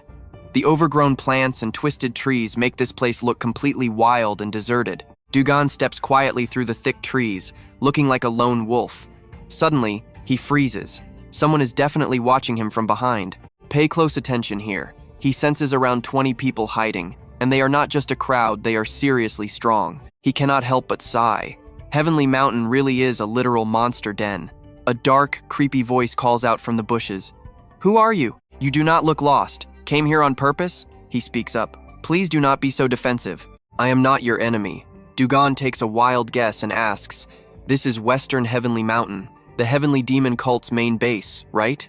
The group stops hiding in the shadows and steps right out into the open. One of them finally speaks up. "So you already knew." Du-gon thinks to himself, "This feels just like those wild dogs before, but their power level is completely unmatched." The Heavenly Demon cult is a massive faction that constantly fights the Martial Arts Alliance. They cannot leave Heavenly Mountain, but they are still called the world's absolute strongest sect. That guy is Wang Hamuk, a pureblood from the cult's 40th floor. Wang Hamuk smirks. "Judging by that intense aura radiating off your body, you are clearly no ordinary guy. What floor are you from? If you want to join us, give us your name and floor number. Then we will properly test your combat skills." Du-gon cuts him right off. "Nope." Hearing that sharp answer, the guy looks totally stunned and stares at him with deep suspicion. He quickly introduces himself. "I am player Du-gon, and I am here to take the Heavenly Demon cult's trial." A system alert pops up. Heavenly Demon cult trial begins. Wang Hamuk looks highly amused. "It has been ages since a player tried this. Since you hiked all the way here, you know exactly why everyone avoids our test, right?" Du-gon casually replies back. "Is it because the passing rate is super low?" He instantly denies it. Wrong. It is not just some low pass rate. It is literally impossible to clear. You guys getting this? 0 players have passed, creating an unspoken rule to just never take this crazy test. Du-gon thinks it over. Besides taking in players from much higher floors, there is basically no other way to join this intense faction. Because of that strict rule, no matter how strong they are, their absolute power is slowly fading. Wang Hamuk leads him. "This way." Du-gon steps into the barrier. The system chimes in. "You are trying to resist the barrier's effect. You have failed to resist the barrier." Stepping off the path inflicts the hallucination status. Du-gon quietly observes his surroundings. This glowing path definitely feels completely different from before. "Must I find the one correct path out of dozens?" Wang Hamuk shouts a serious warning. "Be careful. One wrong step and you are lost forever. Unless the Heavenly Demon personally steps in, nobody will ever find your body. So watch your step and follow." He freezes mid-sentence, looking around wildly. Nobody is there. Our guy has completely vanished into thin air. He is absolutely shocked. He was just here. Cut to a desolate forest spot, completely swallowed by thick fog. The entire surrounding area is tightly tangled up in some kind of massive, creepy web. Du-gon uses his insight skill to find a route. He notes he has already crossed over 10 different trails. Where does this path even end? The surrounding woods look entirely buried under an insanely thick white mist. So what do we do now? Du-gon pushes his senses to the absolute max, only to suddenly find 2 identical paths right ahead. After using his inspection skill to analyze the area, he realizes both of these pathways are actually real. You and I are about to watch him pull off something wild. He knows neither path is completely fake, but he is dead sure only one of them is real. Looking up, he focuses hard and feels a slight breeze hitting his left side. Du-gon stands completely still for a long time, observing every single detail to pick the absolute perfect direction. Finally, his feet start moving forward, walking straight down the pathway he just carefully selected. He keeps scanning the area and thinking as he moves. The further he walks, the more the scenery wildly changes. Suddenly, he steps into a narrow alley. A small house pops up right in front of Du-gon, complete with an old wooden weaving loom sitting right outside. But the weirdest part? There is a burning candle placed right on top of it. Its flickering flame illuminates the loom, making it stand out perfectly against the dark night. Du-gon walks inside, spotting a white-haired old man sitting nearby, busy with some kind of work, making absolutely zero noise. Our boy just stands there and quietly watches him. He immediately knows this is a legendary martial arts setting. And this guy? He is a high-level ancient ranker who survived long before the martial world ever entered the tower. Sensing the strong aura of someone approaching him, the old man is the first one to finally speak up. "You have arrived. This is the Heavenly Demon Cult territory. And just like the legendary name suggests, the entire scenery around here is incredibly dark and weirdly gloomy. The system flashes a message you have passed the very first Heavenly Demon test. Du-gon looks super thoughtful as another breeze blows into a room that has 0 open doors. Maybe this place is actually located in a completely different dimension from what his eyes are currently seeing right now. The real room he is standing in is definitely not this tiny space. The old man speaks again. Let me ask you, since when did you know this was a test? Du-gon answers with absolute calm, right from the start, because no real test would ever just ask you to blindly follow what other people are doing. Even before stepping into the barrier, I already knew you would be watching me. Now watch closely, because this is where it gets crazy. The old master praises him for carving his own path, and boom, a massive blue light suddenly explodes everywhere. The flash is so intense that Du-gon has to shield his face. When he finally opens his eyes, he is standing deep in a forest, hearing that same voice again. You have passed. Du-gon looks around, noticing the system results window is not even popping up. Plus, the old man just said that simple question was actually part of the test. So does that mean the old master is already satisfied with him? Du-gon groans internally, realizing that trying to live up to this crazy old man's high expectations is going to be absolutely exhausting. According to wild rumors from several other martial sects, an actual, literal demon is currently living inside the Heavenly Demon Cult. Scene shift, he is standing in the middle of a super crowded village. But things feel totally different here. Loud, chaotic noises echo non-stop all around him. Listen here. You wait. It looks like our guy just bumped into a familiar face. Kang Ham-mook is absolutely stunned. Why the hell are you here? Du-gon thinks to himself, would telling this guy the actual truth just cause way too much unnecessary trouble? Explaining that he just met the Heavenly Demon? Yeah, maybe not. So he casually says, I actually got in here earlier. Kang is completely mind-blown by that crazy answer. Got in here? Did this kid seriously bypass the barrier all by himself? And even faster than us guys who actually knew the right path? Du-gon asks another question.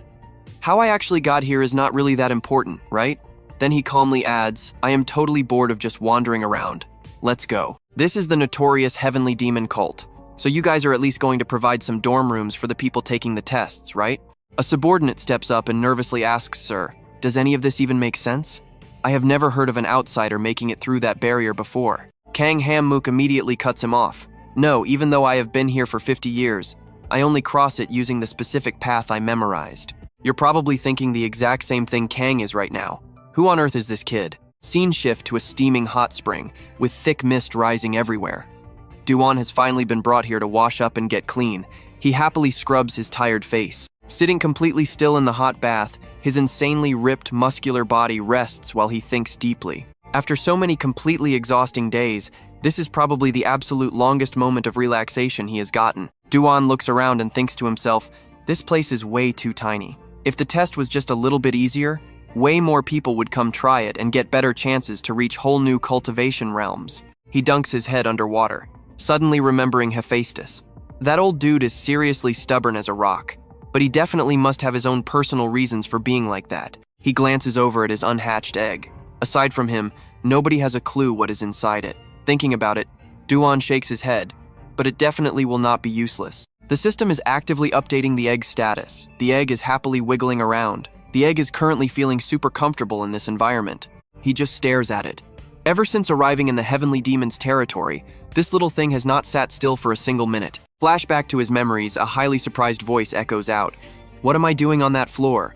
Well, trying my luck with the Heavenly Demon Cult's test, of course. It is so insanely hard that a lot of people actually consider passing this test totally impossible. But if the crazy rumors are true, the final rewards will be incredibly massive. However, the Heavenly Demon himself already passed away during the first half of this war. The clock of Chronos has already been created, so now we literally cannot get a single piece of new information from anyone. So the only choice left is to just dive right in.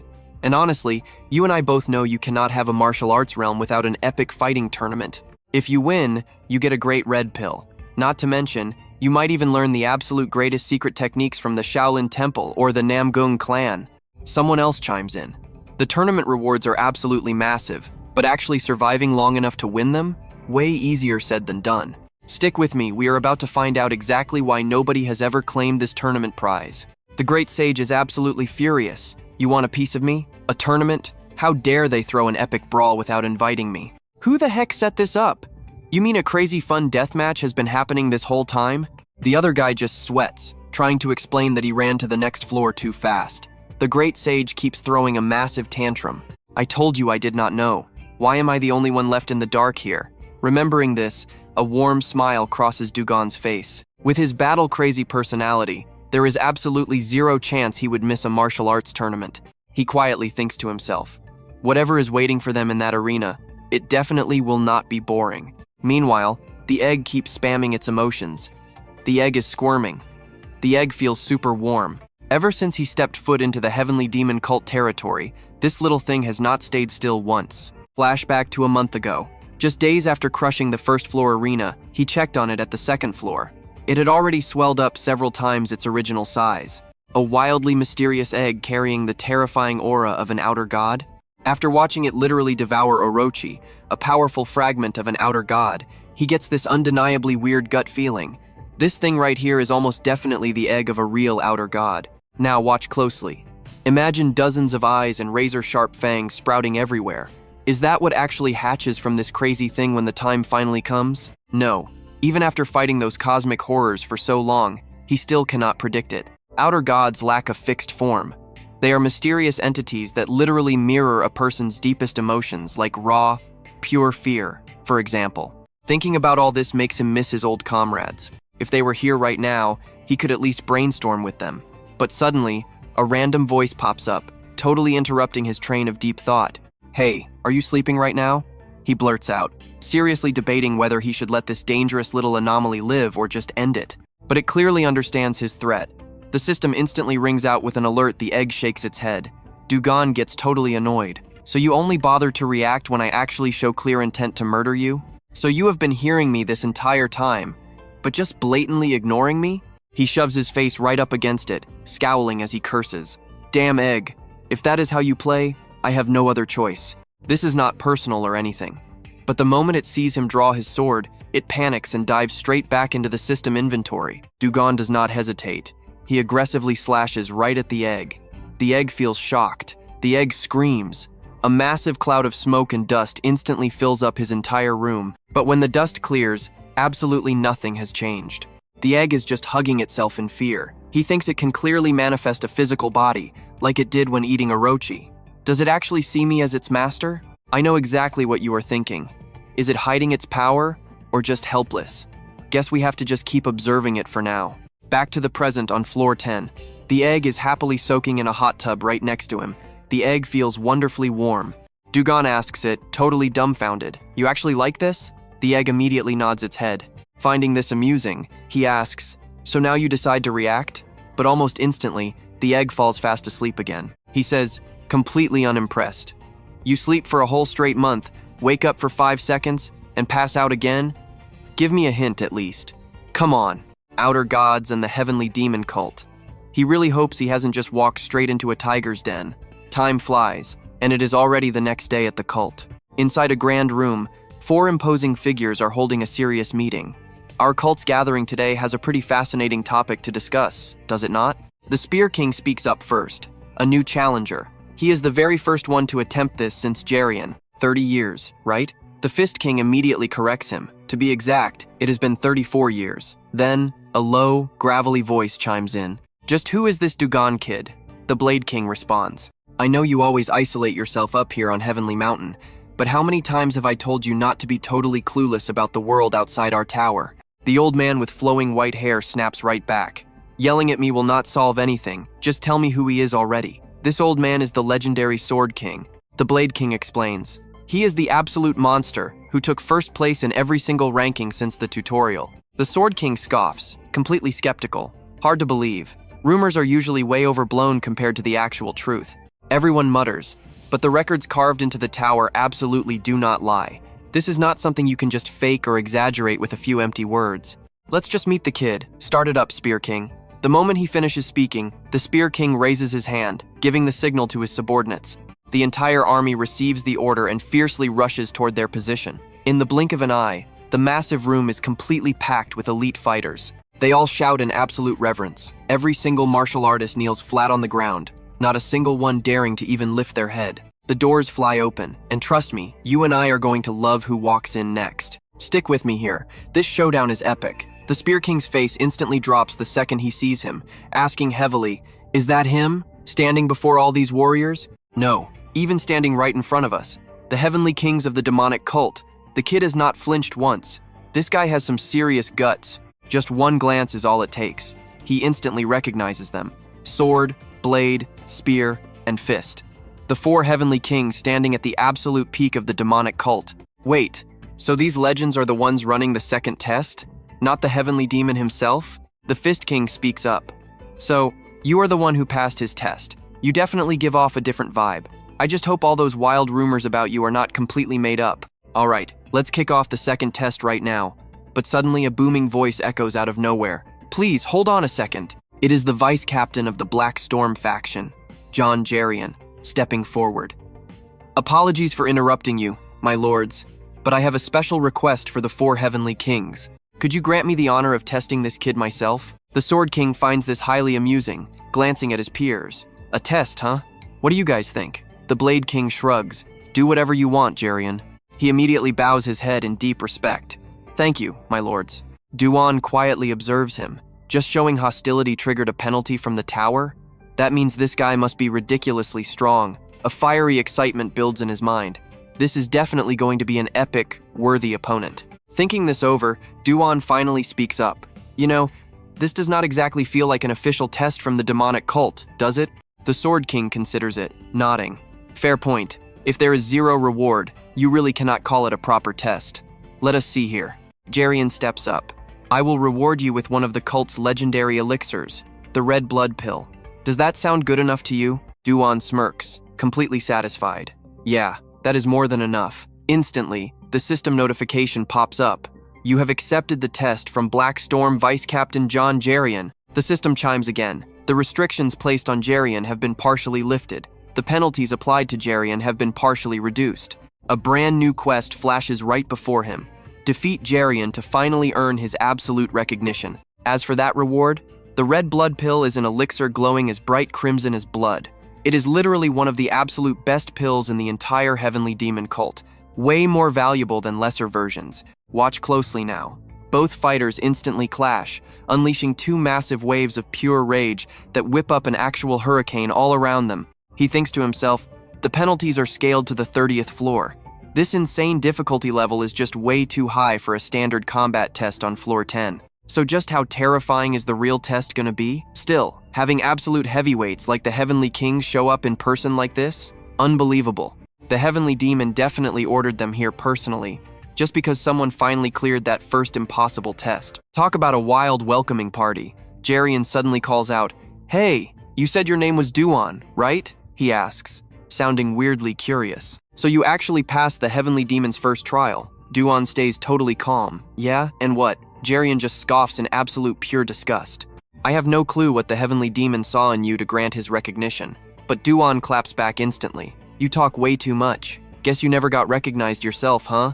Saying that, he flashes a wickedly sly smirk right at him, his voice dripping with absolute savage confidence. Unlike me, Jerian grinds his teeth hard, golden lightning flashing in his furious eyes as he screams, "You bastard!" In a flash, he swings his blade, hacking wildly toward Du-gon with pure killing intent.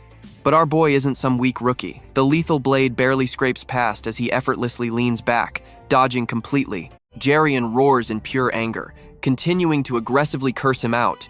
I know what you are thinking. They look perfectly matched, right? Relentless attacks fly out. One violently strikes, the other smoothly dodges every single blow. He snarls violently. Yeah, I was never recognized. I swore my absolute entire life to the Heavenly Demon cult, spending decades bleeding and breaking just to pass his impossible trial. I risked death climbing the tower, desperately trying to become a warrior who brings glory to the sect. I completely mastered the martial arts. I trained harder than anyone else and challenged the trial. Yet some random outsider like you walks in.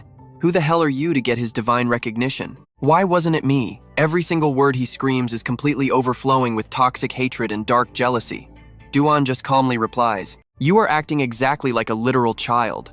Finally, Du-gon raises his hand and draws his weapon. The killing intent radiating off his blade is ridiculously dense. But wait, he has not even unsheathed the sword yet. He just casually keeps it in the scabbard to block. He looks so incredibly chill, like this is just light practice, while Jerian recklessly charges forward like an absolute maniac. Du-on casually taunts him again. Wanna know exactly why? He drops his sword stance, deciding to hit back with bare hands. Du-on abruptly launches himself right into the air. Jerian is totally confused. What on earth? The system immediately announces, "Your arm holds the ancient power of a giant," now initiating partial giantification mode. Before the guy can even process it, Du-on viciously smashes a brutal punch straight down, slamming Jerian right into the dirt. Blood instantly bursts from his nose. He is completely stunned, physically unable to react to that absolutely devastating blow. Du-on slowly stands back up, staring down coldly. The reason is super simple, because you are weak. The entire arena drops into dead silence in a split second. Everyone is absolutely mind-blown by that one single godlike strike. The Sword King has been quietly tracking his every move for a long time. Suddenly, a deeply satisfied, knowing smile spreads right across his veteran face. It has been such a seriously long time since the Sword King felt a satisfaction quite like this. He chuckles with pure excitement. Long time since I watched something so fun. So what do you and I take from this? Never underestimate a guy who has not mastered his sword. Alright, jump in with me here. The Blade King actually laughs, wondering what happens without a penalty. But the Fist King shuts that down, telling him to just look at our guy.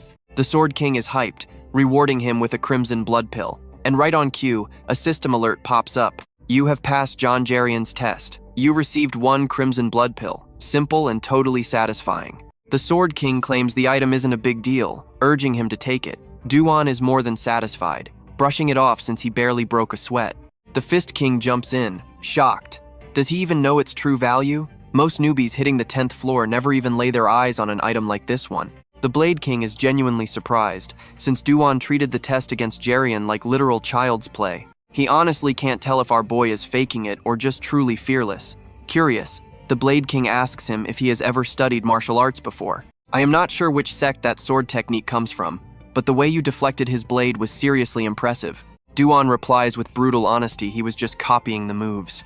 The Sword King bursts into laughter, amazed that this kid is leaving them completely speechless. Alright then, let me explain the content of your next trial. The powerful Fist King immediately steps forward to introduce the challenge. The second trial of the Heavenly Demon Cult will be fighting me, Pung Baek Lim. And of course, it won't be a normal duel. You just need to survive 3 of my strikes. This trial will happen in exactly 3 months. Until that time comes, with the exception of high-tier pills and advanced martial arts, we will provide absolutely everything you need to prepare. Training grounds, fasting pills, fresh clothes, a place to sleep, just say the word. Du-on silently calculates. Fist King Pung Baek Lim might have the lowest skill among the 4 great pillars, but the raw destructive power of his attacks matches the rest of them. There is definitely going to be a penalty. Still, a direct confrontation with a ranker is no joke. It honestly feels like they rigged this test so no one could ever actually pass the trial. Watch closely, this is where it gets wild. If it is only 3 strikes. Du-on speaks up. Let's just start right now. Hearing this completely insane demand, the surrounding disciples are absolutely stunned. Nobody even dares to breathe. The Spear King warns him. Unlike the vice captain you just beat, the Fist King is a real ranker. Running your mouth makes it sound like you are mocking the demonic cult. Du-on replies with pure sincerity. I apologize if it came across that way, but I absolutely do not look down on the demonic cult. The Spear King tries to say more, but the Blade King interrupts him. No problem. Baek Lim starts radiating deadly, killing intent. If the kid wants to die, he is ready. But the Sword King instantly stops him. Stand down. This trial was set by the cult leader. It is not like the last test. He firmly continues. The only person allowed to alter this trial is the Heavenly Demon. The Sword King tells Du-on once again. We will give you a time limit of exactly 3 months. Use that time to properly train yourself and find a way to block 3 fatal strikes from the Fist King. Knowing he has 0 other options, Du-on stays totally quiet. Understood. After the battle wraps up, everyone in the area stares at him with judging eyes and starts aggressively gossiping. You and I both know they are completely underestimating our guy, they whisper. Is that the stupid outsider mocking the Fist King? I thought I heard wrong, but he doesn't look weak. He obviously just has no idea about the 4 great pillars' skills. Du-on feels a little frustrated, annoyed by all the constant gossiping. But surprisingly, Mug, the Sword King and second in command, is personally stepping up to mentor him. Is it out of pure curiosity or some dark hidden malice? He asks if this is also an order from the cult leader. The old man answers bluntly, no. Just consider it his own personal hobby. Mug continues, it has been a long time since I met an outsider, and after meeting you in person, I am really looking forward to this.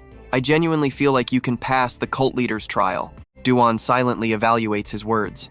He sounds like he truly wants him to pass, but weirdly enough, the vibe feels completely different from what normal martial arts sects usually want. Normal sects just want fresh recruits to boost their power and prosperity. So what exactly is making this old master speak so incredibly seriously about this trial? After walking and thinking, they finally arrive. The Sword King tells him to visit the armory or the martial arts library if he wants to properly prepare. So why did you come to the medicine room? Du-gon casually replies that he will hit the armory and the library later. Then he throws a curveball question. You said you would supply anything I need, except for high-tier pills and advanced martial arts, right? Mug confirms it. Spot on. Right after that, our boy steps up to his room door, dropping one final, absolute banger of a line before entering. You are going to regret this. Next morning in the courtyard, everyone is super busy drying herbs together in the bright sun. Ultra-rare herbs are stuffed perfectly into big baskets and glass jars, all neatly labeled and organized like an absolute masterpiece. Meanwhile, the head pharmacist is literally trembling, recalling how Du-gon aggressively demanded every single rare ingredient inside the entire medicine room. Turns out, they aren't drying the herbs, they are dragging them all out to deliver to him. The pharmacist is terrified. It has to be several hundred kilos. That ridiculous amount alone is enough to fund the demonic cult in a full-scale war against the Martial Arts Alliance. How on earth is he going to use all this by himself? Filled with regret, he speaks up. Let me remind you, any leftover herbs after 3 months must be strictly returned. Trust me, you need to see what happens next. Only you can use them. Any ruined stuff, but Du-gon cuts him off. All right, stick with me here. The pharmacist is literally sobbing, forced to pay out of pocket because our guy completely wiped out every single herb shelf in the courtyard. Grabbing his massive haul, he takes off immediately. He just smirks and says he will see them in 3 months. The poor pharmacist is on the verge of tears, yelling at him to return whatever is left over. He just sighs and thinks, come on, I already told you there won't be anything left over. The heavenly demon cult base is perched on a massive, distant mountain, entirely cut off from the outside world. From way up here, you can even spot airplanes flying past a massive, wide-open training cave. This is the exact spot the cult uses for hardcore training. Since the door cannot be smashed open from the outside, it is literally the perfect hideout for him. Du-gon heads inside all alone.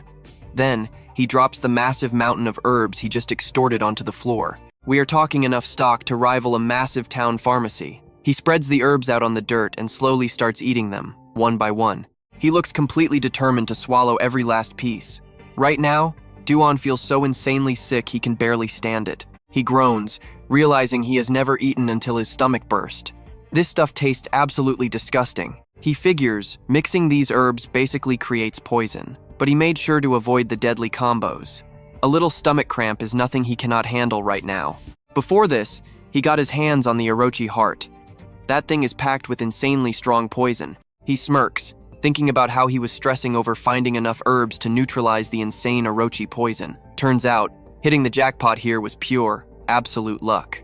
Suddenly, his little egg pet opens its mouth. Du-gon glares at it so hard the egg literally jumps in shock. He snaps, "What do you want? You already did this once. If you even think about eating my herbs again, I will literally fry you." The system chimes in, warning that the egg is absolutely terrified. Don't blink, because this is where everything gets absolutely wild. The egg goes back to sleep, and a completely crazy idea hits him. Boom, system alert. He just absorbed the 8th Orochi heart. Deadly poison floods his body, but his poison resistance kicks in instantly to fight off the fatal status effect. His poison resistance levels up by 1, and his rapid transformation power keeps stacking another point right on top of it. Right now, he looks totally poisoned. He cannot even hold it back as a massive mouthful of dark blood violently sprays everywhere. Du-gon feels endless, crushing pain tearing through his body. He doubles over, realizing he needs more herbs right now, but his arcane power just keeps skyrocketing. Du-gon forces his shaking hand out to grab more herbs, but the brutal pain completely wrecks him, making him collapse all over again. Trembling violently, Du-gon realizes something is incredibly wrong. The way his arcane power is surging is absolutely not normal at all. Right then, a glowing system panel pops up. He just unlocked a completely new, overpowered skill called mana domination. Du-gon wonders what mana domination actually means, completely shocked by how the mana seems to actively follow his commands. Maybe he can finally absorb every single drop of raw power hidden inside that heart.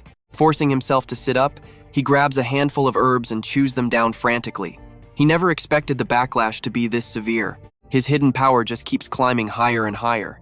He thinks to himself, this crazy process is going to take a pretty long time. Fast forward 1 entire month. Outside that same exact training cave, 2 guys are standing there, waiting patiently for him. Jarian is super confused. A whole month has passed and the guy has not done anything. They figured he would pop out at least once to grab a secret martial arts manual, but it looks like he is staying locked inside for the full 3 months. You and I are probably wondering the exact same thing here. Anyone who climbs to floor 10 would never skip a legendary martial arts technique. He should know better. So what on earth is he actually doing in there? To stretch his limits, the Fistmaster went into seclusion and trained like an absolute beast. The mountain shook every single day. But what about Du-gon? This past month, he has been so dead silent they honestly thought he kicked the bucket. Jarian cannot hide his curiosity, wondering what he is doing with all those herbs. Suddenly, Hamuk jolts in shock. Wait a second. The heavy cave door is opening. They both hold their breath, staring intensely at the cracking door. Du-gon quickly steps out, looking completely calm as he asks, "Did you guys come to pick me up?" The second they get a clear look at his face, both of them are absolutely stunned. Because he stayed locked up in that dark cave for so long, his entire vibe and appearance changed so much they barely even recognize him. Next scene, they bring him to a local diner. Du-gon is fiercely tearing into a chicken leg, eating like an absolute beast who has been starved for years. The two just sit there staring, but Du-gon does not care at all, violently stuffing his face. Jarian finally breaks the silence, asking, "Dude, did you starve this whole month? Are there not plenty of those fasting pills inside the training cave?" He casually grabs another giant chicken leg and says he planned to step out anyway, so he refused to eat that nasty stuff. Jarian is stunned. "You are still eating? Does this guy have 3 stomachs?" Totally confused, he asks, "Did you seriously survive on just those raw herbs this entire time? Why would you do that?" Hamuk chimes in too, saying he does not look injured or poisoned at all. But then, it suddenly clicks in Hamuk's brain. Poison, the antidote. There are insanely rare elixirs that give godlike power, but they are incredibly hard to absorb because they pack a super deadly toxic punch. Most normal people would never risk their lives trying to absorb crazy pills like that. So what do you and I take from all this? If a guy gets endless free herbs, his crazy plan actually makes sense. But seriously, how insanely toxic was that item to require a literal mountain of herbs? Let's jump right back in. Soon as he finishes eating, he stands straight up. "Thanks for the food, but I am heading out." Ha, Muck gets curious. "Where to? Going back to the training cave?" Du-gon just says no, his face turning dead serious. "Where is the martial library?" We cut straight to the Heavenly Demon Cult library. The vibe here is completely silent and heavy. Stepping inside, Du-gon scopes out the area. He spots 2 guards and immediately realizes this place is on total lockdown. Are these guys players? Honestly, their levels look so high they could rival actual top-tier rankers. This library is the absolute core of any sect. It holds the foundation, the very roots of their raw power. And obviously, it birthed the strongest martial artist in existence. For the Heavenly Demon Cult, this place means absolutely everything. Suddenly, a guy walks up and bows deeply, snapping him out of his thoughts. "You are Lord Du-gon, right? I was told you were coming. I will be your guide." So Du-gon simply follows the guy deep into the facility. They arrive in no time. The guide swings the door open and bows again. "We are here." Du-gon is completely blown away. "Can I really read any book in here?" The guide just nods calmly. "That is correct." But the guy adds a serious warning. Anything behind that specific door is strictly off limits. Make sure you remember that rule. Otherwise, use this place freely and take your time. The guide dips out, leaving our guy completely alone inside this massive knowledge vault. Du-gon is practically speechless. He instantly starts hunting for books that fit his exact fighting style. There are actually tons of basic skills available for outsiders to read. This is like 3, maybe 4 times bigger than the Namgung stash. I have checked out plenty of martial libraries, but nothing this massive. Whatever, I have 2 months until the test. Gotta find it in 1. You are gonna want to see this. He is looking for the ultimate counter to the Fistmaster, an absolute powerhouse among the Heavenly Masters. It has to be around here, the very roots of the Heavenly Demon Spirit. We cut over to the Sword King's study, and he is shocked. "A few months? The scout nods. Yes, he spent a whole month grinding in the cave, then spent the entire next month reading inside the library. I went to check on him myself. It looks like he wants to read absolutely everything. Mug is completely baffled. Unbelievable. Stuff that takes normal people 3 years, he is trying to do in 3 months? He adds, everything that kid does is just plain weird, like his herb gathering trip. Jari chimes in. Yeah, he is honestly just wasting his time. No matter how I look at it, he really does not deserve your attention at all. The Sword King slowly sips his tea. You are right. I cannot predict a single thing he does. He pauses for a second, then flashes a slight smirk. And that just makes me even more excited for what is coming. Cut back to Du-gon. A voice calls out. It is only noon. Why are you leaving? You usually stay late. He looks way better than his ragged cave days. Ah, I am just finished. I found absolutely everything I needed here. Let that sink in for a second. The Sword King is still plotting. This kid keeps shattering my expectations. Another month passes by. 1 month isolated. 1 month hitting the books. And then he spent another whole month sweating in the training cave. We are now at the cult's arena waiting room. Bakelim mutters, am I just wasting my time? Did he seriously need 3 months for that? But hey, everyone is hyped for the newbie's debut, so I will try not to kill him. We cut straight to the massive arena. The vibe here is completely chillingly quiet. Then the whispers start up. Man, it has been forever since we had this kind of energy. Seeing the masters fight is super rare. I heard this Du-gon guy is actually super famous now. Even the big guilds are fighting each other to recruit him. The Fist King is fully ready to go. He steps out of the locker room, radiating absolute boss energy. The crowd goes wild. It is really the Fist Master. Epic. This is my first time seeing him in person. His aura is terrifying, no joke. He glares at the crowd. The cult has gotten weak, filling up with pathetic guys like this. Lim finally hits his breaking point with the noise. He furiously roars, silence right now. This upcoming fight is not some casual spar. This is an official test of the heavenly demon. You all need to show some respect. The second his shout echoes, nobody in that massive crowd even dares to breathe. Suddenly, an insanely intense aura approaches from afar. After 3 months of grinding, Du-gon is practically a new person. His overwhelming presence literally forces everyone around him to gasp for air. Feeling the tension snap like a tight string, he just casually asks, what is up with this heavy mood? Bakelim scoffs. You are late, Du-gon. He instantly draws his sword. I thought I was early. The main character always arrives exactly on time. The master smirks. Your attitude hasn't changed. Good. Let's begin. Trust me, we are not ready for this clash. Let us jump right in.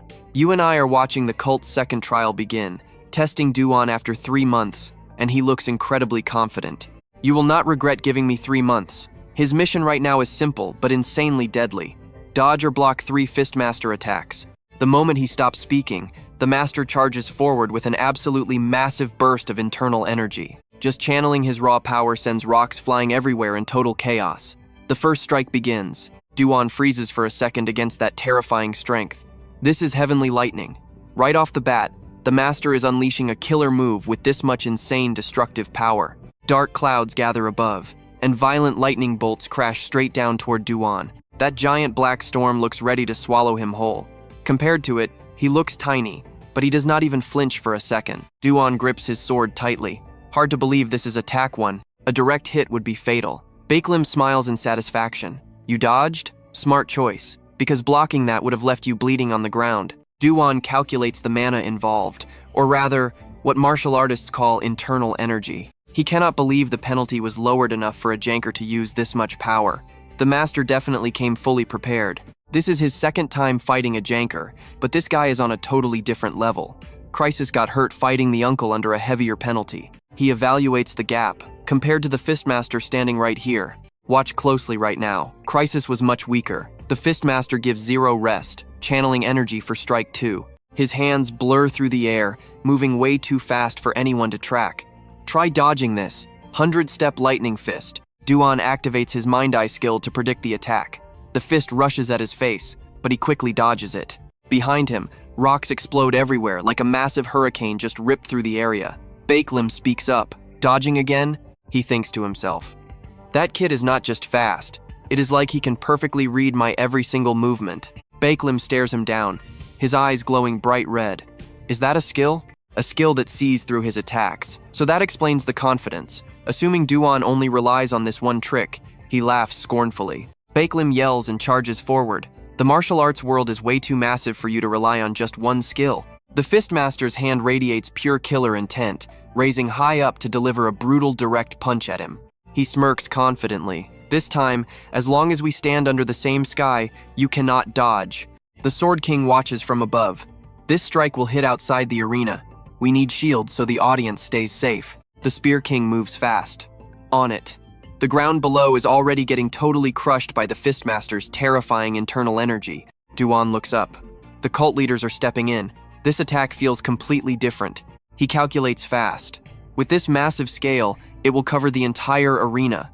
Dodging is absolutely impossible. You and I know how this works. Bigger scale usually means weaker overall impact. He decides to block it head-on, coating his arm with giant power for partial giantification. Baeklim asks in surprise, "Not dodging anymore?" Maybe a smart choice, but you met the wrong opponent. His eyes flash with absolute cruelty as the deciding blow is instantly launched. This is strike 3. The final move, destructive heavenly lightning. Living up to its name, the destruction is terrifying. It hits exactly like a bomb dropping on a city. Up in the stands, a warrior gets blasted away by the shockwave, gasping for air. I am going to die. Total panic everywhere. Everyone is stunned. Is this a Lord tier skill? They all stare nervously into the dust cloud. How is Du-gon? Completely unharmed. The system alerts him. Successfully blocked Fistmaster Pim's 3 attacks. You passed the Heavenly Demon Cult's second trial. Du-gon is actually quite amazed. This guy is a martial arts master, a player, and a tower climber. His strength totally matches the crazy rumors. Du-gon admits he blocked it, but the old man's blend of martial arts and system skills is just mind-blowing. On the other side, Baeklim is equally shocked. So you really blocked it. He evaluates seriously. I thought it was impossible, but he actually took the hit without getting a single scratch on him. A wicked smile spreads across his face. Baeklim excitedly shouts out, "Do you want to keep playing?" A system prompt appears. Will you continue the trial? He calculates fast. The penalty is lifting, so now the master will use full power, exactly what he was waiting for. Staying silent, he channels insane internal energy into his sword. Baeklim stammers in absolute shock. How do you have the heavenly demon aura? And trust me, you are going to love his answer. This is not real aura, just an incomplete shield. Stick with me here. The Blade King asked. Did he spend a month learning that? Not bad. The Fistmaster looked shocked. The Sword King watched closely. The heavenly demon spirit's core principle is its form, how mana manifests, shaping it into something with a mind of its own. Even as just a basic form, it is still considered the heavenly demon spirit. Du-gon? Who exactly is this guy? Over here, he raised his sword. It seems you have no intention of attacking, so I will make the first move. Right then, Du-gon's face twisted, flashing a terrifying wave of bloodlust directly at Baeklim. He secretly sighed in relief. Good thing it worked. If it really was the heavenly demon spirit, it just made him more compliant. Honestly, pathetic. In a flash, he blocked the Fistmaster's 47th strike. The guy roared furiously. Damn it! Baeklim frowned. Even just as a shield, its insane difficulty terrified the martial artists of the heavenly demon cult. But it would definitely change from the first time. An incomplete spirit weakens. Baeklim screamed. Now fight me fairly, Du-gon, he calmly replied. Didn't expect to hear that in a fight between a player and a ranker. He relentlessly launched attacks, but Du-gon quickly blocked every single one with his sword.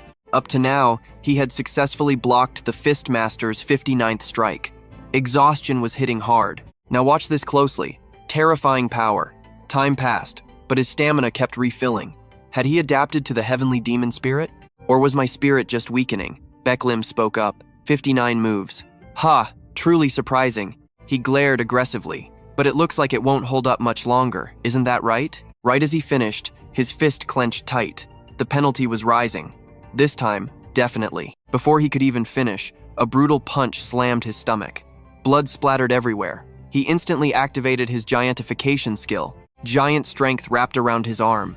His low stamina forced a partial giantification instead. He channeled his manosphere skill, launching a fierce counterattack. Meanwhile, Baeklim gritted his teeth, gathering internal energy. It seemed he was also suffering the penalty, but he refused to stop. His arm morphed into a fist and punched the air. Boom! A massive explosion erupted instantly. The ground was ripped apart, sending thick dust flying. Yet he stood there like a statue. Baeklim was stunned. He never expected a floor-climbing rookie with an incomplete spirit to actually last this long in battle. He truly was on a completely different level. But I am enjoying this, and I won't be bullied easily. With that, another ferocious strike prepared to drop. Baeklim roared. "Come here, Du-gon," he silently cursed. "Damn it," he mocked him. "What is wrong? Where did that relaxed attitude go?" He spun around, just as the next attack arrived. At this point, every single strike hit harder. No matter how tough he was still just human. Facing the raw power of a ranker, he couldn't help but struggle immensely. By now, Du-gon had successfully blocked the Fistmaster's 89th strike, yet he still refused to stop, unleashing even more attacks. Baeklim looked like he was having fun. "You and I know how bad this is." The spirit's duration ended. One more hit, game over. But right now, the guy wasn't leaving any openings for a counterattack. Du-gon answered honestly, "I am not having fun." Baeklim continued, "This is just the beginning, so do not be saying weak words like that." Seeing him holding back, he challenged him. "Are you just going to dodge forever? Fine, dodge all you want." Baeklim slashed relentlessly. Du-gon defended with incredible difficulty. "If this keeps up, I am at a disadvantage. I must end this fast." Close the gap, just stop his movement for 1 single second. The giantification skill was instantly summoned, his massive hand swinging aggressively toward his opponent. A system notification flashed. All giant strength had been concentrated into his right hand. Just for a moment is enough, he thought. Right then, his power temporarily converted into stamina. The battle raged on, with the Fist King dominating. Suddenly, his instincts flared an opening. The ferocious fist came crashing forward. Luckily, his hand shot up just in time to block it. But that internal energy was so overwhelming, his wrist started bleeding. Baeklim was stunned. He blocked it? At such close range? How? Wait a minute. What is happening to that sword he is using? Before he could recover, Du-gon violently swung his sword, slashing right across his chest. A massive gash ripped open across the Fist King's chest, fresh blood pouring down. After that intense strike, Du-gon looked completely exhausted. Can you believe this? His hand normalized, leaving Baeklim completely dazed and in pure disbelief. I never expected to bleed in a match against a mere player. You and I need to watch this closely. He realizes his first mistake was leaving his chest wide open. Sure, he could have won in a few moves, but remember, this is a test, not a real death match. If only Du-gon had a little more time. If only his level and overall stats were just a bit higher. Realizing this, he finally speaks up. I forfeit. The entire arena instantly erupts into massive screams of pure, absolute shock. The Fist King actually surrendered? No way. Up in the stands, the other 3 kings are suddenly extremely interested. Ha! A miracle just happened. Mug thinks to himself, yeah, this is a real miracle. This young kid actually has serious talent. Someone argues that the test broke the rules, but the Sword King disagrees. No, our only job is to watch. Plus, he knows the Heavenly Demon himself is personally observing this whole thing. The system chimes in. You have flawlessly passed the second trial of the legendary Heavenly Demon cult. You received the Heavenly Demon Spirit skill. Back in the 4 Kings room, they wonder, is it okay to just leave things exactly like this? The Spear King looks worried. Basically, everyone runs straight to the Martial Library just to search for the Heavenly Demon Spirit. Mug calmly replies, it is fine. There is a very good reason the Heavenly Demon Spirit sits right in the library's low-tier martial arts section. At first glance, it looks exactly like some basic breathing and cultivation technique. How many people do you honestly think could read it and spot the difference? To know if it really is the Heavenly Demon Spirit? Not to mention, actually mastering it is a completely different story. The Blade King chimes in, I get it now. Finding and learning it is a test in itself. Mug agrees. Exactly. So Baeklim really shouldn't feel too embarrassed about all of this. Here is the crazy part. Who could have guessed he would master it in just 3 short months? Baeklim sits quietly in deep thought. Hearing this, he smirks. Embarrassed? Suddenly, he bursts into loud, echoing laughter, leaving the Blade King and Spear King completely confused. Baeklim thinks back. In that intense moment, the kid searched for a blind spot and actually found it. Realizing this, he calls out Du-gon's name. One day, that boy will become a high-tier ranker. He might even surpass the cult leader.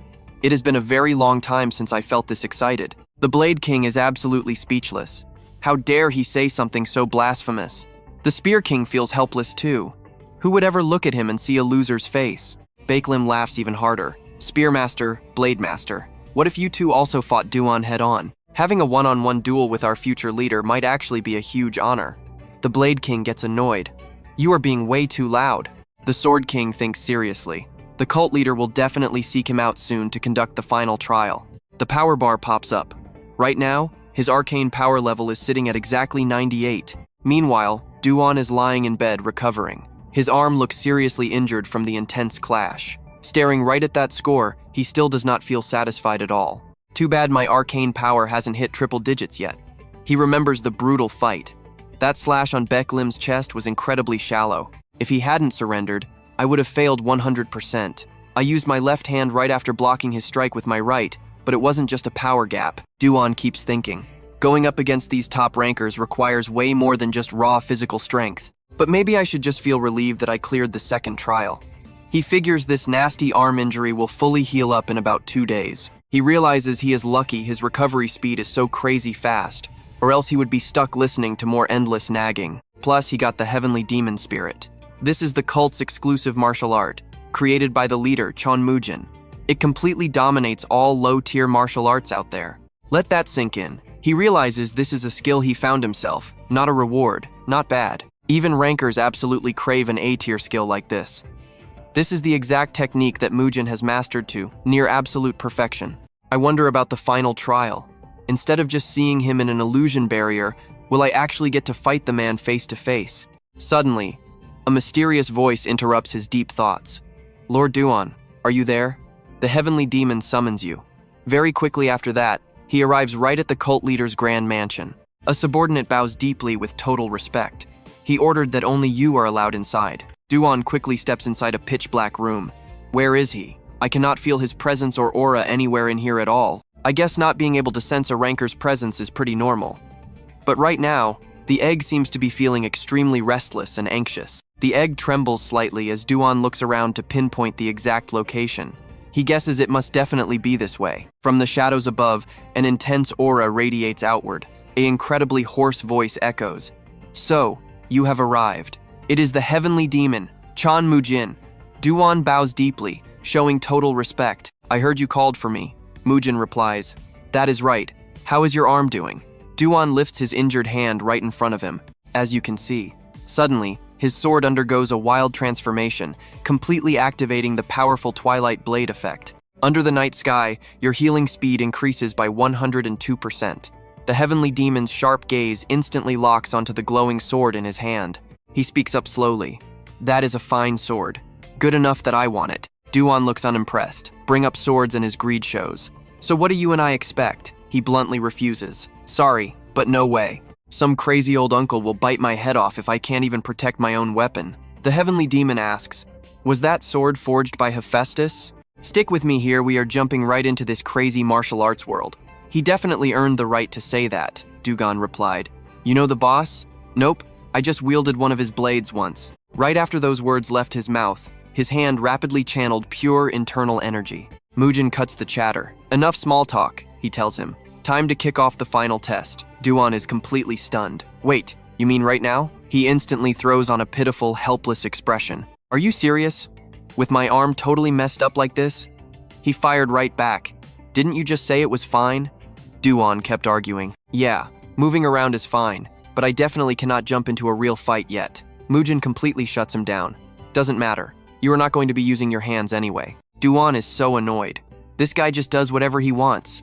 I was really hoping to take this ultimate test when I was actually at my absolute peak, but right on cue, Mujin literally vanishes straight into the thick, heavy mist. Du-gon's eyes instantly flash blood red. He thinks to himself, wait, is this some kind of illusion barrier? Then a voice echoes out. What are you doing? Why aren't you stepping inside? He quickly scans the area. This barrier is totally different from the last one. It is way more precise and ridiculously complex. Meanwhile, his demonic eye is fighting hard to resist the terrifying soul-suppressing formation. But the eye totally fails to hold the line. Annoyed, Du-gon struggles around for a solid minute. Damn it, I cannot break through this barrier at all. One wrong move, and I am definitely falling right in. Now watch this. This is where the real nightmare begins. Suddenly, a massive hand violently grabs him and literally drags him across. Du-gon gets dragged right into the heavenly demon cave. And just like that, the ultimate trial of the heavenly demon cult officially kicks off. The spot where Du-gon is standing gets completely swallowed by an endless sea of thick fog. He instinctively throws his hands up to shield his face.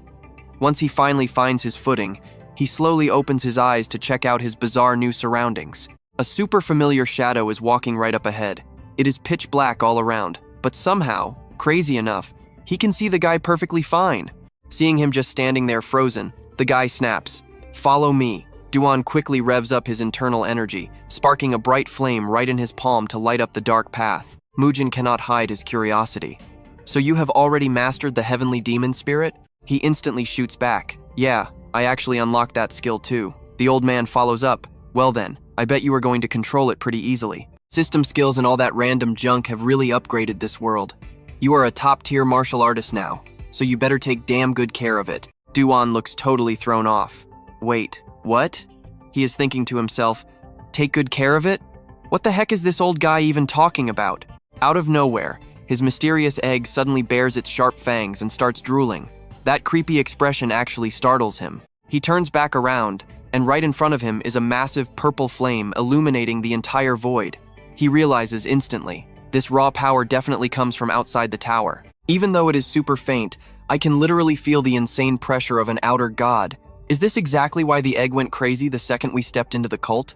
He just stares blankly at the wild anomaly as a system notification suddenly pops up. His giant fire skill is literally vibrating from this mysterious energy. Mu-jin gets dead serious and explains, "The sacred flame. That is exactly what we call this thing. You and I both know legendary items always come with insane lore, right? Well, there is an ancient prophecy from way back when the cult first claimed Heavenly Mountain and found this very fire. The demonic cult literally only exists to guard this flame and find its true master. The first heavenly demon, the second heavenly demon, and even my own master. They all died dedicating their entire lives to this exact mission. And honestly, my fate will be exactly the same." Du-gon is super skeptical. "An old prophecy? Do you seriously believe in all that stuff?" He keeps going. "The heavenly demon cult was actually a hardcore religion before it ever became a martial arts sect, and a religion's foundation crumbles if faith dies out. After an insanely long, endless stretch of time, massive factions way stronger than our cult started popping up everywhere. As the current heavenly demon, I had zero choice but to use dirty tricks to protect the sacred flame. And right then, he established an absolute rule for the entire sect. From now on, every single person wanting to join the heavenly demon cult has to survive the brutal demonic trial just to prove they are worthy." Du-gon pieces it together. "Wait, you built the trial and used the sacred flame as the ultimate prize?" Mu-jin nods. "Exactly. I can perfectly hide and protect the flame by disguising it as a trial. That is why the difficulty level is so ridiculously high." He quickly follows up. "Has anyone actually ever made it this far before?" Mu-jin thinks back to the Swordmaster Shin Mug. He had definitely laid eyes on it once. Pausing for dramatic effect, he adds, "But the guy could not defeat it." Mu-jin throws his hand up, blasting intense energy. "This is the ultimate test. Endure this absolute inferno until the sacred flame finally recognizes you as its master." He cannot even react in time. He just stands totally frozen as the blazing crimson fire violently traps him inside. The system flashes a warning when you surrender. This brutal test immediately ends. Mu-jin's face turns grim. He knows damn well that even for this kid, this is going to be pure hell. I basically told him to charge right into a raging inferno. Sure, the great sage Sun Wukong survived over 40 days inside the legendary 8 trigrams furnace. But that was an endgame trial for Wukong when he was already near the top of the tower. Mu-jin seriously wonders. Forget about enduring it. Is this kid even going to survive? Even with the heavenly demon spirit and surviving direct hits from the Fistmaster. Facing this absolutely mysterious cosmic power, all his past achievements mean absolutely nothing right now. In there, you are just a fragile, lowly human. The old man quietly watches for a reaction, but Du-gon does not flinch at all. His eyes are completely glowing red. So what happens next? Trust me, it gets wild. This fear-eating flame is clashing directly with his fire eye. Let us dive right in. His fire robes are barely holding back the sacred flame. He realizes this power feeds on pure fear, burning anyone who shows weakness. He tells himself to ignore the heat. Right then, his mysterious egg opens its eyes, aggressively baring its tiny fangs. Our main character holds it back. Easy now. If you eat it all, there will be nothing left for me. He reaches out, feeling a rush he hasn't experienced in ages. It reminds him of those twisted entities that breed fear way worse than death itself. Those outer gods that completely shatter human logic and perception. After spending his past life clashing in brutal wars against those very monsters, He knows if he fears this flame, he has absolutely no right to claim it. With that thought, his eyes turn incredibly fierce. I do not care what you are, but I am so sick of outer gods. The only thing that got weaker when I traveled back in time was my physical body. Through that endless, brutal war against the outer gods, putting his sword aside, he had fought like hell just to survive in a totally collapsing world. He came back with pure resolve to keep fighting. He remembers it all, despair reaching the heavens, and that suffocating rage drowning him like an endless swamp. Those twisted beings that never should have existed, absolute disasters. While fighting an endless war against them, he had hardened his resolve countless times, standing right beside comrades who bled out on the battlefield. And after traveling back, climbing up from the very first floor, his heart did not weaken. Instead, his willpower grew stronger, so much stronger. He screams at the top of his lungs. I came back here for one single reason. I must return to utterly destroy all of you. Now pay close attention, because this is where everything flips. The flames instantly lash out, attacking him with absolute insane fury. But he does not flinch or back down.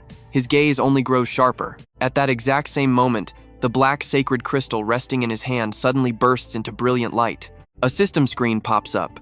You have passed the Heavenly Demon Cult trial. And just like that, he instantly unlocks the legendary title of Vice Hierarch of the entire cult. Right after that, he receives an upgraded skill far beyond standard fire, the Sacred Flame. All his base power stats immediately shoot up. Now that he has completely cleared this brutal challenge, he is fully clear to teleport straight to the next floor. He stands there thinking, I actually passed?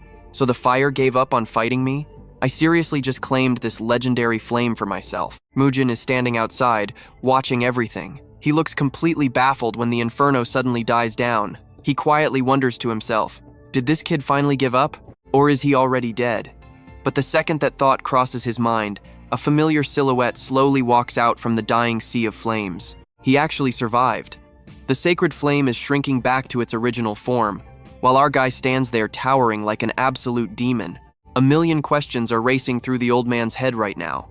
Mu-jin cannot hold back anymore and asks him, how did the trial go? I know exactly what you and I are thinking. This kid is way too overpowered now. But let me explain just how heavy this Vice Hierarch title really is. This position gives him absolute dominance. He now has the ultimate authority to command any believer who made a pact with the Heavenly Demon Cult. Sure, this rank can technically be revoked by the Heavenly Demon himself, but that sacred flame, that is an eternal fire that can never be put out. Depending entirely on the enemy's fear and emotions, it can unleash devastating, overwhelming power without draining even a single drop of extra mana. Plus, it will never harm anyone the user does not want to hurt. A few days later, sitting in his private room, Mu-jin is still obsessing over the kid. He sits in total silence, flashing back to those crazy scenes he witnessed a long time ago. Only now is he fully accepting that the boy actually conquered the sacred flame. Suddenly, the door flies open, and our main character glares right at him with a dark vibe. Mu-jin speaks up, "You are here." The two of them walk out to a small courtyard. Mu-jin breaks the ice. "You woke up pretty fast, with 0 burn marks too." He replies coldly, "Yeah. By the way, you have no real reason to stick around here anymore, right? I already secured the sacred flame for myself, so I think you have completely fulfilled your duties as the heavenly demon." Mu-jin smirks. "Old habits die hard, kid. I feel a bit uneasy thinking about packing up and leaving." Our guy cuts to the chase. "I unlocked a special title." Mu-jin instantly cuts him off. "You mean the Vice Hierarch rank? Just accept it. You hold the sacred flame and the heavenly demon spirit now. You earned that authority." Our guy pushes back. "Even if I become a top ranker, I am absolutely not joining your cult." The old man shrugs, saying he can do whatever he wants. It is not meant to chain him down. It is simply a well-deserved reward for crushing that brutal trial. Sure, it is not as glorious as its golden era, but the demon cult has been waging war against the martial arts world for centuries. This title grants you total authority over that dark power. Consider it another incredibly precious reward for your journey, just like the sacred flame itself. He breathes a massive sigh of relief. Luckily, the old man is not forcing him to become the next heavenly demon. He quickly stands up. "In that case, I will gladly accept it." Mu-jin raises an eyebrow. "Leaving so soon?" Our guy nods. "I need to head out right now. I will definitely come back when the great martial arts war kicks off." Mu-jin looks at him, totally confused. "You plan on fighting in that?" He just smiles. "If I can, see you around."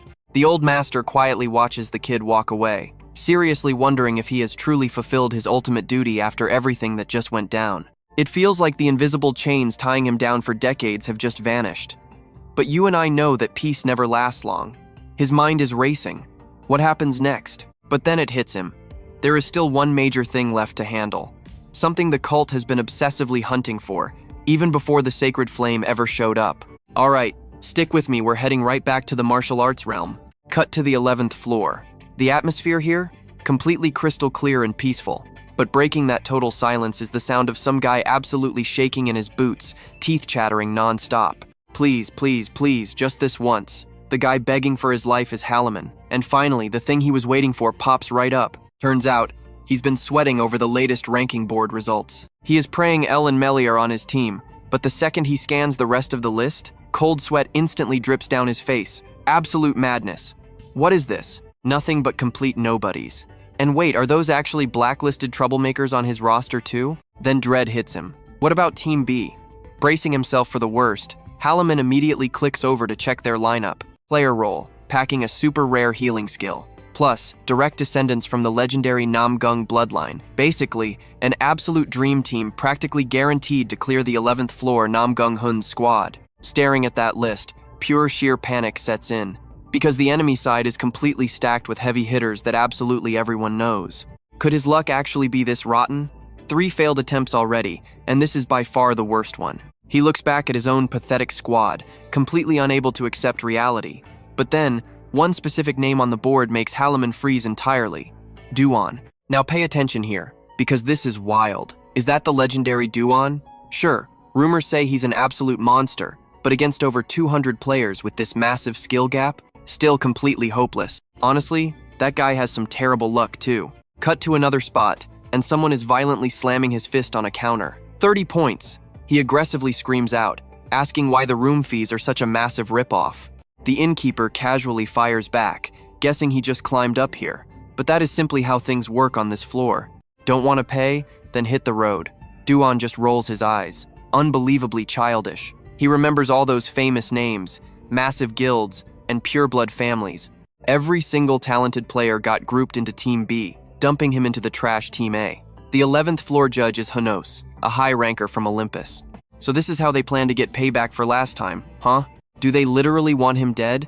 They really prepared a perfect trap. Talk about a completely garbage start. He glares at the innkeeper, who is openly yawning at him. Du-gon steps right up to the desk and asks for an open room. The guy mutters only the top suite is left. That room costs a steep 100 points. Du-gon casually shrugs it off. No problem. The old man's face instantly twists in pure disgust. Then Du-gon hits him with another question. Got enough paper cash on hand? Hearing the word money, the guy instantly snaps to attention. Of course he does. But what kind of cash? Du-gon smoothly slaps down a thick stack of Asgard notes, 374 bills, 1,000 points each. Let that sink in for a second. He tells him to take the fee and exchange it all. Suddenly, Du-gon looks like a glowing golden god to this guy. Almost blinded by this absolute flex, the innkeeper scrambles to agree. Understood.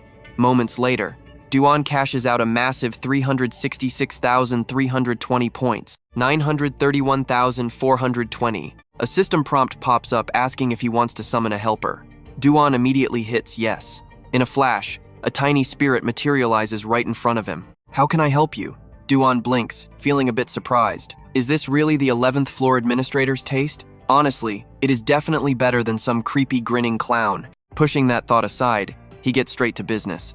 Open the shop. The little spirit cheerfully replies, just tell me what you need. We have literally everything well, except the things we do not have. Du-gon narrows his eyes. This fairy is way too friendly. Did it already sniff out his massive pile of cash? He just tells it he wants to browse first. The fairy flashes a bright, clever little smile and snaps its tiny fingers. Understood. In a split second, the system shop fully expands, revealing rows upon rows of incredibly rare and useful items. He runs through his mental checklist. The core material for the divine black crystal adamantium.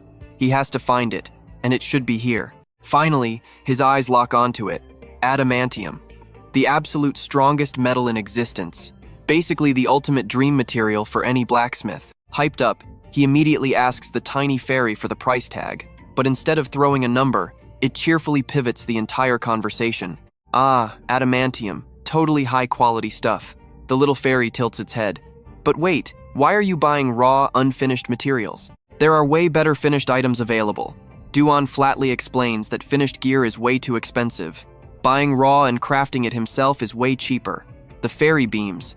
I get it, but raw adamantium's price is a massive exception. It is a completely unbreakable material. A raw conductor mineral that literally amplifies your mana output. Crazy, right? There is absolutely zero other material exactly like it left in this entire world. Du-gon quietly evaluates the situation. This little guy holds some seriously detailed intel. Then, the fairy chimes in again. If you actually manage to melt it down, you'd even have leftovers after crafting a top-tier item, right? Du-gon suddenly flinches, his mind racing. Yeah, everything it just said is 100% undeniably true. Because of its insane hardness and durability, fewer than 10 top blacksmiths alive can actually melt this stuff down. But thanks to those absolutely incredible traits, blacksmiths everywhere will always call it the ultimate dream mineral. Then the little fairy drops a bomb. What about you? You're pretty close with Hephaestus, aren't you? Du-gon stares, totally confused. What does that have to do with anything? The fairy smirks. Well, obviously, everything. And trust me, you're gonna want to see what happens when he starts crafting limitless god-tier gear. Alright, stick with me here. You and I are about to watch someone finesse a massive deal. Normally, finding a blacksmith is insanely hard, right? Even if you find one, the cost is absolutely massive.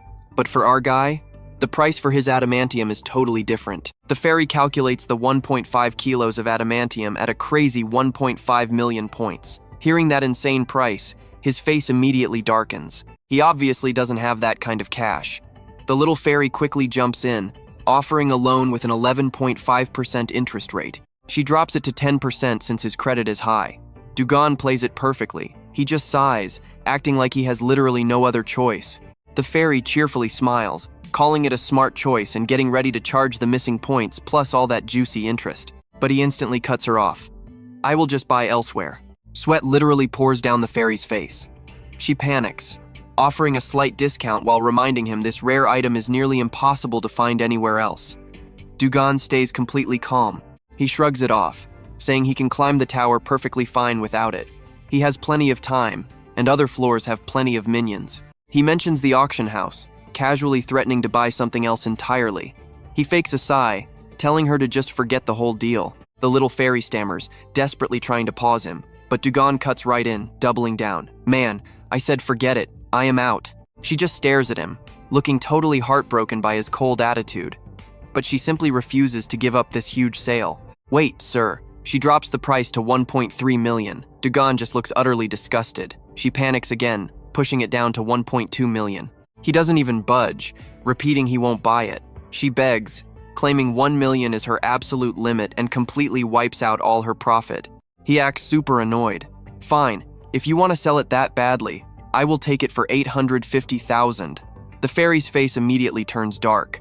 Now watch this part closely. We are about to hear the fairy's inner thoughts, and they are absolutely pure gold. Du-gon pushes harder, insisting 850,000 is his absolute max. Realizing this, the fairy suddenly fills with determination to just secure the damn bag. She painfully lowers her voice, begging him to at least make it 900,000. She complains she will take a massive loss at 850. But seeing his face look like he stepped in trash, she grits her teeth. Fine, 850,000. Just stop making that terrible face. While he calculates the total in his head, the fairy forces a fake smile, initiating the trade. Du-gon smirks, feeling incredibly satisfied that he scammed a price way below the actual market value. She asks if he needs anything else. He coldly replies, "Nope, that is it." Having secured a massive order, she gets super excited and drops into a sweet voice. "Call me if you need anything." Du-gon just cringes, calling it disgusting. Looking at his new item, he realizes he needs to deliver this letter to the old man. But he has absolutely zero clue what those Olympus jerks are plotting for the upcoming test, so he can't just leave the holy black crystal lying around. It might take anywhere from 1 to 3 months to get this fully completed. Forging this thing is no joke. He just has to be patient and wait it out. He plans to meet the old man right after crushing the next test. With a whole week before it starts, he has plenty of time for a nice little walk. Let's pause for a second, because you and I need to meet this pureblood heir. Born into the noble Namgung family, he commands a mid-tier martial arts sect, just like his father. With insane natural talent, his raw power and leadership were forged through brutal, endless training. Nam Gung-hoon is widely considered a genius player. Down in the 11th floor labyrinth of Agria, his squad is completely tearing through the battle. Someone in the group can't help but ask, is this seriously the easiest dungeon on the 11th floor? The crowd immediately starts buzzing. We must be the only ones clearing this place so insanely fast. Hitting the end in one straight shot might not actually be that difficult for us. Of course, do not forget who is leading us right now. Just then, a cold voice interrupts them. Focus up, everyone. We need to clear this zone out fast so we can rest before the test. The crowd whispers, wondering why they even need to prep for it. They mock Team A, calling them an incredibly boring bunch of absolute washed-up losers. But Team A still has Du-gon. That guy is a total monster. Rumor says he even survived the Heavenly Demon God Cult's brutal trial. So what? His team luck is absolute trash anyway. Nam Gung speaks up again, telling them to stop talking garbage and move. No matter what the situation is, we just have to give it everything we have. That is it. Hearing his command, everyone instantly shuts their mouths. Yes, Captain. They find him so incredibly reliable. Nam Gung quietly thinks to himself about Du-gon, a guy he has only heard endless wild rumors about. He doesn't know where he came from, but it proves he is highly skilled. He really hopes they get a chance to clash during the upcoming test. But right in the middle of his thoughts, Nam Gung suddenly spots something extremely weird. He instantly freezes in pure shock and barks a loud order. Wait, stop moving right now. There is something bizarre stuck up above them, looking exactly like trapped monsters. Nam Gung's crew curiously looks up. What the heck is that? Is that fire? What is glued to the ceiling? To satisfy his burning curiosity, Nam Gung instantly leaps into the air, flying straight up to check it out. He swings his blade to cut it down, and trust me, you and I are not ready for the corpse that drops after that strike. Stick with me here. The aftermath is wild. Everyone's completely lost. Is this lump of coal the boss Agria? Did someone already clear this place? Super weird, right? It's scorched, but there's zero soot on the walls or ceiling. Nam Gung takes a closer look and figures it out. This thing didn't burn to death. That's a sword slash, roughly 1.3 meters long. Somebody out there sliced straight through the heat-softened Agria with just one single, absolutely devastating strike. Wait, the power to one-shot a boss monster? Could it actually be a top-tier ranker? But why would a ranker raid low-level dungeons? Honestly, in this crazy situation, no other explanation even makes a bit of sense right now. Nam Gung tells the squad to abandon the dungeon and head back since it's clearly cleared. The scene shifts straight to an incredibly luxurious room. A man sits quietly in a chair, thinking hard, running calculations in his head. No matter how you look at it, the power gap is just massive. This guy is ridiculously unlucky to get stuck with such an entirely unfair test. He grabs his head. Why does a rising star like Du-gon have a bounty?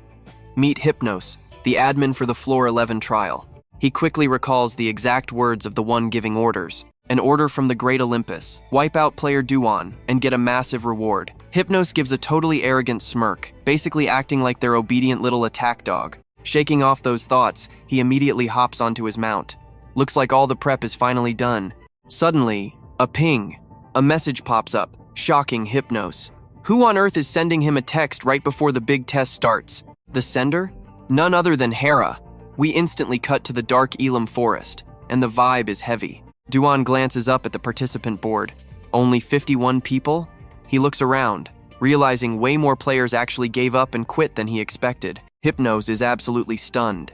He can't believe the guy actually entered the trial. Now watch closely, because this is an obvious trap.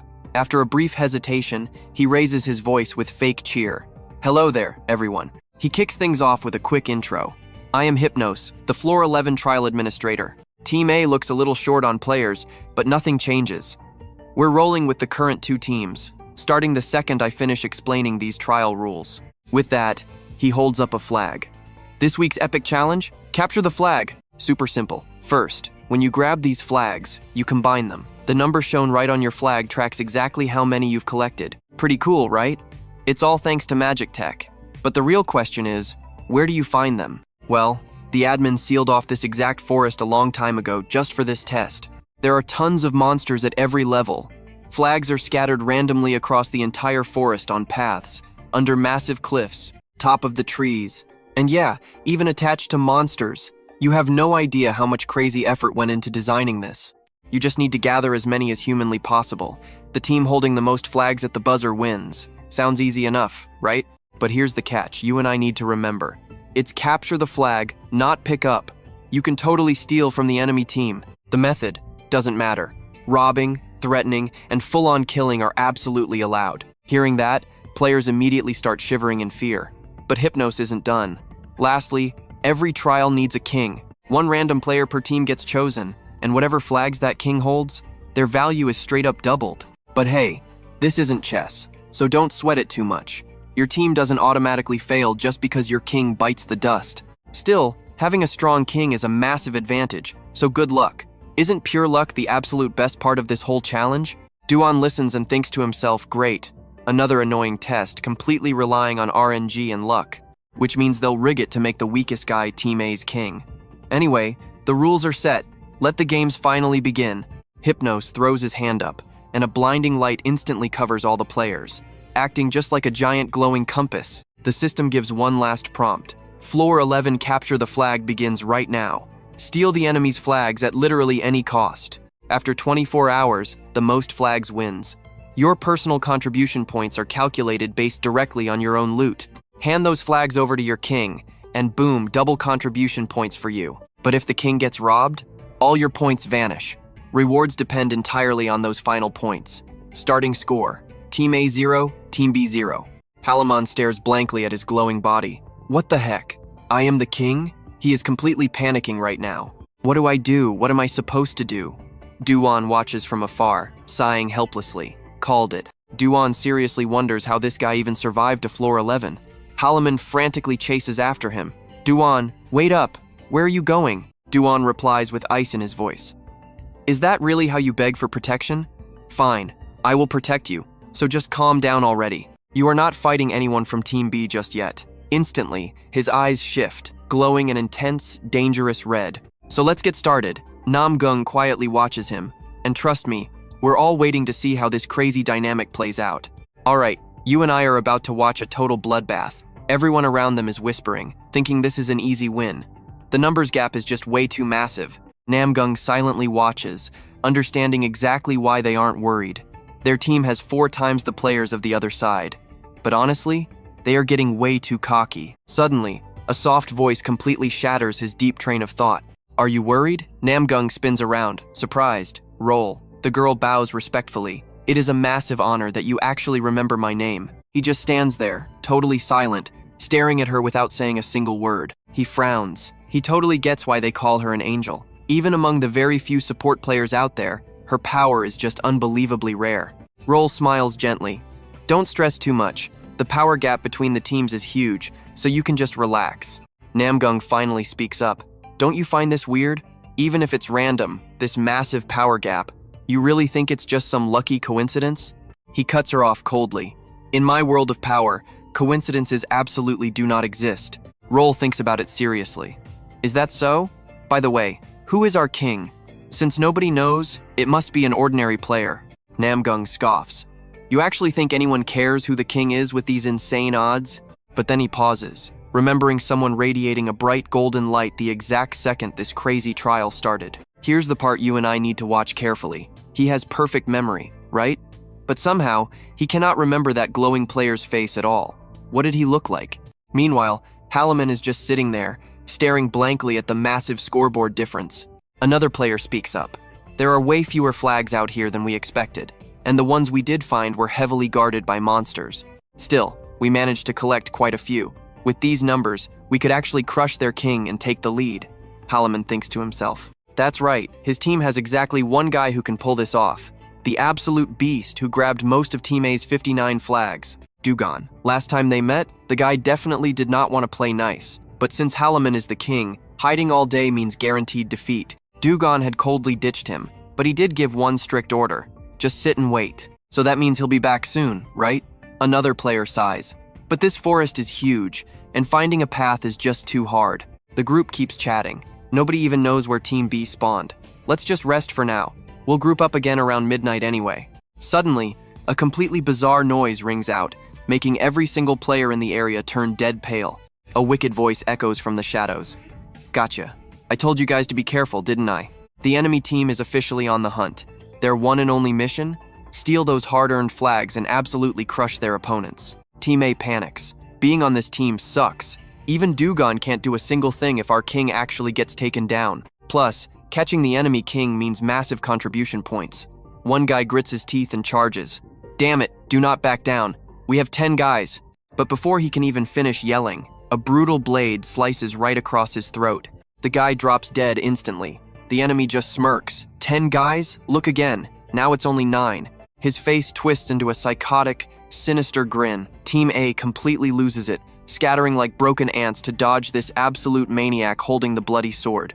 Team B seizes the moment and rushes in, one of them laughing like an absolute psycho. Where do you think you're going? Panic screams erupt instantly. I give up! Somebody please help me! Seeing Halloman frozen in pure shock, someone grabs his arm. Halloman, come on, we need to run! I know what you're thinking. And yeah, it gets worse. Fresh blood splatters everywhere as that guy gets sliced in half. Move! The king's head is mine! Watching that absolute gore, Halloman's legs completely give out and he crashes to the ground. The attacker pounces like a starving tiger, sword raised high for the killing blow. Halloman squeezes his eyes shut, bracing for his brutal death. But incredibly, Du-gon appears right at the last possible millisecond. He blocks the strike, totally annoyed. I told you to sit perfectly still, didn't I? Why won't you ever just listen? Halloman is so incredibly relieved he literally starts crying. He stares at Du-gon like a literal god who just descended from heaven.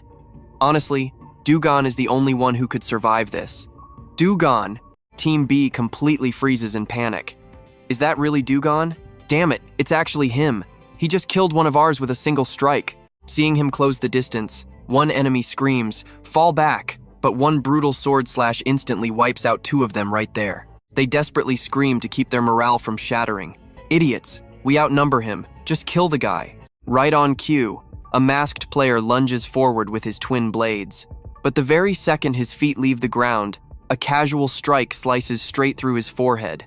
The guy doesn't even have time to react. He just stares blankly, and Du-gon cleanly cuts his entire body in 2.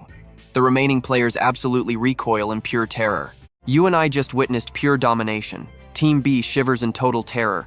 One guy screaming, "Wait, please spare me. Stick with me, we're jumping right back into the madness." The guy drops to his knees, begging. He offers up his 2 flags, crying that it's more than most people have. Take everything, just spare my life. Seeing this pathetic display, Du-gon actually stops his attack for a second. He finally agrees, snatching the flags and letting the terrified guy live. With 2 flags secured and 20 contribution points earned, Du-gon shoots a freezing glare at the rest of the crowd. What about you all? Hand them over and leave. Or do you want to keep fighting? Hearing that, the whole group starts shaking uncontrollably. They immediately cave to the pressure, nervously asking how much they need to pay. Without even breaking a sweat, Du-gon's team hoards a massive pile of flags. Halloman shivers. Thank God this monster is an ally. He's seriously relieved, whispering apologies for glaring at him earlier just for being blunt. Breaking the awkward silence, Du-gon finally speaks up. Half the match is already over. Halloman looks completely stunned. Wait, really? It feels like they just started 4 hours ago. Du-gon asks where the rest of their team went. Halloman explains they scattered to hunt down more flags first. Du-gon nods. Smart move, as long as they don't get robbed. He then checks his own massive flag stash. Halloman is absolutely totally shocked. 27? How did one guy get so many? Du-gon just shrugs it off. It's not that much. He does the math. Team A has 64 flags. With his haul, they should be at 67. Du-gon goes completely quiet. The real flag-stealing phase of this test has begun. He turns straight to Halloman. Now pay attention. This is where it gets wild. Since teams have enough flags, they'll stop hunting monsters and start hunting opposing players. And their main target? The king. Halloman flinches. Me? Du-gon deadpans. Is there another king? Halloman swallows hard. You make a good point. Du-gon gets dead serious. From now on, you stay within 20 meters of me.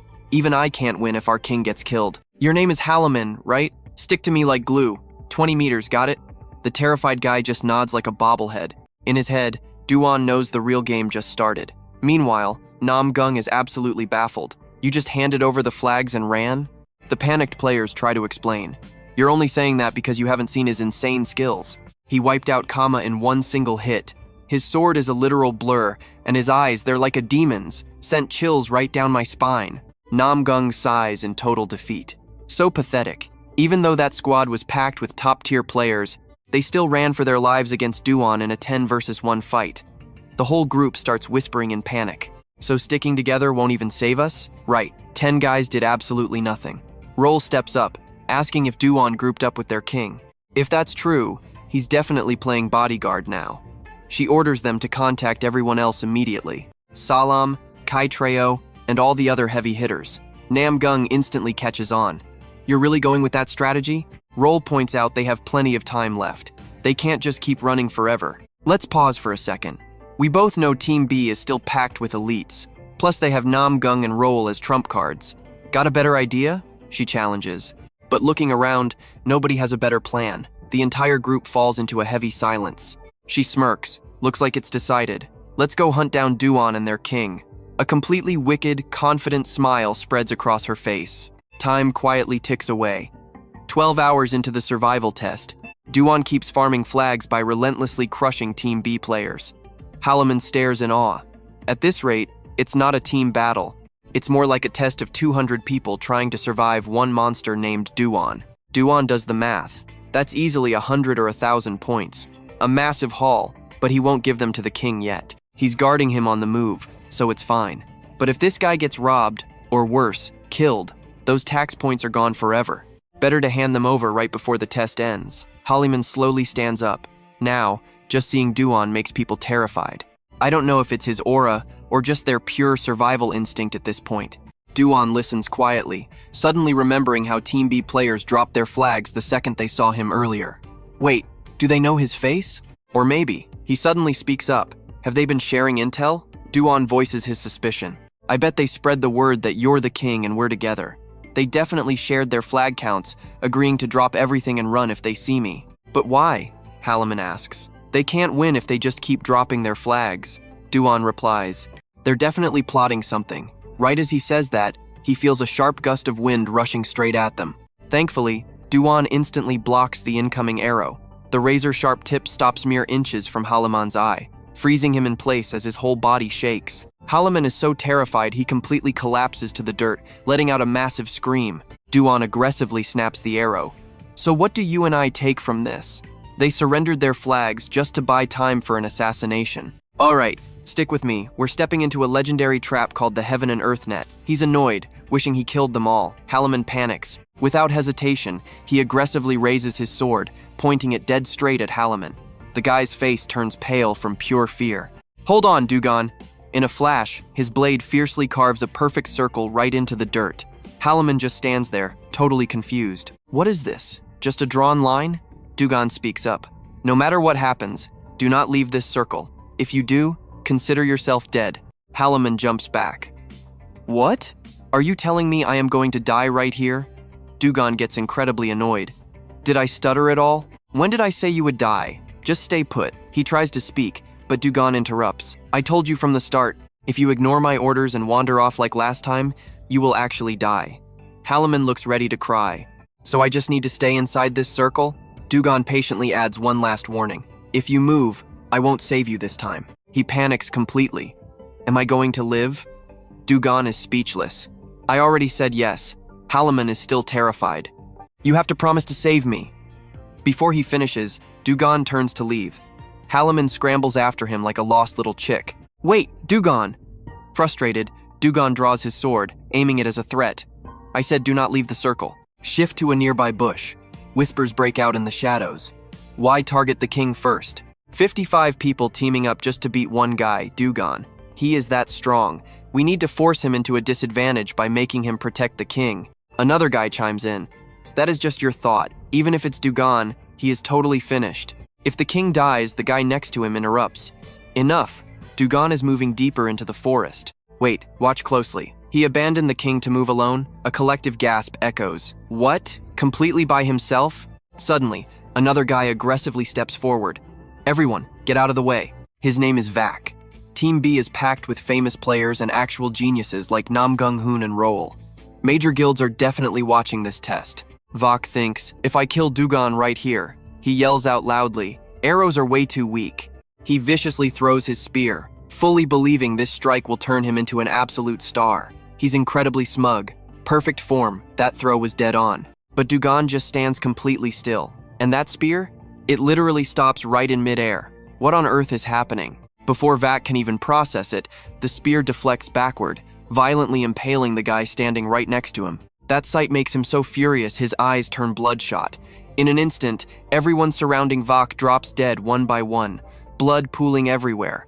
A bored voice echoes out, "Only completely useless trash on this side." Seeing him, Vak cries out in pure panic, "Du-gon!" Vak is the only one left alive. Du-gon's eyes are ruthless, like a demon dragged straight out of hell. Du-gon aggressively demands, "Where is Nam-gung-hun?" Getting his info, he instantly dashes away from the scene. The lucky survivors finally peek out. He vanished again. They whisper endlessly, "You and I know this stealth is next level." His stealth skill is ridiculously high, not even a shadow left behind. It is so high that unless he stands directly in front of you, he is completely invisible. Literally so high that unless he is right in your face, you will never spot him. Wait, is Du-gon actually playing an assassin class? Nobody knows when he appeared, but before they realize, he is standing right behind that guy. I do not think so. Assassins do not use longswords, and they usually wear all black. Meanwhile, this Du-gon guy has clairvoyance. That is a pretty solid skill. The guy flinches, snapping his head up.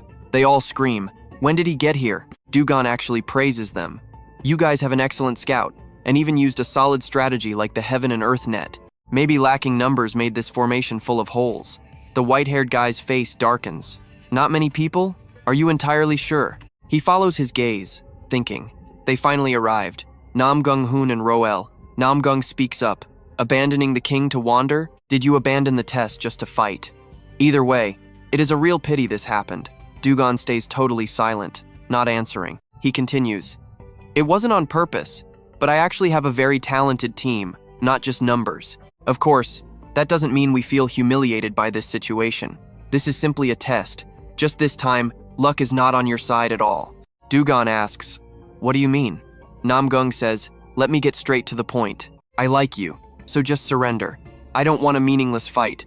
Du-gon suddenly smirks. So that is what he actually meant. Then he lifts his sword.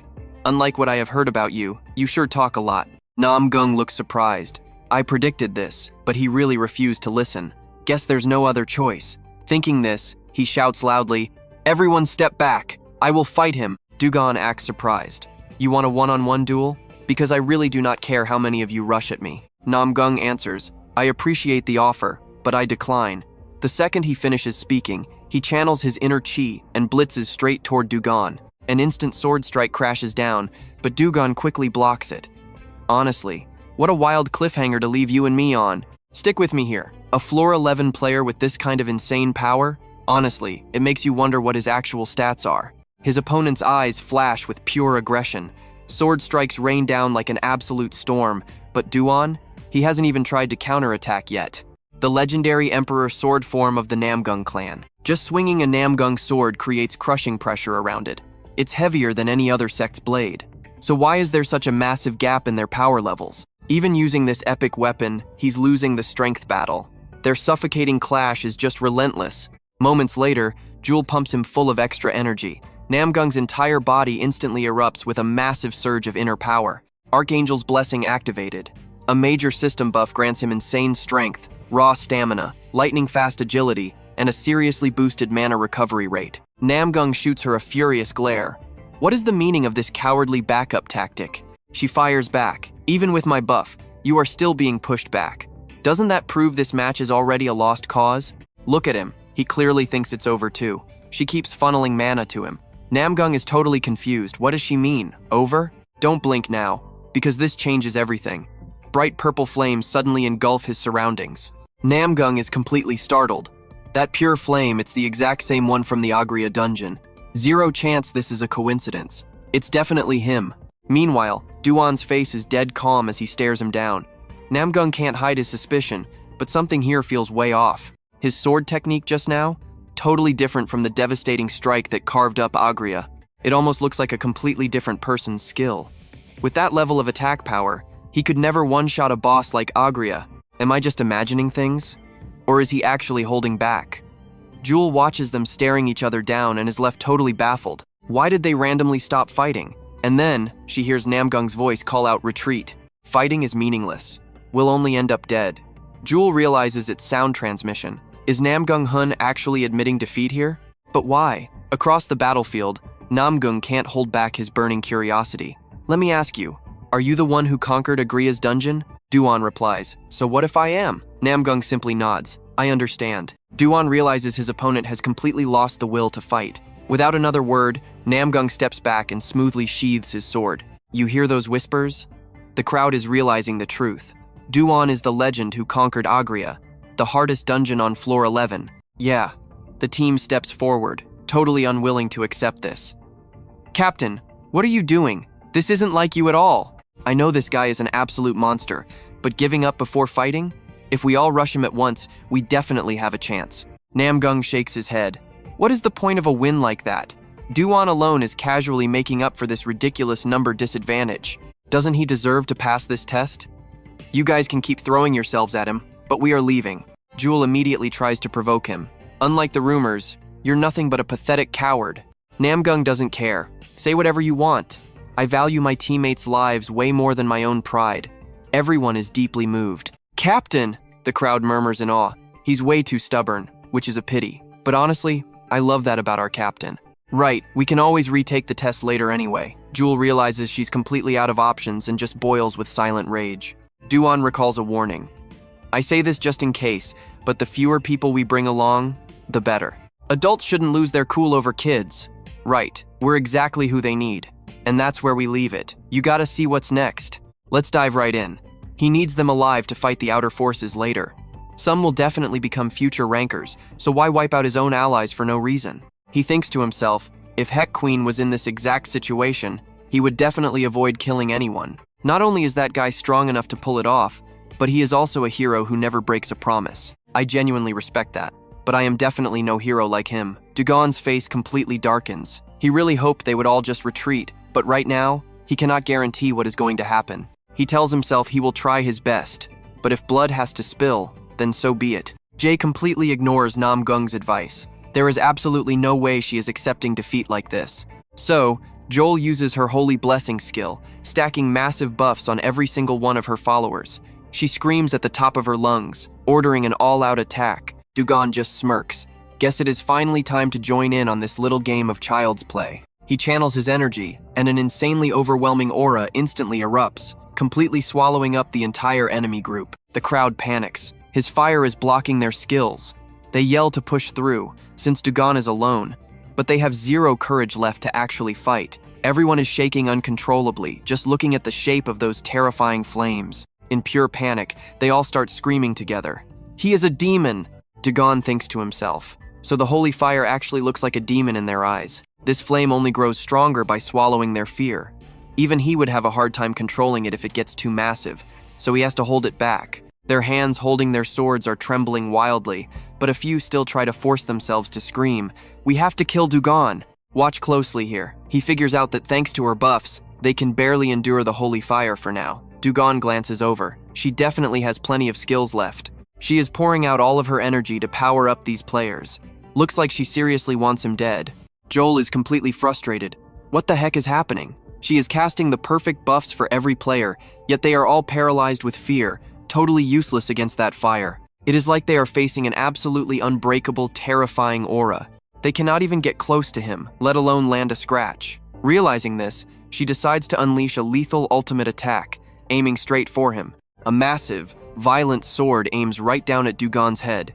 Jay grits her teeth, gathers every last drop of her strength, and screams, "Die!" But the crazy thing is, her absolute best attack does not even leave a single scratch on him. Her power completely shuts down against his aura. Du-gon channels his energy and ruthlessly slashes upwards, instantly shattering her giant sword into pieces. Joel screams in total disbelief. How is this even possible? By now, the surrounding area is an absolute wasteland, and the number of casualties is definitely not small. We all saw this coming, right? Everyone is shaking in terror at his godlike power. Namgung's earlier warning plays back like a slow-motion movie in Joel's head. Just retreat. Fighting this guy any longer is completely meaningless. Our only ending here is death. Say whatever you want. I value the lives of my teammates way more than my own pride. A heavy wave of bitter regret quickly floods into Joel's heart. Namgung-hun, you were absolutely right. Namgung sends a telepathic message. Fall back, everyone. We have zero chance. If we all die right here, even if we capture his king, we still lose. Du-gon speaks up. If you are planning to run away, leave your flags behind. Do that, and I will let you all live. Jay is completely stunned. You can hear our telepathic messages? Du-gon calmly replies, I do not need to hear anything. Just looking at your faces tells me everything. Joel speaks up. What will you do if we say we are leaving without dropping them? Du-gon instantly replies, obviously, I will not let you walk away. Pausing for a second, he coldly continues, do not waste your energy. Hand them over right now. And just like that, he collects quite a few more flags for his own team. Joel cannot help but ask, are you really not going to kill anyone? We might have lost all our flags, but we will just gather more. You are entirely alone out here, and you do not even have a king anymore. With the time left, Du-gon cuts her off. So what? You want me to kill you? What do you want? She says. I heard you rejected sponsorship offers from the major guilds, but Gion is on a completely different level. I cannot guarantee you will get better treatment anywhere else than with us. He instantly rejects it. No thanks. Joel is totally stunned. Rejected that fast? Then at the very least, give me your player identification number. Du-gon shakes his head. No thanks again. I know your goal. Jay demands, why? I am asking for your own future benefit. The fact that you did not give up even during an unfair test proves you have a very clear goal in mind. You absolutely cannot climb this tower alone. You need good teammates and a powerful guild to fully support your journey. Even with all of that, climbing is brutally hard. A guy like you should know you need much more than just your own personal skills when stepping into this tower. Why on earth are you trying to walk down this incredibly rough path completely solo? This girl completely refuses to ever give up. Maybe that is exactly why she managed to climb the tower so fast in the first place. But guilds and sponsorships will only drag him down from now on. Those factions endlessly fighting for power inside the tower will easily destroy everything out of pure pride, greed, and toxic paranoia. That is why he refuses. Trust me, you will love what comes next. Stick with me here. Our main character knows he has to get stronger. When the absolute worst-case scenario hits, he needs the entire tower backing him as the undisputed center of power. Du-gon just shrugs it off. Why does everyone care so much? It is really no big deal. Just know that I can climb this tower completely solo. No teammates, no guilds holding me back. Can I pull it off? I absolutely have to. His face shows pure determination. We cut over to the dark forest where Halaman is sitting right now. The guy looks incredibly anxious and totally restless. When is he actually coming back? Since they are deep in the woods, the entire atmosphere feels incredibly gloomy, heavy, and just straight up terrifying. This is awful. Is it always this pitch black out here? Halaman looks around, shivering with actual dread. How long does he have to wait? He is trembling so much he completely misses it. Hidden in the distant bushes, something is taking careful aim, getting fully ready to shoot him down. Suddenly, a massive blast of fire launches straight toward Halaman with brutal speed. He barely dodges it. Then, a mocking voice cuts through the tension. So he actually dodged it. He looks pathetic, but his reflexes are still there. From the tall grass, a whole group of enemies steps out. You want us to kill you? Why are you just standing there frozen? Let us end this fast. From what I heard, even with Nam Gang-hoon and Ro around, that other group struggled against Du-gon. That guy must be terrifyingly strong. Halaman freezes up. Did he really fight Team B all by himself, going up against those total experts? Halaman suddenly remembers the exact warning Du-gon gave him earlier. If you move even an inch, I cannot help you next time. I clearly told you not to step outside that circle no matter what. He quickly runs the numbers. If he runs, he gets caught immediately. And fighting back? He has zero chance of actually beating these guys. But if he stays firmly inside this circle and just stalls for time, Du-gon will absolutely come back to save him. He has to. His only option right now is putting blind faith in him and following his exact instructions to the letter. Making his choice, Halaman violently swings his sword and screams, "Bring it on, you absolute bastards!" The enemies just laugh at him. What the hell is this guy doing? Forget it. He has lost his mind. Do not forget we are splitting the contribution points equally. Yeah, we know. Just make sure to divide the flags fairly. Now watch this closely. Things are about to get wild.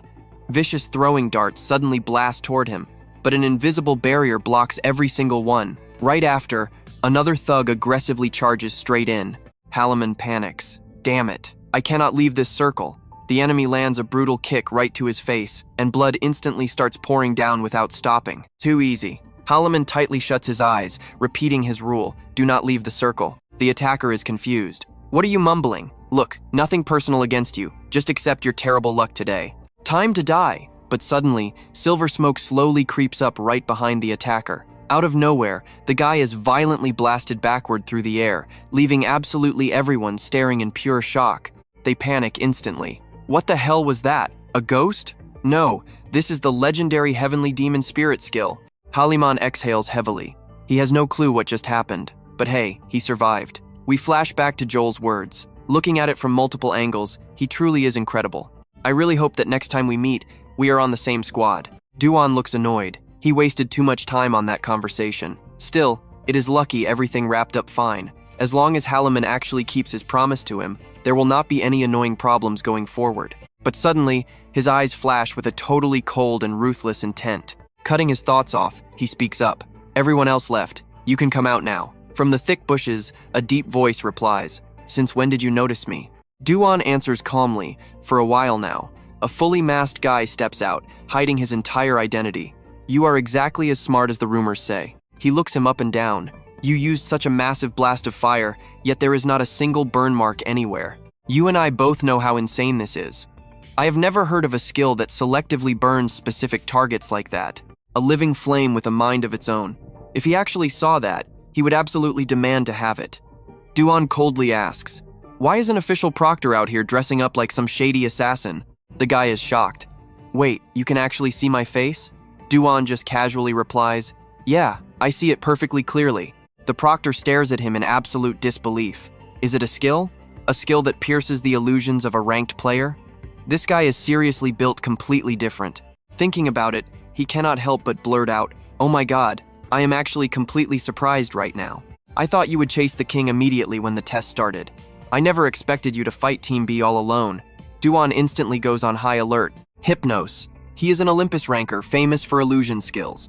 Why is a ranker directly interfering in the official testing phase? If the administrators find out about this and the first floor events, they will pay a massive, deadly price for it. Du-gon smirks with pure contempt. So they are really coming for my throat, huh?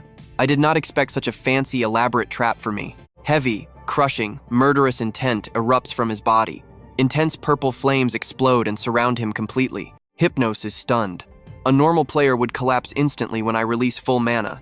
His stats should not be anywhere near high enough to resist my absolute pressure. Is he resisting this with pure willpower alone? I thought massive guild executives were totally overreacting by focusing on one player and sending a ranker to hunt him down. But now, I finally understand why the higher-ups are so incredibly anxious about this kid. Trust me, you will want to see what happens next. He remembers Hera's order. Kill him at all costs. The method does not matter. Stick with me, we are about to watch Hypnos instantly cast his dark skill, plunging the entire battlefield into pure darkness. This dark ability forces illusions onto every living thing in the area, dragging them straight into a deep sleep. He warns that this time is completely different. It is too hard to resist. Stop fighting it, and just give up already. Just like he said, the kid's body starts losing consciousness. Hypnos drops a hypnotic whisper. I will give you a truly beautiful dream. His eyes slowly close. He just stands completely frozen in place, sinking deep into the magical slumber Hypnos created. If a low-floor player ever claimed they fought an Olympus ranker, absolutely everyone would think they were lying. Even if they were equally matched, no one believes a total nobody could ever meet someone from the great Olympus. You are having an encounter with a revered being right now. If you somehow survive, you can definitely brag about it later. Too bad. As he speaks, his blade is already pressed against his neck, ready for the finish. But right at that moment, Du-gon snaps awake. He fiercely slashes across Hypnos' chest, leaving him stunned. Fresh blood sprays everywhere, and brutal pain makes him grit his teeth. Du-gon smirks coldly. Too shallow. Hypnos furiously grinds his teeth. You little bastard. Were you faking it? Using dirty tricks like that against me. I really do not think you have the right to say that. We both felt that epic comeback, right? Du-gon says he will not brag about fighting a ranker, but he will gladly expose this supposed Olympus inspector as a total coward. Hypnos snaps back. Your provocations will not change anything here. Du-gon just stares directly at him. Oh, but they do. At the same time, because of the dark skills effect, his stamina stats surge, boosting his stamina recovery speed by 200%. Pausing slightly, Du-gon adds, the night does not belong to you alone. Du-gon calculates silently. Hypnos is a close combat mage, and his dark mana is specifically built for casting powerful illusions. Even though I managed to wound him, he is still an Olympus ranker. He grips his sword tight, locking his eyes straight on the enemy. Still, I am actually pretty confident when fighting against this exact type of enemy. They silently observe each other, both calculating their next moves. Suddenly, Hypnos rushes forward, and Du-gon completely drops his defensive stance, ready for war. The two seem incredibly evenly matched. Even while clashing against a high-level ranker, he does not look outplayed at all. Every single strike gets dodged or blocked. The ground shatters, sending crushed rocks exploding in every direction from the sheer force of their shockwaves. The blade in Du-gon's hand now radiates a heavy black light, making him look exactly like the true embodiment of darkness. Regardless, Hypnos is still a terrifying ranker. He finally closes the gap and lands a brutal punch right to the face, leaving Du-gon stunned for a split second. But our guy refuses to back down. He grips his sword and counters with raw momentum. Hypnos takes another brutal slash to the chest, blood pouring out relentlessly. Suddenly, sensing something completely off, he violently spins his body around to look back. Don't blink, because what happens next is wild. He only slashed a shadow clone. The real Hypnos strikes from behind, but thankfully, our boy dodges just in time. His enemy's blade chops fiercely right towards the back of his neck. But at that exact second, a massive sea of purple flames erupts from Du-gon's body, completely swallowing Hypnos whole. Panicking, he grits his teeth as a horrifying burning sensation hits him. The flames grow incredibly fierce, spreading like he was just thrown into an active volcano. Not only that, this fire clearly has a mind of its own. It charges straight at him. No matter which way Hypnos tries to dodge, those flames lock onto his position and crash down hard. Hypnos freezes in shock. What the hell? The fire suddenly gets way fiercer and intensely hotter. But living up to his ranker title, he quickly realizes its true nature. Wait, it is not hot, it is just a feeling. He thought it was just a living fire, but it is actually reading his emotions and reacting to them. Its power literally changes based on his level of fear. What an incredibly troublesome skill. Finding the weakness, he uses his energy to violently blast the flames away. Du-gon is impressed, a true ranker, blowing away the holy fire like that. Giving his enemy zero time to celebrate, he instantly grips his sword and charges right back in. Two blades clash fiercely, signaling a brutal battle. Hypnos springs forward, moving at blazing speed, circling around him to find any blind spot. But no matter which angle he attacks from, Du-gon predicts it perfectly and blocks him every single time. Hypnos is internally shaken to the core. I knew it. This kid is absolutely extraordinary. If given time to become a ranker, what kind of terrifying monster would he turn into? I must prevent that from happening at all costs. Thinking about that, pure jealousy and dark envy instantly flood his mind. Hypnos launches his Moon Dream attack, wanting Kim Du-gon dead. Most would fall to this massive power, but you and I know our guy is built different. Let's dive right in. He just stares the guy down, completely calm. Aren't you scared of the administrator? My loyalty belongs strictly to Olympus, which is hilarious. Say whatever you want, you ignorant little brat. You could never understand the big picture. Du-gon sneers right back at him. The big picture? I bet you can't even imagine the kind of heavy responsibility I'm carrying. He remembers the exact words Chronos told him before. Remember, whoever uses this artifact to return to the past must carry the weight of the entire tower on their shoulders. Therefore, when you go back, you must be strong enough to withstand that immense burden and fulfill your duty, so that this exact place containing hundreds of different worlds, where billions of lives exist side by side, doesn't fall right back into the absolute abyss of despair. He tells himself, even someone who carved the promises of those left behind into his own heart couldn't casually talk about the big picture without feeling a massive emotional wave. Thinking about this, Du-gon speaks up. You know what? I know one thing for sure. True sacrifice means giving up your own life, not tossing away somebody else's. Hearing that, Hypnos gnashes his teeth in pure rage. Du-gon keeps thinking, just like me, someone who returns solely to repeat those hellish battles all over again. He mocks himself for a second. Saying it like that sounds cooler, right? Instantly, Hypnos violently slams an attack right at him, making the earth and rocks violently collapse. It completely looks like Du-gon's entire body gets buried underneath that pile of massive, crushing boulders. Hypnos gasps heavily, totally exhausted. He screams out, "Sounds cooler? How dare you say something like that when you don't even understand the grand, ultimate ideals of Olympus?" Inside his head, Hypnos justifies it. This act might be an unforgivable, severe crime within the tower, but it's all for Olympus. Thinking that, he shuts his eyes, feeling completely satisfied with himself. Watch closely here. He thinks he's won, ready to take the tower's punishment. But suddenly, Du-gon brutally drives his sword straight through him from behind. This strike is absolutely merciless. He pours every single ounce of his strength right into that fatal thrust.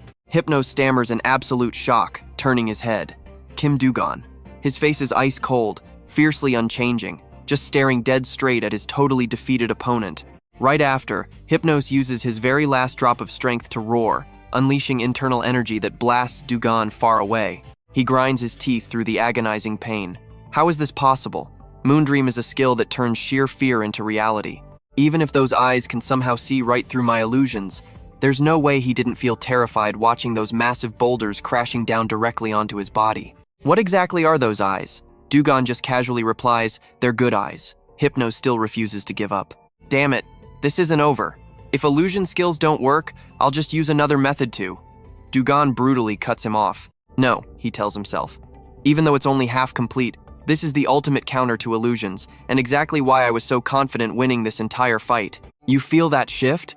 He just says, "It's finally over." Having zero clue about what is actually happening, he furiously raises his sword for a vicious strike at him. But suddenly, a terrifying surge of power completely interrupts them, instantly shattering Hypnos' sword into dozens of broken pieces. Hypnos snaps his head around, and the person showing up is none other than the administrator. He glares fiercely right at him. Hypnos drops to his knees in absolute terror, his mouth nervously babbling total nonsense non-stop. He furiously shouts, "Enough! Explain yourself now." Since Hypnos actually started the fight, he has absolutely no idea how to even open his mouth to justify this. Hypnos stammers. Well, it's. Left with literally zero options, he finally swallows his pride and backs down. "Please forgive me, Administrator." The boss replies coldly. "Seems you know you messed up. Did Olympus order you to do this?" Seeing him completely frozen in silence, he offers a sharp hint. "Whose order was it? Heraus?" Hypnos trembles. "It was all my own doing." Hearing that, the administrator instantly knows it's a blatant lie and scoffs. "Your doing? You plan to take all the blame?" Hypnos stutters. No. He cuts him off. "Even so, I will definitely hold Olympus fully responsible for this." Hypnos, from this exact moment on, your title as the trial supervisor is completely revoked. Also, every shred of Olympus's authority on the 11th floor will be stripped away. He feels utterly cheated.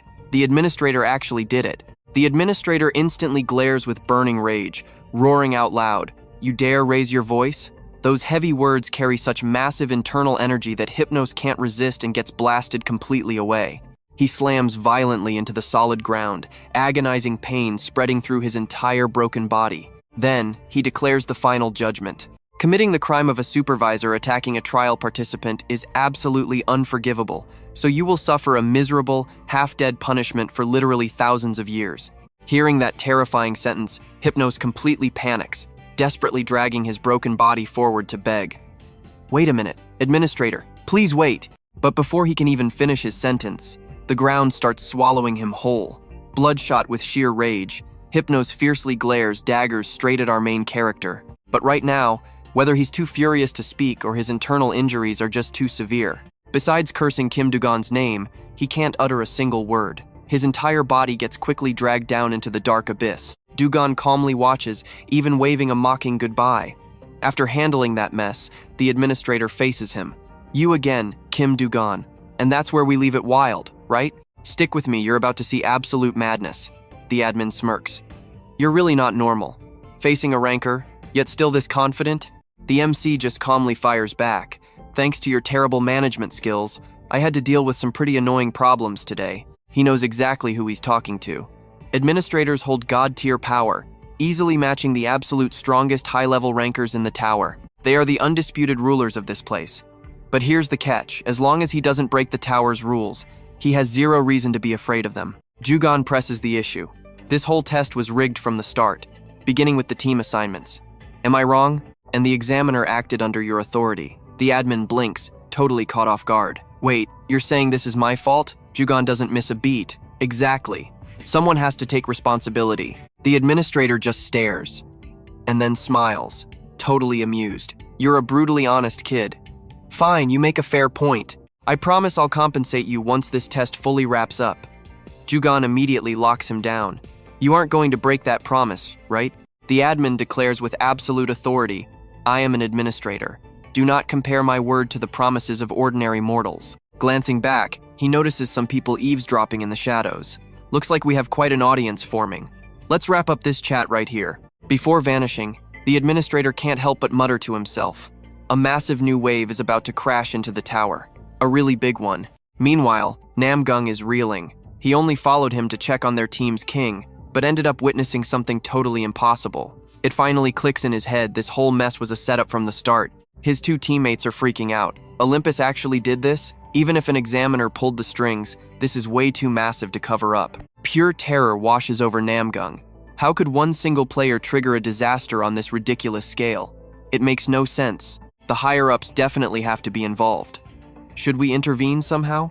If word gets out about this, the entire tower is going to descend into absolute chaos. Nam-gung glares at the others, his voice dripping with a subtle threat.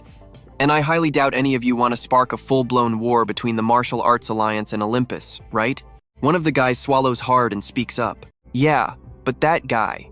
How the hell did he fight an examiner and actually survive? Du-gon looks totally unbothered on the outside, but mentally he's just sighing. I can hear everything you're saying, Nam-gung-hun thinks back. This isn't the first time a ranker lost to a player. The great sage, Sun Wukong, pulled it off. He defeated rankers back when he was climbing. But considering this guy's opponent is literally the massive Olympus guild, Kim Du-gon, the fallout is going to be way worse than the great sage's stunt. Realizing this, he calls out, Kim Du-gon, what's your next move? Now pay close attention, this is where it gets absolutely insane. Olympus is in crisis mode now. That giant guild is going to mark you as their ultimate enemy. Are you seriously planning to face them alone? Before he even finishes, Du-gon cuts him off cold. I'll fight until I crush the king of Olympus. Nam-gung-hun is completely stunned. But why? Do you actually have some deep grudge against them? Du-gon shrugs. I just helped a blacksmith forge a certain weapon that Olympus desperately wanted to keep hidden. Ever since then, they've been trying to murder me. Hearing that casual confession, Nam-gung is so horrified his entire body instinctively shivers. A blacksmith tied to Olympus? Wait, he doesn't mean Hephaestus, does he? He suddenly remembers hearing rumors back at the Nam-gung clan headquarters. They were talking about some absolutely insane incidents shaking up the tower recently. He never expected the guy standing right in front of him to be the mastermind behind all that chaos. Nam-gung-hun takes a breath. Understood. And with that, he turns away. Just watch your back. No matter how strong you are, it's still Olympus. One of his guys steps up, confused. Brother Hun, where are we going? Staring up at a system message, he replies, the martial arts tournament is starting soon. We're heading back to the Nam-gung clan immediately. Back on the other side, the second Halamon spots our MC. He literally bursts into happy tears. Why are you so late? I seriously thought I was a dead man. Du-gon just lets out a tired sigh. But you didn't die. Halamon wipes his eyes, smiling. True, but that guy was relentlessly stubborn. Du-gon glances over at him, thinks for a brief second, and awkwardly starts to speak. Even so, seeing his hesitation, Halamon asks, completely confused, even so what? Did I mess up? Du-gon gives a faint, rare smile. Even so, you didn't give up. You held the line perfectly. Right after that, he casually tosses a massive bundle of 618 flags straight to Halamon. I know what you're thinking, that's a crazy amount of loot. Halamon is literally stammering in shock. With this many flags, our points and rewards are going to be astronomical. But honestly, it's not the massive reward that hits him the hardest. It's the fact that the guy who pulled off this miracle in the absolute worst conditions, the guy who didn't even care about winning the game, was actually praising him. Pure joy swells in his chest, knowing he did his job as the king right to the bitter end. The system immediately rings out.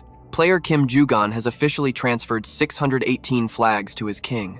Received 618 flags. Multiplier activated. Total is doubled. You obtained 1,236 flags. Team A gets 12,360 points. The test is officially over. Team A, 1,236 flags. Team B, 2. The winner is obviously Team A. But it doesn't stop there. For some completely unknown reason, the system dumps even more bonus points on him. Du-gon receives a massive 10,000 points. The point shop is now fully unlocked for use. Floor, 11 rankings have been updated. You have earned the right to ascend. You may now proceed to floor 12. Let's be real. You and I knew he'd crush it. He firmly holds rank 1 with 22,360 points. Now resting on floor 12, he checks the board. Du-gon can't hide that satisfied little smirk. Stick with me here. Hitting 10,000 points was the goal, but our main character just doubled it. With those sweet admin bonuses, his final reward is absolutely massive. His gaze locks onto the second place player. That guy surged past countless high rankers from rank 36. He risked his life for his role, totally earned it. But Sun Wukong at rank 11? Considering his skills, that feels way too low. Team challenges clearly aren't his style. Du-gon smirks, thinking if the great sage equal to heaven heard this, he would probably scoff at the word team. What? Why would I do it myself? Du-gon is speechless. He didn't even need to look to predict that reaction. And then there is Hagen. Exactly as expected, he is sitting pretty in 6th place with 7,860 points. That didn't shock him at all. The guy had god-tier talent right from the very beginning. Plus, he is only getting stronger climbing the tower. Did that floor 1 tutorial madness trigger an awakening? He must look completely different now. Just thinking about his reluctant rival gets Du-gon fired up. The anticipation is definitely real. Now watch closely with me. As curiosity builds, the scene shifts directly to the Namgung clan. They are the ultimate martial arts powerhouse, outshining even the heavenly demon cult and leading the entire guild. This is a massive, highly respected family. They've pumped out countless elite rankers over the years. The man who brought the Namgung clan into this golden age of glory?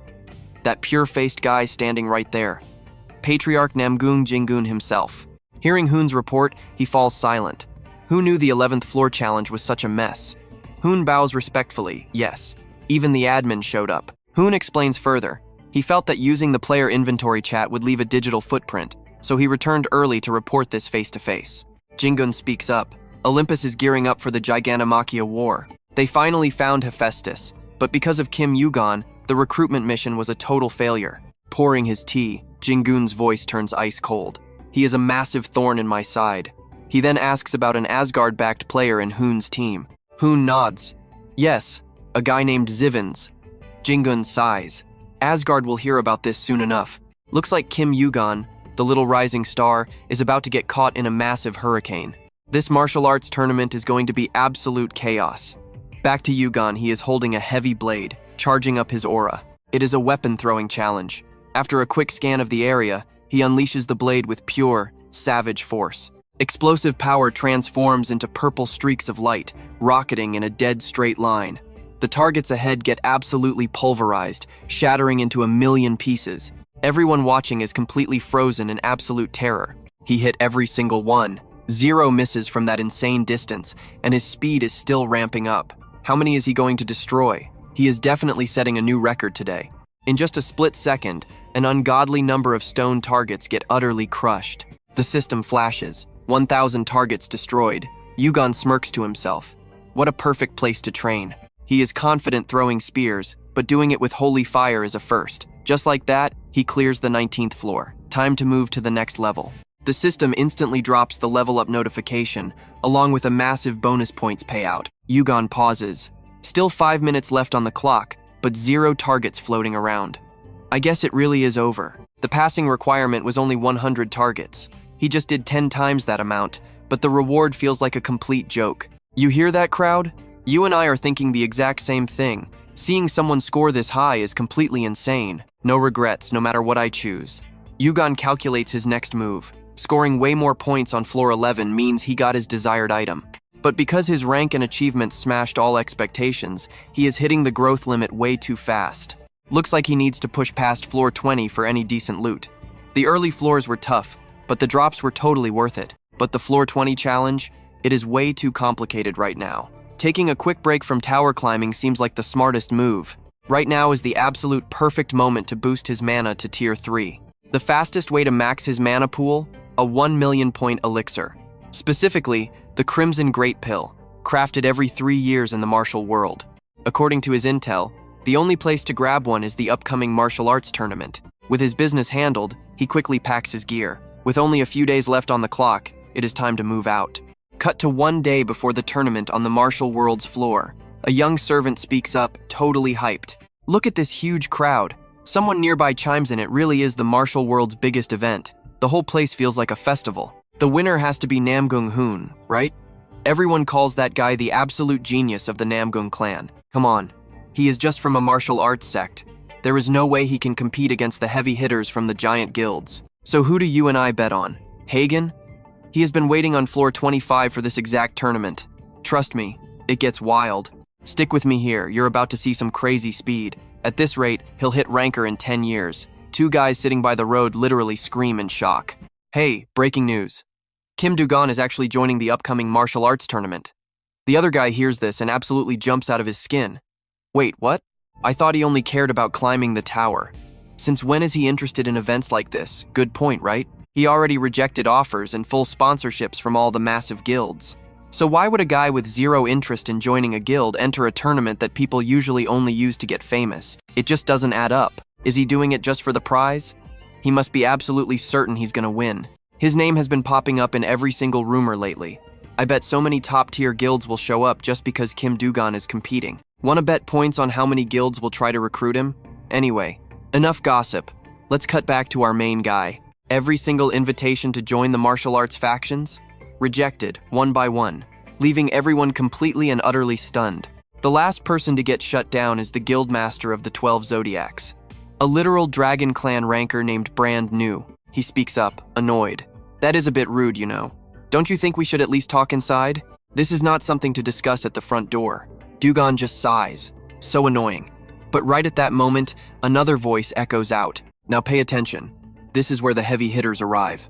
12 Zodiacs? I heard your guild is struggling, but the master coming in person? How touching. Hearing that familiar tone, Brand New turns around. Wait, you're Suriel? But Suriel completely ignores him, locking his eyes directly on Du-gon. So you are the famous Kim Du-gon. I'm from the G Guild. Are you going to chase me away too? Du-gon is actually surprised. Even the great angels are showing up now. Is he really that highly valued? He sighs. You're the 13th person today. But Suriel cuts him off. I understand. But if you ever change your mind, please contact me. There is always a spot for you here. In his head, he's silently cursing this arrogant punk. But Du-gon just coldly replies, even if you hand me a card like that, I won't ever call. Suriel blinks in pure shock. What? Then a super familiar voice casually chimes in. Of course! That is exactly what Kim Du-gon would say. Hargan smiles, full of absolute confidence, staring right at him. What about me? Am I getting kicked out too? Then he instantly burns the angel's business card to ashes. Long time no see, my friend. Du-gon's face darkens instantly. You can leave too, coming in with all that unnecessary drama. He literally can't believe his ears. Huh? Wait, seriously? Du-gon shows zero mercy. Yes, seriously. Brand New is just standing there, utterly confused. Even Hargan of Olympus is here. Oh right, they were teammates in the tutorial stage. Seeing him scream and make a huge scene, Du-gon finally gives in. I'm kidding. Come inside. Hargan pouts like a kid. You really are the most boring guy alive. The two of them quickly step inside the room, and boom! The front door aggressively slams shut right in everyone's faces. Someone in the back gets furious. Guildmaster, this is way too much. I can't believe he didn't even offer tea before slamming the door. Our guild's reputation will Brand New cuts him off. That is enough. We aren't the only major guild getting treated like this. Let's just pack up and leave quietly. The second they get inside, Hargan can't help but look around in awe.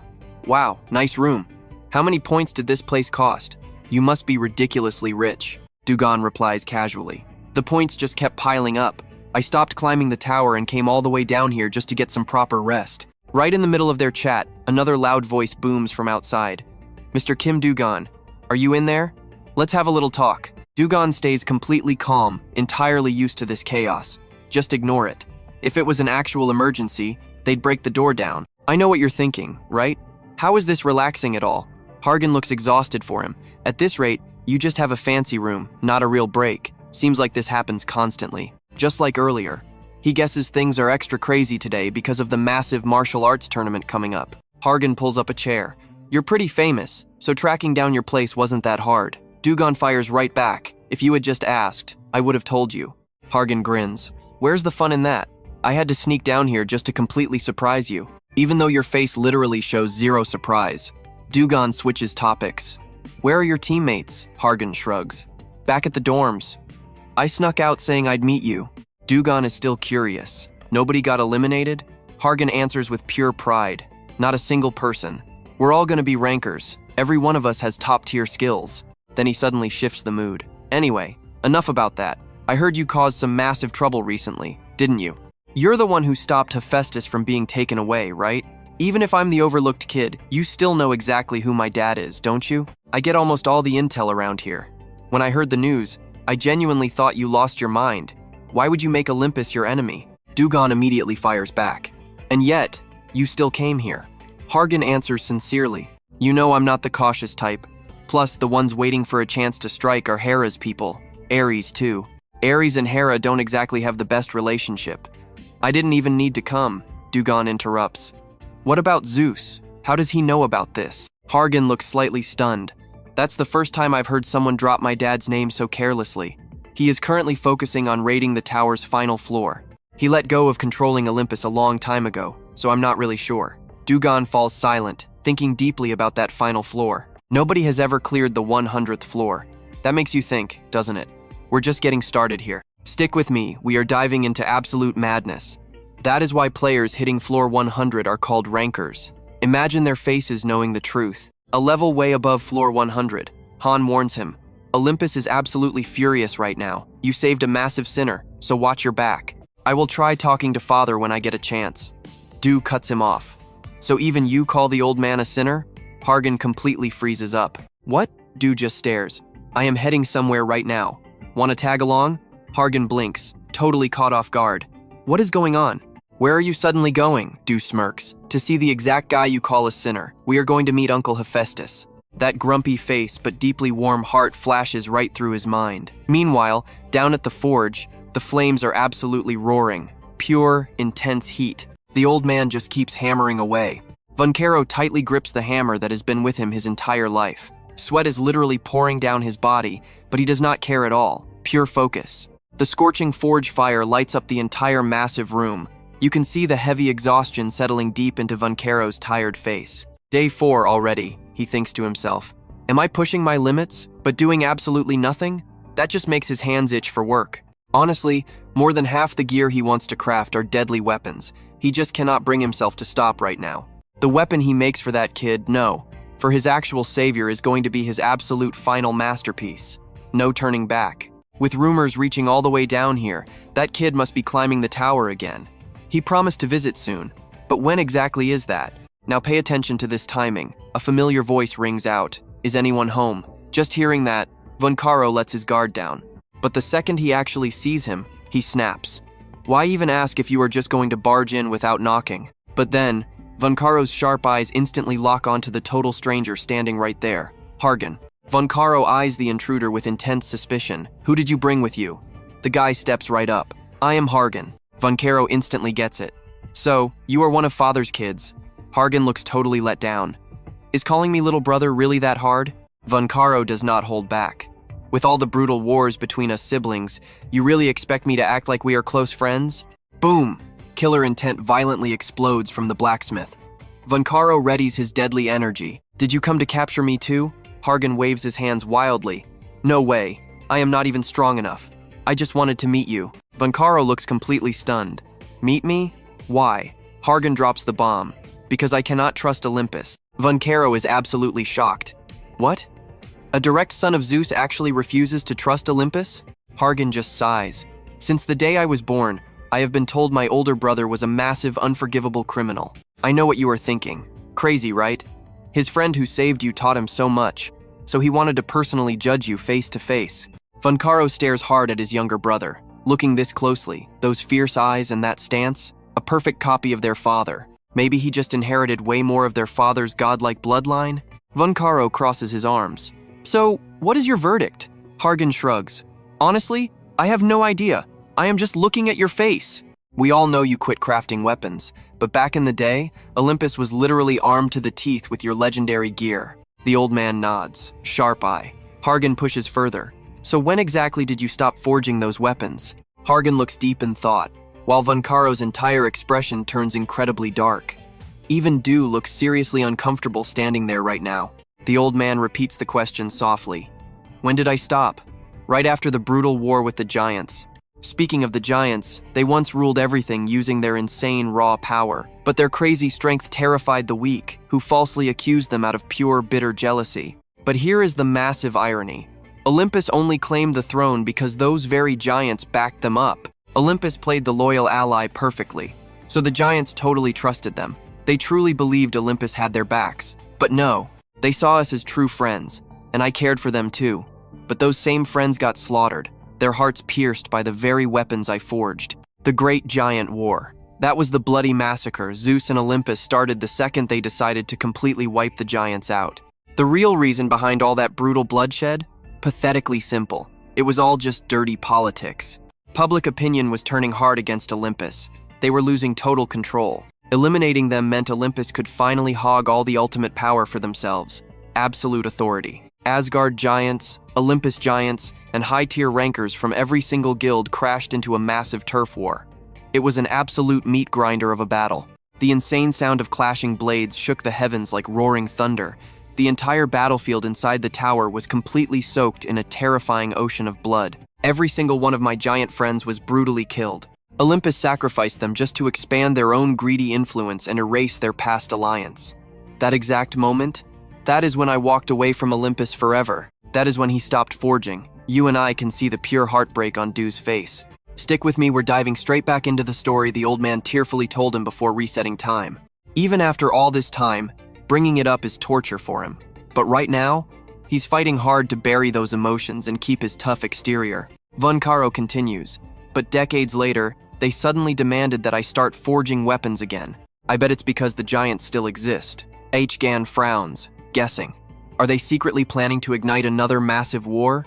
Von Caro nods. They're probably just preparing, but I'm 90% sure you're right. That's just my take on the whole mess. Feel free to trust whoever you want. You might think I'm wrong, and who knows, maybe I actually am wrong, but I'll still fight Olympus to the bitter end. Saying that, Von Caro turns back inside. Then he yells out, "Hey you! You didn't come here just to introduce him, did you? Follow me. There's heavy work down in the warehouse." Before leaving, Du-gon sneaks a quick glance at H-Gan, wanting to see his real reaction. The guy who is usually loud and annoying is suddenly dead silent, lost in deep thought. Du-gon decides to leave him alone.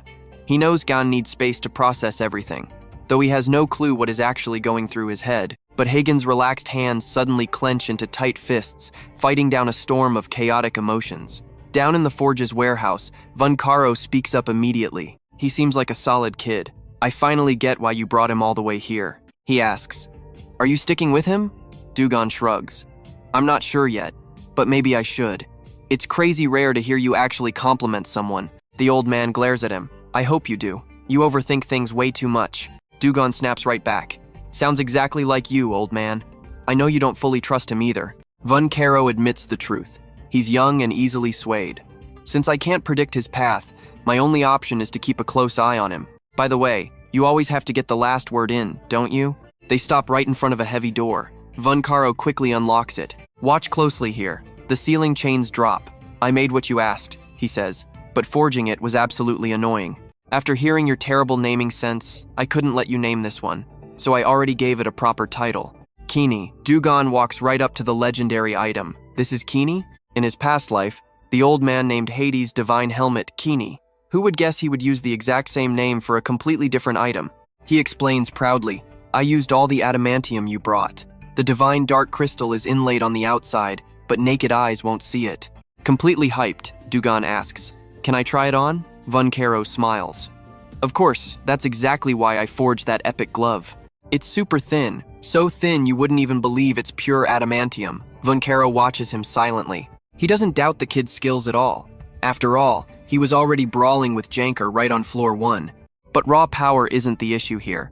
The real question is whether he's actually worthy of holding this gear. Seeing him put on the glove, Von Caro worries. Can he handle it? Du-gon speaks up. "I get it. How could you reduce the content?" Saying that, Du-gon suddenly freezes and snaps his head straight forward.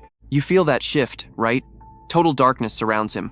Out of thin air, a pair of eyes slowly opens, like an ancient beast waking up. Those glowing eyes look exactly like a cat's, shining with a blinding, brilliant gold light that pierces the shadows. They widen, staring dead at him, and a deep voice echoes. "Who are you?" Du-gon mutters back. "Who am I? I should be asking you that." He stays quiet, observing the situation for a second before it clicks in his brain. "I get it now. So this is Kini's trial." He boldly introduces himself. Kim Du-gon. The eye studies him intensely before speaking. "From another time." How bizarre. Hearing that, Du-gon flinches. "Another time? Don't tell me it actually knows I'm from a previous timeline." Du-gon asks. "Who are you? What are you?" It rolls its gaze and replies. I'm an eye, mouths don't speak. He casually replies, you're an eye, not a mouth, so you can't talk. Is that it? Du-gon feels utterly exhausted by this. Even knowing Kini was forged from divine black crystal, there's practically zero solid info out there on the 3 divine weapons of Olympus. It completely vanished during the Outer City invasion. Literally the only detail I know is that it originally came from Chronos himself. In the past, it was the legendary helmet of Hades, but now, Kini is a heavy gauntlet. Is that ancient entity somehow sealed inside the divine black crystal, or is it actually the crystal itself? I need to figure out Kini's true power this time around. But if this keeps up, just having a basic conversation is impossible. Right at that second, another bizarre voice echoes out. Egg, who is where? Suddenly, the egg wakes up and screams loudly. What happens next? Trust me, it's wild. The ground around Du-gon violently shakes non-stop. Let us dive right into this pure madness. Du-gon is totally panicking. The dark mana density here is absolutely massive. If that stuff even grazes him, his body would literally melt away. Instantly, holy fire erupts, completely surrounding him for protection. He grits his teeth, mind racing. Dodging is too late now, right? Du-gon calculates lightning fast and makes a split-second desperate choice. He has to use the holy fire as a shield to block this insane incoming attack. Suddenly, a flash of blue light zooms right past his body. Du-gon stands there completely stunned. Wait, that wasn't an attack? The system starts going crazy, spamming continuous status updates about the mysterious egg. Oh yeah, it is definitely getting ready to hatch. The hatching progress rate just spiked directly to 41.29%. All the while, it keeps happily singing without a care. The hatch rate jumps up by almost 30%. That is way higher than when it devoured Orochi's corpse. Du-gon is completely on edge right now. Nobody knows who this egg belongs to, what monster is inside, or how it even works. Du-gon stares at it and asks, "Did you just wake up because you are starving?" Then, a heavy silence fills the air. This egg definitely comes straight from the outer gods. If it is really one of them, maybe it knows exactly where those creepy invaders originated from. That giant eye made the hatching rate skyrocket. Thinking about this, he finally speaks up and asks, "Hey, do you actually know what the heck this egg is?" It just stares right back at him like he is some bizarre alien object, staying completely and totally silent. Seeing it refuse to speak, he raises his voice, shouting, "Literally just say anything." The giant eye slowly begins to close, briefly dropping 2 simple but chilling words, "Just observe." Right after that, the giant eye finally shuts completely tight. Du-gon screams out in panic, "Wait just a second, now pay attention." Here is where things get wild. A massive shockwave erupts, making everything around him shake violently. A familiar, aggressive hammer smashes down hard, unleashing absolutely terrifying streaks of pure lightning everywhere. Du-gon instantly realizes the guy causing this epic scene is none other than his uncle. Shocked, he snaps violently out of the crazy illusion. That heavy strike from his hammer literally smacked Du-gon right on the head to wake him up. You can see pure anxiety and panic completely written all over the man's face. At this point, he is fully conscious again. King Karo looks super worried. "Are you okay right now?" Suddenly, some freakish mana completely wrapped around you. He sighs in relief and laughs loudly. "Good that you are fine." Du-gon flinches a bit, realizing he literally just came back from death's door. King Karo continues, "Oh right, how does using it actually feel?" Du-gon replies quickly, "Oh yeah, it feels really great. The material is incredibly smooth. Feels just like wearing absolutely nothing." He thinks to himself, "How interesting. Instead of focusing on how this gear feels, I actually got completely distracted by running into that bizarre entity. I will keep observing. Yeah, I am absolutely certain I heard it say exactly that." The holy black crystal is also known as Kini's fragment. It looks like there is a massive, unexpected secret hidden right behind this whole thing. There are 3 fragments in total, including the holy black crystal I am thinking of right now. I have to collect the other 2 pieces to uncover the real truth, and among those 2 fragments, I can definitely secure one. Du-gon looks at the new glove on his hand with deep satisfaction. The next target is definitely Chen's fragment. Seeing the 2 of them stepping out of the warehouse, Haken immediately rushes over in total panic. What on earth just happened in here? There was a terrifying earthquake. Volcano's face turns super dark. "I do not know." He aggressively raises his huge hammer and points. "Ask that guy over there." "I just smashed my hammer. We both felt that impact, right?" Hagen completely freaks out. Smashing a hammer, unable to hold back his burning curiosity, he turns toward Kim Du-gon. "A single glove? Is that a brand new item? Are you totally okay? What do you mean, bro? Du-gon just stays completely silent. I have no clue. Hae-gan stands there stunned. You are saying that too? You guys did not fight, did you? Du-gon speaks up. Absolutely no way. If I actually got hit by that massive hammer, I would literally be meeting my ancestors right now. Hae-gan thinks about it, and yeah, that is true. Du-gon reassures him. There is nothing to worry about. I am just saying I seriously do not know what happened. Hae-gan temporarily buys his story. Alright, fine then. Du-gon asks him directly. Have you made up your mind yet? Hae-gan says no, because everything is still super complicated. I think I should meet my siblings first. He gets curious. Who are you talking about? You have a ton of siblings. Hae-gan replies, I mean my brother Apollo and sister Artis. Apollo and Artis are illegitimate children just like Hae-gan, but they are also part of the very few high-tier rankers up in Olympus. Plus, they were totally key figures during the Gigantomachia War. He wants to consult the two people who actually understand the Gigantomachia battle perfectly. This basically means he is going to be way more cautious about investigating this whole mess. Hae-gan stammers. Well, for now, I plan to focus on the martial arts tournament. The rewards are one thing, but I really need to spread my name to gain way more solid power inside Olympus. Du-gon speaks up. So you have been planning for this exact moment all along? Hae-gan replies. Of course, because I am totally different from Ares. If I really want to pull strong people onto my side, I have to constantly keep proving my absolute worth. Plus, this martial arts tournament actually has way more talented competitors than ever before. I even heard that tons of famous rankers are coming just to watch. Besides, I absolutely cannot ignore such a massive stage like this. Do you even realize that more than half the rankers are completely paying attention to you right now? Du-gon thinks to himself. He looks super hyped up. Are you feeling excited now?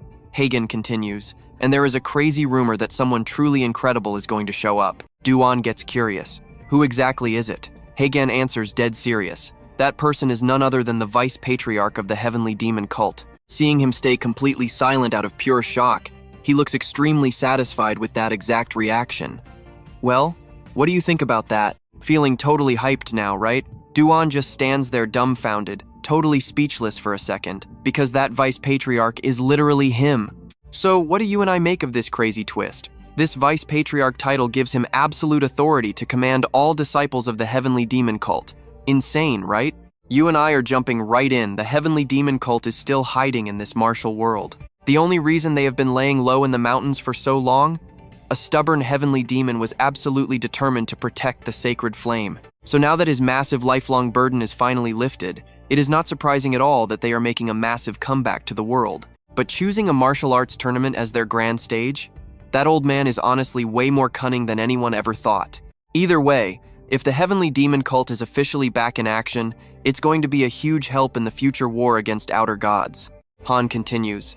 Their vice lord must be insanely strong. Could he possibly be a ranker? Wait a second. If so, he couldn't meet the entry requirements, so he must be a regular player. Du-gon casually speaks up. That's me. Hae-gan stares back in pure confusion. What did you say? Du-gon repeats himself clearly. I said the vice lord of the heavenly demon cult is me. He absolutely loses it and yells, wait, isn't the vice lord title basically equal to the deputy head of a massive, prestigious family? Was that the final reward for clearing the heavenly demon cult test? Volcano cuts in, sounding totally annoyed. You guys are way too loud. The main reward was the sacred flame, but technically the vice lord title was included in it, so he is not exactly wrong about that. Hae-gan sighs with heavy regret. Damn it, should I have tried taking that test too? Han points out, if this leaks, your overall value is going to skyrocket. Du-gon just shrugs calmly, but I have zero plans to join any of those guilds anyway. Han replies, I know that, but those top guilds are definitely going to think differently. Hearing this, Hae-gan gets super hyped. Tomorrow is going to be incredibly fun. Time flies by, and the very next day is the grand opening ceremony of the martial arts tournament. Now pay attention, because this epic tournament will decide the absolute strongest out of 10,000 fierce players. This massive competition is the absolute center of attention within the tower, featuring the most impressive rising stars in history, and even the massive audience is entirely packed with incredibly famous elite faces. Who will take home the ultimate victory? Who will claim the precious item worth millions of points? The announcer's voice echoes everywhere. Alright, let the games officially begin right now. First up, the qualifiers. The rules for the preliminary round pop up. 10 random players will be grouped together into a single block. The last person standing in the arena secures a spot in the main tournament. And the best part? There are absolutely zero restrictions on how you fight. The qualifier groups are completely randomized for this first round. Down below the grandstands, the excited crowd is already buzzing with intense chatter. Look, the players are finally appearing. Hey, isn't that guy from the famous Sion family? He joined even though he just reached the 10th floor. Oh, and that's Yang Gunnan, that absolute bastard from the Sapia Sword School. Wait, where is Gunnan? Gunnan thinks to himself. Bastard? Not a great nickname at all, but whatever. As long as people recognize my face, it's all good. I finally climbed up to the 18th floor. Since only players under floor 25 can even enter this tournament, being at floor 18 actually makes me top tier among these contestants. I'm going to score a massive rank in this tournament to boost my school's reputation and earn total respect from the master. Suddenly, from a distance, Gunin spots a very familiar silhouette. That outfit, that face, it's that annoying brat from last time. You bastard, Kim Du-gon, it really is you. Someone shouts from afar, oh my god, it really is Kim Du-gon. Gunnan is completely furious. Kim Du-gon is actually here? Damn it, it's only the qualifiers and he is already stuck in the worst possible group. The qualifiers begin. The announcer starts a 10-second countdown. You feel that tension? This is where it gets wild. Gunnan hardens his resolve. If that's how it is, I at least need to crush that cocky punk first. Thinking this, he screams at the top of his lungs. Hey, you in the red cloak, remember my face? Because I haven't forgotten the humiliation you gave me for a single second. Right at that moment, the qualifiers officially start. Gunnan grinds his teeth. If destiny brought us together again, I'm going to absolutely destroy you this time. Instantly, Gunnan grips his sword and charges forward aggressively, but our guy quickly dodges the attack. He's totally stunned. Did he just get hit in the jaw? Du-gon frowns deeply. Who even are you? Gunnan freezes. This guy doesn't even remember him at all. Right after that, everyone starts clashing at once, and the chaotic battlefield turns incredibly intense. One fighter stares at him, black hair, black eyes, red cloak, no doubt about it. That's Kim Du-gon. The guy talking is from the Sun family. Seimun Chang, Du-gon speaks up coldly. Whether you come at me one by one or all together, let's just end this quickly. His face darkens as he drops his voice to a chilling tone. If you guys won't make a move, then I will. Before the other gladiators can even react, he instantly blasts forward. Du-gon's speed is so insanely fast that literally nobody can defend themselves before getting completely and utterly wrecked. Everyone panics and screams. He's coming. No, wait, he's already right here. Is he on the right? Left? Seimun Chang is absolutely terrified. Too fast. He's way too fast. My eyes can't even track his movements at all. After wiping the floor with everyone else, he instantly locks onto his next target. Seimun Chang flinches in horror. Is he coming right at me?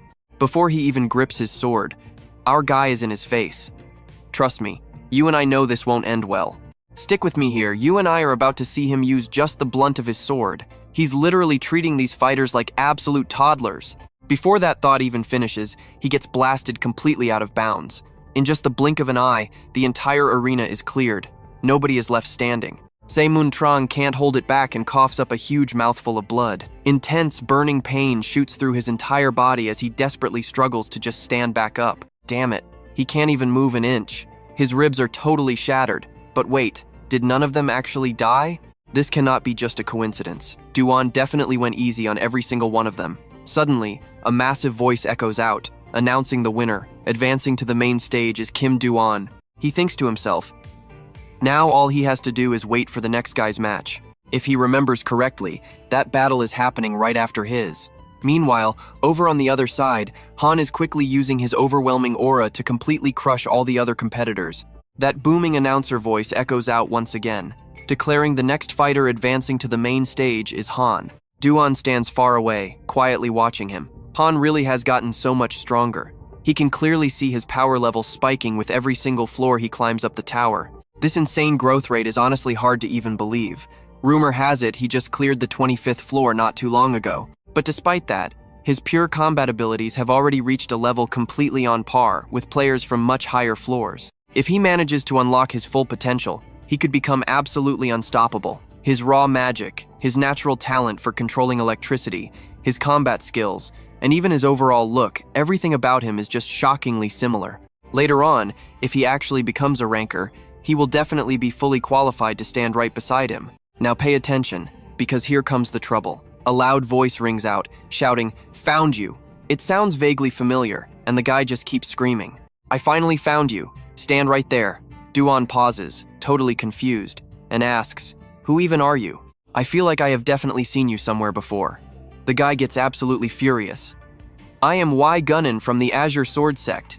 You literally just saw me in the preliminaries. Not to mention we also bumped into each other the second you stepped onto the 10th floor. How dare you do that to me back then?" Right at that exact moment, a deep, heavy voice cuts in. "Please forgive us. It appears that the disciple of my sect has acted quite rudely toward you just now." Du-gon thinks to himself, "This guy's aura is definitely not normal. Is he a rancor?" He then speaks up, "What do you want?" The man introduces himself. "My name is Mon Soik. I am the sect leader of the Azure Sword Sect, and this guy is without a doubt a real rancor." He continues, "I came all the way here hoping that you would agree to join forces with our sect." Du-gon questions him, "Your sect?" Then pauses for a quick moment to quietly size the guy up. Du-gon thinks it over. Makes perfect sense. If he is the sect leader, him being a rancor is really not surprising at all. But even so, he flat out rejects the offer, saying, "I am not interested." Soik does not look surprised in the slightest. "Just as I expected. I heard you rejected every single invitation, even from the major guilds." Du-gon fires back, "If you already knew that, then why are you even here?" The old man casually replies, "Fundamentally speaking, our Azure Sword Sect is not a guild. We might belong to the Martial Arts Association, but at our core, we are still a sect. Plus, we have a long, glorious history. Even though we are a little weakened right now, the Azure Sword Sect was the very first to carry on the martial world's traditions."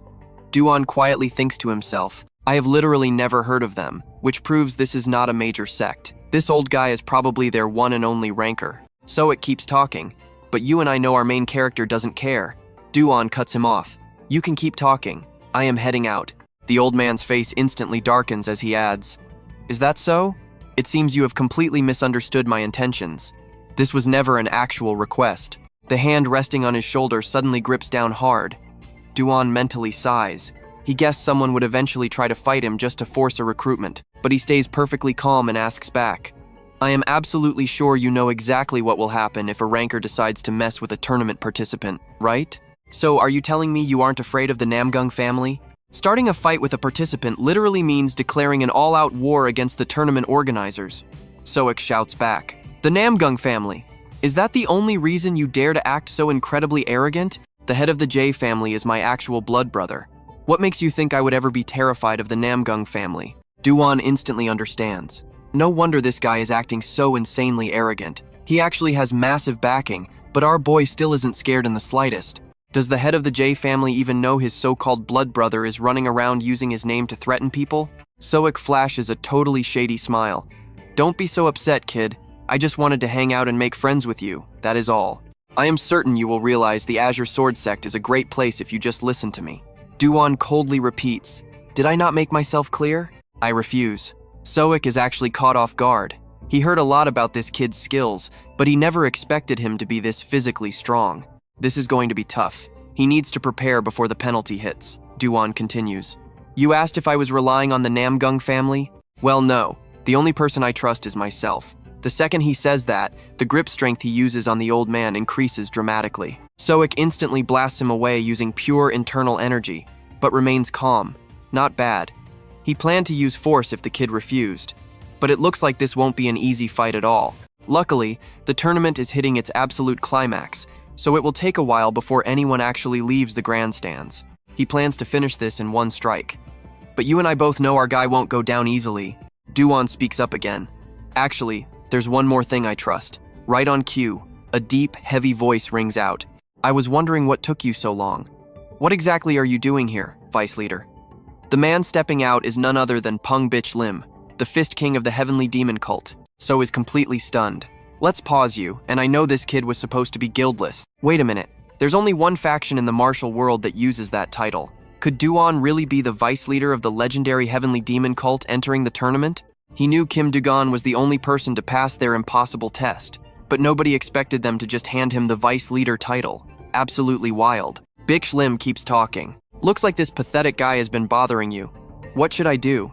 Maybe just kill him on the spot?"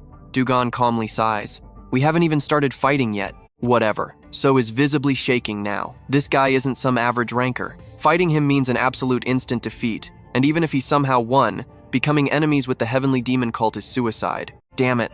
Realizing his massive mistake, he immediately swallows his pride. My absolute mistake. I had no idea he was your vice leader.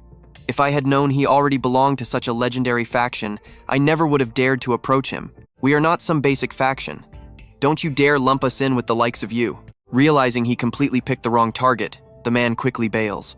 Anyway, I sincerely apologize. Goodbye. Du-gon's face just darkens, silently watching the coward run away before turning to leave himself. His mood is clearly ruined. Right after, he directly calls out the Fist King. You guys are the ones who leaked that the cult's vice leader was joining the tournament, right? Bitch Lim can't help it and bursts out laughing. The disciples are just way too hyped about returning to the martial world, so they couldn't keep their mouths shut. Du-gon groans in frustration. He completely knew it. Bish Lim laughs happily, totally admitting it. Of course, that includes me too. Don't take it to heart. Du-gon is absolutely speechless. Is he seriously always like this? Now pay attention here, this is where the real power play starts. Du-gon orders him to carefully watch the Du family head who is secretly backing the sword sect leader. Bitch Lim loudly replies, "Orders received." Bick Lim adds, "We have a dinner meeting scheduled with the Namgung family after the tournament ends. I will bring this issue up with them right away. Any shady moves need to be punished properly. Do you want to join us?" Du-gon, of course, instantly rejects the offer. No thanks. It's just a boring social event anyway. Just as he raises his hand to knock on a door, a voice quickly answers from inside. "Come in." The heavenly demon Mujin is already sitting there waiting, as if he completely knew Du-gon was coming. He pours out a cup of tea, not forgetting to add a quick compliment. "Well done." Du-gon asks, "Did you watch my prelim match?" Mujin smirks. "I knew you would win anyway, so I didn't bother watching." Seeing Du-gon stay totally silent, he asks, "Did I guess wrong?" Saying that, he pours more tea. Du-gon replies that he was absolutely right. But suddenly, an intense wave of power erupts from around them, completely suffocating the entire room. Du-gon thinks to himself, the heavenly demon's mana is pouring into the cup along with the tea like a heavy waterfall. It's insanely heavy. Is he testing him? You feel that tension too, right? He grits his teeth to endure it. Right now, the teacup in his hand is cracking under the sheer stress. He can't let it break. His face is looking pretty rough. His own Kini mana is actually leaking out. Du-gon wonders to himself, realizing his power is directly reacting to his own emotions. After a very long tense moment, the heavenly demon suddenly speaks up. Well, that settles it, stopping his intimidating display. Mujin then asks, "Why exactly are you joining this martial arts tournament? Your skills are way beyond this child's play." Du-gon answers completely honestly, "I'm a little broke lately, so I really need that great red pill. Since I'm not a true martial artist like you, those system stats are super important to me." Mujin falls into deep thought. "I understand. The great red pill really is a top-tier elixir. It's exactly why this martial arts tournament got so massive in the first place." Du-gon asks curiously, "So what brings you all the way out here?" Mujin replies plainly, "It is finally time for the heavenly demon cult to leave the heavenly mountains. We plan to take in fresh disciples, hold new tests, and build up our absolute strength to firmly stand in the martial world. Thanks to modern technology, traveling from the mountains is so much easier now. So, I decided it's time to officially reveal ourselves to the martial world." Du-gon looks satisfied. "So you're finally going to give them a reasonable test?" He continues smoothly, "Are you really okay with this? Like I said before, I'm definitely not suited for the vice leader role, and I never plan to tie myself down to any single organization. I won't carry out those heavy duties while just freely using my own powers. There will definitely be disciples who violently protest this decision." Mujin remains completely firm. "I am the heavenly demon of the cult. Once I fully acknowledge you, absolutely nobody can ever oppose your will." Du-gon immediately asks back, "Even if my actions could completely destroy the entire heavenly demon cult?" Facing that bold statement, Mujin falls into a heavy silence. He then says, "Because of the great giant war, right? I stayed in the heavenly mountains too long to experience it myself, but that event was so massive that everyone inside the tower has heard of it. So are you planning to stop the second great war?" Du-gon answers bluntly, "Something like that." Mujin probes further, "So you're the enemy of Olympus?" Du-gon fires back, "And that's where we leave it. Wild, right? Stick with me here, so I will ask you one last time. Are you ready to become the ultimate enemy of Olympus?" Mujin replies, "You cannot stop sailing just because you are scared of a little storm. There is no other option but to face it head on." but he could not help but wonder why. Seriously, the two of them are basically complete strangers at this point. Plus, dragging his beloved family from the Heavenly Mountain faction into this mess? That path is just way too incredibly dangerous. So why did the old man agree so easily? It was almost like Mujin was reading his mind right then and there. He continues, "If you do not understand, just remember this. None of that stuff matters at all. Just engrave this one single truth deep into your mind. Vice cult leader Kim Du-gon. From this moment forward, you are the heavenly demonic cult." The scene cuts to a super luxurious room, completely filled with incredibly priceless ancient pottery. Suddenly, a voice breaks the silence. "Azure Sword Sect leader, you have been looking incredibly annoyed this entire time. What exactly is bothering you?" This current tournament did not just pull in a massive, cheering crowd, it also revealed a ton of highly promising young rookies. Seriously, we have the Prince of Olympus, an Asgardian descendant, John's angel, and of course, that Kim Du-gon kid. The guy is just terrifyingly strong. If only we could recruit him straight into our holy martial school. Rumor has it that he actually started climbing the tower right after clearing the heavenly demonic cult test. That is just absolutely mind-blowing when you think about it. Out of countless legendary factions out there, he actually chose the demonic cult trial, but then, so suddenly interrupts them. Kim Du-gon? That kid is the vice cult leader of the heavenly demonic cult. The whole room freezes in pure shock. Vice cult leader? What the heck do you mean? So quickly explains the whole situation. I was just trying to say hello. Maybe getting a bit too excited about meeting a promising young talent. But out of nowhere, they blasted me with killing intent and chased me off. Another elder blurts out in disbelief. "Oh my god, how is that even possible? Is it really that hard just to say a simple hello? You already know how those demonic cultists operate. They are literally always like that. I am guessing those stupid disciples of theirs are exactly the same. Now watch closely here. The Martial Alliance and the demonic cult, they will never get along, so is already scheming something dark. For these old geezers who have been hoarding political power in the Martial Alliance forever, the heavenly demonic cult showing up is a massive, terrifying threat." Thinking about this, a twisted, deceitful smile creeps onto his face. "Well, it looks like nobody here is going to welcome you anymore. Kim Du-gon," he continues plotting out loud. "Come on now. We all know Kim Du-gon is the absolute strongest competitor and the heavy favorite to win this whole tournament. But honestly, how can we just sit back and let the vice cult leader of a demonic faction become the champion of our highly historic, prestigious tournament? Am I right?" They agree completely. "But do you actually have a plan?" So violently stabs his blade right into the meat on the table. "I actually have a brilliant idea. Why don't we just handle this during the main event?" 2 days later, the arena is absolutely roaring with excitement. Every single person has already gathered, eagerly waiting for the action. Han suddenly speaks up. The main event got delayed, and they actually changed the entire tournament format into a brutal survival battle royale. Then he smirks and guesses. "I suppose the stubborn old martial arts world is finally evolving. What do you think about this, Du-gon?" He answers with total calm. Who knows? But honestly, he looks pretty satisfied with the rule change, especially since things will end way faster now. Han completely agrees with that logic. Seriously, if they stuck to one-on-one duels, this whole event would take an absolute eternity to finish. Du-gon suddenly asks, "So why exactly are you even sitting here? Where did all your teammates go?" Han leisurely replies, "They all went out to eat and sightsee since today is officially their last day here." Du-gon looks confused. "Are they really not participating in the main event?" Han laughs and explains, "Once they heard you were competing, everyone instantly dropped out. They said, 'How the heck could anyone beat you?' Pretty smart move, honestly." The giant notification sphere suddenly lights up, showing the final countdown before the tournament begins. Han grins. "Well, it is almost time, so let us get ready. You and I both know it is go time." 2 insane streams of explosive energy immediately erupt right inside his room. Du-gon finally speaks up. "All right, let us go. Look how hyped he is. He has definitely been looking forward to this day for a while." On the exact day of the martial arts tournament's main event, a massive crowd has already packed the arena, desperate to witness this incredibly tense, blood-pumping battle. The two of them stride forward side by side, looking like an absolutely unstoppable duo. Immediately, eager whispers start breaking out all across the excited crowd. "Is that Kim Du-gon? Look, it is Han," Du-gon thinks to himself. "Everyone is totally staring at us. But with this flashy guy walking right beside me, it is unavoidable." In actual reality, the fact that a usually loud guy like him has not said a single word proves he is completely dialed into the zone.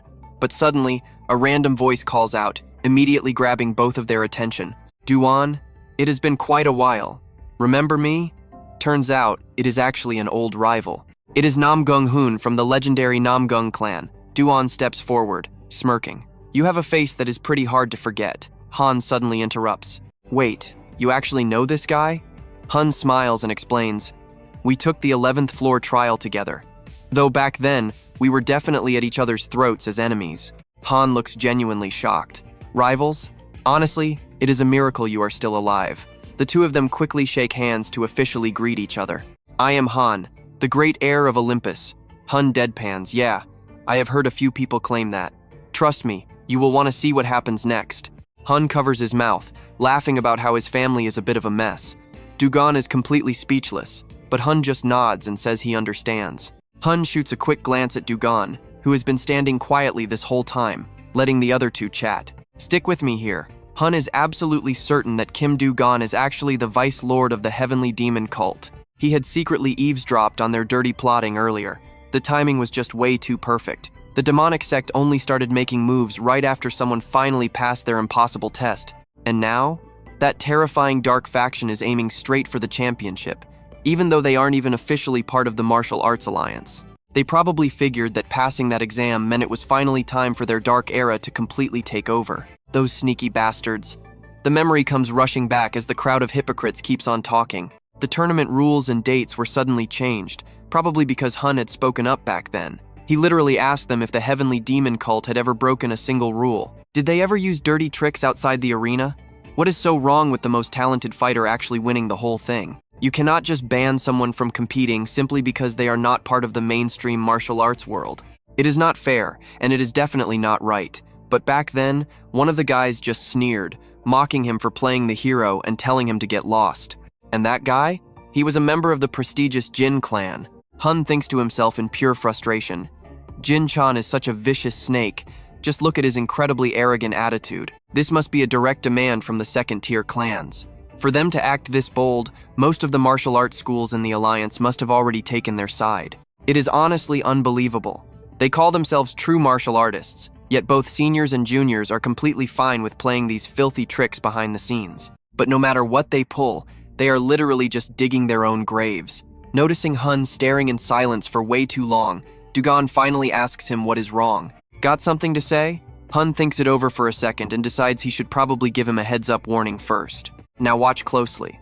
Hun says he is not worried because he saw his skills, but tells him to be extremely careful in the main event. Right on cue, the announcement echoes out. The main event of the tournament will begin in just a few minutes. All participating fighters, please enter the grand arena. Repeating the message, they call all fighters to the arena floor. Han turns around, looking totally confused by that warning. What did he mean by be careful? Du-gon does not show a single ounce of fear. He just tells Han to walk in. Inside, the atmosphere is absolutely electric. Everyone lines up one by one, waiting for their turn to fight. The moment Han steps inside, he instantly cheers with pure excitement. Okay, now I completely get why he told us to be careful. Seeing countless fierce, bloodthirsty glares locked entirely on his friend, Han just cannot resist throwing out a teasing joke. You are seriously popular, man. Du-gon instantly figures it out. He smirks, finally realizing exactly what is going on here.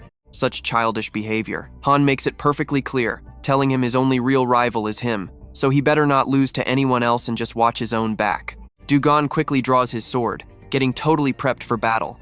There is absolutely no way that is going to happen. The murmurs of the crowd rise up. It is finally about to begin. You and I both saw this coming, right? They brag that this tournament will go down in history, suggesting they changed the format completely, while So looks incredibly pleased. Great idea. You did an amazing job, Lord of the Jin clan. We almost handed the ultimate glory of our martial arts tournament straight over to the demonic sect. The guy sitting right next to him is the Lord of the Du clan.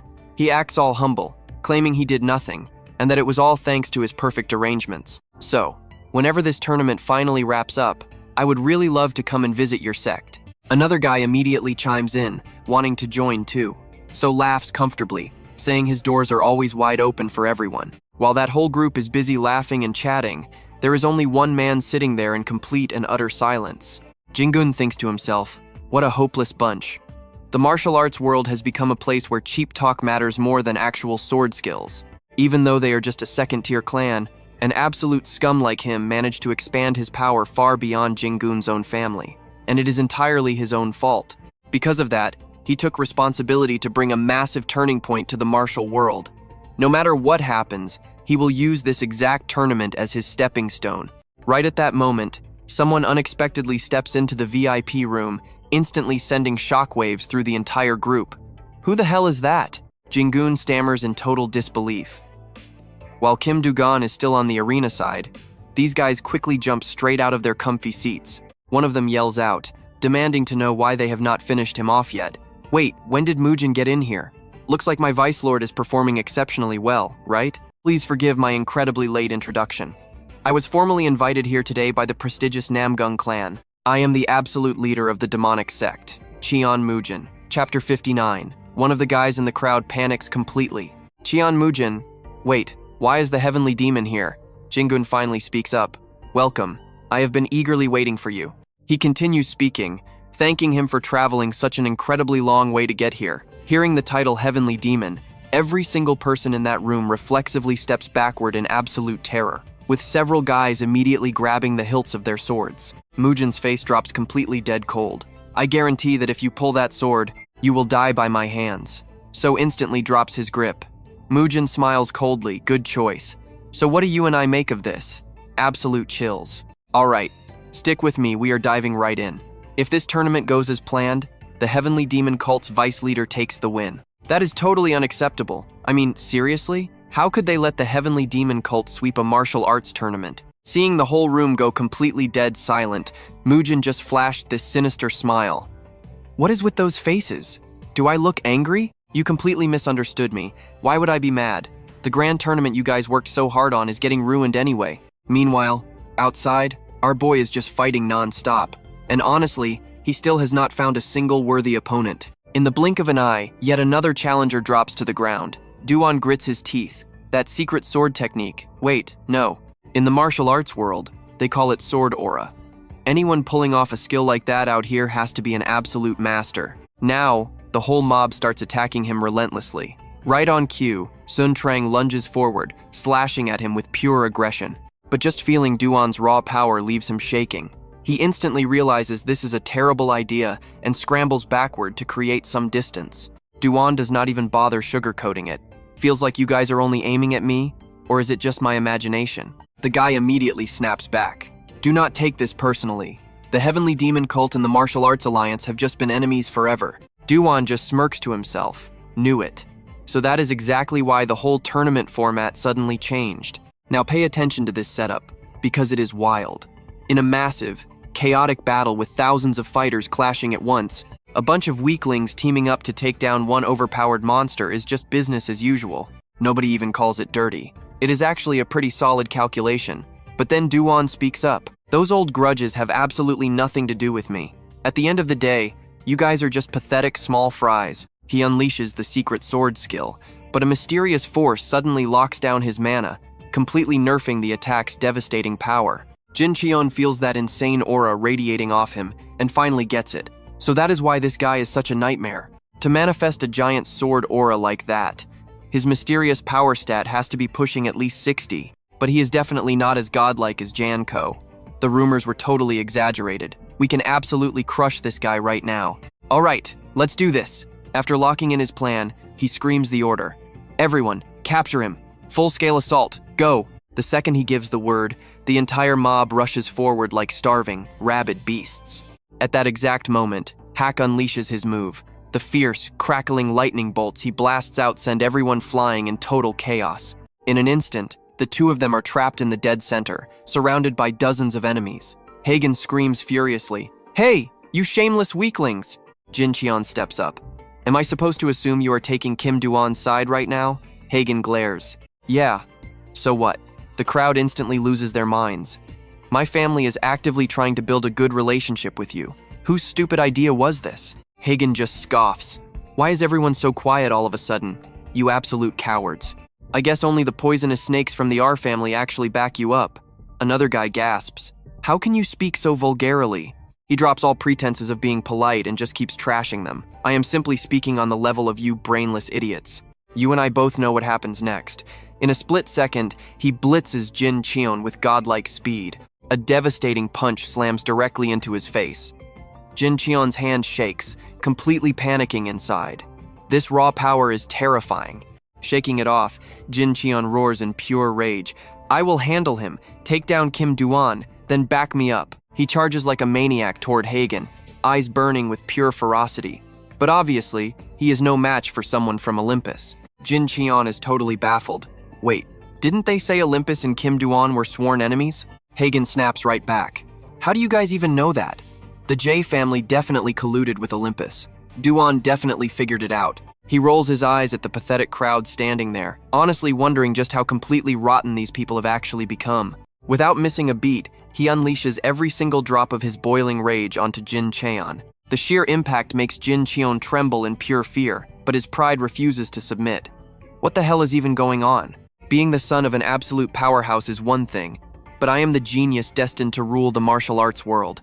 Before he can even finish that thought, a brutal punch caves his face in. Jin Cheon is stunned. Why cannot he even fight back? Jin Cheon gets endlessly battered backward, completely overwhelmed by Hagen's insane strength. Furious, Jin Cheon screams, "If you had not interfered, we could have crushed Kim Du-gon." Hack just sneers. You actually think it is that easy? The pressure erupting from Hagen feels like a massive, suffocating hurricane. Do you seriously believe you have any chance against him? Through the thick dust, a silhouette radiating a godlike aura finally steps forward. Du-gon ruthlessly thrusts his sword straight towards Sun Trang. Unblockable speed, ice-cold face. Trust me, you and I are definitely coming back for the next chapter. Let's dive right into this wild showdown. He calmly watches his reaction. Then boom, Du-gon brutally yanks out his sword, sending Sun Trang flying back. The guy in black mocks them without mercy. What a shame. You guys prepared so thoroughly, yet you still got completely wiped out by someone barely using half his actual power. Jinan is literally shaking with rage. What are you talking about? But deep down, it suddenly hits him. There is absolutely no way he can ever beat a monster like this. But wait, is what he said about Kim Du-gon being even stronger actually true? Right now, Jin Cheon is completely drained, beaten to a pulp. He slumps to the ground, gritting his teeth and cursing. You absolute freaking monster! Giving him zero time to recover, Han instantly delivers one final, crushing blow that knocks Jin Cheon completely out cold. In sheer agony, he barely chokes out the words, "I lose, please, stop." Seeing this brutal scene, the entire crowd around them starts shaking in pure terror. Every single one of them drops their weapons to the floor, screaming out, "I surrender, me too, I'm out." Just like that, the entire group gives up and scrambles away. Not a single person dares to challenge these two absolute monsters anymore. Now watch closely. Here is where it gets crazy. Du-gon steps up. Looks like it's just us two left. Wanna start? Han practically vibrates with hype. Obviously, I've been waiting. Instantly, a massive, intense aura explodes from his body. Hagen smirks, repeating the exact same phrase he said before. Fruit is always the sweetest when it is freshly picked, right? Du-gon interrupts him right there. I know you want to fight right now, but let me ask you two questions first. Hagen is losing his mind with impatience. Why are you killing the mood? Just ask it fast. You are driving me crazy. Do you regret making an enemy out of Olympus? Hagen does not hesitate for a second. I am no idiot. I know exactly what I am doing. Of course I have zero regrets. Next question. Du-gon stares right at him and says, all right, then here is my second question for you. Did you forget the time I sent you flying with a single punch? Hearing this, Hagen's face instantly turns dark with sheer embarrassment. He furiously thinks to himself, how could I forget? That was literally the first time I ever lost to an unranked nobody. This time, Du-gon is not using the blade at his waist, nor his secret sword technique. He is clearly saving his mana. Hagen charges forward aggressively. I remember. How could I forget? Now it is my turn to ask. Do I look like the same guy from back then? Du-gon replies calmly. No. You honestly look even weaker. Han smiles, completely satisfied. Perfect. I heard your answer loud and clear. That true power you keep hiding? I am going to rip it right out of you. In a flash, both of them sprint madly at each other. But this is not just some random brawl. It is an epic battle to prove who stands at the peak. Hagen literally fights barehanded against Du-gon's massive sword, yet somehow, he is not losing ground at all. They are completely evenly matched. The shockwaves of raw power erupting from both of them feel like an absolute hurricane tearing the entire arena apart. The spectators on the outside have to throw their arms up to shield their faces, struggling just to stay on their own 2 feet. We all saw this power spike coming, right? This is pure madness. Are those two even normal players? They have to be disguised, rankers. Meanwhile, the two fighters are still clashing flawlessly, with neither managing to overpower the other. Haegon is riding an absolute high, screaming out in pure, adrenaline-fueled excitement. Du-gon, put some actual effort into it. Du-gon stays totally silent, just launching himself straight at Haegan with a terrifying burst of raw strength. Haegan dodges it in a flash, but the exact spot Du-gon just slashed turns into a massive, shattered crater. Right now, the whole arena is practically blinded by the glowing, divine energy radiating off the son of Zeus. Stray bolts of lightning shoot straight into the crowd. Someone absolutely snaps from the electric shocks, screaming and begging for their life in total panic. I surrender. Please let me leave. Namgung-hun grips his blade tightly, pushing himself to the absolute limit just to resist getting swept up in that insane blast radius. He is completely stunned. This clash absolutely deserves to be called the grand finale. Haegan is no joke. I have heard the rumors about him countless times, but I never expected his real-life strength to be this absurd. As the son of Zeus, he and I were always compared to each other as the ultimate geniuses of this brand new generation. I even considered him my rival once. But looking at this monstrous power right now, even if I had 100 perfect clones of myself, there is absolutely no way I could ever defeat him.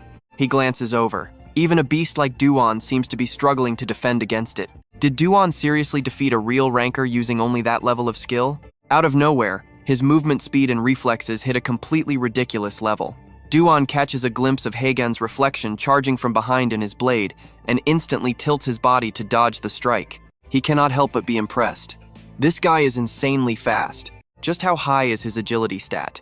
But before he can even finish the thought, Han unleashes a relentless barrage of hits, not giving him a single second to breathe. This brutal fight has dragged on forever, yet Haegan is not showing a single sign of fatigue. Here comes another strike.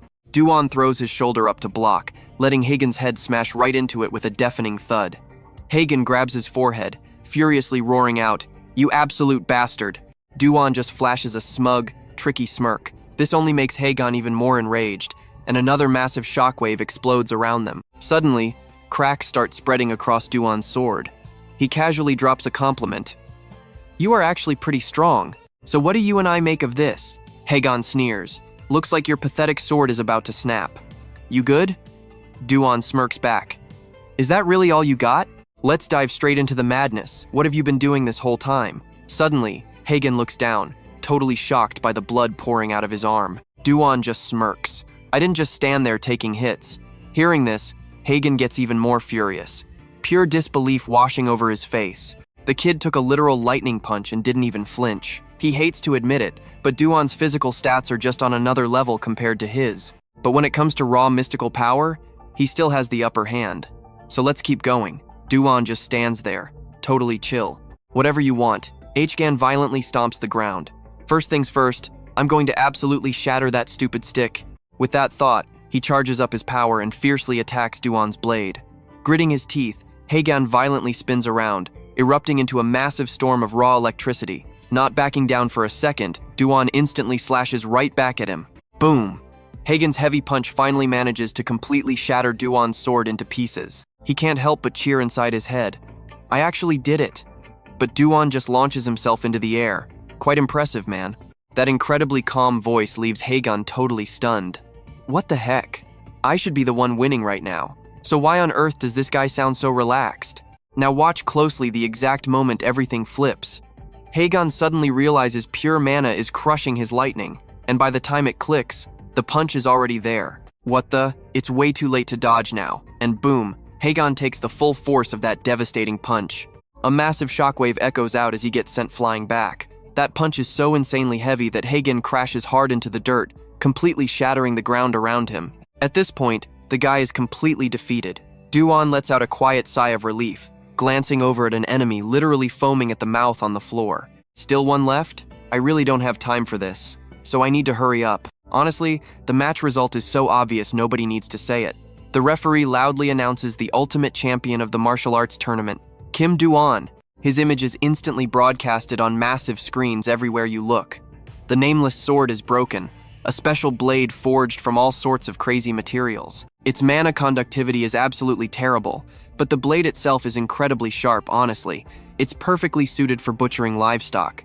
He thinks about it with a little regret. Gotta admit, this sword was amazing for training mana control, but it snapped way earlier than he expected. The mana conductivity truly was the worst of the worst, exactly what he asked for. He clearly remembers what the old man told him back then. I only made this because you specifically asked for it. I guarantee the conductivity is going to be straight garbage. His mystical power is heavily suppressed right now, so to anyone watching, his strength probably looks completely equal to Han. Just faking it would never fool the sharp eyes of the higher-ups anyway. Doing this probably tricked them for the time being. Still, he's feeling a bit worried about that final punch. Then, the referee starts speaking again. Ladies and gentlemen, the grand champion of the 834th martial arts tournament is player Kim Du-gon. Tell us, how do you feel after winning it all? Du-gon casually replies that he's happy. His completely apathetic attitude leaves the poor referee totally shocked. Wait, that's it? Du-gon gives another super short answer. Yeah, it was super boring. The ref is absolutely stunned. Oh, alright then. Thanks for your honest answer. Now here's the part you and I really care about, the rewards. As everyone already knows, the grand prize this time is the legendary Great Red Elixir, made by the Shaolin Temple folks. The masters who crafted this specific pill claim that this batch has exceptionally powerful and outstanding effects. He thinks it over carefully. It looks like it's going to take a huge chunk of time to fully absorb this thing. The next floor up is floor 20. There's way too much to prepare, but right now, reaching his target stats is the #1 priority. Speaking of this epic prize, the Great Red Elixir is a fairy medicine that the Shaolin Temple only manages to craft once every 3 years. It's perfectly blended from hundreds of different rare ingredients, using an exclusive secret formula that only the Shaolin Temple has access to. Consume it, and you get a massive boost of raw mystical power.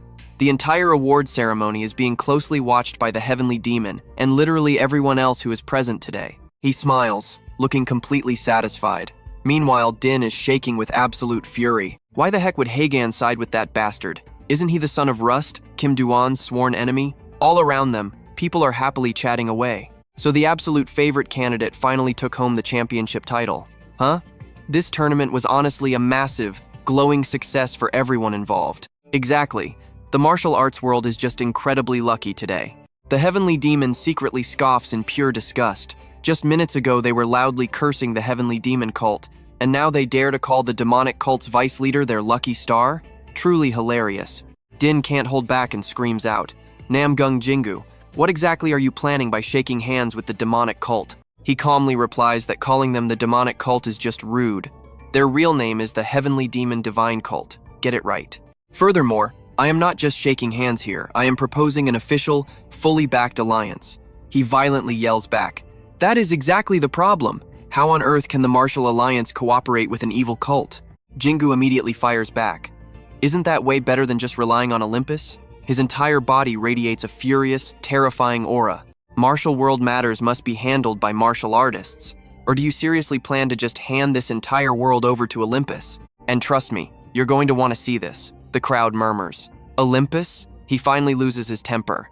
You should feel completely ashamed of yourself. Standing right in front of that suffocating, heavy pressure, he simply can't stop his own body from trembling in pure fear. Din realizes in absolute horror, Jingu, you knew the whole truth from the very start. Stick with me here, because you and I are jumping right into a seriously tense standoff. You stayed quiet because my faction had the numbers.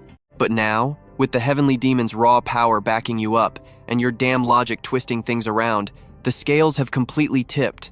Has their absolute era of dominance actually arrived? I am Du-gon, the ultimate leader of the Martial Arts Alliance factions, the master strategist of the entire martial world. Am I seriously going down like this? Min finally speaks up. Pardon the interruption while you guys are busy settling your little conflict, but right before I leave, I just have one question. He suddenly glares, his eyes filled with pure aggression. Which one of you here is Mun Sopsh? Hearing his name dropped like that, the guy who had been dead, silent, violently flinches. Under the crushing, oppressive aura of the Heavenly Demon, he shakes like a complete coward. He is doomed. Time flies, and a few days later, we cut to the legendary Namgung family's training grounds. Surrounded by massive mountain ranges, there is a super secretive cave entrance hidden right in the middle. Du-gon thinks to himself, this isn't a place just anyone can casually borrow. I got seriously lucky.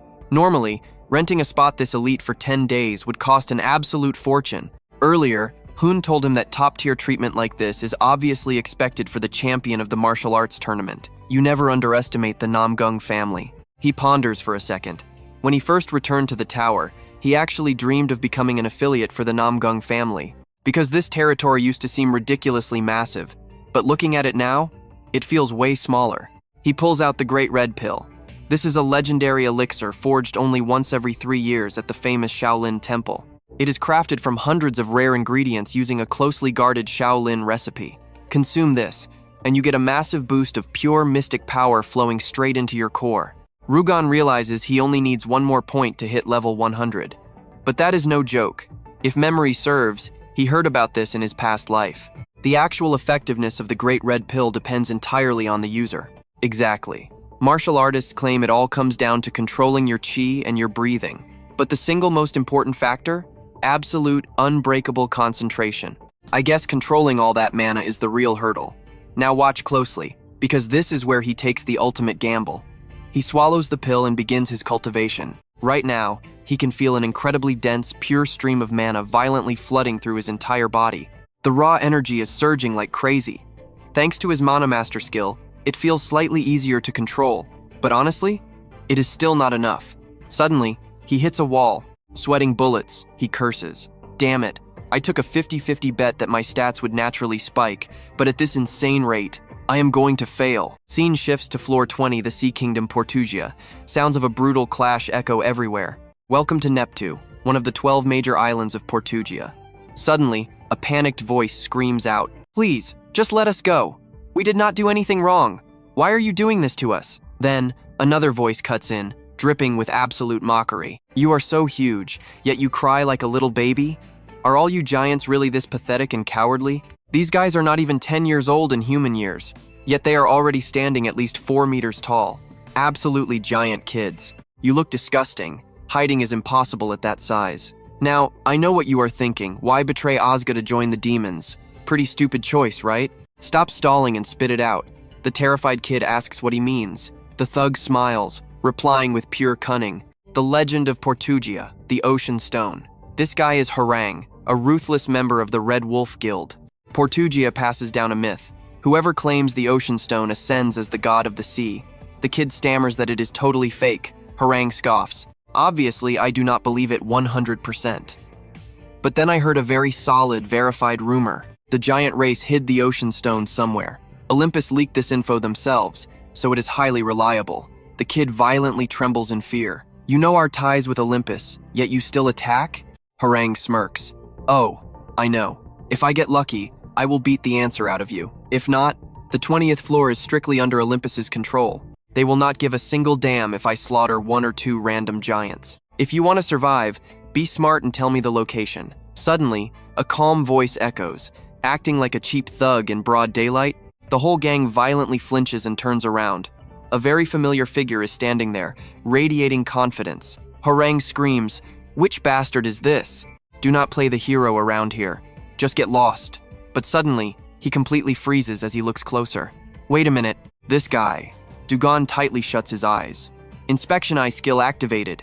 It triggers his ability to predict enemy combat movements. Right now, his senses are leveling up rapidly. We flash back to that moment in the cave. A terrifyingly massive amount of mana was surging straight into his body at breakneck speed. He could not stop absorbing the energy, almost like the mana itself desperately wanted him. Finally, his secret power stat increased by 1, pushing his total mystic power straight to 100.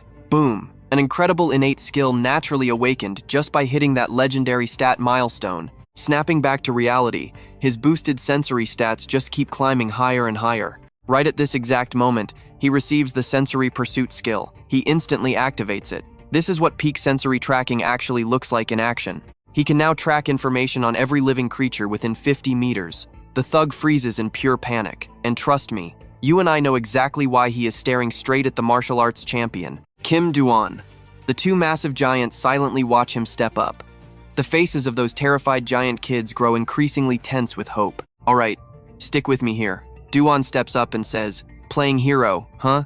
Let me show you I am not messing around." He hovers midair like an absolute demon, leaving them completely speechless. How on earth is this guy so terrifyingly strong? Damn it, what guild are you from? One yells. I do not care who you roll with, but you are crossing a massive line. Everywhere has rules. Ho panics and quickly blocks his teammate. Wait a second, this guy looks super familiar. He yells out, wait, are you Kim Du-gon?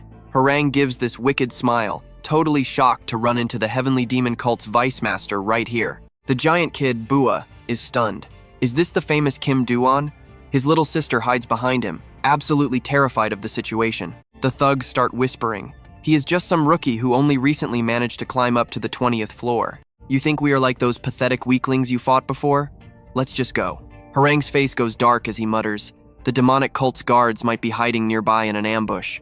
The guy storms off, cursing under his breath. You damn giants got lucky today. Harang just lets out another sinister laugh. Kim Du-gon is basically a massive thorn in their side. If they play their cards right in this chaos, they could definitely win favor with Olympus. Talk about crazy luck. With his plan set, he hurries away, thinking he needs to reach the 20th floor headquarters immediately. Once those thugs are completely out of sight, Bua stammers, thank you so much for saving us. Du-gon is genuinely confused. Even if they are just young giants, dealing with those low-level thugs should not have been that difficult. Why didn't you two even try to fight back? Bua speaks up bluntly. You seem to know about us giants. Which faction are you with? Olympus or Asgard? The little girl stays quiet. Brother, he is still our savior, she whispers. But Bua stays totally defensive. So what? At the end of the day, he is still human. You think he just helped us for free? Du-gon does not even hide it. Smart kid. Bua yells out, I knew it all along. Watch closely here. Bua snaps. You are looking for the ocean stone too, right? Damn it, you humans are all exactly the same. Why won't anyone believe us? We literally know absolutely nothing about it. Why is everyone constantly targeting our people just because of some completely baseless, stupid rumors going around? Du-gon cuts him right off. I know you do not have that stone. I have different business with the giants. Pausing for a dramatic second, Du-gon continues, I want to meet your elder. Bua visibly shivers. The elder does not just meet anyone who simply asks, and a human definitely has zero right to see him. Get lost. Like you already said, if I really wanted to, I could easily crush little punks like you. Du-gon thinks to himself the giants are not weak at all. They are literally born with overwhelming, raw, natural strength. Even though they could easily fight back and win, they hold it in. They know an unnecessary war with humans could easily lead to their absolute total extinction all over again. This kid is super young but insanely sharp. Bua gets completely furious. Let's go, Noe. She rushes after her brother, shouting to wait. Bua stares at the communication orb right in Noe's hands. Did you actually contact the elder? The girl answers, yes. He saved our lives, so I figured we should at least pass along his message. She honestly holds the message out right in front of him. Meeting the elder is entirely up to him now. Du-gon silently stares at the glowing orb, patiently waiting for the village elder's final response. Suddenly, a message flashes on the orb. Finally, the elder has actually agreed to meet him. Soon enough, the whole group is riding 3 massive wolves, tearing straight through the dark forest. I know what you are thinking, how did he pull this off? Bua grinds his teeth, furious that the elder agreed. Engia wonders, does he have a taming skill? Or maybe some kind of illusion magic? How else could he make these wild wolves obey him so effortlessly? He is definitely no ordinary guy. I heard he was absolutely incredible in the martial arts tournament too. The young boy gets even more annoyed. So what? He is not even a ranker yet. Whatever. Bottom line is I hate the guy. And him knowing our elder is incredibly suspicious too. The kid falls into deep thought, staying completely silent for a moment. His face is visibly calculating something. Anja instantly calls him out. You want to fight him, do you not? You absolutely cannot do that. Hearing this, the boy looks super unhappy. Yeah, I know. They are finally here. The 3 figures on wolves dash wildly through the thick forest. The speed of these giant beasts is honestly flawless. Entering another deep section of the woods, the group effortlessly leaps across incredibly dangerous cliffs like it is absolutely nothing. At last, they finally set foot inside the hidden giant village, tucked deep away in the middle of the ancient forest. Seeing the giant wolf affectionately licking Du-gon's face, Bua immediately screams, Bad wolf, stop licking him. He is absolutely filthy. Du-gon does not even care about the angry brats yelling they finally made it anyway. He gazes out at the brilliantly glowing scenery all around them. A super complex, unnameable feeling suddenly rises deep in his chest. Right before their eyes stands a massive, towering tree. This is the legendary Atom Tree. Bua looks insanely proud. Beautiful, right? Pretty impressive, huh? This tree will never burn or fall down. The kid just keeps rambling on. Legends say it is actually a branch of the world tree, but who really knows? Hearing that, Du-won's chest tightens as he thinks back. A tree that supposedly never burns or falls down? Here is what stays with me. Before his regression, he literally watched this exact tree burn to absolute ashes during the tragic giant massacre. Lost in these dark thoughts, he completely zones out. Soon, the whole group climbs down, and the kid immediately screams at him. "What are you even doing? Hurry up and get down," Du-won yells back. "I am coming." Bua warns him sharply. "You and I are about to enter giant territory, so stick with me. Watch your attitude, or you get crushed. Follow us." The village inside is straight out of a painting, weirdly peaceful.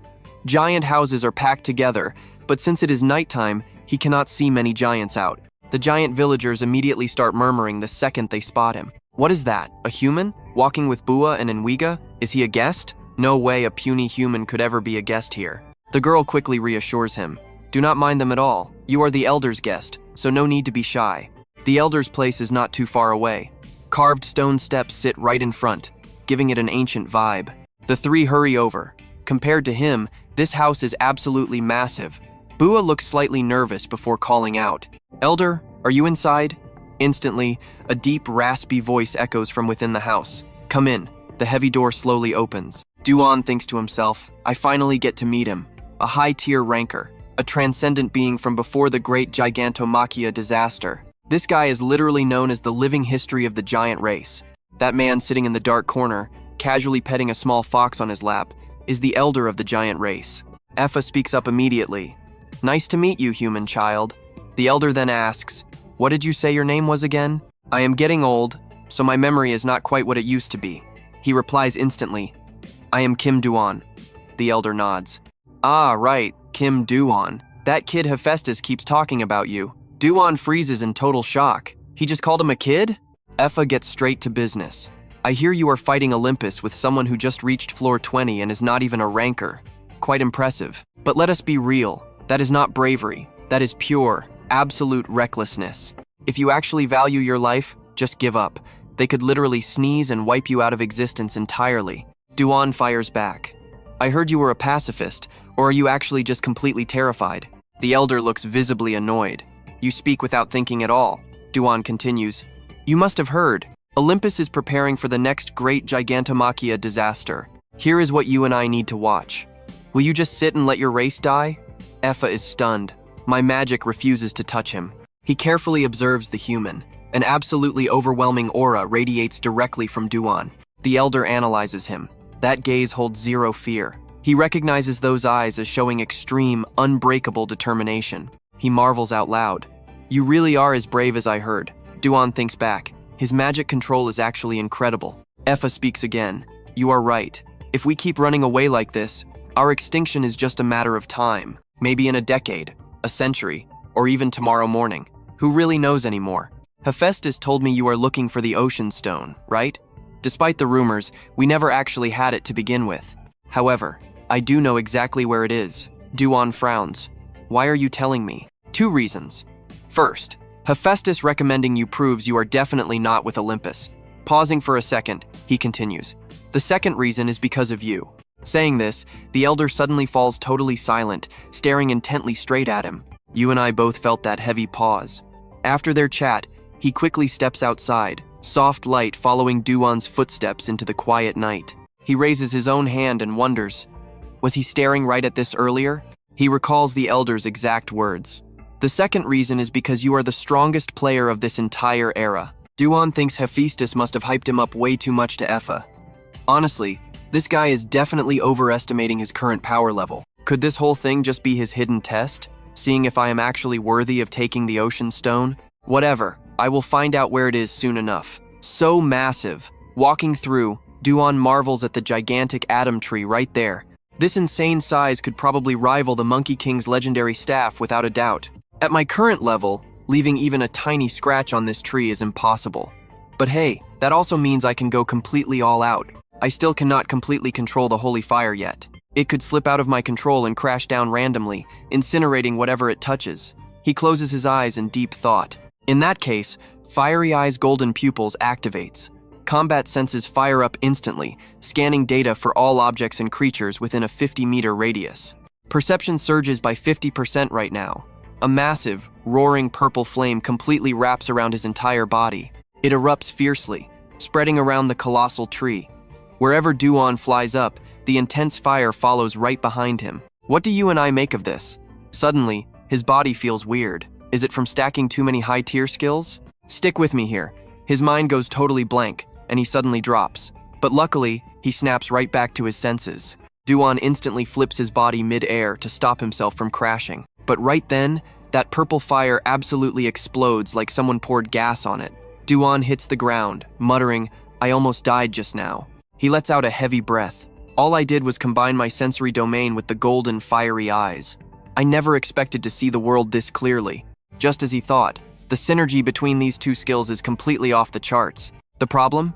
Raising his perception just overloads his brain. He really needs to practice to get used to this. Suddenly, a loud voice echoes out. "What the heck? Why is that guy here?" He scowls in pure annoyance. A human? No, a damn bug. This guy speaking? He is actually one of the giants. Kwon glares at him. "I heard you are some kind of legendary warrior, but I am seriously wondering if those rumors are true or just massively exaggerated." Another giant quickly steps in. "Hey, even if he is human, he is still Elder Ufa's personal guest. You saw Bua escort him here herself. Are you not taking this a bit too far?" Du-gon looks surprised. "A bug?" he yells back. "To us, every single human is nothing but a filthy enemy." Meanwhile, back in the Elder's room, a flickering blue flame lights up the entire dark space. Now pay attention to this. The Elder sits quietly, hearing that phrase echo humans are enemies. Seeing Du-gon brings back all his brutal past memories. That old war slaughtered countless giants. Blood practically formed rivers. Back then, he roared in pure rage. "Damn you, Olympus bastards!" Another voice screamed out, "Everyone run! It is coming right for us!" A massive tsunami crashed down while Ufa trembled. The one who showed up was the god of the sea.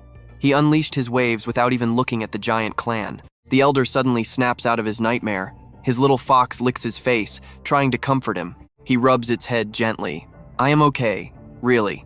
Ufa thinks to himself, "How many times have I had this exact dream? But today, that nightmare felt way too real."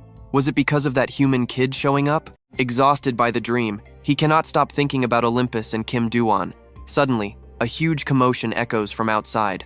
The crowd is going crazy. "Hey, a fight broke out over there." "Really? Who is it?" "It is Kim Du-gon." The Elder narrows his eyes. "This time, things will not go your way. Poseidon, god of the sea." Over here, the brawl has already started right under the atom tree. Du-gon and Kwon are clashing, both leaking absolute killer intent. Kwon glares furiously at him and roars, "Every single human is an enemy." Smash! His fist flies straight at Du-gon, but our guy casually blocks it. Kwon pushes with everything he has, but his hand will not move an inch closer. Total silence drops between them. They just stare each other down with deadly eyes. Now I know what you are thinking. Why is Du-gon flashing that weird smile? To Kwon, that grin is insulting, making him furious. "You piece of trash? You think this is a funny game?" He forces his punch even harder, but Du-gon just crushes his fist right back. The brutal pain hits instantly, and the giant absolutely screams in agony. "My hand," Kwon rages. "What the hell? How could an ant like him actually do this to me? Was he hiding his true power?" Right after, Du-gon lets go and slams the giant face first into the dirt. The surrounding giants tremble. Du-gon yells coldly, "There are more than 5 of you left, right? Bring them all out." His face turns completely savage. "I am going all out." Moments later, the giants are fleeing for their lives. How many are even left? One of them gasps for breath. Even Tunka and Vunka are about to lose. What the hell is going on? I knew that guy was an absolute monster, but how can a dozen giants fail to beat one human?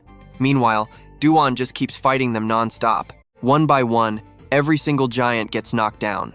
The defeated giant glares at him with pure hatred, completely unwilling to accept losing like this. Without stopping, Du-gon places a hand on his chest and constantly absorbs all his power. The giant curses out loud, "You bastard!" Then a sudden system alert pops up. "Your arm has gained giant power. Partial giant transformation activated." Du-gon's face darkens, his eyes glowing blood red. "Stop coming at me one by one, just rush me all at once. Are you still not giving up?" He sits alone in the giant village, but nobody dares to step forward. Bua turns to her sister, Engia. I know you don't want me fighting him, but if he wants it this badly, isn't fighting just another way to treat our guest? That is where we leave it. The crowd goes wild. Are those two really fighting him next? Trust me, you and I never thought we'd see actual giant descendants throwing down like this. Du-gon had never even heard of them before today. Turns out, these guys are way more important than he ever realized. Bua speaks up, his voice booming. Ever since the first time I laid eyes on you, I've been itching for a real fight. Time to see just how strong the famous Kim Du-gon really is. He swings his blade, practically begging for combat. Du-gon just smirks back, test me all you want. As long as Bua has the strength, the thrill is totally welcome. Instantly, he charges straight at Du-gon with aggressive force. That insane speed and raw power, absolutely nothing to joke about here. The system suddenly chimes in, golden flame eyes are reading the target. Sensory domain completely activated. His gaze instantly locks onto Bua's incoming strike, tracking the exact trajectory of his fierce movement. A devastating punch comes flying, but Du-gon smoothly uses his skills to dodge it completely. Without missing a beat, Bua spins right back around and launches another heavy attack at him, yet Du-gon dodges with effortless grace. Suddenly, Du-gon throws a wildly aggressive backward kick, forcing Du-gon to quickly raise his bare hands to block the incoming hit. Du-gon is genuinely shocked this guy is way faster than expected. Bua then loudly signals his younger sister. It is time. That shout catches Du-gon off guard. Enya immediately throws a straight punch right at him, but Du-gon swiftly draws his sword to block it. Even so, the sheer physical force is so massive that it easily blasts him backward. Du-gon is stunned. She is built like an absolute tank. Relying purely on raw physical stats without any mana makes fighting these two incredibly difficult. But he had already decided to use this exact fight for training. He will take them on using only the pure skills he has practiced. Bua speaks up again. You know why I can never argue with my little sister? Because she is literally stronger than me. The second he says that, the little girl viciously strikes right from behind. The two of them instantly force him onto the defensive, sending two massive, crushing fists flying straight toward his face at the exact same time. He suddenly freezes. Now watch closely, because right after that, an absolute earth-shattering explosion rings out. Debris gets violently blasted in every direction, but Du-gon has completely vanished. Those two devastating punches just slam right into the ground, carving out a massive, terrifying crater. Enya looks down at her hands in pure shock. She is totally stunned. Where did he go? Without them even noticing, Du-gon had already slipped away to a safe distance. He had cleverly used Hammet's steps to launch himself upward. Those special shoes he got earlier are absolutely overflowing with raw divine power. They give a massive 50% boost to his jumping ability, allowing for a double jump mid-air. Plus, they let him use the Void Walk skill once a day. He tells himself this is the very last thing he needs to practice for today's session. Looking at the Floor 11 leaderboards, the overall ranking is completely decided based on the epic items purchased using combat points earned right there. But since he already tested the double jump, only the Void Walk is left to try out. Down below, Enya angrily snorts. He instantly drops his fighting stance and delivers a sharp slash directly at the girl's arm. Intense pain hits immediately, and the blood starts pouring out without stopping, making Enya tremble slightly from the sudden strike. Seeing his precious little sister get hurt makes him absolutely furious. Are you all right? Bua screams in a blind rage. Damn it, you sneaky bastard! Enya, push him into a corner. She replies, yes, sir. Right after that, a fast shadow shoots upward with truly mind-blowing, terrifying speed. That kind of insane speed and sheer power completely shocks the giants. Bua screams at the top of his lungs, everyone, dodge now. The crowd jumps in panic. You and I can see the siblings charging in to catch him, but he keeps darting away like a lightning-fast arrow. The siblings coordinate flawlessly. One holds him down, the other throws the punch. But theory is one thing, and the harsh reality is completely different. Du-gon quickly leaps up, effortlessly escaping their massive reach. Bua is furious. Damn it, what are we supposed to do if he just stays airborne? On top of that, he freely changes direction mid-air. How do we even catch him? The girl looks completely bewildered. He dodges before we can even launch our attacks. It is almost like he perfectly predicts every single move we are about to make. Bua is highly annoyed. I don't know what his master plan is, but right now he is not even trying to fight back. I definitely won't let things go your way. Seeing her brother gather his raw internal energy, she panics and screams. Oh no, he's using his ultimate move. Brother, please stop. Du-gon thinks hard, even though he isn't an official ranker. Gathering this massive amount of mana into a single strike, Du-gon's golden flame eyes are already reading it. Clearly, this proves he is going all out. He calculates silently. He won't dodge this attack. He is going to face it head-on. Bua tells himself with fierce determination that he must find an opening to break through. Right now, the golden flame eyes are still actively tracking the target. Every single one of Bua's desperate attacks has been completely seen through. Du-gon quietly estimates the devastating raw power of that violently swirling mana storm. The exact moment the attack is unleashed, Du-gon dives straight into it like a moth to a flame, absolutely shocking Bua. He stares blankly at Du-gon, uncontrollably biting his lip. Damn it. In the very next second, Du-gon's sharp blade is resting perfectly against Bua's neck. He asks in disbelief, "You charged straight into that? You are way crazier than I thought. I lost." Du-gon smiles softly, totally satisfied. He merely wanted to wrap up the battle without actually causing them any real permanent harm. The surrounding citizens who witnessed this absolute masterclass of a battle are completely frozen in place. What on earth was that? Enya is speechless. Her brother's attack was strong enough to trigger a penalty, yet he just pierced right through it. Makes you realize how insane Du-gon really is, doesn't it? Alright, stick with me here. He holds out his hand. You two are definitely better than the rest, so let's learn from each other. Bua instantly goes dead silent. Staring down at that outstretched hand, his mind is racing. Just better than the rest? Is that it? Fine by me. Whether it takes until tomorrow or the next day, I am absolutely challenging him again. And when we clash, I will win no matter what it takes. Just thinking about that rematch gets Bua fired up, flashing a totally satisfied grin. All right then, the pleasure is all mine. Fast forward to nighttime at the giant tribe village. This place looks like it hasn't seen real sunlight in ages. 10 whole days have already flown by, and Du-gon has been chilling out here with them this entire time. Right now, Bua is tearing into a massive slab of meat, devouring it like a starving tiger. Du-gon can only stare in pure disbelief. He looks down at his own serving and is totally speechless. Seriously, how is this meat so ridiculously huge? Bua is hyped up. Finish eating so we can fight again. Today I am definitely taking the win, he impatiently shouts, rushing everybody else. You guys too, eat fast and get ready. Everyone else is just groaning inside. If they keep rushing like this, they are going to get terrible stomach aches. Du-gon finally speaks up. Give it a rest, I am not fighting today. Bua instantly scowls. What? Why not? He sighs heavily. Tomorrow is the floor 20 test, so I need to maintain my absolute peak condition. Bua crosses his arms, pouting. Well, if you say so, fine. Enya quietly thinks back in shock to the very first time she and her brother fought him. She truly believed they would secure a win sooner or later. But even now, even with all 5 of them rushing him at once, they still have zero chance of actually beating this guy. Sure, they are still young, but having a human defeat 5 actual giants in mere minutes is completely insane. You're gonna want to watch closely. If he uses real magic, how insanely overpowered is he? Seeing her spacing out, he asks her, "What is on your mind?" Enya snaps out of it. "Oh, nothing. I was just thinking about that last match. You honestly seem a lot stronger than you were 10 days ago." Du-gon just shrugs it off coolly. Really? Because I don't feel much of a change. I still have not fully mastered the skill I have been practicing. She stares at him, absolutely stunned. Still not mastered? Bua suddenly chimes in. "Oh yeah, you said you were looking for the ocean stone, right? Are you planning to come back here after you crush the test and move on to the next floor?" Du-gon casually replies, "No, I plan to find it right before heading to the next floor." Bua jolts in shock. "Wait, what did you just say? But the test is literally tomorrow. When are you gonna have the time to search? Wait, does it have something to do with the floor 20 exam? Does the elder know about this? Probably, but I doubt Ufa is the only one keeping this a secret.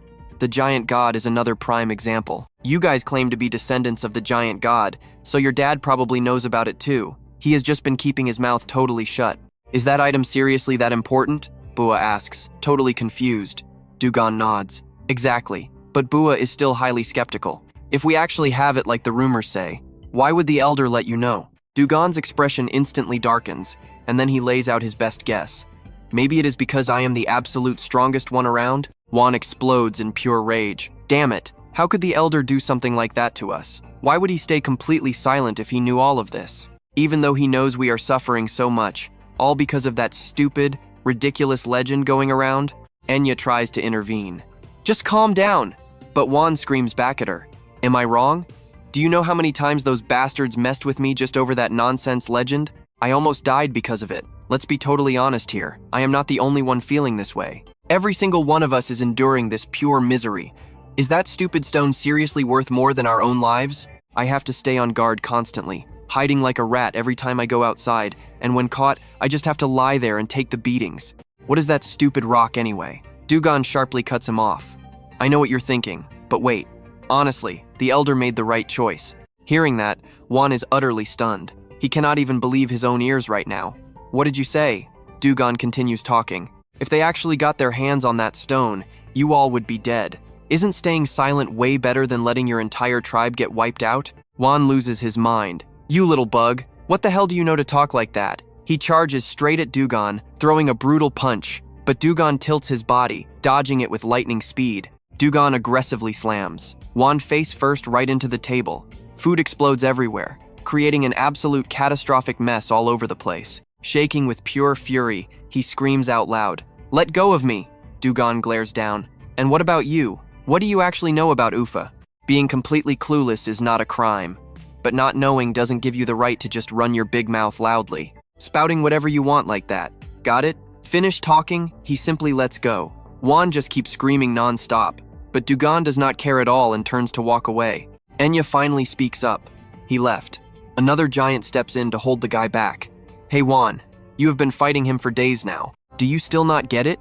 You have absolutely zero chance of winning.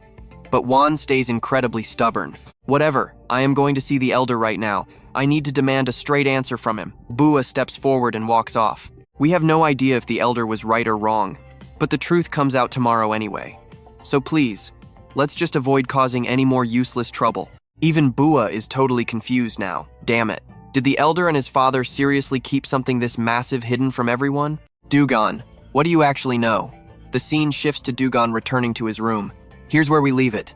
You and I need to see what's next. Alright, you and I are diving back in. Look how tiny Du-gon seems on that giant bed. He lets out a tired sigh. Using his fiery eyes and domain sense for 10 straight days left him with a massive headache. He definitely needs to rest before the test begins. Suddenly, his eyes lock onto his gloves. They are constantly giving off this dark, mysterious black aura. The only reason Kini is reacting and releasing magic like this? It has to be the weapon representing the sea god, Poseidon. The ocean stone is a literal trident fragment. It has been reacting ever since he stepped onto floor 20. Lately, that reaction has been getting insanely intense. The trident fragment shares the exact same properties as the origin of Kini, the black star stone. Could these fragments actually be directly connected to each other? If those three pieces were originally one single object, their sudden resonance totally makes sense now. If his guess is right, he can absolutely use this thing as a tracking radar. If only Kini was the key to passing the test. But to do that, he first needs to figure out how to wake it up. His mind is trapped in a messy loop.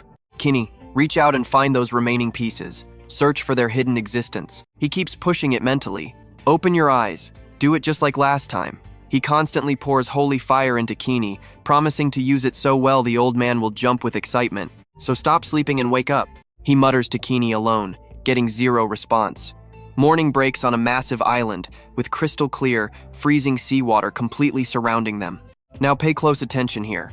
This is Chu Tan Island, the floor 20 test area, and it is packed with dangerously massive giant monsters.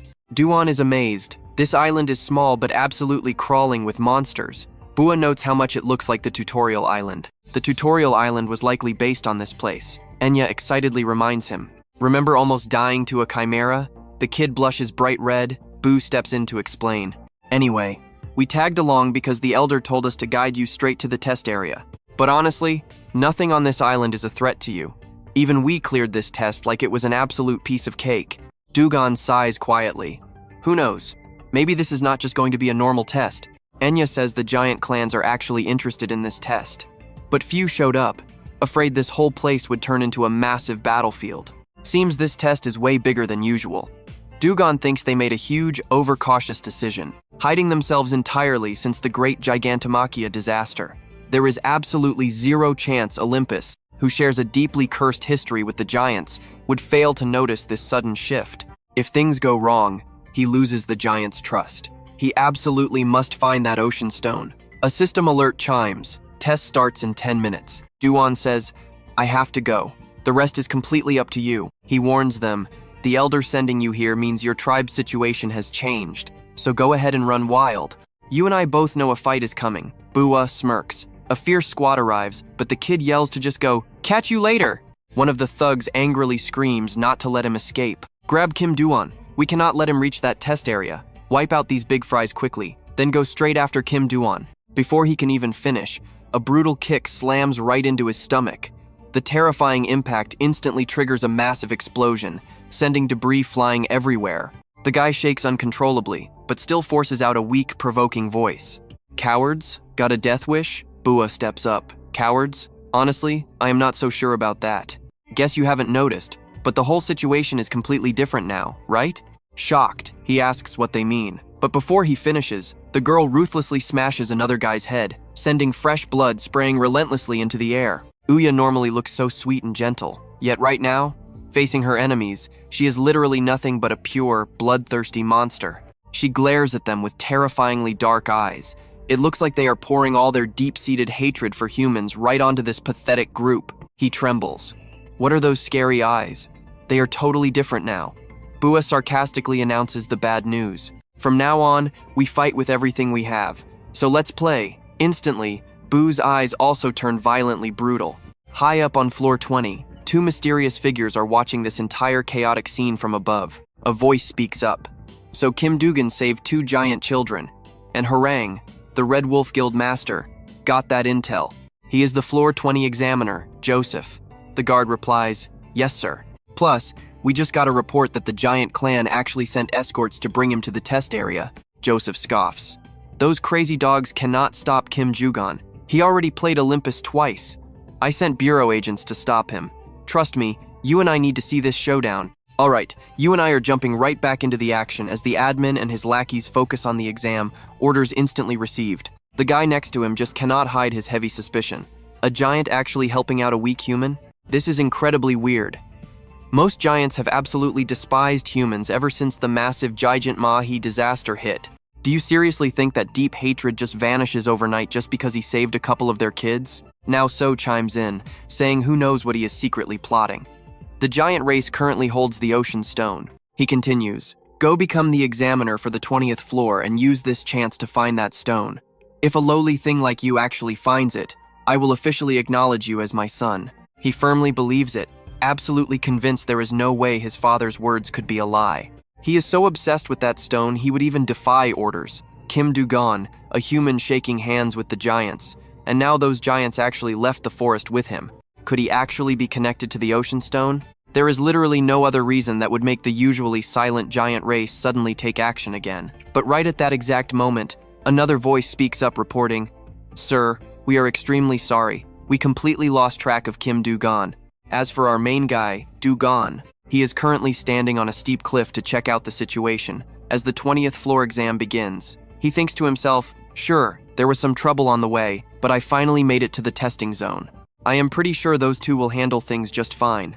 After all, they have been holding back this entire time. Letting out all that excitement now makes total sense. The mission this time takes place on a small island absolutely packed with all sorts of sea monsters. For the next 12 hours, you must fight the monsters and secure the hearts of the ocean. Your achievement points will be calculated based on how many hearts of the ocean you manage to collect. He silently analyzes this, realizing the core of this challenge is pretty similar to the capture the flag test on floor 11. The big difference here is there is no limit on how many can pass. Now pay attention. This is where it gets wild. People teamed up dreaming of advancing together, but unfortunately, except for him, every single one of them is getting eliminated. Thinking about that, he instantly dives straight into the ocean, slowly sinking deep into the water. Right at that moment, a voice echoes inside his mind. "I heard from Hephaestus that you are currently searching for the Ocean Stone. Is that right? But we do not actually have it like the rumors claim. However, I know exactly where it is, and you will face an endless swarm of monsters down there. If they wake up, you must aim right for their stomachs, not their backs. Even if you manage to survive and get past them, you have only cleared a single obstacle on the path leading you to the Ocean Stone. Can you really do it? I am asking you, Kim Du-gon, are you confident enough that you will claim the Ocean Stone?" Cutting over to another group of players. Right now they are busy battling a massive sea monster underwater. With the timer constantly ticking down, one of them quickly asks, "Is everyone all right?" The rest of the crew pant heavily, replying, "Yeah, we are okay." This challenge actually seems way easier than I expected. We already collected 15 of them, earning one for every single person in our team. and the test has not even reached the halfway point yet. I know what you and I are thinking, an easy win, right? They believe grabbing extra hearts and hitting the bonus mission to stop Kim Du-gon is totally possible, since it is a direct order straight from Olympus. I simply cannot ignore it. But honestly, with just this many guys, we stand absolutely zero chance against him. He lets out a huge sigh of relief. Luckily, that guy is hiding somewhere. Better to take a punishment later than lose my head trying to fight him. Wherever you are right now, just stay there, Du-gon. Right after that, he shouts out loud, "If we have rested enough, let's keep it moving. We will split into 2 squads, spread out and collect more." Suddenly, a massive tremor erupts from deep underwater, completely startling everyone in the group. That guy stares at the violently swirling water, shooting up in absolute panic. What is this? The whole squad scrambles, yelling loudly. Is it a monster? Something is coming. Get ready for combat. Suddenly, Du-gon leaps straight out of the water right behind their backs, making everyone flinch and exhale in pure shock. It is a human. Is he a player? Wait, did he just launch himself out of the water like that? One of them quickly recognizes him. Hold on, that guy is. He breathes out, looking slightly exhausted. Du-gon stares them down like an absolute demon. You guys were sent by Olympus, weren't you? The leader is totally stunned. What? How does he know that? Did our secret info get leaked somehow? I heard Du-gon is at war with Olympus, so what the hell happens to us now? Du-gon casually replies, I was just guessing, but looking at your faces, I hit the jackpot. They freeze up completely. What? He was just making a random guess? He questions them. Yeah, why do you keep stepping backward? Whatever. Honestly, I am not really in the mood to fight you guys right now anyway, so there is no need to act so terrified. Your opponent is not me. The second he finishes speaking, another massive tremor rises from the ocean floor, making the ground shake with terrifying force. Countless, incredibly dangerous whirlpools suddenly start forming right beneath the ocean's surface. And trust me, you and I just witnessed their worst nightmare, as fierce giant monsters rise from the water, instantly terrifying the entire group. Pitch black bodies, glowing eyes. They keep their jaws wide open, constantly roaring out these absolutely ear-piercing, terrifying shrieks. Let us dive straight into this chaos. We are not just looking at one beast, but a whole swarm crashing into the cliff like starving tigers, shaking the very ground. He turns completely pale. Sea serpents? Just how many are there? The rest of the group screams out, Lord Akai, we have a massive problem. A massive swarm of giant monsters is charging right at them. Akai panics, yelling that they need to run immediately. What the heck are the examiners even doing right now? If we do not hurry up, our escape route is totally gone. We need to evacuate this island right this second. They frantically try to abandon the island. But wait, doing that means they will be completely disqualified from taking the test. Akai shouts that the test does not matter anymore. Something is seriously wrong here. But Du-gon calmly steps up. Nothing is wrong at all. Actually, he pauses for a brief second, slowly draws his sword, and says, now this is what you call a real test. The system suddenly announces that the test is being readjusted. He thinks to himself, I should completely shatter the ancient sealing text right on its belly. The exact second this massive beast rises from the deep ocean after finally breaking its seal, the entire difficulty level of the test violently shifts. Akai is absolutely stunned. Readjusted? Then what the hell was all of our hard work and crazy effort even for? At that exact same moment, a panicked voice echoes out loudly, Akai, run away right now. Rugon remembers it will actually demand you defeat it, and only then does the final reward truly become the legendary Sea Stone. Once that specific event happens, the test gets heavily altered by the administrator. When that time comes, not even Olympus can interfere with this. How exactly do I know all of these secrets? Because the person who raised the golden turtle, forced it to swallow the crystal, and put it to sleep, was me. The giant race will completely ensure Olympus cannot interfere at all until the test concludes. So Du-gon, your one job is stopping the Sea Stone from falling into Poseidon's hands. Now pay attention to this part. You must secure and protect it at all costs, because these frenzied monsters caught its scent and are aggressively hunting it down. He mutters to himself, if the monsters noticed, then Olympus must be sitting on pins and needles right about now. But seriously, why do these annoying things keep targeting and ramming into me? Regardless, I am absolutely positive they already realize this entire test is no longer under their control anymore. The system continues to loudly announce that the test is being readjusted. The sea turtle is appearing. He smirks, thinking, is it finally awake? Coming from that way? The turtle's massive body is now the official test area. Defeat it and claim the Sea Stone. Meanwhile, someone yells, you still haven't found Kim Du-gon yet? A new message pops up. Team 2 here. We are searching all over the island. We are keeping contact with other teams and will spot him soon. How in the absolute world have they still not found him on this incredibly tiny island? Joseo is extremely anxious. There is zero chance that guy escaped the island. What on earth is actually happening right now? Something is definitely wrong here.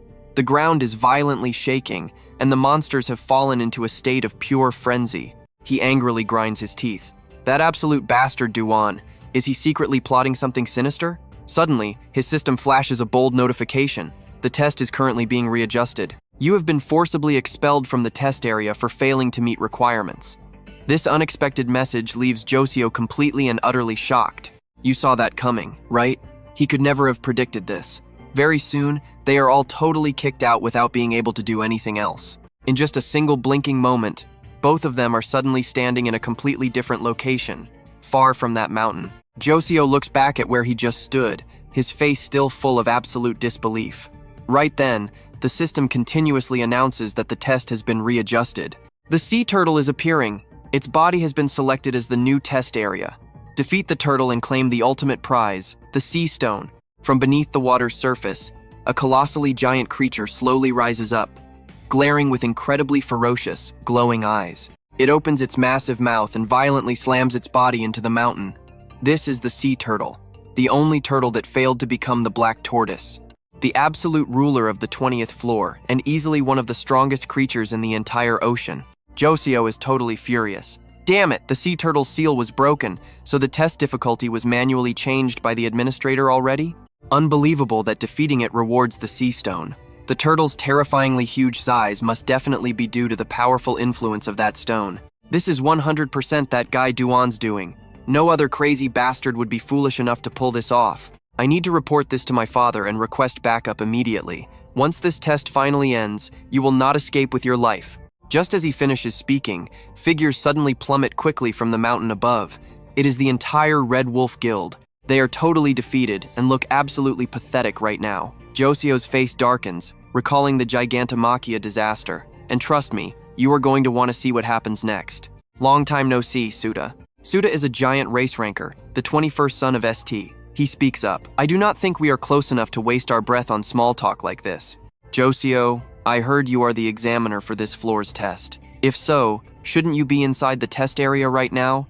What are you even doing out here? Joseo casually replies a little something happened. But what about you guys? What exactly are you all doing so close to the test area, huh? Sua replies, I just happened to catch these guys bullying our little kids. Nothing major. A bunch of grown adults ganging up on 2 children? So obviously, I decided to step in and help out. You got a problem with that? Hearing this, Joseo is absolutely furious, losing his mind. Stick with me here, because this whole crazy situation is about to spiral completely out of control. He forces himself to calm down. If you really want to pick a fight, I will not hold back. But remember this well. Joseo continues. No matter who you are, I will not let you interfere with this exam. His men quickly step forward, immediately shifting into a tight defensive formation. Sua scoffs, look who is talking. A guy who frowns and throws a tantrum. The second things do not go his way is seriously trying to talk tough right now. You actually think our giant race would ruin this exam? Keep dreaming, because that will not happen in 100 million years. Listen up. By the strict orders of Giant Elder Urfa, from this exact moment forward, we are officially siding with player Kim Du-gon. Shifting back over to Du-gon, he is still constantly fighting off the massive monster horde.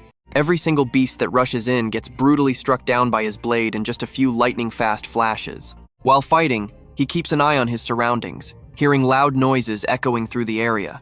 He correctly guesses it is Sua, meaning the heavy hitters have finally joined the battlefield. Looks like Elder Urfa decided to go all in this time. If that is the case, he definitely cannot disappoint the old man. The ocean stone is going to be his. Du-gon silently makes up his mind and charges straight toward the underwater monsters waiting with wide-open jaws. Now here is where it gets really wild, so watch closely. Du-gon jumps straight toward the giant sea turtle, diving directly into its massive open mouth without a single drop of hesitation, leaving the surrounding sea monsters completely dumbfounded. Inside its stomach, it is pitch black. The special effect of his Night Curtain Fang Blade is instantly activated. System alert: under the influence of darkness, your stamina recovery speed will increase. Stamina recovery speed is now plus 172%. Another alert: under the influence of darkness, your mana recovery speed will also increase. Mana recovery speed is now plus 56%. And finally, under the influence of darkness, your mana amplification will increase. Mana amplification is now plus 56%. System buffs are crazy! Down in this lower area, he aggressively continues his relentless battle against the incoming monster horde. Kim Du-gon unleashes his purple flames, fiercely burning them to a crisp and making the monsters scream in pure agony. A system quest pops up. His mission is to kill the sea turtle to obtain the ocean crystal. Du-gon thinks to himself, perfect timing. He will push through this mess and snatch that prize. Du-gon remembers the rumor. Whoever holds the ocean stone becomes the absolute god of the sea. That phrase has been passed down as a legendary myth on floor 20. The more he fights against it, the more fired up he gets. It seems Du-gon is gradually taking total control of this situation. The story of the sea turtle swallowing the ocean stone is not just a myth. At least, right in this exact moment, its very existence truly represents the god of the sea. He has no idea exactly where he is, but it is pitch black, without a single ray of sunlight inside. Du-gon thinks, a massive ton of monsters followed him inside, mostly because they are incredibly attracted to the ocean stone. Oh great, the beast is roaring again, especially when you factor in the native monsters already living inside this terrifying place. You and I both know this is no longer just a turtle's stomach. It has fully evolved into a brand new dungeon with its own separate ecosystem. While he is still calculating his next move, a massive wave of water suddenly floods inside from its mouth. The monsters in here are frantically roaring like absolute maniacs. Du-gon grits his teeth. With a sheer size like this, every single time it opens its mouth, it swallows a literal ocean. He immediately launches himself upward, flying high to escape the insanely deep swirling whirlpool below. Du-gon quickly figures out a solid plan. He ignites holy fire at the tip of his blade, triggering the special dark effect of the night curtain fang in this darkness. Right after that, a streak of dark purple light dances through the air, making the monsters hesitate. He leaps up, grips his sword tight, and fiercely stabs right into them. One by one, beast after beast, the entire monster horde is brutally struck down by him in just a ridiculously short amount of time. His body darts rapidly toward them like a blur, but there are simply way too many enemies in here. Du-gon smiles, deeply satisfied. Even if it cannot compare to the absolute invisibility of Hades, at least with this skill, he can hide from their sight for a little while. One of the beasts viciously charges at him, ready to devour him alive. The rest keep desperately using their strong sense of smell to track down their prey. It seems their eyesight is absolutely terrible, so they have to completely rely on their noses to sniff him out. Meanwhile, Du-gon remains completely invisible. Are your noses so used to this foul stench that you cannot even stand the normal smell of me? Am I a walking virus or something? At the exact same time, the completion rate of the heaven-killing star keeps continuously rising without stopping. He calculates in his head. He really thought he would hit maximum completion of the heavenly star by finishing this trial. But at this pace, it will be tough. Since things turned out exactly like this, he definitely needs to switch up his hunting strategy. He is going to completely ignore these annoying small fries. He wonders where the ocean stone actually is. Please do not tell him it is just sitting bare on the floor in some random corner of this stomach. You know, the classic trope where the most dangerous place is actually the safest. The core of a giant creature like a sea turtle is its mana heart. I bet it is there. So what do you and I take from this? Kini is reacting intensely, pointing the way. But trust me, whether it is the ocean stone or the mana heart, whatever is hiding there is heavily guarded. Stick with me, because this monster wave is about to get completely insane. He needs to break through without taking heavy damage. Wait a second. He just realized he's been relying on his fiery golden eyes this entire time, just because this place is pitch black. But using that skill just to see clearly in the dark, it completely drops his combat prediction rate. What if he sacrifices his vision to boost his other senses? Relying only on sight means the predictive power of those eyes takes a massive hit. So he makes a crazy call, giving up his vision to purely focus on instinct. No hesitation. He instantly activates his combat senses. Rugon stands completely surrounded by a monster horde so massive you can't even count them anymore. Catching his scent, the entire swarm prepares to lunge right at him, but he just lets out a heavy, satisfied breath like a total boss. Time to shut up and clear the path. His blade violently pierces straight through the chest of the nearest beast. He swings his sword without mercy, slicing their bodies cleanly in half with just a single devastating strike. Du-gon is getting exhausted. He really hopes no more show up. This swarm is literally bigger than every single monster he's faced since he first started climbing the tower. Luckily, the Nightfall Fang item effect kicks in, giving both his stamina and mana recovery speed a much-needed massive boost. But these monsters are absolutely endless. You can't even begin to estimate the numbers anymore. He wipes out one massive wave, and another one instantly takes its place without hesitation. He calculates the odds in his head. His stats keep rising, but if he keeps burning through his mana like this, he'll collapse long before he ever finds where the ocean crystal is hidden. His mana is already down to 50%, but his gut tells him he's getting close. Is this the right spot? Wake up! How much longer can he realistically keep fighting like this? It's been over an hour since he stepped into this hell. Frustrated, he charges forward, swinging his blade in an absolute frenzy of pure destruction. Come on, show yourself. Before his mana completely dries up, whatever is hiding needs to reveal itself right now. Now pay close attention here. He keeps searching, striking downward, until suddenly he freezes.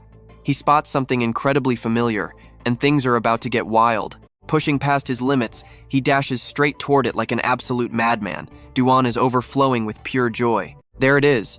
The area is glowing with a brilliant crimson light, looking exactly like a giant, scorching pool of bubbling magma. That glowing object seems to be drawing all the monsters toward it, leaving him totally shocked. Such a crowded party, huh? Are you guys hosting a whole festival here? The moment he says that, he fiercely draws his sword, pointing it dead at them. Channeling his inner energy, his vicious glare locks onto the endless swarm. Step aside. You have zero reasons left to protect this place anymore.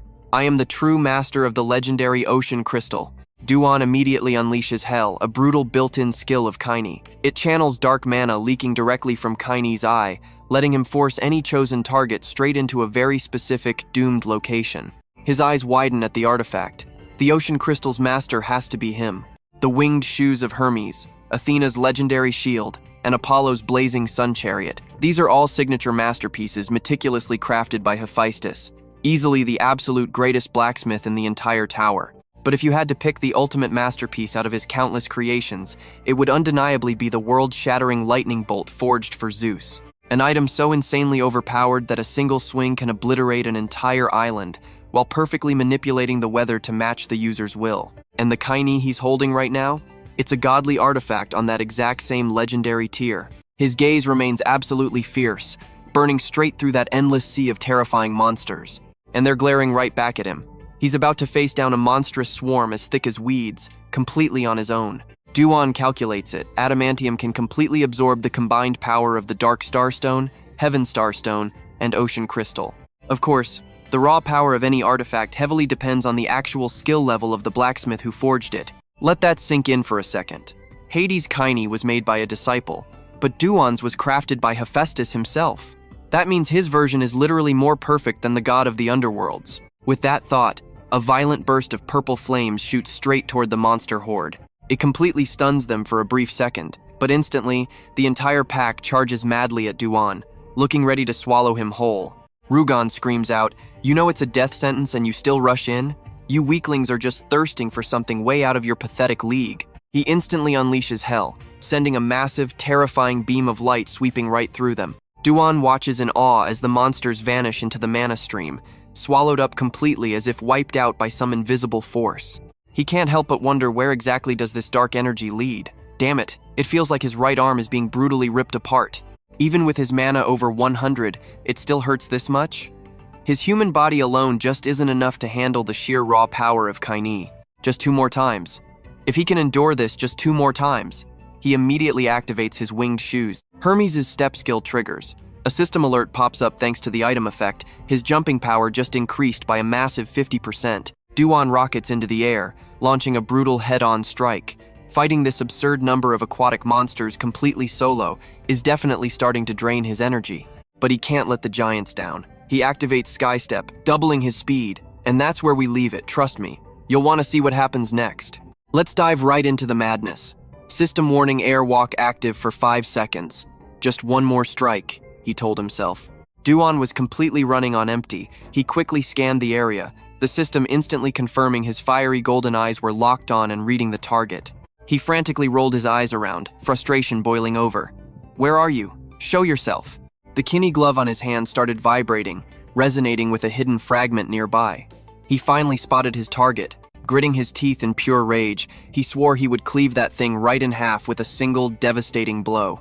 Without hesitating, he dashed straight forward, completely chopping the head off a massive snake. Fresh blood erupted from its massive body like a dam bursting open. In just a split second, the crimson fluid completely dyed the entire area into a horrifying sea of blood. The rest of the sea monsters froze, absolutely stunned by their fallen comrade. But that shock did not last long, and they immediately charged straight toward Du-gon again. One brave monster took the lead and rushed him. Big mistake. He instantly delivered a brutal slash right to its body, dropping it dead on the spot. But the toll was heavy, and his body was clearly starting to completely give out. His hair was a chaotic mess, and his face, smeared with thick monster blood, only made his dark, menacing aura feel that much more intense. He casually wiped the blood off his cheek, while the remaining monsters just stood frozen, watching his absolutely every single move. Du-gon stared down at his hand. The Kini glove hid the real damage, but he knew for a fact his right arm was absolutely wrecked like a literal battlefield right now. He realized he desperately needed to boost his mana and endurance. That was the only way he could ever wield this insane power perfectly without breaking himself. For now, leveling up was the main priority. He had to improve those critical base stats before trying anything else. Switching his blade to his left hand, he glared at the monsters. "Step aside. I am too tired for this." Immediately, he channeled his raw internal energy straight into the black stone. Now watch what the villains are plotting. Over on the sidelines, Joe so mocked Sua's group. "Do you idiots really think Du-gon can claim the Ocean Stone?" Sua fired right back, stating he will definitely succeed. The elder completely believed in him. But Joe So just laughed internally. What absolute fools. That kid is totally doomed.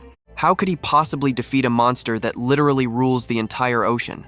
Especially a beast that knows exactly how to weaponize the Ocean Stone's raw power? Just wait and see, he thought. The second this little test is officially over, I am wiping those arrogant bastards off the map. But then, the giant turtle started acting incredibly strange. It thrashed around wildly, roaring out loud like it was suffering from some kind of unimaginable, agonizing pain. Massive ocean waves violently surged upward. A sudden tremor shook the ground, leaving everyone on the shore absolutely holding their breath in pure terror. Then the system alert dropped. Player Kim Du-gon has officially passed the test. Joso's eyes turned bloodshot with rage. Impossible. There is literally no way that just happened. Losing his mind, Joso aggressively barked out an order. "Find Kim Du-gon and drag him to me right now." Suta instantly snapped back. "Do not even dream about it." He loudly commanded his forces to block them. "Do not let them touch a single hair on Kim Du-gon's head." Joe So let out a chilling smirk. "So you are really dragging the entire giant race into this mess? Is that your brilliant plan? You want to trigger another massive Gigantomachia disaster just for this?" Sua immediately called his bluff. "Do not act innocent. You guys have been planning this from the very beginning. Stop playing dumb, you lapdogs of Olympus. It is time to finally settle this blood feud once and for all." A vicious, murderous light flashed directly in Joso's eyes. How foolish. History is just going to repeat itself anyway. He tightened his grip on his weapon, dropping into a lethal combat stance. Suddenly, a massive, imposing chariot violently burst out from beneath the ocean surface. "I know you and I are both feeling the tension here." Joso kept throwing insults. "Hey Sua, remember our third fight? You literally tucked your tail and ran away. Are you really going to run away again today?" Hearing that disrespect, Suda was absolutely fuming. "Joso, you arrogant, complete piece of trash." Suda roared back. "As a son of Poseidon, do you have zero shame?" So just laughed. "Since when do you care about showing any respect to my father anyway?" His voice grew dark and threatening. "Like I just said, history is going to repeat itself right here." Boom! A massive shockwave blasted out, sending dirt and debris flying everywhere. The all-out war between the giants and the forces of Olympus had officially erupted. Suda gritted his teeth, his mind racing. Are we really going to fail to stop them again? Is this tragic, bloody history actually going to happen a second time? Just thinking back to the horrifying slaughter from those ancient battles made a deep, freezing terror rise in his chest. Out of nowhere, a massive earthquake triggered, shaking the entire island violently. Everyone froze in place. What in the world was that crazy loud noise? Out in the ocean, a gigantic wall of water surged up and rapidly crashed onto the shore. Panic spread instantly. Wait, a wave? Is that a freaking tsunami? No, that is definitely not a wave. Those are monsters. The second he said that, an endless swarm of terrifying sea creatures simultaneously breached the water surface. But wait, that was not even the worst part. Right behind the swarm, a colossal silhouette with glowing, vicious eyes slowly started rising from the dark depths. It had the terrifying head of a dragon attached to a massive snake body. This was clearly the Supreme Alpha commanding the rest of the horde. That absolute unit of a sea monster was none other than the high-tier beast, Leviathan. Total chaos broke out on the shores. Leviathan? But that thing only spawns on the 20th floor. Oh, wait a second. We are currently on the 20th floor. You and I both know this is about to get insane. That thing is the literal floor boss. Why did a whole pack ambush us right now? They are solitary hunters. Joe so smirked to himself, knowing the truth. Whoever secures the ocean stone will ultimately become the supreme king of the ocean. Stick with me here, because we are diving into madness. So this is why his father desperately wanted the ocean crystal. That crazy bedtime story everyone thought was fake? Turns out it is 100% real. The water surface trembles once again. Waves crash forward, but this time, the heavy impact feels just a little bit lighter. A familiar silhouette steps right up. He smirks, apologizing for interrupting while they were right in the middle of their little private drama. He admits he is completely exhausted right now. So, do you guys mind just packing up and leaving this place immediately? In his hand, he is holding something glowing with endless, pure blue light. The absolute second Jerso spots Du-gon, pure rage explodes deep inside his chest. Du-gon, you absolute bastard, he screams at the top of his lungs. Hand it over, give me the ocean crystal right now. Through all this screaming, he stays completely silent. Du-gon just stares him down. Maybe he is too exhausted from that brutal fight earlier to even move. But Jerso? Jerso is the exact opposite right now. He launches himself forward like an absolute madman. He raises his massive trident, dripping with pure killing intent, as a massive whirlpool rapidly forms together. In a flash, he unleashes a devastating strike right at him. But for now, our guy just blocks, showing zero intention of fighting back yet. Du-gon quickly figures it out. Looks like without water, you are basically useless, just like a flopping fish out of the ocean. Jerso loses it, screaming, "Shut your mouth! How dare you spout that utter nonsense to me? Damn it, I am not wrong. Something in this area is actively interfering and completely jamming up my immense power. A massive energy source capable of entirely canceling out his water attribute magic. That has to be it. The ocean crystal!" Du-gon senses the weird anomaly and quickly analyzes the situation. A penalty? He instantly activates his golden eyes to read the field and triggers his sensory domain. Now pay close attention here. Du-gon blitzes toward Jerso so incredibly fast that the guy cannot even react. Both fighters violently clash, absolutely refusing to back down an inch. Heavy killing intent chokes the air. But somehow, the overwhelming momentum seems to tilt slightly toward Jerso. Riding that high, he unleashes a brutal barrage of attacks. Du-gon grits his teeth, calculating that he desperately needs to crush this guy right now. His sword slashes down with terrifying force, but Jerso instantly blocks with his trident. Suddenly, his own father's strict words echo loud in his head. "Jerso, find the legendary ocean crystal. If you actually succeed, I will finally acknowledge you as my true son. No matter what the ultimate price is, I absolutely must earn my father's respect and total recognition today. I will be known as the son of the great Poseidon and become the true successor to the god of the sea." Fueled by that thought, he throws attack after heavy attack, while Du-gon struggles to hold his ground. The raw pressure from their aura is so heavy that nobody else even dares to step into this fight. Just like that, in a split second, Jerso coughs up blood. He looks incredibly damaged from that brutal strike, but he instantly springs right back up, refusing to let himself stay pinned down. Living up to his godly title, Jerso quickly launches another devastating attack, aiming straight for Du-gon with absolutely lethal intent. A long, nasty gash tears across his face, and fresh blood immediately starts dripping down. Du-gon thinks to himself, I totally assumed his mental state would be his biggest weakness. But wow, this guy is actually no joke. Looks like he has bet absolutely everything on this one fight. Jerso glares at him with savage eyes, growling. "Once I am done ripping you apart, those giant meatheads are next on my list. You picked the wrong opponent, Du-gon. I am the son of the great Poseidon. You and I know he is holding back, right?" Du-gon thinks. "Wouldn't this be way easier if I maxed out Kaine's power?" Right after, he points his blade directly at his enemy. "I knew it. I need to wrap this mess up and get that level up." Over on the other side, the giants are still caught in an all-out war with the rest of the crew. The battlefield is pure chaos, and honestly, nobody has a clear upper hand yet. And Du-gon still cannot finish his fight either, mostly because his stamina is severely drained from fighting those sea monsters earlier. Both are already coughing up blood and pushed to their absolute limits, but neither is willing to stop fighting. Especially Jerso, this guy has poured his entire soul into winning this clash. He swings wildly, But thankfully, Du-gon still manages to dodge that lethal strike just in time. He twirls the heavy trident in his hands, then glares dead at him like he is facing some ancient, sworn enemy from a past life. A brutal stab flies straight at his chest. Du-gon uses Hermes' leap, springing high up into the air to evade it.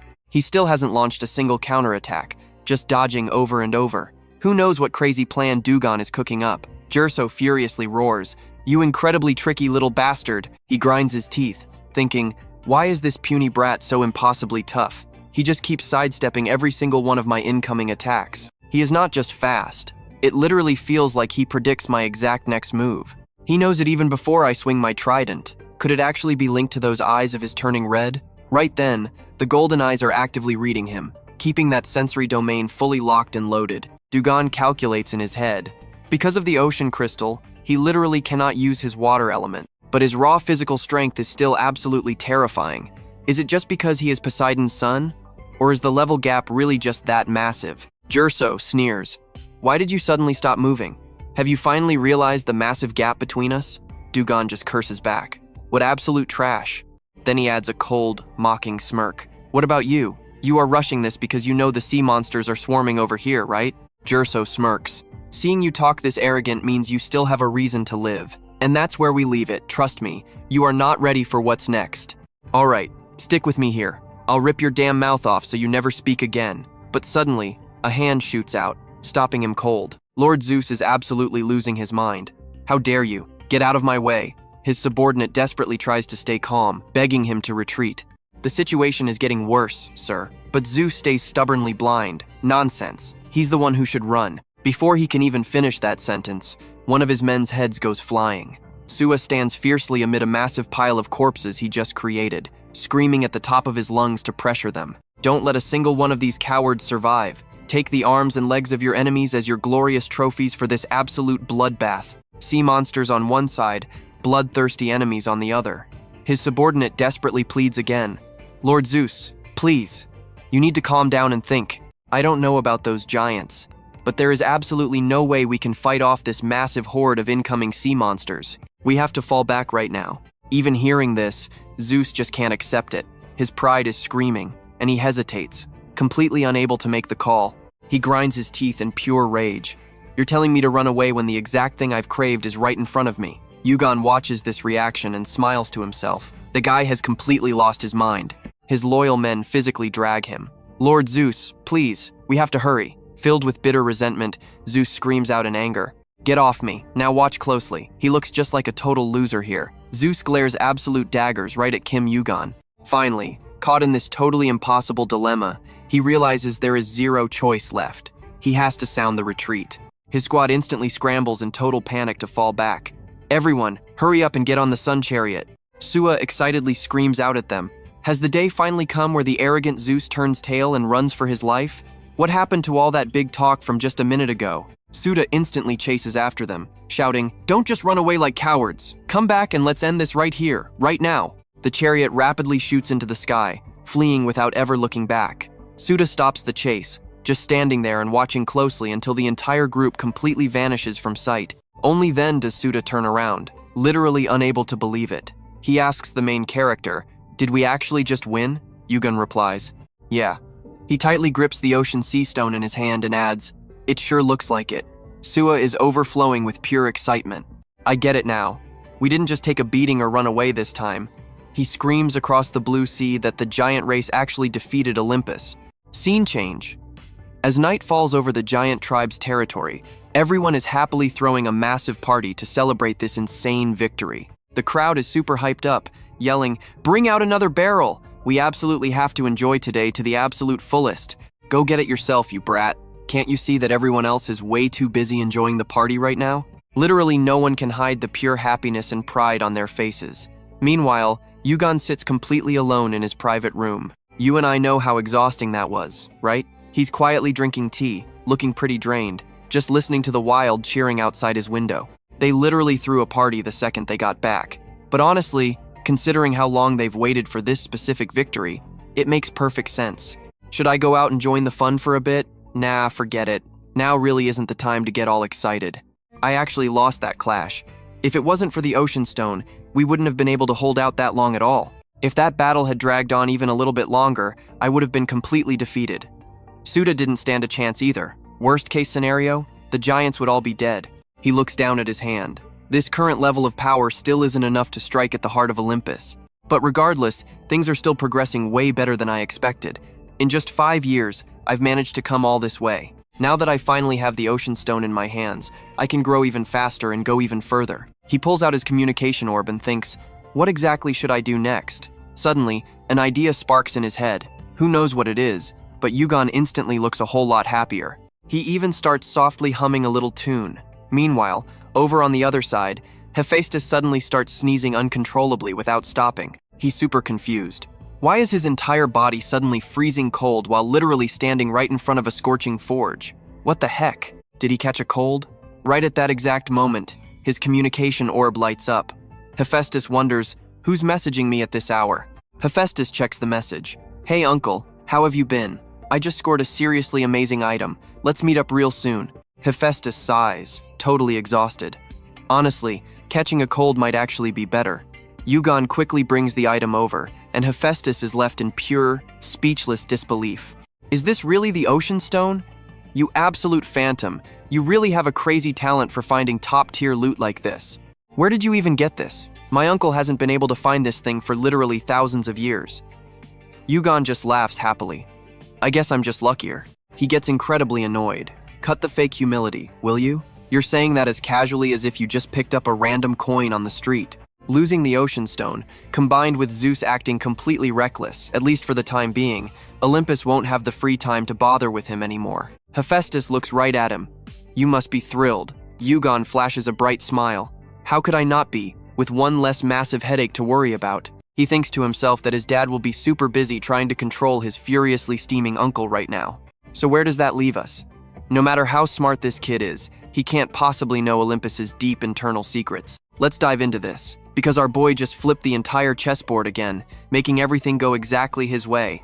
How does he keep pulling this off? It shouldn't even be possible. Hephaestus stares intensely at the young man yawning right in front of him. The legendary blacksmith starts analyzing the situation. Let us see here. Just as I thought. The attributes are totally different, but this energy? It is insanely similar to his father's lightning. Du-gon asks if he can forge it. But the issue isn't the forging itself. They need completely different materials to craft an item that can actually handle this crazy power. He sighs, looking totally bored. So it is just like the previous times. How many days is this entire forging process going to take? Hephaestus says it will take about 10 days. But there is a massive problem. There is nowhere to find adamantium right now. Du-gon casually says he will get it as soon as possible. The blacksmith is completely stunned. Come again? Adamantium? Du-gon just nods. Yep. Hephaestus's eyes go wide. Do you actually have that much cash lying around? Or are you secretly some crazy rich kid? Du-gon laughs it off. No way. Plus I am basically broke after spending everything on producing kini. The older guy is super confused now. Then how exactly do you plan on pulling this off? Our guy stays totally chill.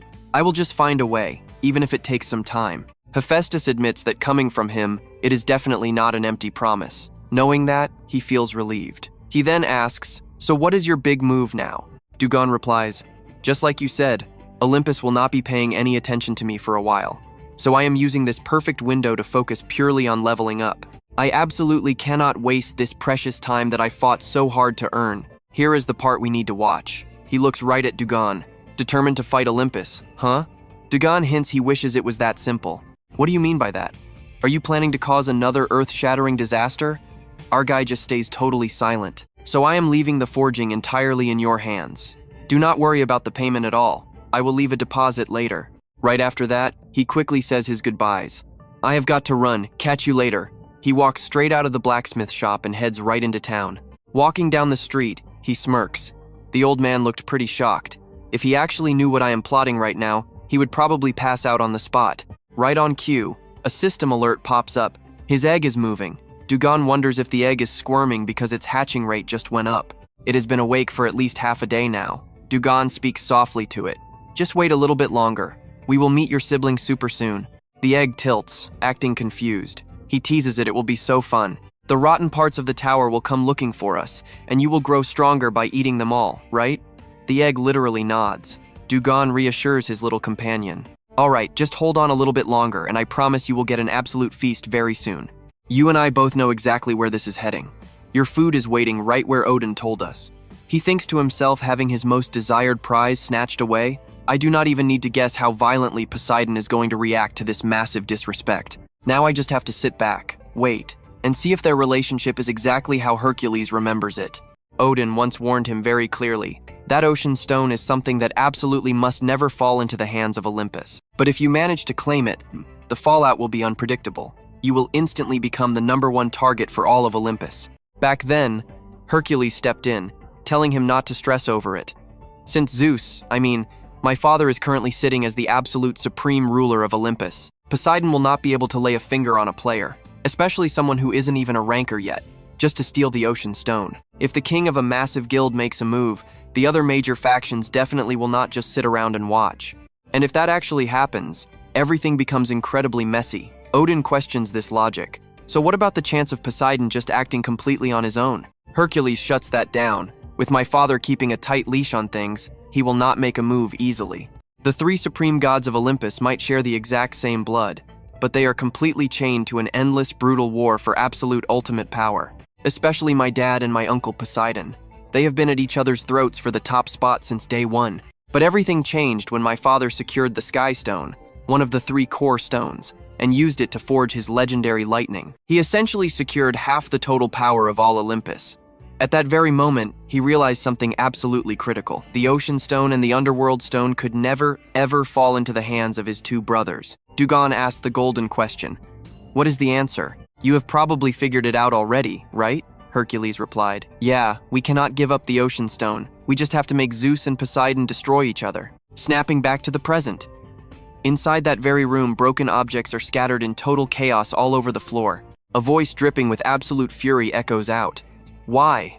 Why the hell would he tell me that I am not allowed to make a move? The guy kneeling on the floor looks completely resentful. Just because I lost a bet, I am stuck here taking the full force of my father's insane rage. That is Orion, the 3rd son of Poseidon. He grits his teeth in pure anger. Theseus. This is all because of that completely useless bastard. Orion finally speaks up. The heavenly realm has forbidden it. We are not allowed to start any conflicts with the giant race anymore. So what do you and I take from this? Poseidon absolutely snaps. It is not about those overgrown brutes. This was all caused by one single player. Damn it. It is just an excuse to keep me away from the Ocean Stone. He actually dared to get mad at me for interfering with Hephaestus's capture. Absolute scumbags, the lot of them. Stick with me, we are diving straight into Poseidon, losing his absolute mind. He snaps at his son. What do you think, Orion? Does he not look exactly like a venomous snake right now? Orion just bows his head. How could someone as lowly as me ever dare to judge the Heavenly Lord? Poseidon furiously spits back. Heavenly Lord, my absolute foot. Right, what is the point of even asking? Zeus has always been like this, a ruthless, heartless, and terrifyingly pragmatic ruler to the core. No matter how incredible Kim Du-gon might be, at the end of the day, he is still just a mere player. Zeus completely ignored that annoying little prey just to focus all his attention on a much bigger rival, me. Does he seriously expect me to just behave? I just lost the Sea Stone, and now I do not even have an excuse to mobilize the rankers anymore. Why am I the only one losing absolutely everything? Poseidon goes back to destroying his throne room. Meanwhile, at the giant castle, rumors are wildly spreading. Did you hear? The Sea Stone just fell into the hands of a player. Hearing this, Odin looks incredibly amused. Some nameless kid actually snatched the Sea Stone? Serves them right. I bet all those arrogant gods in Olympus are completely sick to their stomachs. Deep inside a forest, another voice echoes out. This Kim Du-gon you are talking about, he is not even a ranker yet, and he is already this skilled? I really wonder if I will get the chance to fight him in an all-out battle someday. That is Asura speaking, the evil god of war. Over at Mount Huaguo, the great sage Sun Wukong has also heard about Kim Du-gon. So that is the guy who took the Sea Stone? Now watch closely, this gets wild. I thought he was just some green rookie. I absolutely cannot wait to see what he does next. Down on the first floor of the tower. We have arrived at the first floor. Thank you for riding the legendary Sun Chariot, the absolute pride of Olympus. You have spent 1,000 points. It was an honor serving you. Hope to see you again. Du-gon looks surprised. Both this chariot and the other one used are just copies. How many clones actually exist? He decides not to overthink it anymore. Thanks to that ride, I got here way faster. Right in front of him stands the low wall of the first floor, the world's edge. Yu-won reaches out. I heard nobody has ever been able to break this massive wall. Yet who would have thought that in the future, it just collapses on its own? Now is not the time to get distracted. I was told it was somewhere around this exact spot. His fiery golden eyes start scanning all the hidden paths. He pulls a sword straight out of his system.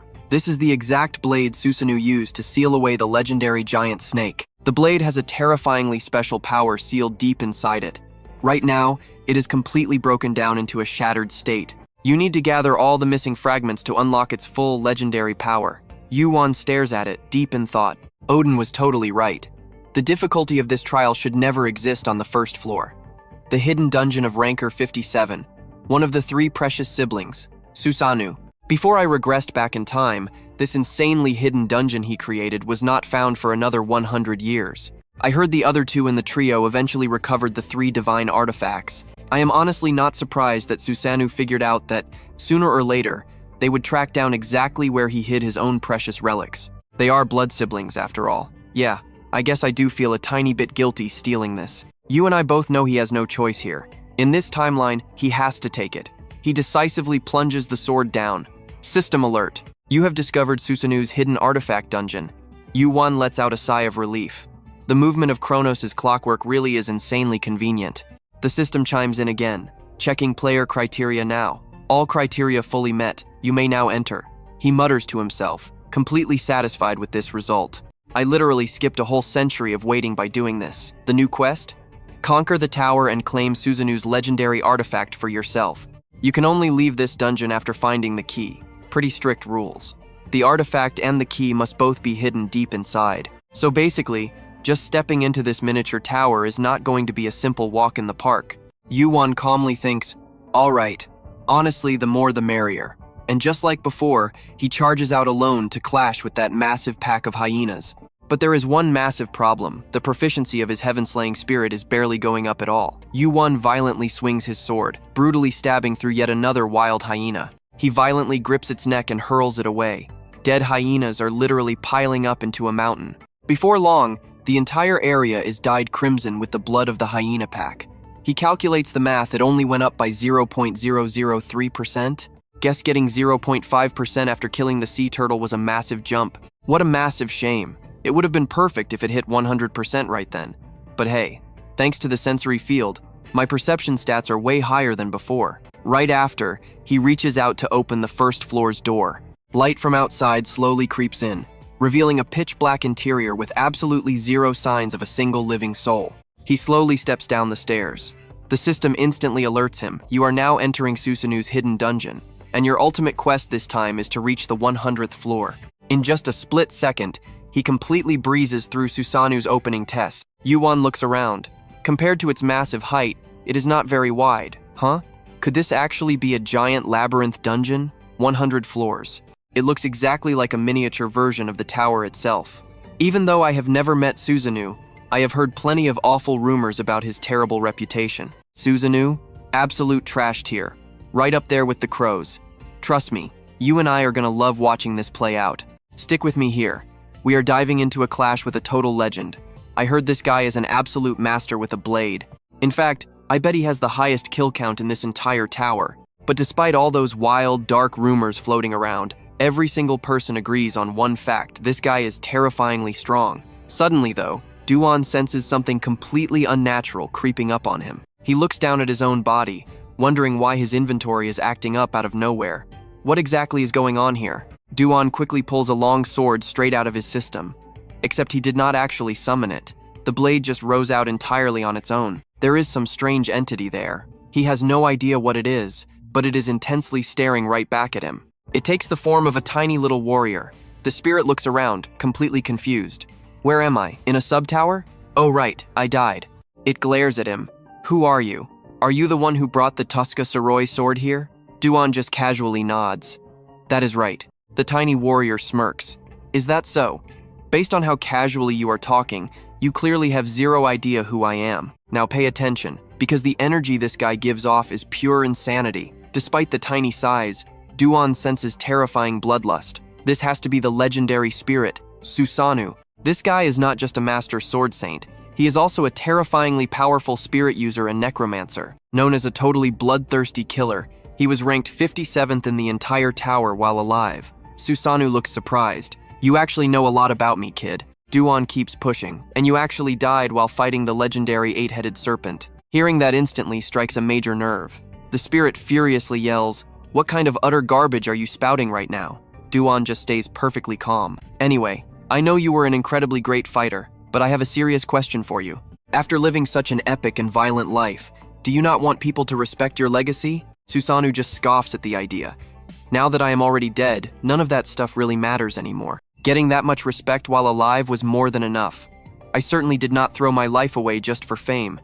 But let me be completely straight with you about one thing. How dare you casually judge the way I lived? On the contrary, to me, my violent life was the absolute best." Du-gon gives zero cares. "I cannot believe you are actually proud of slaughtering countless people with your own 2 hands. Honestly, I am pretty glad you are already dead." Susanoo is genuinely taken aback. "I am actually amazed. You know exactly who I am, yet you still have the nerve to run that incredibly arrogant mouth of yours. You do not feel like a high ranker at all. Which guild do you belong to?" Du-gon answers with total indifference. "I am just a new player who climbed up to floor 21 recently." Susanoo immediately scoffs in disgust. "Floor 21? You and I both know the MC is built different," but Susanoo mocks him. "You dare talk tough at that pathetic level? This is no place for insects. The monsters here completely outclass floor 21. Du-gon just shrugs his shoulders. "I already ran into a few of them on my way inside." Susanoo raises an eyebrow. "Wait, you actually managed to kill them? That is surprisingly impressive. Anyway, as long as you hold that sword fragment, I am forced to follow you. That is just how the system programmed me." Du-gon literally could not care less. "Do whatever you want." Susanoo presses further. "Do you have any party members? Are you a pureblood human?"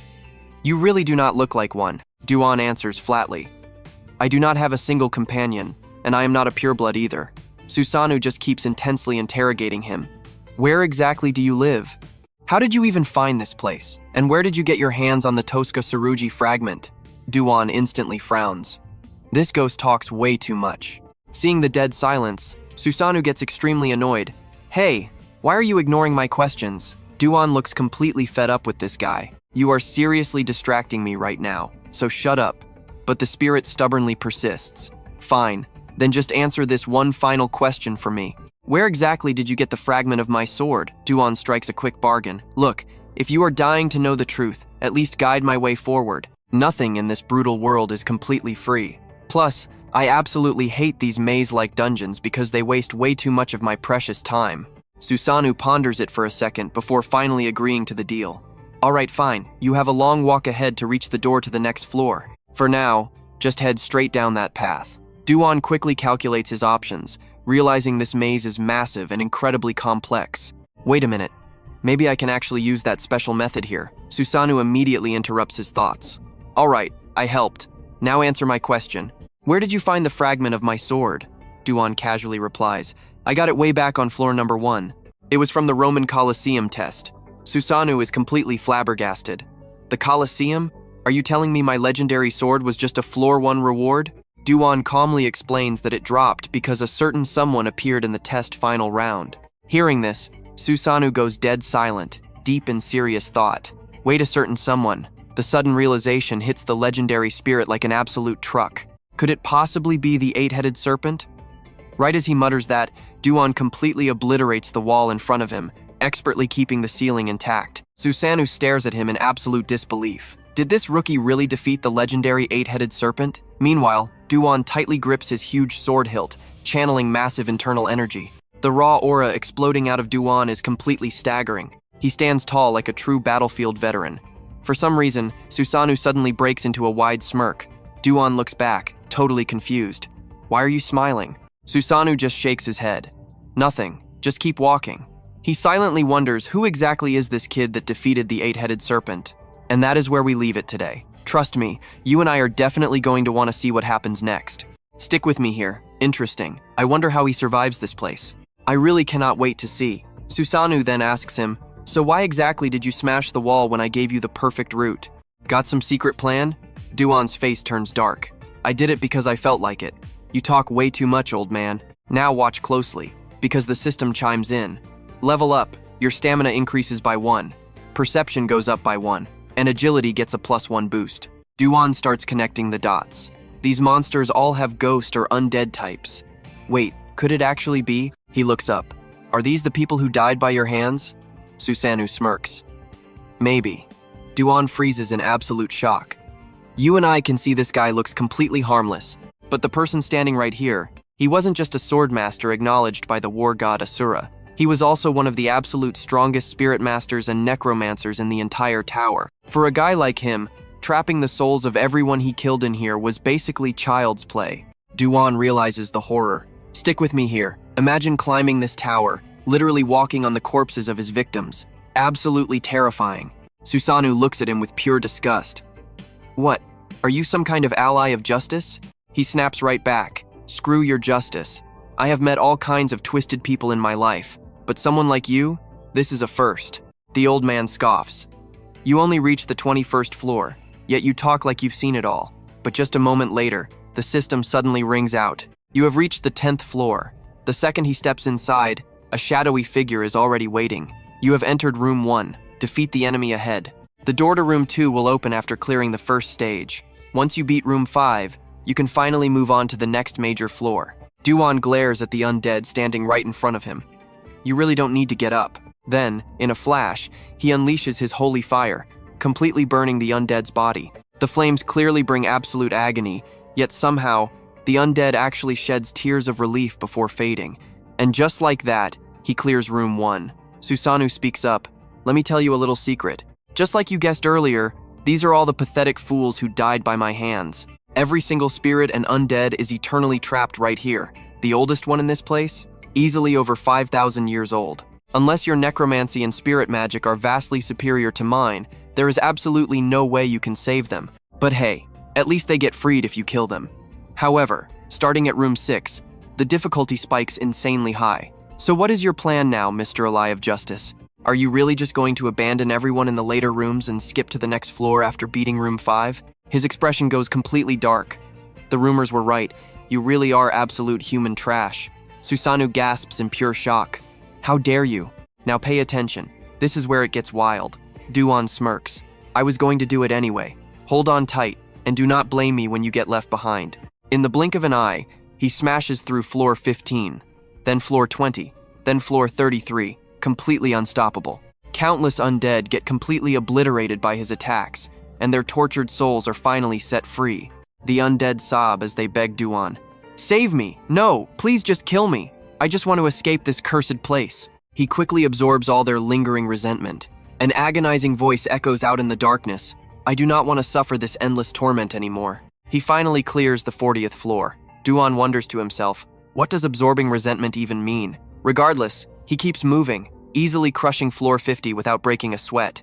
And right here, he finds Susanoo's very first hidden artifact. Without hesitating, he immediately pulls the incredible robe over his shoulders. The system pops up. You have acquired the robe of the 4 elements. Covered by the fabric, Susanoo furiously screams, You bastard, that is the robe of the 4 elements. This gear was blessed by the original elemental kings of fire, water, wind, and lightning.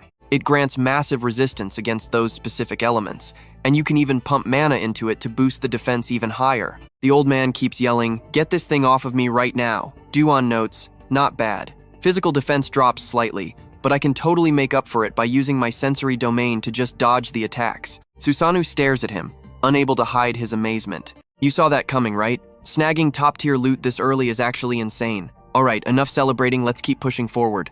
Time flies by incredibly fast. At this point, it has already been 42 whole days since he entered Susanoo's mini-tower. Du-gon thinks to himself, completely exhausted. I do not know when it started, but every time I kill something here, their voices just keep echoing endlessly in my ears. Then a weird message pops up saying I absorbed their resentment. Seriously, what the heck is that even supposed to mean? Hearing the voices of the dead is a rare trait, something only high-ranking necromancers can pull off. Could this actually have something to do with Kaini? Either way, the feeling is absolutely terrible, like it is slowly eating away at my mind. Susanoo quickly notices his state. You look pretty exhausted, do you not? Your clearing speed is definitely slowing down. After all, this dungeon is no joke. It is built completely different. But considering you are just a new player who only reached the 21st floor, it is really not bad at all. By the way, that glove seems to have some seriously special abilities. Why aren't you using it? Is this some kind of ultimate trump card you are saving for later? Du-gon is completely confused. What the hell are you talking about? Susanoo smirks. You and I are exactly alike, which is exactly why you refuse to use it. Oh wait, it is not that you will not use it. You just do not know how to. Du-gon frowns. What is that supposed to mean? How exactly am I supposed to use this? Susanoo shrugs. I have no idea. Du-gon rolls his eyes. You act like a total know-it-all, yet you know absolutely nothing. Susanoo gets completely furious.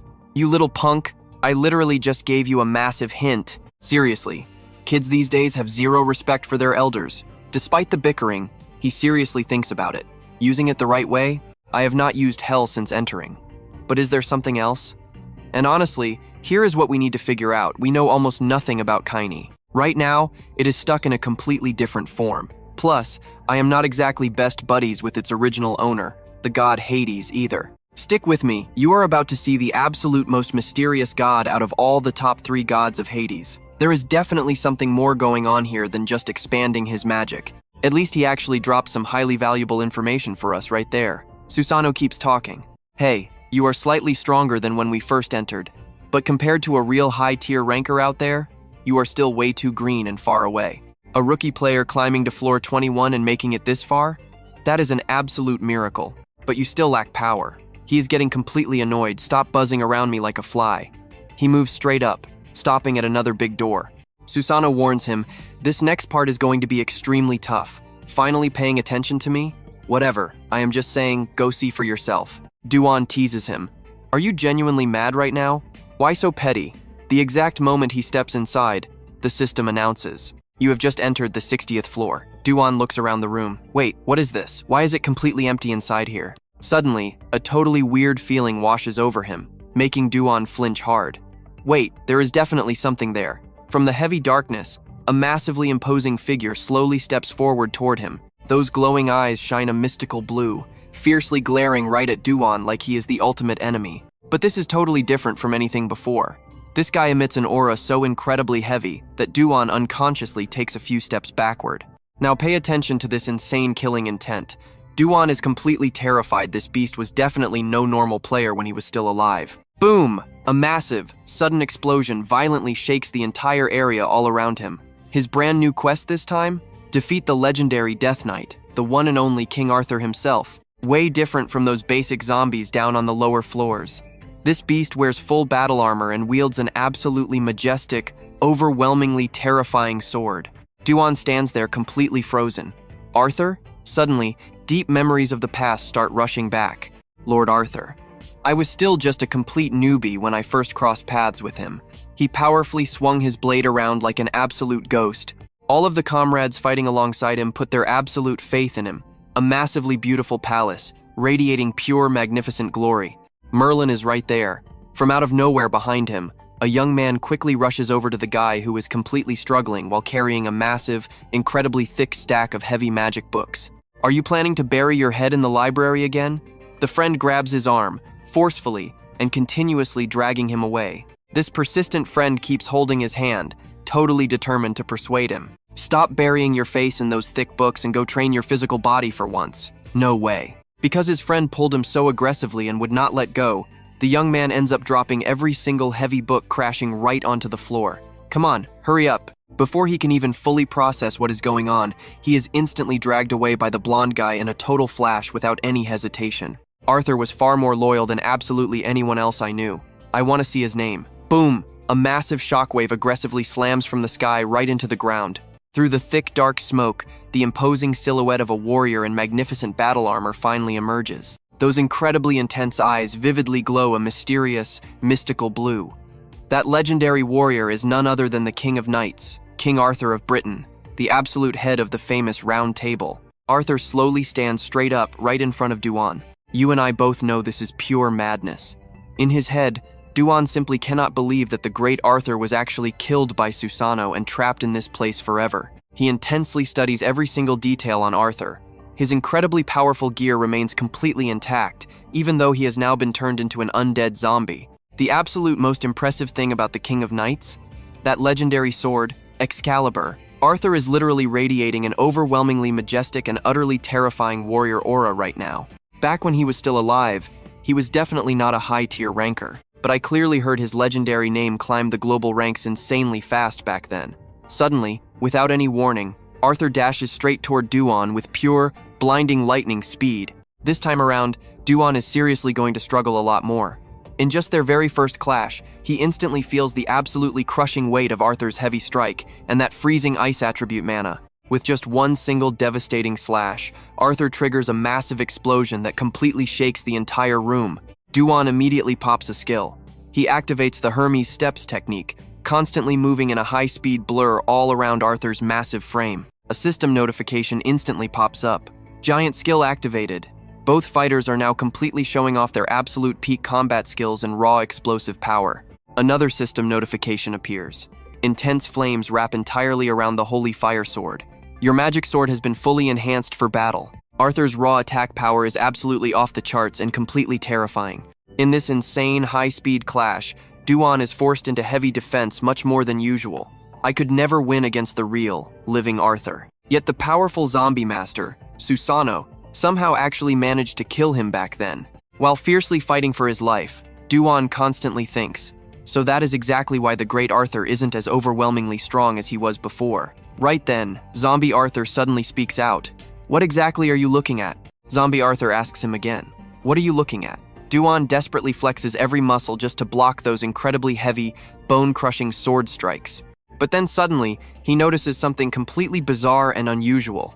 Right at the very tip of his blade, solid ice starts forming rapidly. Wait, ice?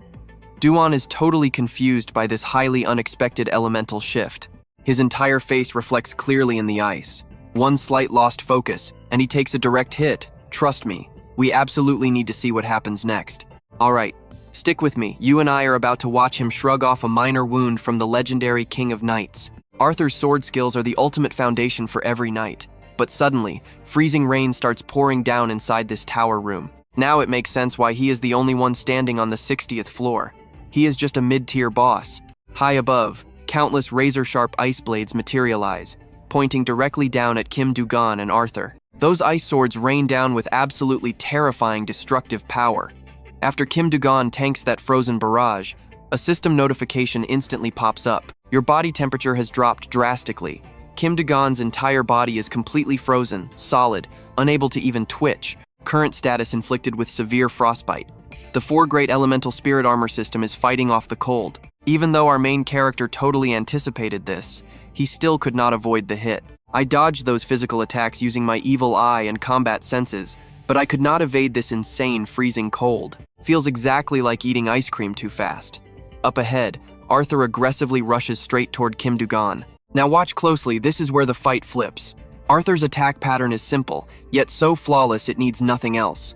Amidst the swirling dust, these two warriors clash fiercely. Suddenly, a brilliant purple light flashes right through that thick dust cloud. The system alerts him again, your temperature has significantly increased. Current status is fighting the frostbite, and it is successfully resisting it. That was a totally brilliant tactic. However, a massive wave of system notifications keeps appearing. The raw power of the giant is boiling within your arm. Your stamina has been temporarily replaced by your strength stat. Your stamina is running low, so partial giant transformation has just been activated. With a fierce glare and sharp words, Kim Du-gon speaks, knowing this time hits different. Seizing a tiny opening, he swings and slashes. Arthur! The tip of his blade completely shatters Arthur's armor. Thud! One of the king's arms hits the ground. Kim Du-gon unleashes an endless barrage of brutal strikes. Now, Arthur's completely dismantled body lies at his feet. You can stop fighting now. A system alert pops up. You have absorbed his wrath. If only Merlin could see you now. Suddenly, Kim Du-gon's gauntlet starts glowing brightly. Wait, Sir Arthur, did you just say Merlin? If you accept my final proposal, I will gladly sign a binding contract. Even if you rely on me forever, just let me see Merlin again. This dead man still has regrets about Lancelot. Lancelot turned his back on England. Lancelot betrayed his kingdom. That infamous name echoes in Kim Du-gon's mind. We all know that name, right? Lancelot is the new Round Table leader, a top-tier player who made the guild massive. This absolute traitor betrayed England.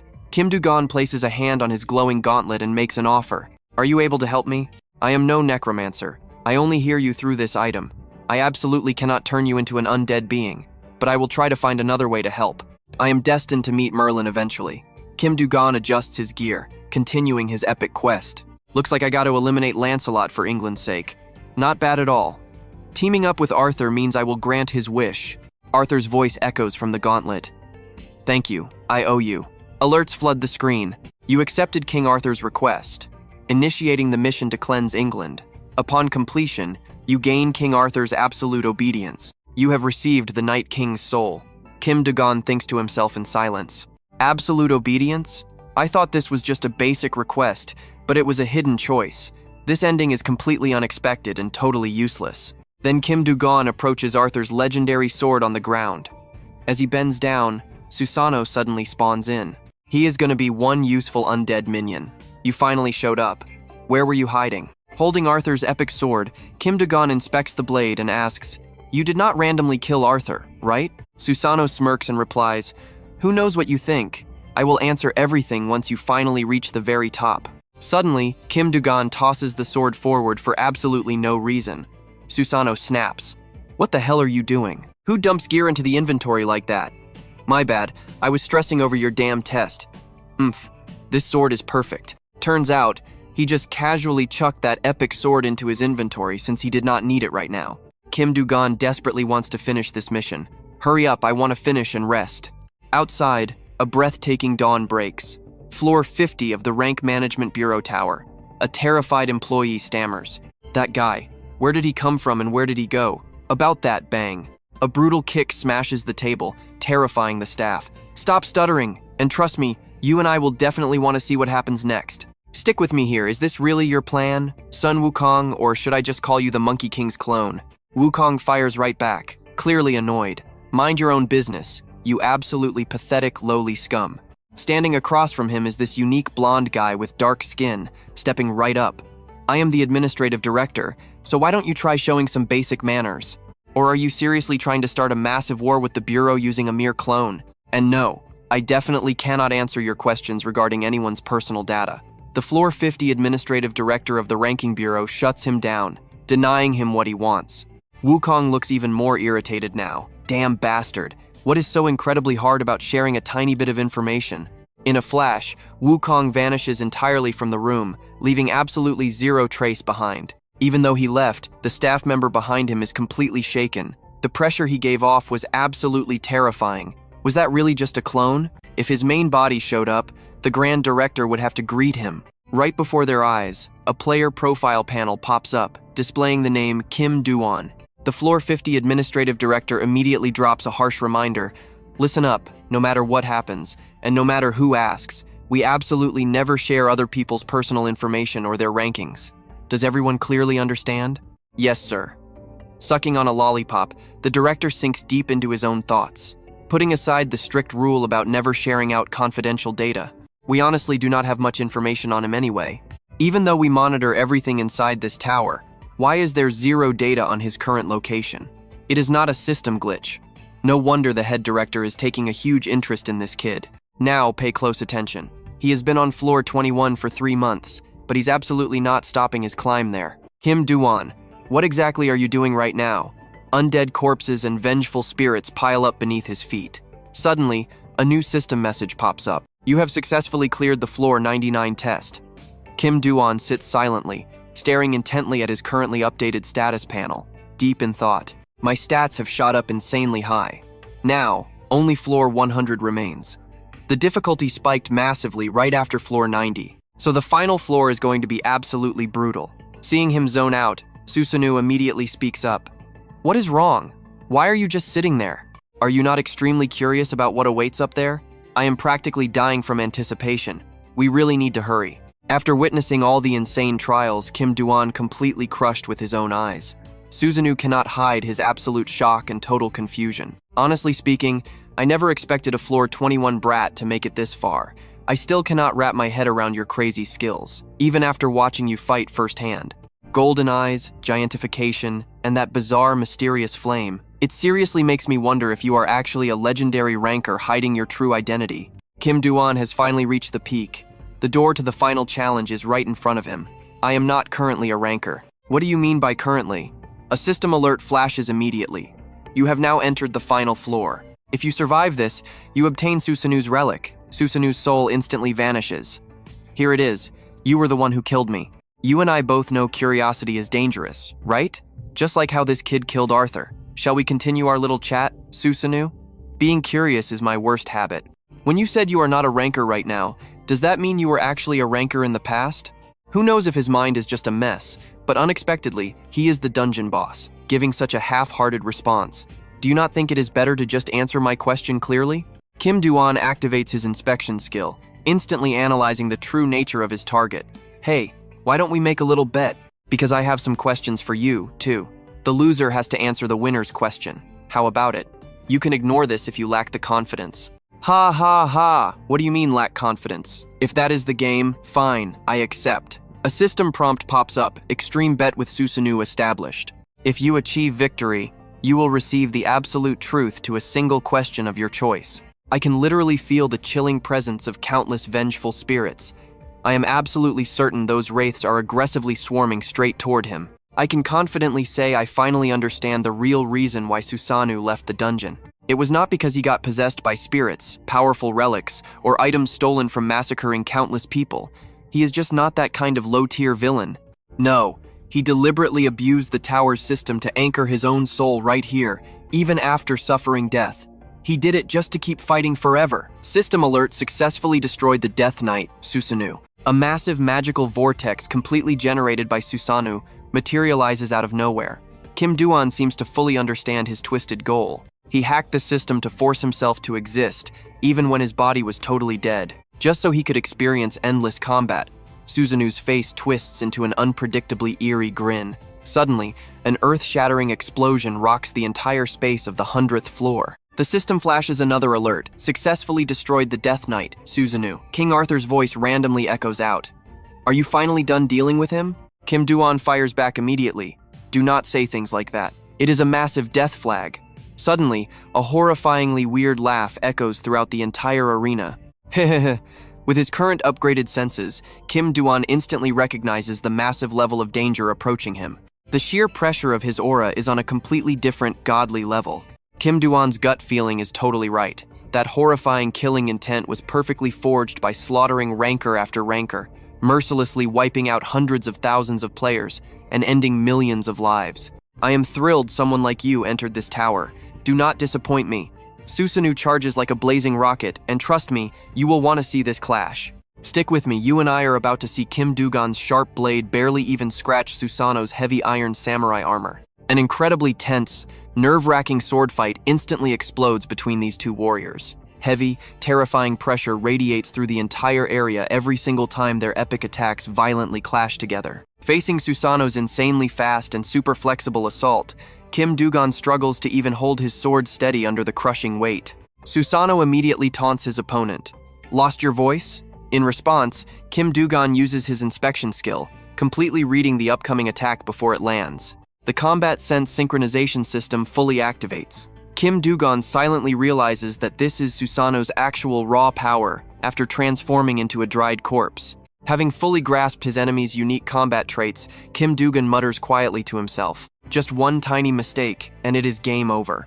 The brutal sword duel continues with absolute nail-biting tension and zero room for error. Right now, the battle clearly leans towards Susanoo, while Kim Du-gon is just barely pushing himself to survive the terrifying pressure his enemy creates. A system notification pops up: geontization of your arm. After struggling on defense, Kim Du-gon finally spots a tiny opening for a massive counterattack. But that epic counterstrike still is not strong enough. Suddenly, a colossal hand created by Susanoo materializes right in front of Kim Du-gon's face. He violently clenches his massive fist, crushing Kim Du-gon's body, yelling that he finally caught him. You attack the Death Knight, Susanoo, using the Fire God. The massive power gap between them is absolutely staggering. Now pay attention here. Kim Du-gon realizes he is totally outclassed in strength, speed, mana, absolutely everything, and even his Fire God technique proves utterly useless. Susanoo looks down at his hand. These flames again? What a joke. But this gets interesting, because this exact wild situation feels incredibly familiar to him. I think I have seen this somewhere before. Susanoo flashes back into his deep past. Oh, I remember now. A past conversation between a swordsman and a mage echoes. So you are saying you want me to kill Arthur? He is not some high-ranking named player, just a simple kid. Why on earth should I do that? And more importantly, who are you to order me around? The heavily cloaked mysterious figure finally speaks up. Who I am does not matter. What matters is what you truly desire, right? The swordsman rests his chin, revealing his ultimate craving, pure, unadulterated war. If a massive war breaks out, you will not need to care about rules or punishments. All you have to do is completely enjoy the thrilling game of slaughter. What do you think? Is that not a genuinely amazing offer? That is right. Somebody definitely awakened my raw desire for battle. Exactly like this crazy kid right here. Back in the present, the fierce sword fight between Susanoo and Kim Du-gon shows absolutely no signs of stopping. Suddenly, Kim Du-gon's glove radiates insane, intense energy. Susanoo charges forward like an absolute maniac. Where are you looking? Do you even have the energy to look away right now? While desperately defending, Kim Du-gon thinks to himself, this is pure madness. If I take just one slash, the bleeding will literally never stop. It is no fun if you just keep hiding like a coward. What was I expecting from a floor 21 kid? I will end this right now if you keep boring me. I love it. You are finally using that trick. Do not die too early, because there is so much I want to hear from you. I am no necromancer, so why can I hear the dead speaking? Why did Keen absorb those souls in the first place? And what Susanoo mentioned after seeing Keen. Plus, your unique glove has a very special hidden ability, so why are you absolutely refusing to use it? Is that your ultimate trump card? I think you and I are exactly the same. The sea stone dominates the ocean, heaven stone rules the sky, and then the black stone. You and I both know what is coming. The real epic fight starts now as Kim Du-gon awakens Keen, fully summoning literal hell. Follow me. A mysterious voice suddenly echoes from somewhere deep within. Follow me. The system flashes a bright warning. Keen has opened its eyes. Hell is summoned.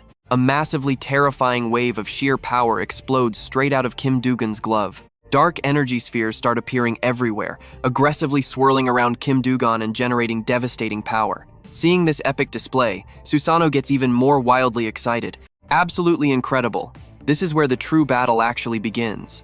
But suddenly, Susanoo's massive source of power shows a very bizarre and unexpected glitch. A massive swarm of Susanoo's phantom spheres completely loses their direction. What the heck? Susanoo is completely stunned, refusing to believe the absolute madness happening right before his eyes. The phantoms lost control. You floor 21 brat, what did you do? Kim Du-gon replies with freezing cold confidence. Were you not the exact person who told me about Kenya's true power? The absolute, undeniable control over death. Kim Du-gon successfully activates his insane technique. It is fully awakened. I should not have mentioned it, but do you seriously think you can kill me with just that skill? Then both legendary fighters fiercely charge back into their brutal clash. Keep dreaming, you absolute fool. Blinding sparks violently explode everywhere as their massive blades collide, and their combined insane power generates a terrifying shockwave that violently rips through the entire tower room. Kim Du-gon stands his ground, his glowing red eyes overflowing with pure determination and freezing bloodlust.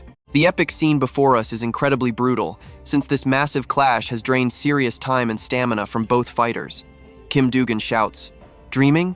That will not be necessary." The system immediately chimes in, confirming the giantization of your arm is complete, and literal hell has been completely summoned. Taking advantage of the moment, Kim Du-gon aggressively taunts his enemy, calling him nothing but a simple whetstone. Susanoo realizes he has changed, but not entirely, noting that most high-ranking named players completely lose their cool when facing him. Trust me, you and I just witnessed Kim Du-gon's insane determination completely change how the legendary Susanoo views the mortal opponents he usually faces. Stick with me here, you and I are watching an absolute dead heat. Neither fighter is backing down. Susanoo's ghost orbs vanish into thin air. The god is furious. How could he possibly lose control over death itself? Then, out of nowhere, something bizarre happens. Susanoo just freezes completely, his jaw dropping in absolute, utter shock. A blinding sphere of light erupts right in his face. His eyes burn, agony rips through his ghost body. Looks like the god of death finally feels real fear. Flames burn away his pride. He screams, "How could a brat like you do this? Why am I paralyzed?" It doesn't matter how high your rank used to be. Right now, you are just another ghost. This is the perfect ending for someone like Susanoo. Rest in pieces.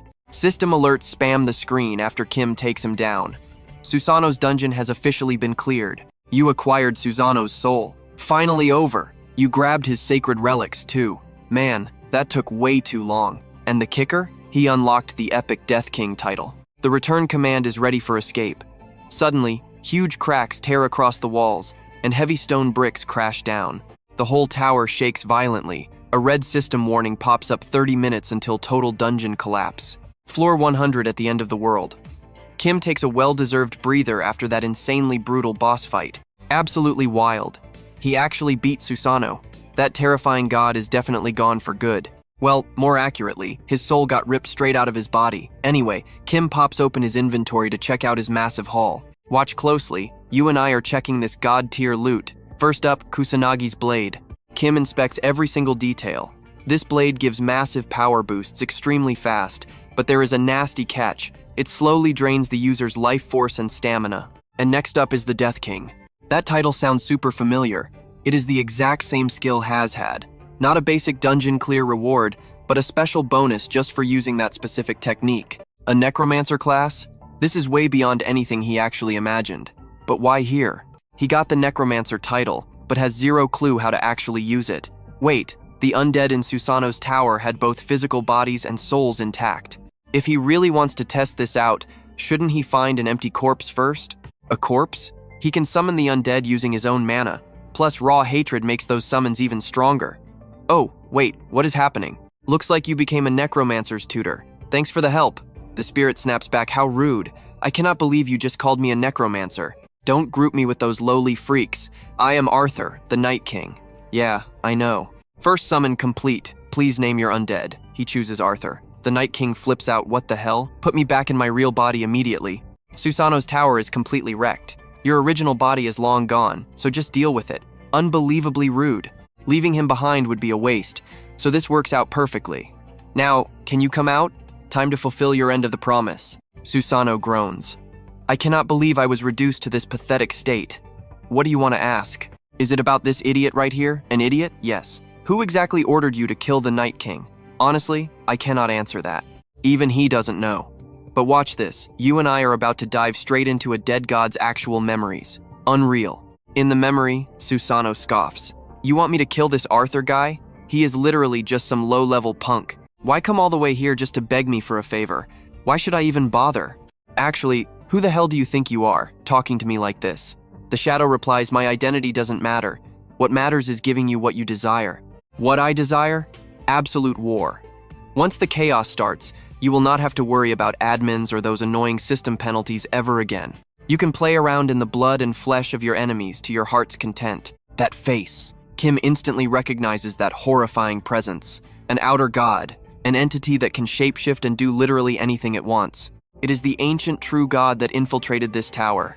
The outer god's shadow smirks. So, does that awaken your bloodlust? This is getting wildly interesting. The Night King's death was just a tiny seed planted for a much bigger scheme.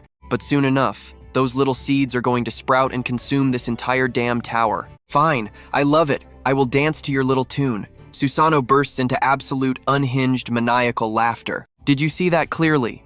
He was fully enjoying the twisted chaos.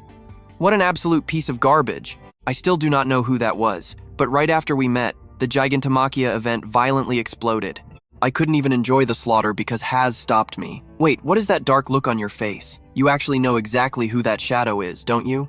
Oh, he knows perfectly well. That monster killed his friend, and killed him too. It is the exact target he vowed to destroy. By reversing time, he thought he had quickly fixed everything. He honestly believed his grand plan was running totally smooth. So what do we learn here? Those outer gods are already one step ahead, plotting absolute destruction. Let's jump into this. It's been 1,000 years since Arthur's death, and trust me, it's finally harvest time. Lancelot, the guy behind Arthur's death, is currently sitting on the throne of England. Who knows what massive chaos is trailing right behind him now? Regardless, Arthur is England's ultimate hidden card. I have to climb up there and see it with my own eyes. For everyone's sake, I'm flipping this entire chessboard. Merlin, Asura, everyone except me is going to die here today. Honestly, even I didn't see that one coming. I didn't expect you to lead. Yeah, I should have stepped up from the start. If only I had done this sooner. I could have saved so many lives.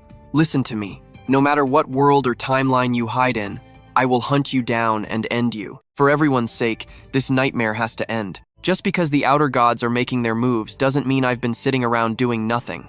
This is just the opening act. Before stepping onto the 21st floor, I need to swing by the old man's forge. He should be completely finished with my request by now. I'm definitely getting yelled at for taking so long to visit. But turns out, yelling was just the start. What the hell took you so long to show your face around here, you little punk? Get out! Are you, done being mad yet? Why didn't you dodge? I figured you'd calm down if I took a hit.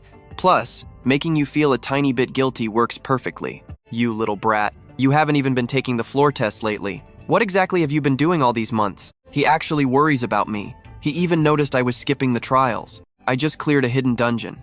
It was pretty brutal, so it ate up a lot of time. This kid is exploring weird places again. Now pay close attention here. Anyway, take a look at this. I seriously debated just smashing the thing to pieces. Besides the elemental property, it's practically identical to a black heaven stone. But what's with all this wide open ocean stuff? Hand over your gauntlet. I need to borrow it. Why? Don't worry about it. I'm just making a slot for you to carry this thing around. Ah, just as I thought. You're the only one who looks out for me like this. I am simply finishing what I started, kid. Give me about half a month.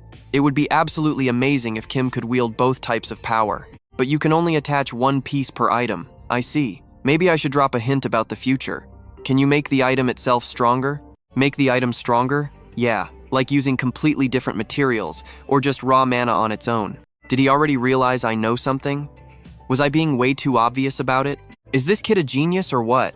What was that? Nothing. That idea is actually brilliant. Turns out you are useful sometimes, you little punk. You totally just called me a genius, didn't you? When did I ever say that? You little brat. Wait, can a piece of equipment actually reinforce itself? By using other materials or pure mana? If you were an enchanter, maybe. But that's only temporary. Absolutely nobody can permanently alter the core function of a piece of gear. But my instincts as a master blacksmith are screaming at me right now. Enchanters are absolute masters of charm magic. They look incredibly captivating and use powerful spells to completely mess with their victims' minds. This isn't completely impossible anymore. I seriously cannot believe that crazy kid thought of this. We both know peace never lasts. Who's smashing my door down this early? Hold up. It is not those annoying gods from Olympus.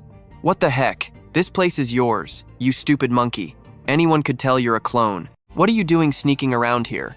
Or is your real body too busy arguing with the rest of the world right now? Still got a toxic mouth, old man? It's been forever. Can't you be just a little nicer to me? Man, it is boiling in here. Still living the same way after all these years? Where's the weapon I forged for you? Why are you walking around with something else? Found something better, so I dumped the old one. This baby belongs to the Dragon King. They said it wasn't even meant to be a weapon originally. You dared to throw it away? Yeah, but I'm not here to talk about ancient history. I am looking for someone. Do you happen to know a guy who goes by the name Kim Du-gon? Aha, so you actually know him. Those are the fiery golden eyes.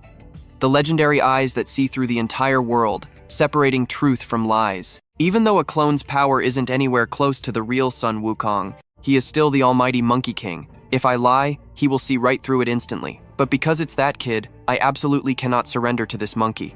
Something funny? I don't know him. What? I already told you. I have zero clue who that is. How many times do I have to repeat myself here? Ouch. Listen here, old man. I really didn't want it to come down to this. But if you won't tell the truth, I'll have to take your life. No matter how much you threaten me, I can't magically pull information out of thin air about someone I don't know. Gotta respect the old guy, right? Risking Wukong's wrath to protect our boy. Stick with me here. We are stepping right into the chaos. Wait, is that really him? Look closely at that fire artifact worth 60,000 points. Who else on the 21st floor could rock high-tier gear like that? But hold on, was the rumor not that he died? Is he seriously trying to climb the tower again? Who do you guys think you are, gossiping about someone right to their face? You want me to teach you a lesson? So that is Kim Du-gon. Pretty face, but absolute garbage attitude.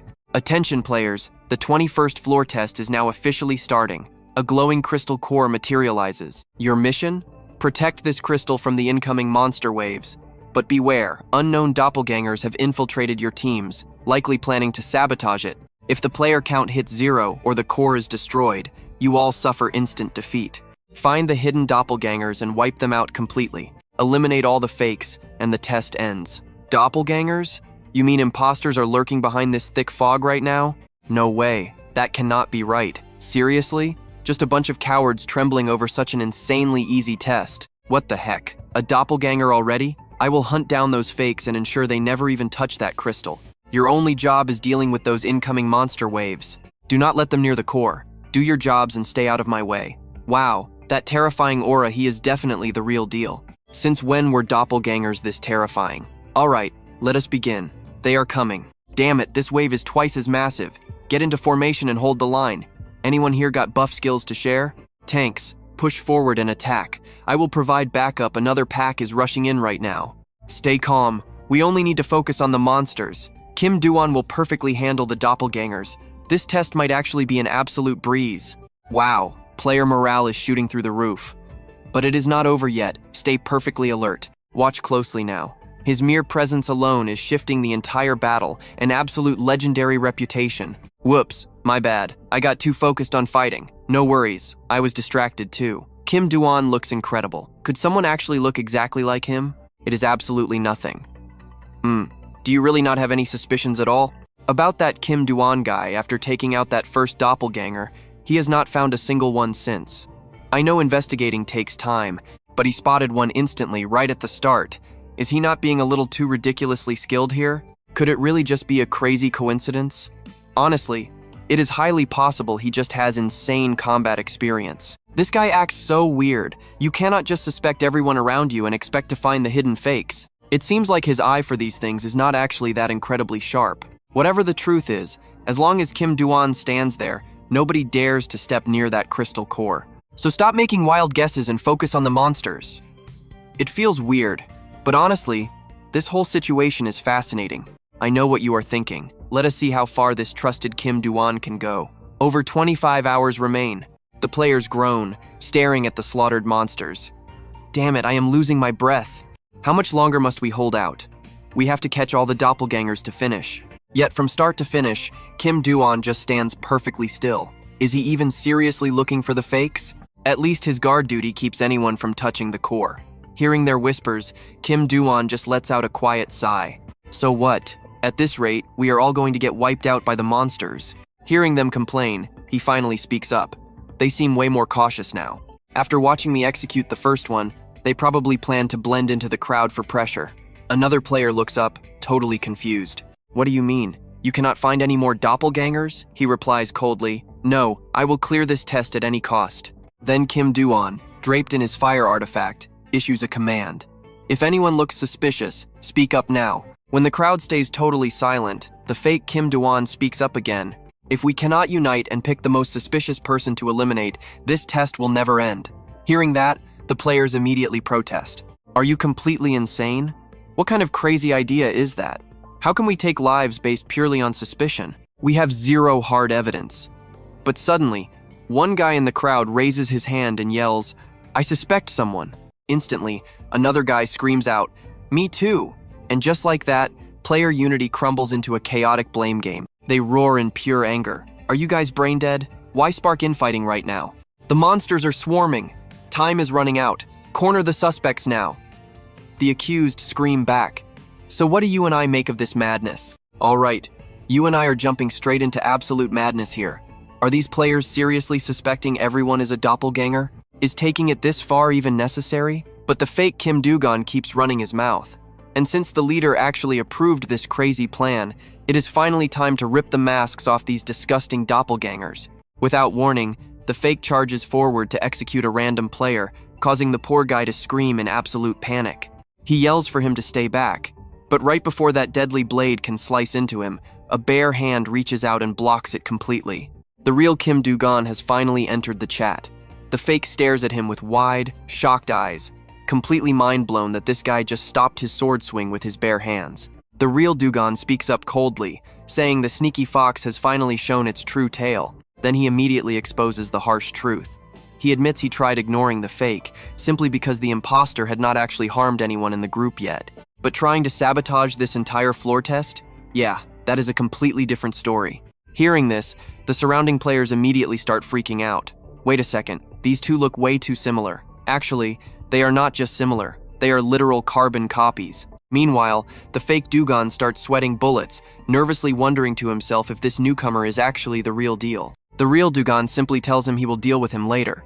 Then he flashes his special inspection eyes. Just one look at that intense, authentic gaze sends the terrified imposter stumbling backward, his face twisting in pure agony. Clutching his face, he curses out loud in pain. Watching this unfold, the crowd gasps in shock while the fake drops to his knees. Hold on, does this mean the other guy was the doppelganger? Now pay attention, because you and I need to watch this closely. The first fake turned into slush, so what in the world is this guy made of? Just another imposter? Even after totally being exposed, the fake Du-gon desperately argues back, pointing fingers and aggressively shouting that he is the one true player. The real Du-gon stays completely calm, casually muttering that whatever he says is fine. Then bam, he delivers a brutal kick right to his face, sending him flying. The main character basically says he will grant his wish. Just like that, the phony gets launched several meters away while the other players watch in absolute silence. After that epic kick, the real Du-gon turns around, scanning the terrified crowd. He coolly declares that if there are any more fakes hiding, they should step up now. One player immediately raises his hands in panic, sweating as he swears he is not a doppelganger and does not even know what that is. He claims to be just a normal, forgettable player. Soon enough, a whole wave of anxious people starts desperately defending their own identities. One guy frantically offers to prove his name is Myers and share his hometown. Meanwhile, Du-gon slowly walks right up to Jae-ha. Jae-ha nervously asks if he is the actual real Du-gon. Instead of answering, our main character presses a sword to his neck and asks who he is. He says identity does not even matter in this test. Jae-ha looks stunned, asking if Du-gon seriously suspects him of being a monster. He begs his team to back him up, reminding them that they have not been apart for a single minute since this whole test started. Another player standing nearby immediately jumps in to defend him, insisting he is definitely their real captain. But Du-gon just gives them a freezing cold glare. He asks why having teammates makes someone immune to being replaced. Then he lunges forward, grabbing Jae-ha fiercely by the collar. Jae-ha grimaces in obvious discomfort, demanding to know what that is supposed to mean. His squad starts screaming at Du-gon to release their captain, yelling that he has lost his mind. In that split second, Jae-ha launches a sudden counterattack, but Du-gon dodges with lightning speed and strikes right back. Right after that brutal counter, the captain's body instantly melts into a nasty, sludgy puddle. One of his teammates witnesses this and screams in sheer horror, asking what happened to their leader. Before he can finish, Du-gon points his sword at that guy too, and he instantly collapses into mud as well. The crowd completely loses it, screaming out loud. Was that guy a doppelganger too? Knocking the slime away, our hero explains that these fakes are literally method acting. They get so deep into character that it is actually scary. You and I saw that coming, right? Tricking your own brain like that is just incredibly wild. He raises his voice, telling the remaining fakes to stop wasting time and just come at him all at once. Suddenly, right behind another random player, a brand new doppelganger smoothly phases into existence. Still standing casually next to the crystal core, Du-gon coldly dares every single one of them to attack. At the same time, his heavenly demon energy fully activates. After a long, brutal showdown, the system finally announces that the Floor 21 test is officially clear. Players are now completely free to teleport to the next level. Meanwhile, that fake Du-gon who got kicked across the room slowly flutters his eyes open. He wakes up to the freezing glare of the real Du-gon staring down at him. The fake groggily wonders how the whole test ended. Du-gon stares at him for a second, commanding him to sit up if he is awake. The terrified fake instantly scrambles backward. Du-gon drops to one knee, flashing a super friendly smile as he asks for his name. When the fake hesitates, Du-gon violently flexes his power to threaten him. Asking if he is still sleepy, the pressure forces the imposter to confess his real name is Mammon. Du-gon just keeps up this terrifyingly gentle conversation. He points out that Mammon cannot be a regular doppelganger, since the test is over and he is still totally intact. Still, he cannot quite figure out what this creature is. Mammon honestly reveals that he is actually a doppelganger, but simultaneously qualifies as a real player too. Hearing this, Du-gon seems to figure out his true origin instantly. He asks if the guy is a pure-blood demon. So what do you and I make of this cliffhanger? He is no average fake. Mammon admits his father is actually someone legendary. Stick with me here. Kim Du-gon is totally lost. What? Who? Demon King Belial? Absolute lord of all doppelgangers? Du-gon stares hard at him using his inspection skill, deep in thought. The Desolation Monarch? One of the 7 demon kings from that insanely powerful Orthodox faction? Is this kid actually Belial's own son? He is not lying. The demon kings rival Olympus in scale. So status-wise, this kid is literally on the exact same level as Hagen. He looks at Marmot, scratching his head. What are you doing here? Marmot replies, well, it is a long story. While our MC stays suspicious, Marmot adds, plus this really is not the best place to chat. But hearing him say I, Du-gon freezes. Marmot happily yells, I am your biggest fan. Wait, what? While Du-gon stands paralyzed, Marmot just keeps rambling on. I noticed you since you absolutely crushed that tutorial test back on floor 1. Then watching you dominate the martial arts tournament, I instantly became a massive fanboy. Marmot just will not stop yapping about it. But hey, you do not have to go easy on me just because I am a fan. I will seriously repent for my actions. I promise I will never do that again. Du-gon keeps scanning him, processing this crazy apology. Can you believe this? He is actually telling the truth. Even I did not see this fake out coming. That explains the whole disguise thing. So our MC decides to play nice. Making friends with Belial's son probably will not hurt his chances. Looking down at the kneeling Marmot, he sighs. I will let you off this time. The kid instantly lights up. Really? Thank you so much. Du-gon pulls out his player device, shoving it in Marmot's face. Also, since I spared you, do me a solid. Give me your contact number. Exactly 1 month later, a new message pops up. I got invited to the next trial, bro. 5th day, Du-gon stares intensely at the text. The 5th day? Crazy hearing that kind of normal talk inside this death tower. This kid is surprisingly open and friendly. Huh. He swipes the message away. Whatever. He just blazed past floor 22 straight to 24 in only 10 days. This is just a standard 20th floor trial. He jumps up. Without Olympus interfering, this will be an absolute breeze. So clearing the tower from here on out shouldn't be too insane.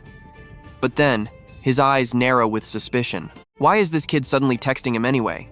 Right on cue, another message drops from Hagen. Heading to floor 22, let's schedule a meetup. Over at the floor 22 town, Hagen is already chilling at a corner cafe. Du-gon sets his cup down. You are here early. He takes a quick sip of water. Your tea is completely empty, man. You made it. Hagen sits back with his arms crossed, acting totally relaxed. I had free time, so I came early. Du-gon asks, what floor are you on? Hagen smirks. 34. Pretty fast, right? But things are getting tricky. The higher you go, the crazier the difficulty. Du-gon tells Hagen to stay humble before enemies start talking trash. What are you mumbling about? Hagen leans in. Hey Du-gon, tell me. Word is, you actually possess the ocean crystal? Du-gon just sips his tea, quietly listening. Thanks to family drama, Mount Olympus is a total mess right now. My dad and uncle basically disowned each other. Watch closely now. Things are getting tense. Hagen looks worried. You can probably guess Olympus is super distracted dealing with massive internal beef. They have zero time to care about you. But the real problem? How long will this chaos actually last? You could seriously die. Hagen puts his cup down and continues. Right now, you have to choose. You either hand over the ocean crystal or completely surrender to Olympus. If not, go hide somewhere that can actually protect you, like Asgard or the Heavenly Realm. Hearing this, Du-gon stands up, visibly annoyed. Are you done talking? I am heading back now. Hagen panics, quickly waving his hands. Wait, hold on, that is not what I meant. He frowns. Hey, are you seriously leaving? You keep asking the exact same question. Anyway, have you decided where you are heading? Hagen matches his energy. Obviously. I would not be sitting here talking to you if I hadn't made my choice yet. If I keep meeting you like this, I am going to lose all my dignity as the son of a god. Hagen's tone suddenly shifts as he issues a dark warning. All right, listen to me. Whatever you do, you have to be extremely careful when you reach floor 25. Du-gon stays completely silent. So Hagen just continues giving him advice. Make sure you watch out for Central England. Because the second you arrive, a massive trap is waiting for you. Moments after our MC leaves, Hagen's screen lights up with a brand new text from Apollo. How did it go?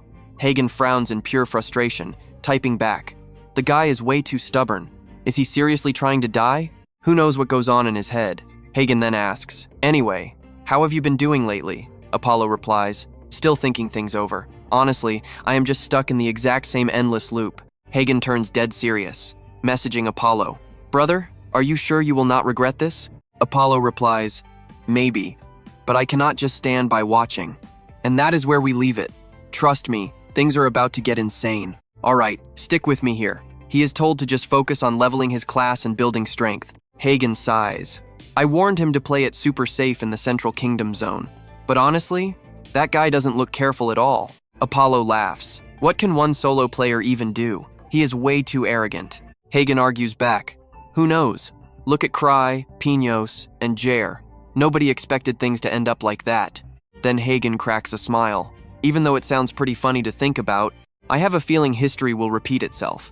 Meanwhile, on a massive grassy plain, the Floor 24 trial begins. The mission? Stop the massive Great Bulls. The number of summoned monsters will multiply with every single wave. Clearing a wave gives 10 points, and getting a kill earns you 5 extra points. Summoning an enemy costs 10 points. Teams are locked in their zones, step out of the boundary or surrender, and you instantly lose. The last team standing clears the entire test.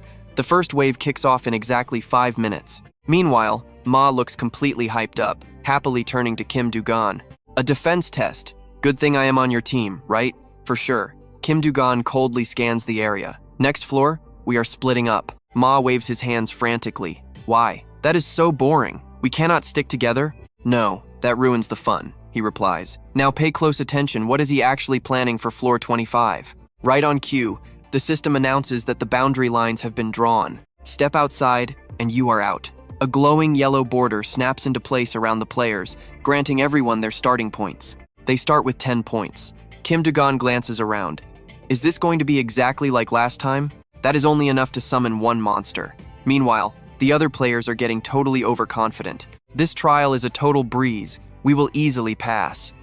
Then they start dumping all the responsibility onto him. With Kim Du-gon here, he can carry the whole team. Another guy chimes in, I will just be dead weight. It has been a while since I did a trial. Hearing that garbage, Ma turns to him. See? Everyone totally trusts you now. But Kim Du-gon just glares at them, his voice freezing cold. You are all going to regret this soon. Instantly, an absolute swarm of monsters spawns around the border. Every single great bull looks like a literal demon king. The players instantly turn completely pale. Why are there so many? It is just the first floor and it is already packed. How many are there? You cannot even count them. Ma just looks at the rushing monster horde, smiling with absolute, unshakable confidence. You and I are thinking the exact same thing, free points, right? I get what you meant earlier, Ma says. They will target the team with the highest chance of winning, right? Ma just keeps on rambling cluelessly, honestly, compared to the other 9 teams. But mid-sentence, massive glowing mana spheres suddenly start swirling in the air right above them. Seeing Kim Du-gon casually summon these mana spheres, Ma is absolutely stunned. Are you insane? How high is your mana stat to conjure all of these? The main character just bluntly replies, talk later. With a flick of his wrist, the spheres scatter across the battlefield. They shoot forward like missiles, aiming straight for the furiously charging demon bulls. Boom! Any monster touched instantly turns into beef jerky. In a blink, the whole battlefield is completely wiped clean. The other players stare, completely wide-eyed. He can actually do that? We are totally out of our league to mess with him, but if we just sit still, we will die. Kim Du-gon shouts back at them, completely cold. Everyone just try to hold out as long as possible. He glares at them over his shoulder. The trial has officially started, so everyone needs to go all out and secure the highest possible score. Terrified by his raw intensity, the group panics. Wait, so if we do not fight, we are literally going to die? Suddenly, after clashing, players start cheering. This is way too easy. Some members from Team 3 look at each other and start whispering. Seems like our team barely ran into any bulls, right? Yeah. Team 5 is noticing the exact same thing. Just as I guessed, everyone is thinking the same thing. The other teams definitely made the exact same choice we did. Let's force Kim Du-gon's squad out first. You all get it, right? Team 9 members are already burning through all their points to buy bulls. The real test only starts once his team falls. Right at that moment, another massive herd of bulls suddenly spawns. The system coldly announces, Wave 9 will begin in 5 minutes. All player positions have been fully reset. His teammates stare at each other in pure horror. This is absolute madness. Aren't there like 1,000 of them here? Has any team even been eliminated yet? I might stop breathing, someone mutters. Trust me, we need to see what happens next. Alright, you and I are dropping right into the madness. The system window is completely missing, and it looks like our guys are the only targets right now. How many waves of these things are coming next? Mammon, standing right beside Kim Du-gon, suddenly flares up his demonic energy. He grumbles, saying this is exactly why they can never put an end to this nightmare. Du-gon just side-eyes him, completely calm. Try to hold the line until the next stage begins. That totally startles Mammon. He frantically asks how they are supposed to survive that long, genuinely wondering if they even have a real shot at making it through alive. But Du-gon just casually replies, Didn't you already complain about this exact same thing when 100 of those monster bulls cornered us earlier? Honestly, I expected you to act a little more like a real demon by now. While they bicker, hundreds more bulls get summoned right outside the barrier line. The rest of Du-gon's team completely loses it as the massive herd closes in. They are freaking out. Why are there so many? Stop spawning these absolute beasts. How do the enemies even have this many points to spend? It just never ends. Hearing the panic, Du-gon smoothly draws his sword.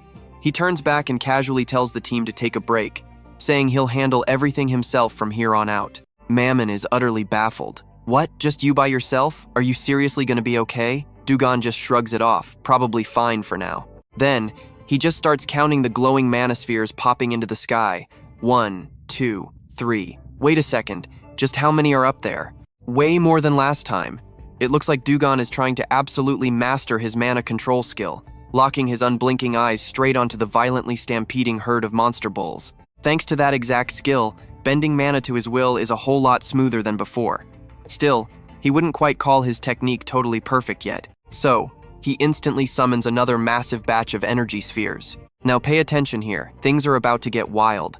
Before his regression, this was super easy, but now, Stage 9 officially kicks off while he's still testing his limits. Du-gon glares at the incoming monster wave with eyes like ice.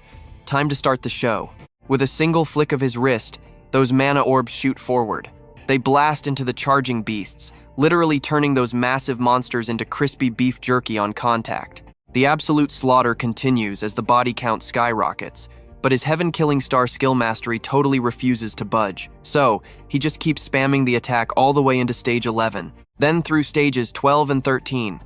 The more he swings, the thicker and deadlier the swarm of manospheres becomes. Yet the skill completion stays locked at 99.994%. The beast wave grows insanely huge, but that just means way more monsters get completely wiped out. He stares down the horde without blinking once, like a tireless machine. In his head, he calmly calculates that about 10 mana potions should cover the cost. He's already measured his exact limits for creating the spheres, so now he just has to focus intensely on controlling them perfectly. Then he suddenly calls out for Mammon. The demon quickly answers, and Du-gon immediately issues his next tactical command. Spend the points to summon monsters right onto the other teams. Mammon is super confused. What? Aren't we supposed to group them up here and blast them all together? Du-gon keeps effortlessly juggling his deadly magic orbs while explaining the plan. We have to violently counterattack the enemy base to force an even stronger reaction out of them. Mammon is genuinely panicking now. There are literally over 1,000 beasts charging us right this second. Are you actually insane? When the guy doesn't even respond, Mammon pushes harder. Do you even know how to get tired? Du-gon just smirk answers, not yet. Even if he pushes past his breaking point, he plans to hold out. Watching him spam heavy magic like it's nothing, the other players in the squad are absolutely mind blown. Just how god tier are his mana stats right now? How on earth is he controlling all that raw power? Another guy pipes up in total awe. He's operating on a completely different dimension, making the rest of us feel completely useless by comparison. How is a monster like him not classified as an official ranker yet? Mammon just stands there, completely frozen, muttering to himself as he watches the epic carnage unfold. You're probably thinking this level of overwhelming power is just unfair. As a demon, he literally grew up witnessing terrifying levels of strength that regular human players couldn't even dream of in their wildest nightmares. But even he finds this guy's combat abilities completely, unbelievably unmatched. He gazes up at the massive, terrifying energy spheres hovering above them, thinking that sure, maybe his raw output doesn't perfectly match the absolute highest tier rankers out there. But wait, back when those elite guys were just regular players, did they ever showcase this kind of dominating, godlike talent? The more Mammon thinks about it, his eyes widen with pure, absolute respect. He looks a million times cooler than when viewed from the stands. Meanwhile, the devastating chain explosions from the Bull Massacre keep violently echoing across the field. Finally, after tearing through the horde, Du-gon's heaven-killing star skill reaches 100% mastery. But then, something totally unexpected catches him completely off guard. The moment the skill maxes out, it straight up disappears. In its place, he suddenly unlocks the epic demon body trait. And get this, a brand new demonic power stat immediately jumps by 20 whole points. Du-gon checks his status window, completely shocked by this insane double upgrade. With the heaven-killing star evolved, he clenches his fist tight, literally feeling that dark, heavy new energy surging through his veins. He smirks to himself. To think that sacrificing his old maxed-out skill would instantly gift him an overpowered trick like this. Demonic power is the signature lifeblood of the demon race. It functions a lot like normal mana, but it has one terrifying core difference.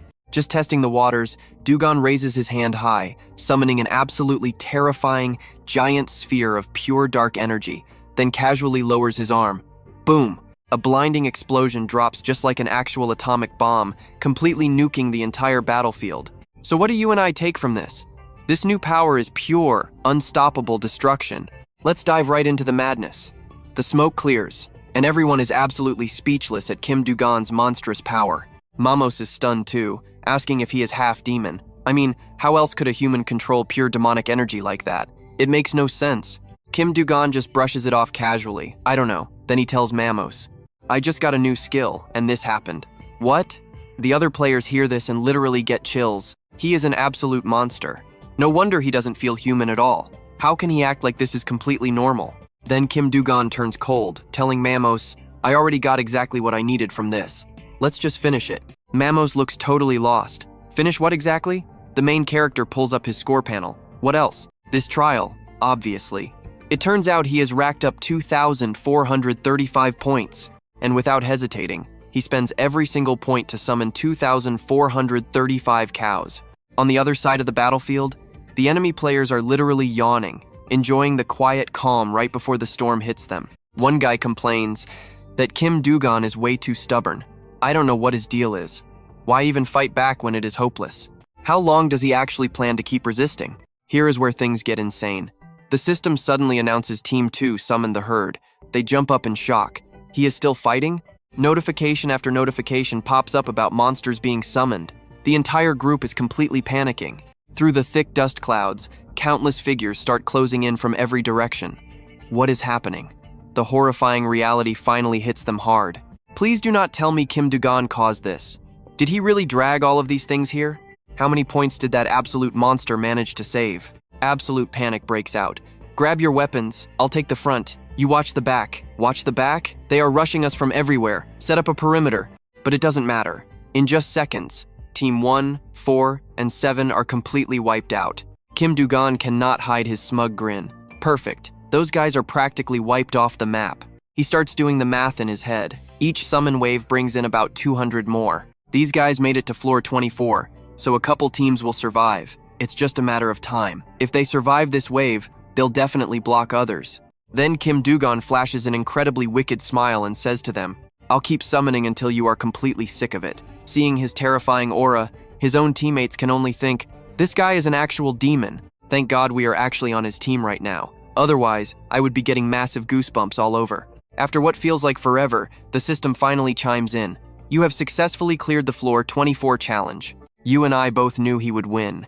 50,000 points. The other players start cheering wildly. It is finally over. Thank you so much, Kim Du-gon. They gather around, admitting they did absolutely nothing. Thanks to you, everyone passed this stage. Thank you for carrying us so hard. Seriously, you are ridiculously cool. We'll head out first.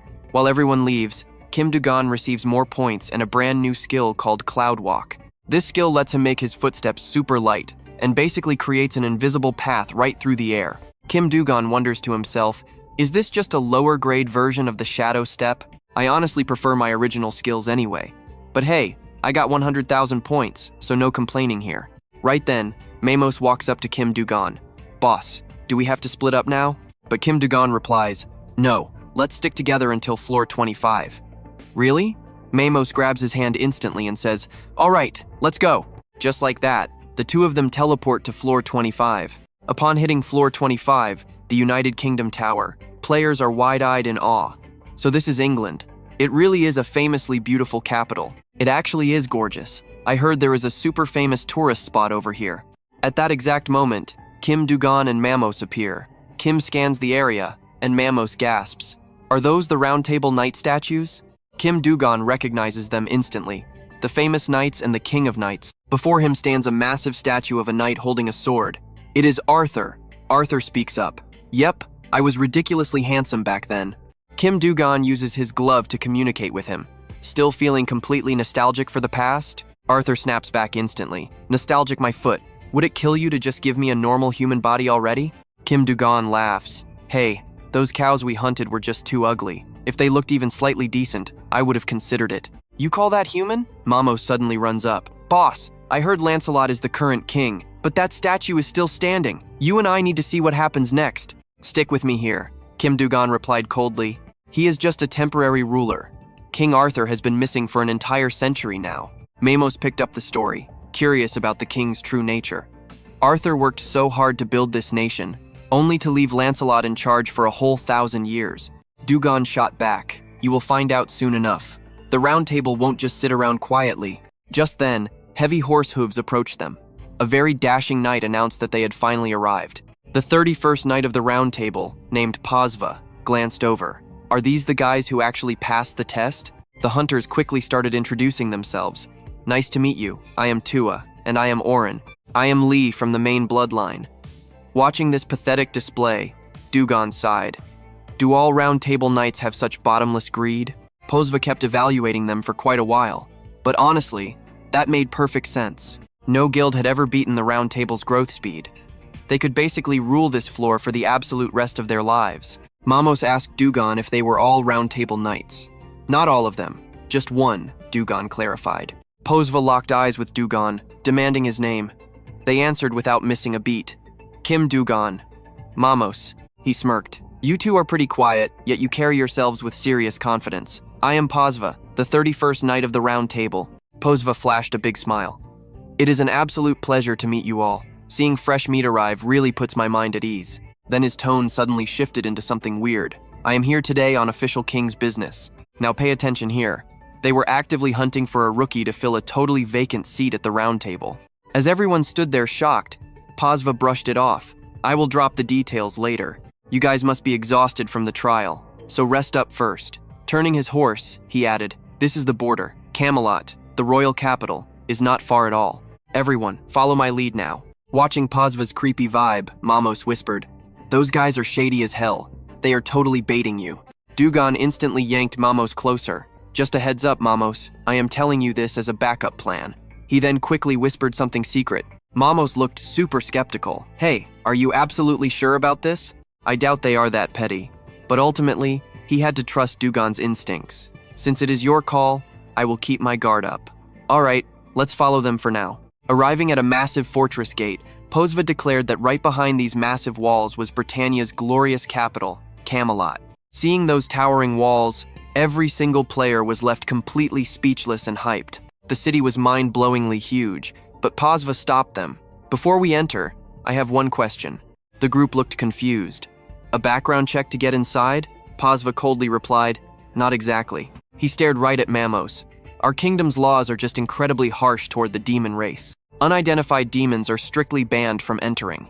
Hearing this, Mamos instantly lost his absolute cool. You and I both know that is messed up. What era is this? That is pure blatant racism right there. Du-gon just calmly asked if Camelot actually enforced that. Pasva just sat there, ridiculously arrogant. This rule sparked huge debates ever since our very first king mysteriously vanished from here. Please try to understand, it is a super sensitive topic. Then Pasva shifted his smug gaze straight to Du-gon. But if Du-gon personally vouches for the demon boy, it is fine. Du-gon frowned. What do you mean? Meanwhile, Mamos was absolutely fuming. Who needs a voucher? My mere existence as a pureblood is all the proof you need right now.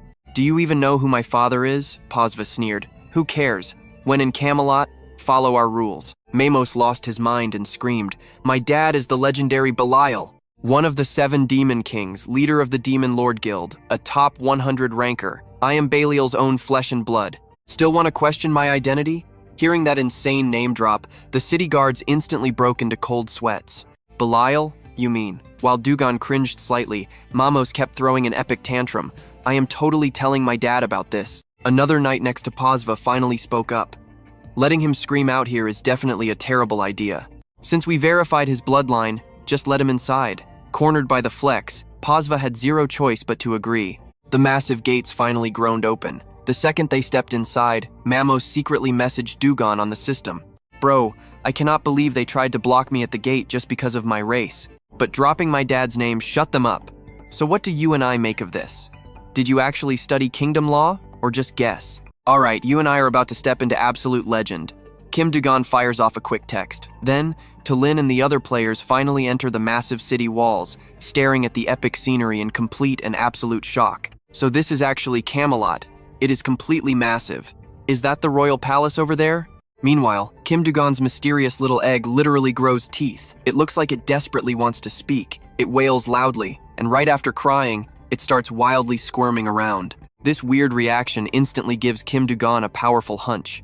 He realizes what is going on. There are actually traces of an outer god lingering right here in this city. Since he already cleared the Star of Heaven, this strange egg is his only remaining clue. He needs to speed up its hatching process right now to see exactly what is inside. But Kim Du-gon cannot hide his deep worry. Will this thing become an outer god's enemy, or is he just raising a dangerous monster that will inevitably stab his back? Right at that exact moment, the egg eagerly urges him.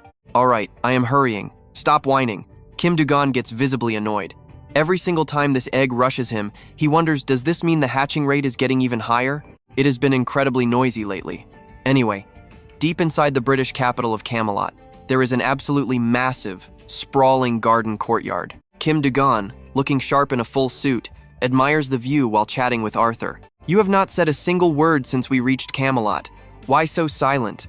Arthur's spirit form slowly emerges from the gauntlet and replies, even if other places change, this place never changes at all.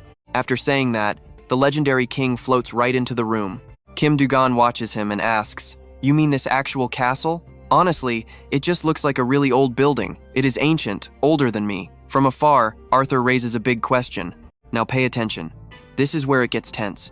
Arthur asks, why come here? They probably already alerted Olympus. Kim Du-gon does not look worried at all. He replies, you heard what Pasva said on the road. Lancelot wants to meet me, so I have to follow him. It turns out, right after entering the capital with Mamos, Pasva made an offer. His Highness wants to see you. Why don't you visit the castle along with Mamos? Back then, he actually refused. Since he is basically a demon, Kim Du-gon had to go totally alone. But Arthur looks totally uninterested and says, I was not asking about that. Kim Du-gon then tells him, I heard you were going to meet someone. Is it the wizard Merlin? That guy is here? He wants to ask for a favor, so I really should meet him. Hearing this, King Arthur instantly gets completely emotional. I am so deeply moved. When you threw me into that brain goblin body, I honestly thought you were a cold jerk who did not care about anyone else's feelings. Kim Du-gon just laughs out loud. Haha, do I really look like that? That is not all. Arthur continues analyzing Kim Du-gon's behavior right there. You always overthink the core purpose and hidden reasons behind literally every single thing that happens. You constantly look like a guy who plans 10 steps ahead, and honestly, you have the skills for it. Then Arthur wonders, wait, are you actually doing all this for me? Kim Du-gon leans in incredibly close to Arthur's glowing spirit form and firmly says, I am not just doing this for absolutely no reason. Arthur immediately shoots back. Maybe it is simply because you lack deep experience. Even with your iron will, you are still just a low-tier player in this brutal game. And then the legendary King Arthur gives him a stern warning. If you want to rise to the very top, you cannot afford to be soft. Your mind must be as calm as still water. No, that is not it. Kim Du-gon frowns hard. I mean, I did not just randomly decide to come here blindly. Let that sink in for a second. He says, watch closely how I turn Britain upside down. Meanwhile, in a garden, a bowing servant says, thank you for earlier. I never expected him to get so furiously angry. It turns out, this poor girl was brutally threatened by Pasva just moments ago. How dare you dirty the sacred armor of a round table knight? I will chop off your hand as punishment. She stays bowed, too terrified to even lift her head. If it were not for you, I would have been in massive trouble. The other person calmly replies, not every round table knight is honorable. That guy is prime proof. It completely turns out that her mysterious savior is an old man with pure white hair and a long silver beard. He gently tells her, if you keep getting scolded for such ridiculous things, you will break down soon. So please, be a little more careful around here. Yes, thank you so much, sir. While the kind old man admires the blooming flower bushes, the girl stands behind him and continues speaking softly. I have only been working at this castle for a very short time. Seeing how panicked that knight got earlier, you must be someone of high status. Did I accidentally offend you? The wise old man just reaches out and gently touches the vibrant petals. His expression stays completely calm as he says, so you really want to know this old man's name? Thank you. Let me help you with this lovely garden instead. The absolute second he finishes speaking, the gorgeous flowers instantly burst into brilliant bloom. He then adds, Whenever I want to relax my busy mind, I stroll around this place, Marcello. The old man's deep voice echoes softly. He steps down the stone stairs all by himself, casually voicing his sharp complaints. These modern knights really have no clue where they sold off their supposed chivalry. He then closes his eyes and lets out a really long, heavy sigh. Where did all the noble virtues of the Round Table Knights go? Back in my glory days, it was never like this. Then, he subtly shifts his gaze sideways towards someone hiding nearby and suddenly calls out, "Do you agree with me?" Kim Du-gon, who is standing there watching him, quickly replies, "Who knows?" He confidently steps closer to the old man and declares, "The grand wizard who founded Britain alongside the King Knight, Merlin. Am I right?" "That is right, but I have never met you." Merlin shifts his sharp gaze directly over to Kim Du-gon and asks, "You have been following me this whole time, right? So where do you and I go from here?" Kim Du-gon simply smirks and introduces himself. "I am Kim Du-gon." Merlin looks utterly confused, desperately searching his ancient memories for that name. "Stick with me, we are diving into a wild story today." "Who is Kim Du-gon anyway?" Our main character calmly replies, "I am just a player who recently arrived." Merlin's curiosity spikes instantly. "So what exactly do you want from me?" Merlin asks. But Kim Du-gon stays completely silent, reaching into his inventory for something big. Seconds later, he pulls out the legendary sword of King Arthur. Merlin freezes in pure shock. One look at that brilliant glowing blade and he knows instantly. That weapon right there? It is Excalibur. Frowning hard, Merlin stares him down. "Where did you get that?" This is going to be a very long talk. Kim Du-gon grips the hilt, looking every bit like a true knight. "I do not think we should discuss this out in the open. Let's go get a drink." After several cups of tea, Merlin finally breaks the silence. "Start explaining. How did you get Arthur's sword?" Completely unbothered, Kim Du-gon just shrugs. "I just stumbled on this artifact." Merlin sighs heavily. "I do not know where the king went, but he left England long ago. Over 1,000 years with zero news. It drives me crazy. I miss him. He was a truly unforgettable friend." He finishes his thought with total conviction. "Arthur really meant that much to me." Total silence drops over them, just the quiet sounds of tea and snacks. "I am glad he faced his destiny," Merlin adds softly. "You came to uncover my bond with Arthur, right? Now watch closely as Kim Du-gon drops a bombshell here. I actually met the King's Knight a few months ago." Merlin instantly jolts upright, his face turning deadly serious. "A few months ago? Are you telling me he is still alive?" "Nope." Raising his hand, Kim Du-gon releases Arthur's spirit. Then, he literally summons the soul of King Arthur into a goblin's body. Mind absolutely blown, Merlin stares. "You are a necromancer? That is an incredibly rare skill. But how in the world did this happen?" Even staring down a massive goblin, the old mage stays ice cold. "Did you summon this beast to assassinate me?" Ice cold, Kim Du-gon shakes his head. The owner should speak for himself to clear up any misunderstandings. "The owner?" Merlin questions. Immediately, the goblin standing right there, who Merlin had no clue was actually King Arthur, opens its mouth. "Long time no see, old friend." They just lock eyes in dead silence for a long moment. Then, tearing up, Merlin sniffles. "Arthur, you recognize me right away?" Merlin instantly shoots up from his chair. "You absolute jerk. Is calling me old really the first thing you say? I am still young." Arthur quickly calms him down. "Relax, old friend. It is not like I actually came back to life." Merlin stares at the massive monster. "Why do you look like that? What is up with this form?" Glaring daggers at Kim Du-gon, Arthur growls. "Blame this bastard right here. Anyway, listen up. I have something important to say." Kim Du-gon just quietly watches these two ancient legends reunite. "Are we talking about whoever killed you?" Merlin asks. Arthur shakes his monstrous head, taking his time. "You look ready to murder someone, old friend, but let it go. This is way more serious." Staring down Merlin's fury, he drops a twist you and I did not expect. "The bastard who killed my son is hiding right inside this castle." "What?" "Yeah, Lancelot is the one who murdered my boy." Pure, destructive rage instantly flares up inside Merlin, but a heavy hand suddenly presses down onto his shoulder. "Please, calm down." Kim Du-gon desperately tries to keep the old mage quiet. An explosive magical outburst would alert everyone here. "How am I supposed to stay calm after hearing that?" Merlin snaps. "You just have to endure it." Fighting back his roaring emotions, Merlin finally looks up at Arthur. "So wait." He hesitates before asking, "Did Lancelot take your life too?" "Absolutely not," Arthur scoffs. "You really think a guy like him could ever finish me off?" Merlin stares at him, piecing it together. "Right, you are way stronger. But Lancelot holds crazy high status now. Temporary or not, that traitor is literally the King of England today." Assassinating him would completely shatter England and the Round Table. Arthur, is there any way you can reveal yourself to the world? Arthur just glares at Kim Du-gon, who sighs heavily. Aside from this goblin body, this guy basically controls my every move. An undead summon literally cannot disobey its master. Suddenly, it feels like they have hit an absolute dead end. So what is our move here? Not impossible, Kim Du-gon smirks. When is the next Round Table meeting? 10 days from now. But can a total outsider even crash a Knights of the Round Table meeting? Merlin pauses. Normally?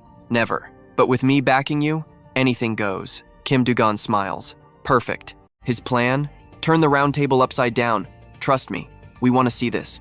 Stick with me here, we are stepping into some heavy castle drama. A red-cloaked knight approaches the throne, as two rushing followers ask if his work is finally done. Glad to see you. The knight takes off his cloak. It is all thanks to you, knights. This seat has been empty for a while. Did anything happen? They assure him nothing major happened. Touching the grand throne, he slowly replies, I understand. We must always, without fail, put the people's best interests first. Taking his seat on the throne, he claims it was the Night King's wish. His followers immediately drop to their knees, shouting they are ready for orders. Turns out, this dramatic guy speaking is none other than Lancelot, the temporary king of Britain. Those two kneeling below, Knights of the Round Table. They report straight to him, confirming they brought Kim Du-gon to the castle as ordered. Should they take him to the guest room? Lancelot declines, saying it is much better to see him with his own eyes. Gripping the armrest, Lancelot mentions hearing about him from Asga. Small and medium guilds desperately want to recruit him, but Asga is massive and highly complicated. Sitting there, he shares exactly what he knows. Looks like those guys have been running a secret investigation. They are highly suspicious. A player with zero background identity, climbing the tower at such an insanely fast speed? The investigation is still ongoing, and rumor has it, whoever backs him is tied to the Night King's disappearance, the Round Table Master and Britain's backbone. Hearing Lancelot say that, the two kneeling knights instantly flinch, screaming out in pure, unfiltered rage. What? With clenched fists and trembling bodies, they desperately ask if it is true. Lancelot claims there is no hard proof yet, but intel from Asga is reliable. The knights aggressively grind their teeth, looking absolutely ready to murder someone. Now watch closely, this is where things get heated. Then why invite him? As Round Table Knights, we cannot sit back. Give the order. Lancelot keeps up his dirty little act. He claims he is furious too, but as a king, he worries this move could cause total chaos. Plus, a ranker targeting a regular player might draw the admin's attention. He totally fakes it, acting like he does not want his hands dirty. It could also ruin relations with Asga, since they are the ones officially running the ongoing investigation. The secret act pushes even further, but he says they still cannot let this guy off easily. He knows they get his drift. As Round Table Knights, they must never let a single drop of information leak out. The knights accept the absolute order. Sitting on the throne, Lancelot boldly declares their great achievements will always be remembered by him and the other knights. He swears he will never forgive anyone aiming at Britain. Still inside the palace, Lancelot's nasty, villainous laughter starts echoing wildly through the entire empty room. Smacking the armrest, his voice drips with pure scum. Unbelievable. 1,000 years, and deep hatred still completely blinds them. He chuckles darkly. Those absolute fools cannot even tell who is a real friend or enemy. You and I both know a villain monologue when we see one. He smirks. Thrilling. I control this massive nation and every single ranker inside. The Night King kept this glorious seat to himself, but now it entirely belongs to Lancelot. All of this for the Olympus Sea. Meanwhile, Kim Du-gon stares hard at a door. Using his inspection skill, he notes Lancelot has been back less than a day and is already moving. Through his skill, he easily sees a massive, overwhelming amount of heavy mana wrapping the door. Packing this many weapons? They are dead serious. Kim Du-gon realizes that volatile mana could violently explode at any given second. This mana is fueled by pure rage. Did Lancelot trigger this? Suddenly, a voice calls out, Sir Kim Du-gon, please come with us. Out in the knight's training grounds, completely shrouded in darkness. The knights lead him there and turn around. Thanks for following. Kim Du-gon just smirks. Sure, but this place feels way better for sword fighting. One knight instantly draws his blade. Exactly. He points it straight at Kim Du-gon, aggressively threatening him. I have questions for you. Don't answer, or dare to lie, and I will chop off your limbs, one by one. First question, who is behind the Night King's disappearance? Kim Du-gon just gives him a freezing cold stare. Why ask me that? The exact second he speaks, Kim Du-gon realizes something is terribly, horribly wrong. The knight swings his sword, but Kim Du-gon dodges fast. He violently scoffs. A ranker targeting a regular player? How completely pathetic. Beyond rude. But the knight, oozing heavy killing intent, growls back. I will ask one more time. Who killed the Night King? Dodging backward, Kim Du-gon shoots back. Did Lancelot order you to do this? The knight snaps hard. What?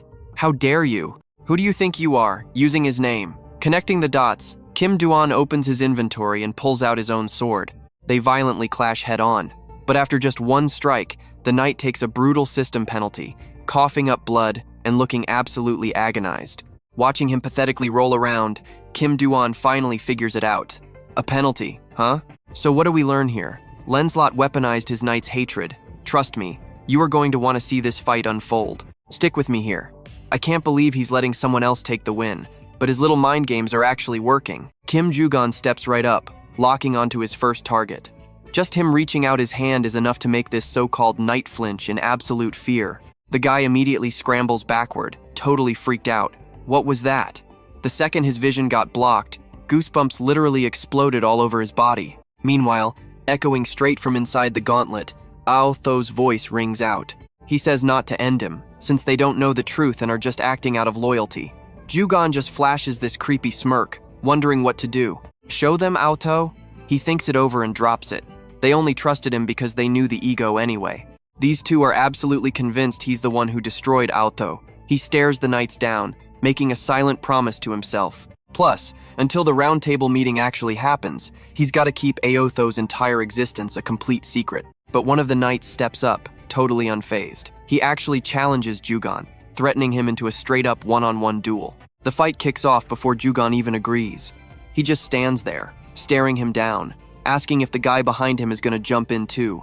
The knight fires back, claiming that going 2-on-1 against a normal player would completely crush his precious knightly pride. Du-gon just laughs at that. He asks if this guy actually thinks chivalry is going to win him a real fight. He tells him not to get cocky. The knight glares right back, saying this is exactly how they always secure their victories. That's the Round Table way. Du-gon frowns instantly. Are they really daring to drag the Round Table's reputation into this mess? When England and the Round Table first showed up centuries ago, it was nothing but endless bloodshed and absolute carnage. Yet here they are, shamelessly stealing the glory of others. How could they even say something like that with a straight face? Now watch closely. Du-gon points his weapon right at him, declaring straight up that he's going to lose, and it starts right now. Immediately, he triggers his giantification skill. Seeing this, Ao Tho gets anxious and yells, reminding him not to take the guy out. Du-gon replies he won't end him, but he definitely needs to make this knight suffer a bit. With that, he launches himself at the knight. An explosive impact blasts out, sending rocks and dirt flying everywhere in pure chaos. But this knight isn't totally useless. He pulls a shield just in time to block the strike, though his face looks absolutely strained behind it. He realizes Du-gon is no joke. Thinking to himself, he admits he seriously underestimated what this player could actually do.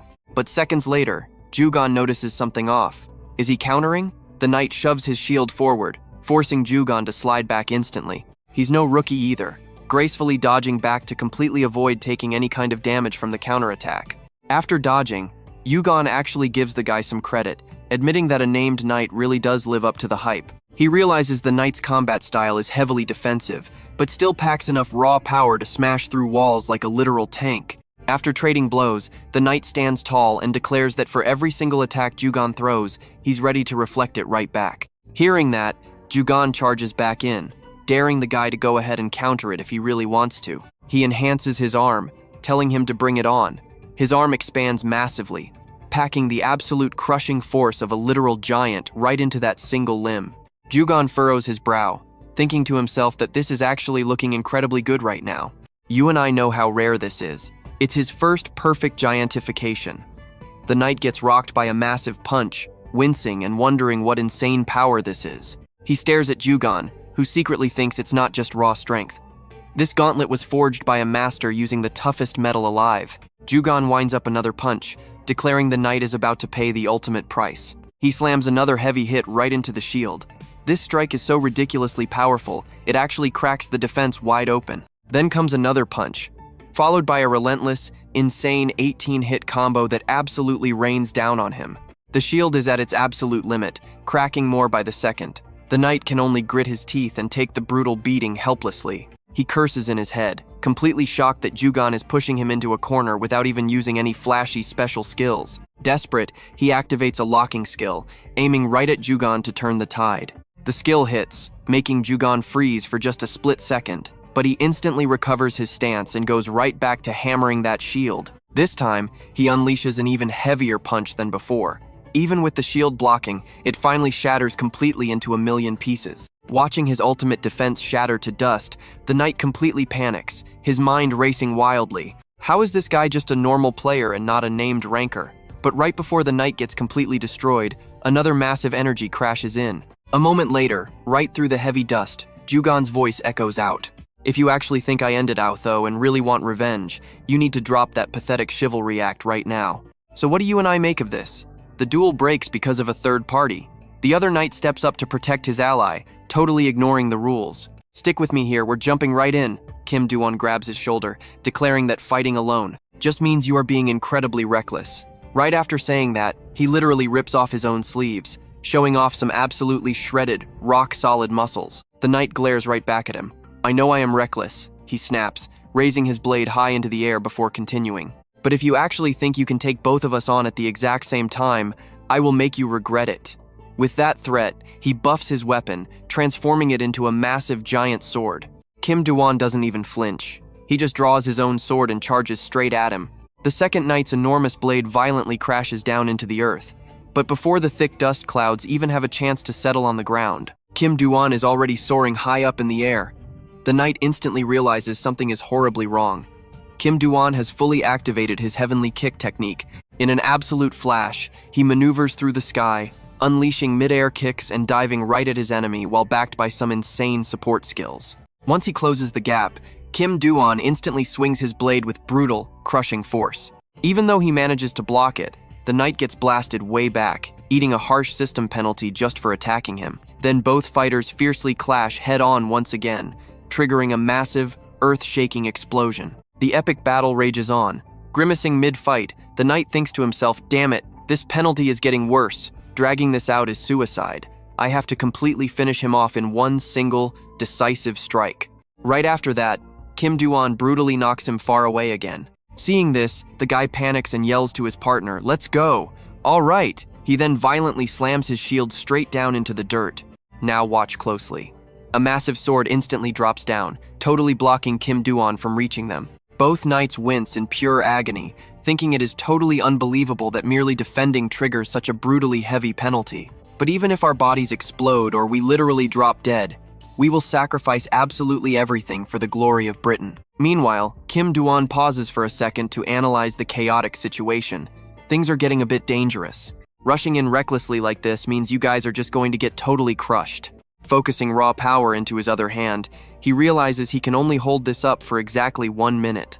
Without hesitation, he completely activates his demonic energy. But if this is enough to stop him, it is definitely worth the risk. After observing for a moment, he spots the knight hiding right behind that giant barrier. Kim Du-gon instantly thinks, I see it now. The exact weak point where he can pierce their mana. He explosively launches forward, completely shattering the Round Table's supposedly unbreakable magical defense. Pushing himself, Kim Du-gon swings his sword, pouring every last ounce of demonic energy into it. Deciding to go all out, he holds nothing back. Instantly, an insanely massive explosion violently erupts so gigantic that even from miles away, it literally looks like a bomb just detonated. After taking that devastating hit, both knights instantly collapse to their knees, violently coughing up mouthfuls of blood. One knight frantically asks his partner if he is okay, but gets zero response. Panicking, he wonders to himself, did this guy just pass out? Luckily, he is still breathing. That final blast was definitely demonic energy. Staring into the thick dust cloud ahead, he frantically calculates there is no doubt he just used magic. How could he possibly combine two totally opposite powers? Doing that is a pure death sentence. Information might be harder to get now, but having a solid clue is enough. We need to track down the demon linked to his dark energy first. I know what you're thinking. He's finished, right? Think again. Two glowing red eyes pierce the smoke. While the knight stammers in pure disbelief, Kim Du-gon aggressively steps forward. Suddenly, another dark figure materializes right behind him, speaking up.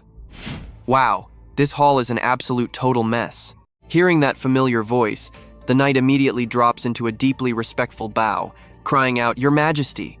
Kim Du-gon just glances back, thinking to himself, so he actually showed up here. The traitorous knight is Lancelot, and he is still kneeling down. The other knight frantically begs, "Please forgive us for this utter failure, Your Majesty." "I am so sorry." Lancelot strolls closer to them, heavily dripping with sarcasm. "You are damn right you should apologize." Lancelot then calmly draws a sword. "For the crime of insulting the honor of the Round Table and Britain itself, you are sentenced to death." Without a single extra word, he instantly executes the knight. Blood violently splatters all over his face, but Lancelot doesn't even blink a single time. Ice cold, Kim Du-gon just stands there silently, watching this psycho execute his own loyal man. Lancelot coldly claims, "They brought shame to our great nation." From inside, King Arthur's voice echoes out Lancelot. But Kim Du-gon can only try to calm him down, urging the king to endure this and stay absolutely patient. They simply keep watching him and silently discussing. If Lancelot dies right here, the citizens will simply remember him as a wise, heroic king who protected Britain in your glorious name. You definitely do not want that to happen, right? Lancelot's twisted expression makes the spirit practically bare its teeth at him. Meanwhile, Kim Du-gon just shoots him a totally freezing, completely silent glare. The two of them just stand there, facing off. Kim Du-gon silently analyzes the guy, that weird look in his eyes. Is an outer god inside his body? Maybe this is a direct command from Olympus. Otherwise, he has absolutely zero logical reason to attack me while King Arthur is still completely hidden. Olympus? Shouldn't they be far too busy trying to save their own skin right now? Or is there some other insane reason forcing them into action? And if it is not about the outer gods, why? Lancelot steps forward, extending his hand smoothly. These brave knights were just a little confused by the Night King's tragic passing. Please forgive their actions. Then he keeps up his fake act. You must feel so incredibly awkward, right? We just had to meet to comfort you. He steps up, claiming he is the King of England, just to get completely cut off. Trust me, you're going to want to see what happens next. Stick with me here. You and I are about to watch some pure epic tension. He tells him to call whenever he is ready, then leaves without another word. Lancelot watches him walk away, but the expression on his face tells a totally different story. He thinks to himself, what a massive mistake. I should have sent 3 assassins instead of 2, maybe even more. After reporting up the chain, someone sneaks up right behind Lancelot, instantly putting him on edge. He wonders, since when?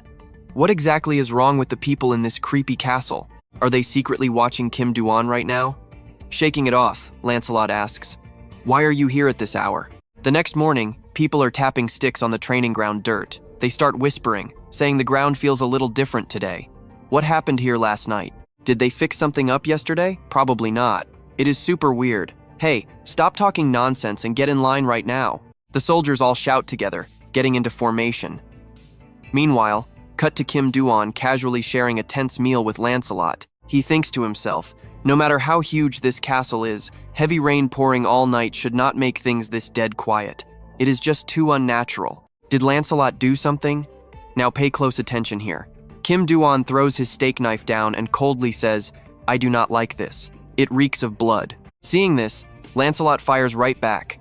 "Looks like you are not used to fine dining. We will eat like this from now on. You totally deserve good food." Kim Du-gon glares at him with absolute ice in his eyes and shoots back. "No, I told you I hate it." But Lancelot just changes the subject. "How do you know Elder Merlin? Ever since he got obsessed with plants and tiny details, I stopped paying attention to him. But since you arrived, the old man has been going out a whole lot." Lancelot keeps pressing. "Last night, after you left, he actually came down to the hall." Kim Du-gon shrugs it off smoothly. "We just bumped into each other by pure chance." Lancelot wipes his mouth and smirks. "Is that so? Let us skip the absolute nonsense and get straight to the real point." Hearing that, Lancelot immediately frowns.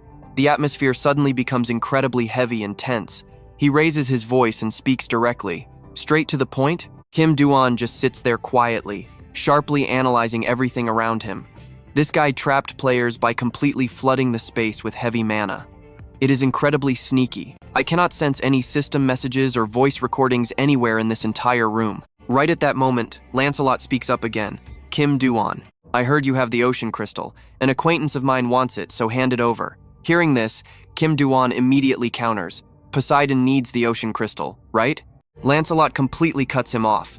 Do not just carelessly throw that name around. He pushes forward, admitting he even planned to use brute force to take it. The exact second you set foot in Britain, I fully plan to take your life and burn your body. I have so many ways to deal with you. Kim Du-gon then recalls something and thinks deeply to himself. You and I both knew he was plotting this, right? He wanted to use me, but leaving it to the knights? He must not know his target's true identity. At the table, Lancelot is basically putting on a solo theatrical performance. It seems like this overwhelming ocean power is truly being generous to you. Hand over the crystal, swear your ultimate loyalty, and I will pretend none of this happened.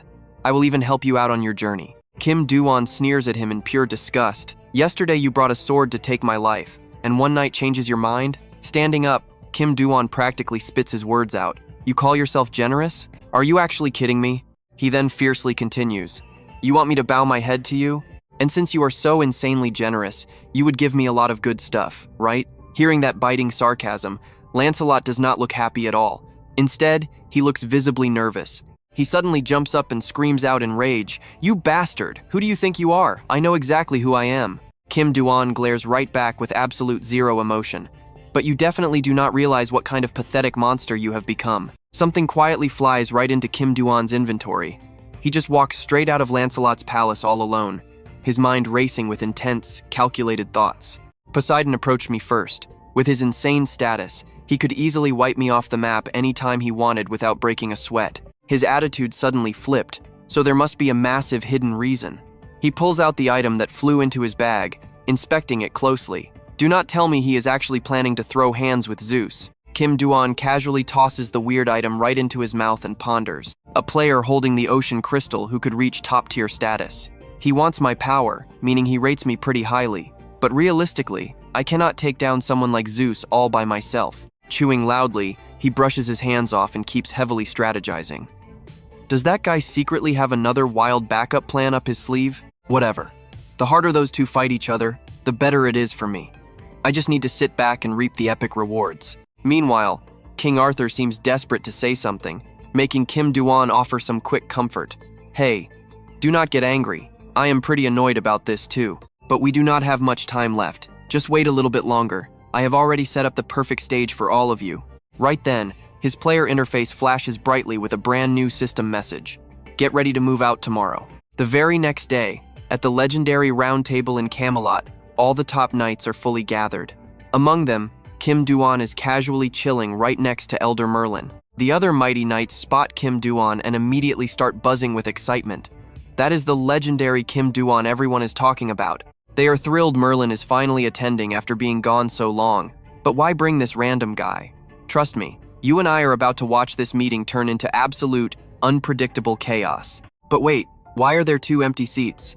Those specific chairs belong to King Arthur's right-hand man, the absolute #1 knight of the Round Table, and the legendary knight Gish. Stick with me, this guy looks absolutely insane. Everyone just stares at Kim Du-gon, trying to read his completely blank expression. Right then, Lancelot's voice cuts right through the silence.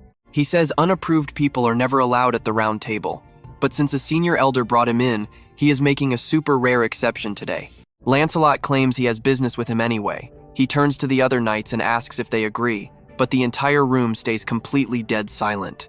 Seeing their reaction, Lancelot pushes forward, declaring that even with their silent agreement, Kim Du-gon is still just an outsider here. He glares at him, asking if he even understands the massive significance of his seat in Britain, and whose spot it truly is. Kim Du-gon just casually taps the empty chair beside him. He admits he has zero clue about its deep meaning, before coldly adding that it most likely belongs to the master of Lolus. The knights instantly lose their minds. They start shouting, totally outraged by his pure disrespect. Lancelot keeps talking, telling the room they all know what happened to those two. Kim Du-gon immediately fires back with a savage comeback, claiming he watched Lancelot take their lives with his own eyes. Hearing this bomb drop, the knights erupt into chaos, demanding to know why a murderer is sitting among them. They scream to kick him out, but to shut the whole crowd up, Lancelot loudly confesses, admitting that he was actually the one who ended them. Then he plays the perfect actor, looking completely calm as he tells the room they should already know exactly why he made that brutal choice. Shooting a deadly bullet-like glare straight at Kim Du-gon, he demands that he finally spit out the truth.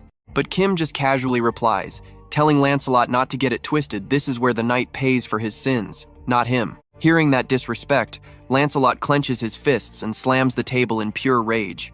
He wonders why this guy is so confident walking into a tiger den, demanding to know his real scheme. Kim gets up, and here is where it gets absolutely crazy. He casually announces a special guest. He walks straight to the door and throws it open, telling Lancelot he will be thrilled to see who it is. From the dark shadows behind the door, glowing blue eyes slowly step forward. The second this person steps into the room, every single knight flinches hard. Even veterans like Juan and Gijik stare wide-eyed, completely frozen in absolute undeniable shock. Almost everyone's jaw literally hits the floor seeing that familiar silhouette. The only person hiding his shock is Merlin, though his face still looks super weird. Even Lancelot is completely paralyzed for a long time when he finally recognizes the man standing there. The whole crowd instinctively shouts out in perfect unison, calling him Your Majesty, because the man standing right in front of them is the true King of Britain, King Arthur. All the knights instantly jump from their seats, dropping to their knees. They chant his title over and over. Arthur just calmly greets them after so long. He then walks right up to Juan, casually asking how his son is doing. He wonders if the kid uses the sword he gifted. The knight nervously stammers back, desperately asking where the king has been all this time. Arthur then turns to Gish, teasingly asking how a guy who used to be so tiny is now sitting at the big table. The knights cry out about how long they waited. Meanwhile, Lancelot is shaking like a leaf, panicking in his mind because he was absolutely certain Arthur was dead. He knows if Arthur takes the throne back, his life is completely over. He cannot let this comeback happen under any circumstances. But Lancelot is stuck just trembling in pure fury, totally powerless. He frantically racks his brain, desperately trying to figure out a way to survive this. After a second of panic, he violently slams his hand on the desk, suddenly accusing Kim Du-gon of bringing a demon into Camelot. He claims it has Belial's blood, screaming that this king is a fake. The knights instantly frown in anger, totally confused by the fake king accusation. Lancelot yells that he saw Kim associating with demons before. Kim Du-gon just smirks back at the chaos and asks what kind of nonsense they are talking about. He points out the ultimate symbol of the King of Knights. That is literally Excalibur right there, so how can anyone still doubt him or call him fake? But Lancelot actually draws his sword right then, telling everyone to look closer. The other knights immediately try to step in and stop his madness. They demand he lower his weapon before things get worse. Meanwhile, Lancelot locks eyes with Kim, secretly thinking this fake illusion is just way too weak of a trick. You and I both know he's in denial. He thinks this fake is just surface level. Then he swings his blade with everything he has, attacking King Arthur head-on. But his killer strike gets completely blocked by the great mage Merlin. From behind Arthur, a voice praises the old man's speed. The illusion completely shatters, and King Arthur transforms into his true form. It was He complains about almost getting his head chopped off. The knights absolutely lose it, screaming that it really was a fake, ordering his immediate capture. They all furiously yell at Kim for daring to mock the round table, but Kim just laughs, teasing them for drawing their swords way too slowly. Then points a finger straight at Kim Du-gon, telling the angry mob that this guy definitely isn't the person they think they know. Kim Du-gon holds out his armored glove and flashes an incredibly smug, victorious smile. Right from that glove, he summons the actual King Arthur, appearing in the terrifying form of a massive goblin. The second he spawns, Arthur roars Lancelot's name. He marches straight at him with absolute fury, asking how Lancelot was so completely certain that he was dead. Meanwhile, Lancelot is sweating bullets, his whole body drenched as he feels that overwhelmingly familiar, crushing aura. He realizes in pure terror this one is the real Arthur. When Lancelot stays frozen, Arthur demands an answer. And trust me, you and I definitely want to see the epic beatdown coming next. Stick with me here. Knight Juan steps right up behind the wizard Merlin and whispers, "Elder, you said those two needed to talk, so do not interfere." On the other side, Lancelot gathers every single ounce of fake courage to speak up. "What do you mean? That is ridiculous. I just figured out he was fake." Arthur cuts him right off. "Fake? Hearing you say that is just..." Arthur then slowly reaches toward his sword and asks, "Lancelot, you claimed you got the royal seal directly from me, right?" Right then, Kim Du-gon drops a heavy ring into Arthur's hand. He explains that handing it over meant choosing a successor, but there was only ever one of the two seals in his possession. Holding the ring right up to Lancelot's face, he demands, "Lancelot, where exactly did you get this?" As he speaks, thick drops of bloody tears stream down his face, and he finally asks the ultimate question. "My son, didn't this originally belong to Mordred Pendragon?" Panic hits Lancelot hard. His eyes dart around as he stammers, "The seal? Yeah, the seal." Everywhere he looks, the other knights are glaring at him with pure suspicion. Seeing those deadly stares makes Lancelot curse heavily in his own mind. "Damn it!" Yelling curses, the guy totally loses it and literally vaults straight out the window, desperately trying to make a run for it. The Knights of the Round Table instantly erupt in chaos. What is happening? Are we blind? Who do we even trust? Now watch closely. Seeing him run makes it obvious, right? They immediately ready themselves to chase Lancelot down, but before they can even move, King Arthur speaks up. "Wait right there. Everyone stop. If all the Knights of the Round Table suddenly take action, the citizens will panic. Aren't the people supposed to be our absolute highest priority?" He firmly explains the situation. Even if they do not chase him right now, there is absolutely zero chance Lancelot is stepping a single foot outside of Camelot. Escaping Camelot is his main goal, but since he cannot fully abandon Britain, he is just running away to bide his time until he can return. But totally defying expectations, Lancelot actually sprints straight for the city gates, screaming at the guards to open them up. The soldiers blindly follow his orders and open the massive gates. But mid-sprint, he suddenly realizes something feels incredibly wrong. The exact second he touches the exit, an invisible force brutally slams him backward. Seeing him blasted away like that, the confused knights yell out, "Your Majesty, are you okay?" But he just struggles to his feet, absolutely furious as he reads the floating system warning. This area is designated as a prison zone. You are not permitted to leave.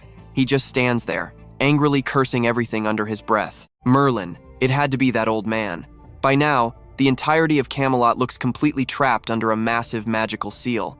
At that exact moment, a voice booms out, ordering everyone away from the palace. Meanwhile, thick glowing magical chains begin tightly wrapping all around Lancelot's body. The Grand Wizard Merlin is using his magic to completely suppress him. Lancelot violently roars out, "Merlin, how dare you!" Keeping the heavy binding spell active, Merlin casually warns the knights to step way back if they do not want to get caught in the crossfire. That man is no longer the king of Britain. He is a traitor. You and I both knew who was really pulling the strings here, right? It was Kim Du-gon's master plan all along, having Merlin mask Arthur's energy to completely trick them. Merlin then stares down at Lancelot and says, "Confess every disgusting thing you have done, or those bastards lose their ranks." Britain's great wizard deeply furrows his brow and asks one simple question. "I will ask you this first. Why did you do it?" Even while completely tied up, Lancelot just cracks an incredibly vile, arrogant smirk and answers back. "You probably think my reasons are some grand, noble cause, do you not? I just wanted to be king."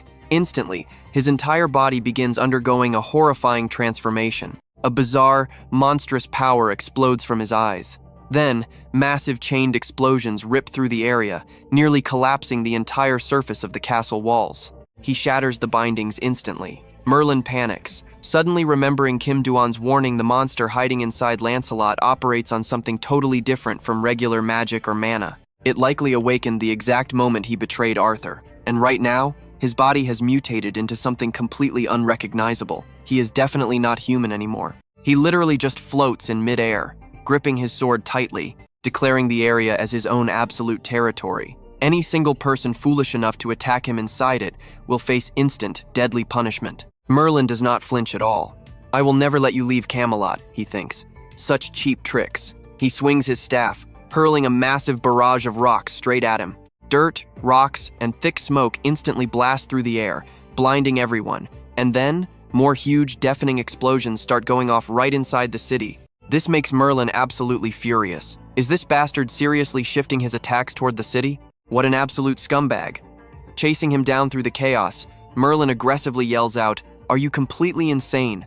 But the more Merlin shouts, the more frantically Lancelot hammers away at the magical prison barrier.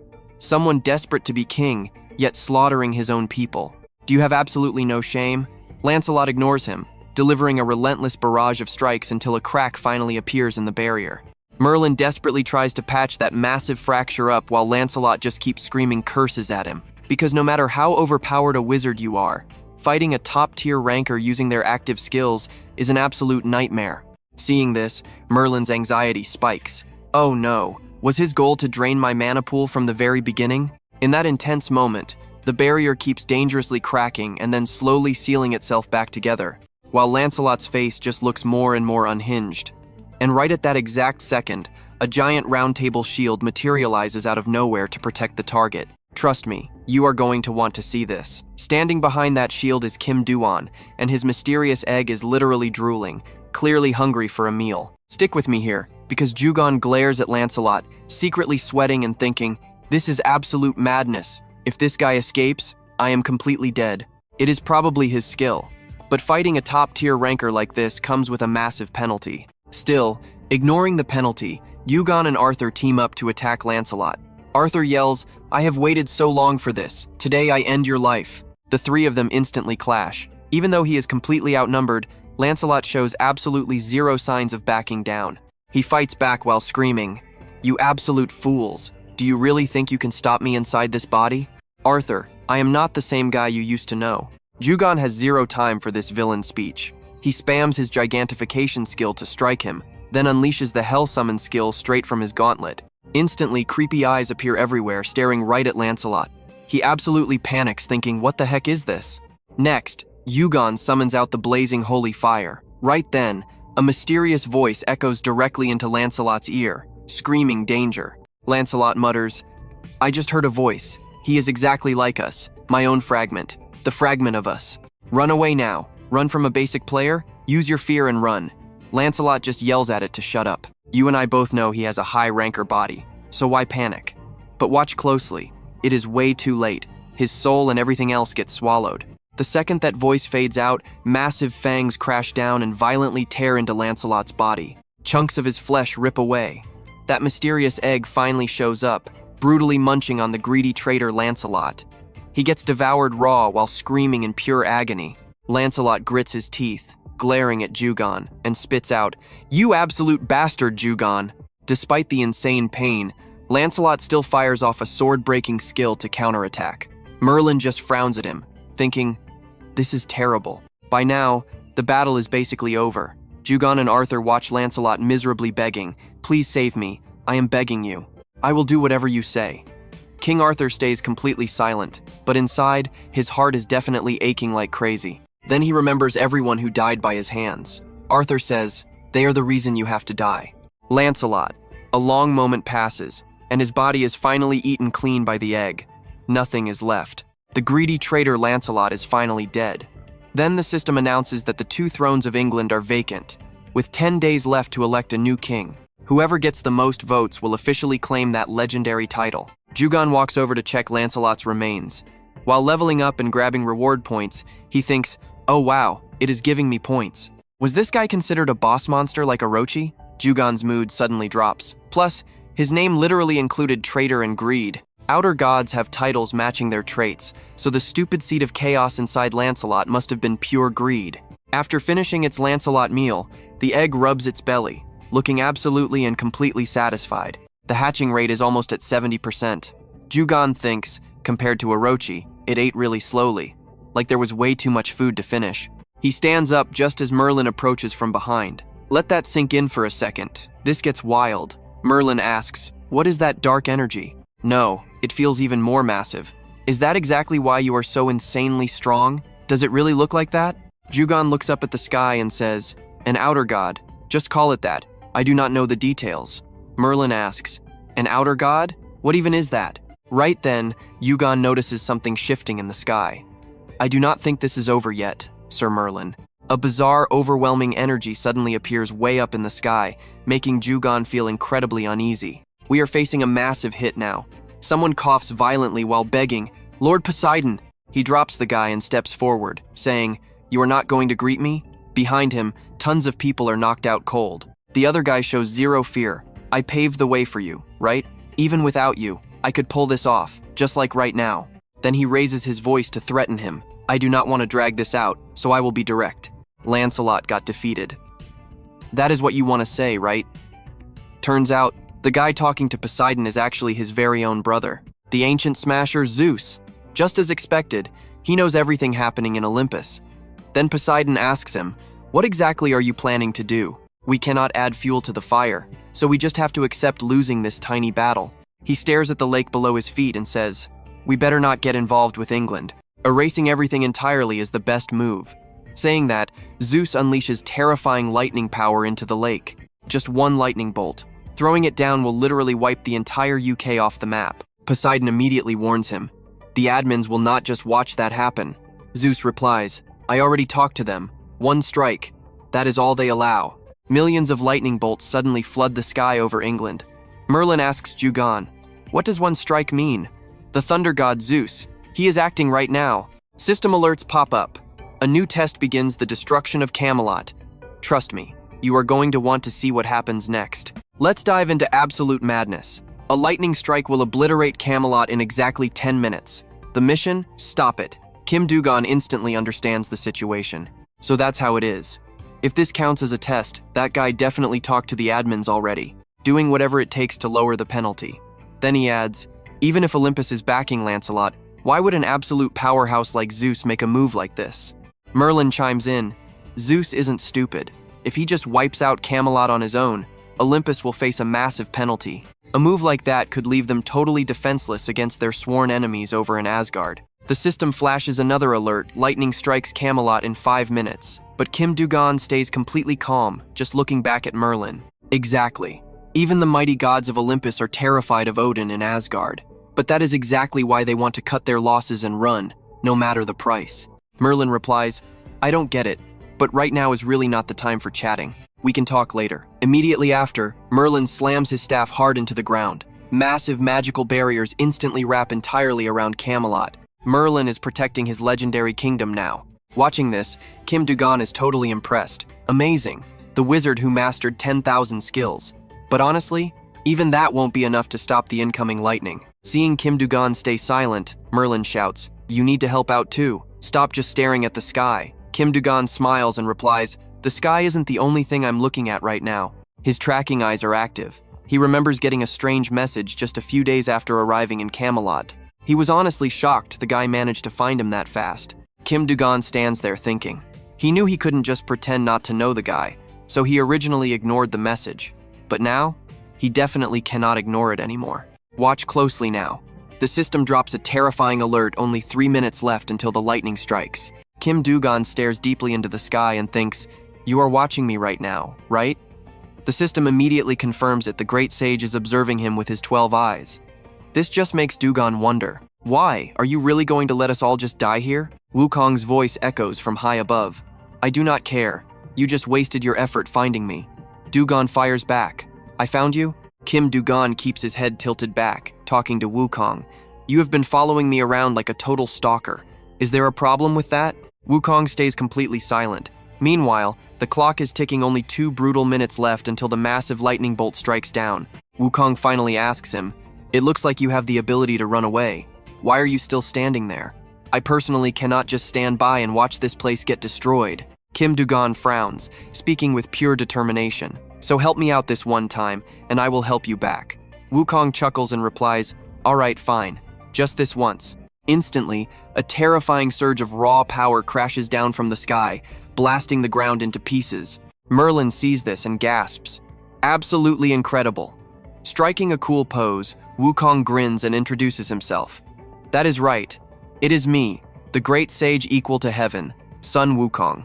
The countdown before the devastating lightning strikes. Camelot has only 1 minute left, but Wukong doesn't seem rushed at all, calmly greeting Kim Du-gon instead. We finally meet face to face, Kim Du-gon. Let's chat later and handle this giant mess first. Wukong steps right up close to Du-gon, teasing him playfully. That's right, just one time. This will be the only time. I don't plan on asking for more help. Hearing this, Wukong laughs out loud and says, all right, perfectly fair. You and I both know what's coming. The destruction of Camelot begins, and Wukong instantly commands his legendary staff. Extend. The Ruyi staff obeys. Immediately, the golden cudgel expands massively and violently pierces straight up into the high sky. It keeps growing until it reaches the exact spot where Zeus is standing. Kim Du-gon and Wukong just watch the staff extend infinitely, while Zeus stands there looking majestic, holding the lightning bolt, completely ready to hurl it down at Camelot. Then, a massive lightning bolt crashes down, slamming directly into the magical shield Merlin had constructed. The great wizard tries his absolute hardest to hold it back. However, just a second later, he coughs up a huge mouthful of blood. His powerful barrier is instantly completely shattered by the blinding lightning. At this point, the only thing left offering any protection is Wukong's Ruyi staff. Bolt after bolt of lightning strikes down fiercely, but the legendary cudgel stands strong and unbending. Seeing this, Wukong confidently places his hand on his staff, smiling brightly. "Oh, that is actually pretty strong, huh?" Kim Du-gon thinks to himself. Even if this Rui staff is just a clone created by a skill, it is still the Rui staff. But honestly, it definitely cannot block all this crazy lightning forever. Right at that exact moment, Kim Du-gon's glove suddenly reacts and opens an eye. This weird detail instantly grabs all of his attention away from the sky. Kim Du-gon then furrows his brows, looks back up at the terrifying sky, and realizes his suspicions were completely right. Immediately after, he loudly yells out, "Hold on a second." This actually startles Wukong. "Huh? What are you even talking about? Hold on for what?" But before Wukong can even process what he means, Kim Du-gon steps right on his shoulders and launches himself forward at crazy lightning speed. Then, he literally runs straight up the Rui staff, leaving Wukong totally confused. "Where are you going? What is this?" Wukong immediately uses his fiery golden eyes to watch him. Wukong mutters, "I know you are pretty strong, but why just charge straight into it? You are definitely going to lose your life this time." But Wukong suddenly senses something weird. A colossal lightning bolt strikes down, and trust me, you'll want to see what happens next. Let us dive right in. Wukong is totally speechless. That lightning? Absolutely mind-blowing. Looks like our guy is using Kin to absorb Zeus's lightning. And man, that glove is reacting violently. It simply will not stop shaking. But you can see a quick flash of relief on Kim Du-gon's face. He smiles to himself. This is exactly what he planned. It is just like when the heavenly black pearl got close to the heavenly star sea stone. This lightning is Hephaestus's ultimate masterpiece, forged straight from the heavenly star stone. That has to be why it is reacting like crazy. So, he uses the glove to drag all that lightning right toward him, putting the pieces together. He is dead certain. Kin is crafted from black crystal, while the lightning comes from ocean crystal and that heavenly star stone. Originally, those three stones had to be a single piece. If they were not, there is no way this reaction would be this explosive. Meanwhile, Kin is slurping up more lightning and acting super greedy. It is basically screaming, "Mine! It is all mine!" Seconds later, the glove is overflowing with raw lightning power. But Kim Du-gon? Yeah, he is not doing so great. He is coughing up, mouthfuls of blood, charging headfirst into the storm, taking endless electrical shocks. Inside his head, he is just groaning. Oh my god. Now watch closely. Even after getting slammed by the Rui bang, this voltage is insane. Despite holding out, he just keeps getting blasted by the electricity. He pushed his limits to the absolute max just to reach this point. But it is still not enough raw power to go toe-to-toe with Zeus. He is tanking second-degree burns from the shocks, literally about to plummet straight out of the sky. Yet Kim Du-gon refuses to quit fighting it. He smirks. "This is actually perfect. Just fuels my drive even more." No matter how insane the voltage gets, he braces himself and tanks every single bolt, thinking, "I will catch up to your level real soon." All that time, Kin does not stop feasting.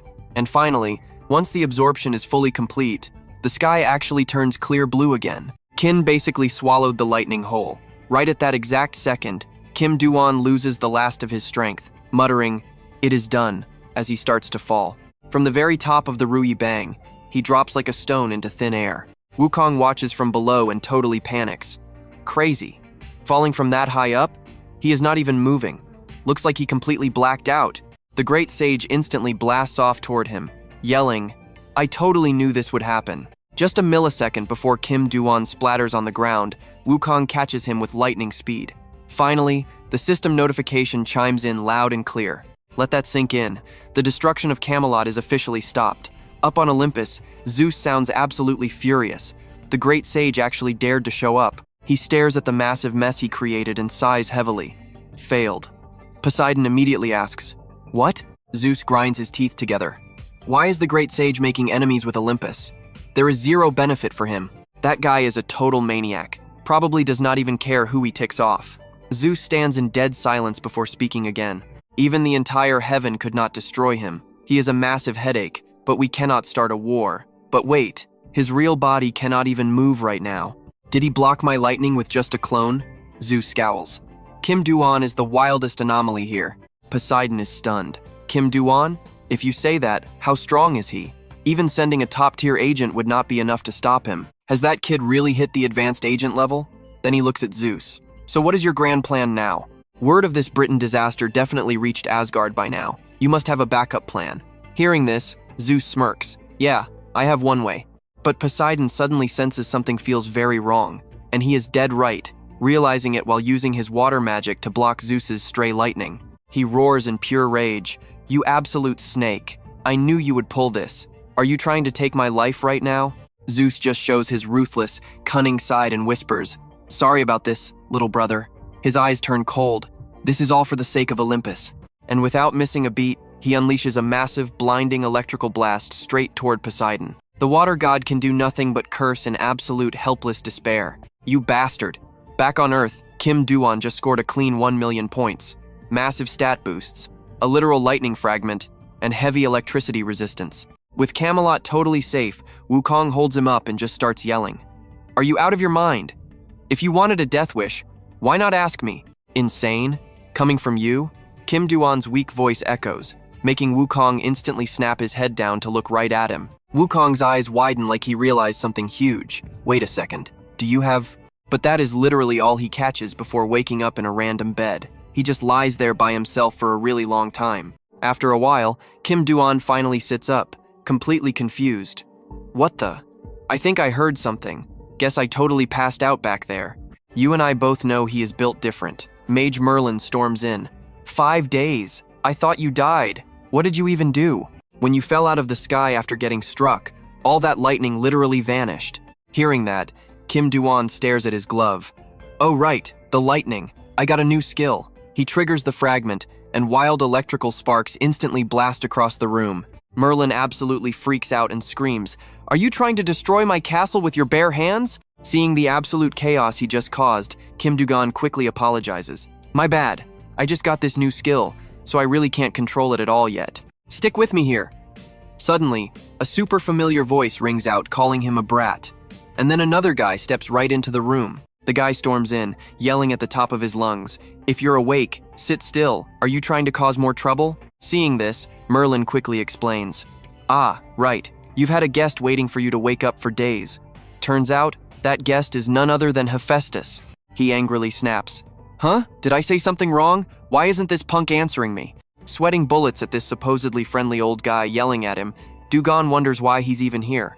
So, Merlin and Kim Du-gon just sit there, taking Hephaestus's raging lecture for the entire morning. Who knows how much time actually passes before that brutal scolding finally ends. At last, the room returns to its usual, heavy, peaceful silence. Earlier, the three of them had sat down to hash things out, and it took Kim Du-gon quite a while to fully explain everything. Anyway, that's exactly why I dove straight into that lightning. I am totally certain those 3 stones can actually merge together into one. Then he turns and asks Hephaestus, "Where did that guy go?" "That guy? The monkey? He's probably sleeping in some random ditch out there." Du-gon pushes further. "But seriously, why did you come here? If it's about Sun Wukong, I really can't help you out much with that." Hephaestus immediately fires back. "Do you honestly think I came all this way just for the scenery?" Meanwhile, Merlin stays silent, happily smiling while listening to their chaotic banter. Kim Du-gon smirks and says, "I think it's because you were genuinely worried about me." Hephaestus instantly slams his hand on the table, furiously shouting, "I came here for the scenery!" And just like that, the room falls right back into its classic, awkward silence. A bit later, Merlin is the one who finally speaks up. "The ocean crystal. Do you still have it on you?" "Of course." Merlin immediately asks, "What about the heavenly star sea stone? Did you manage to get it?" Then Hephaestus jumps right into the conversation too. "Now pay attention here. That equipment upgrade you mentioned before?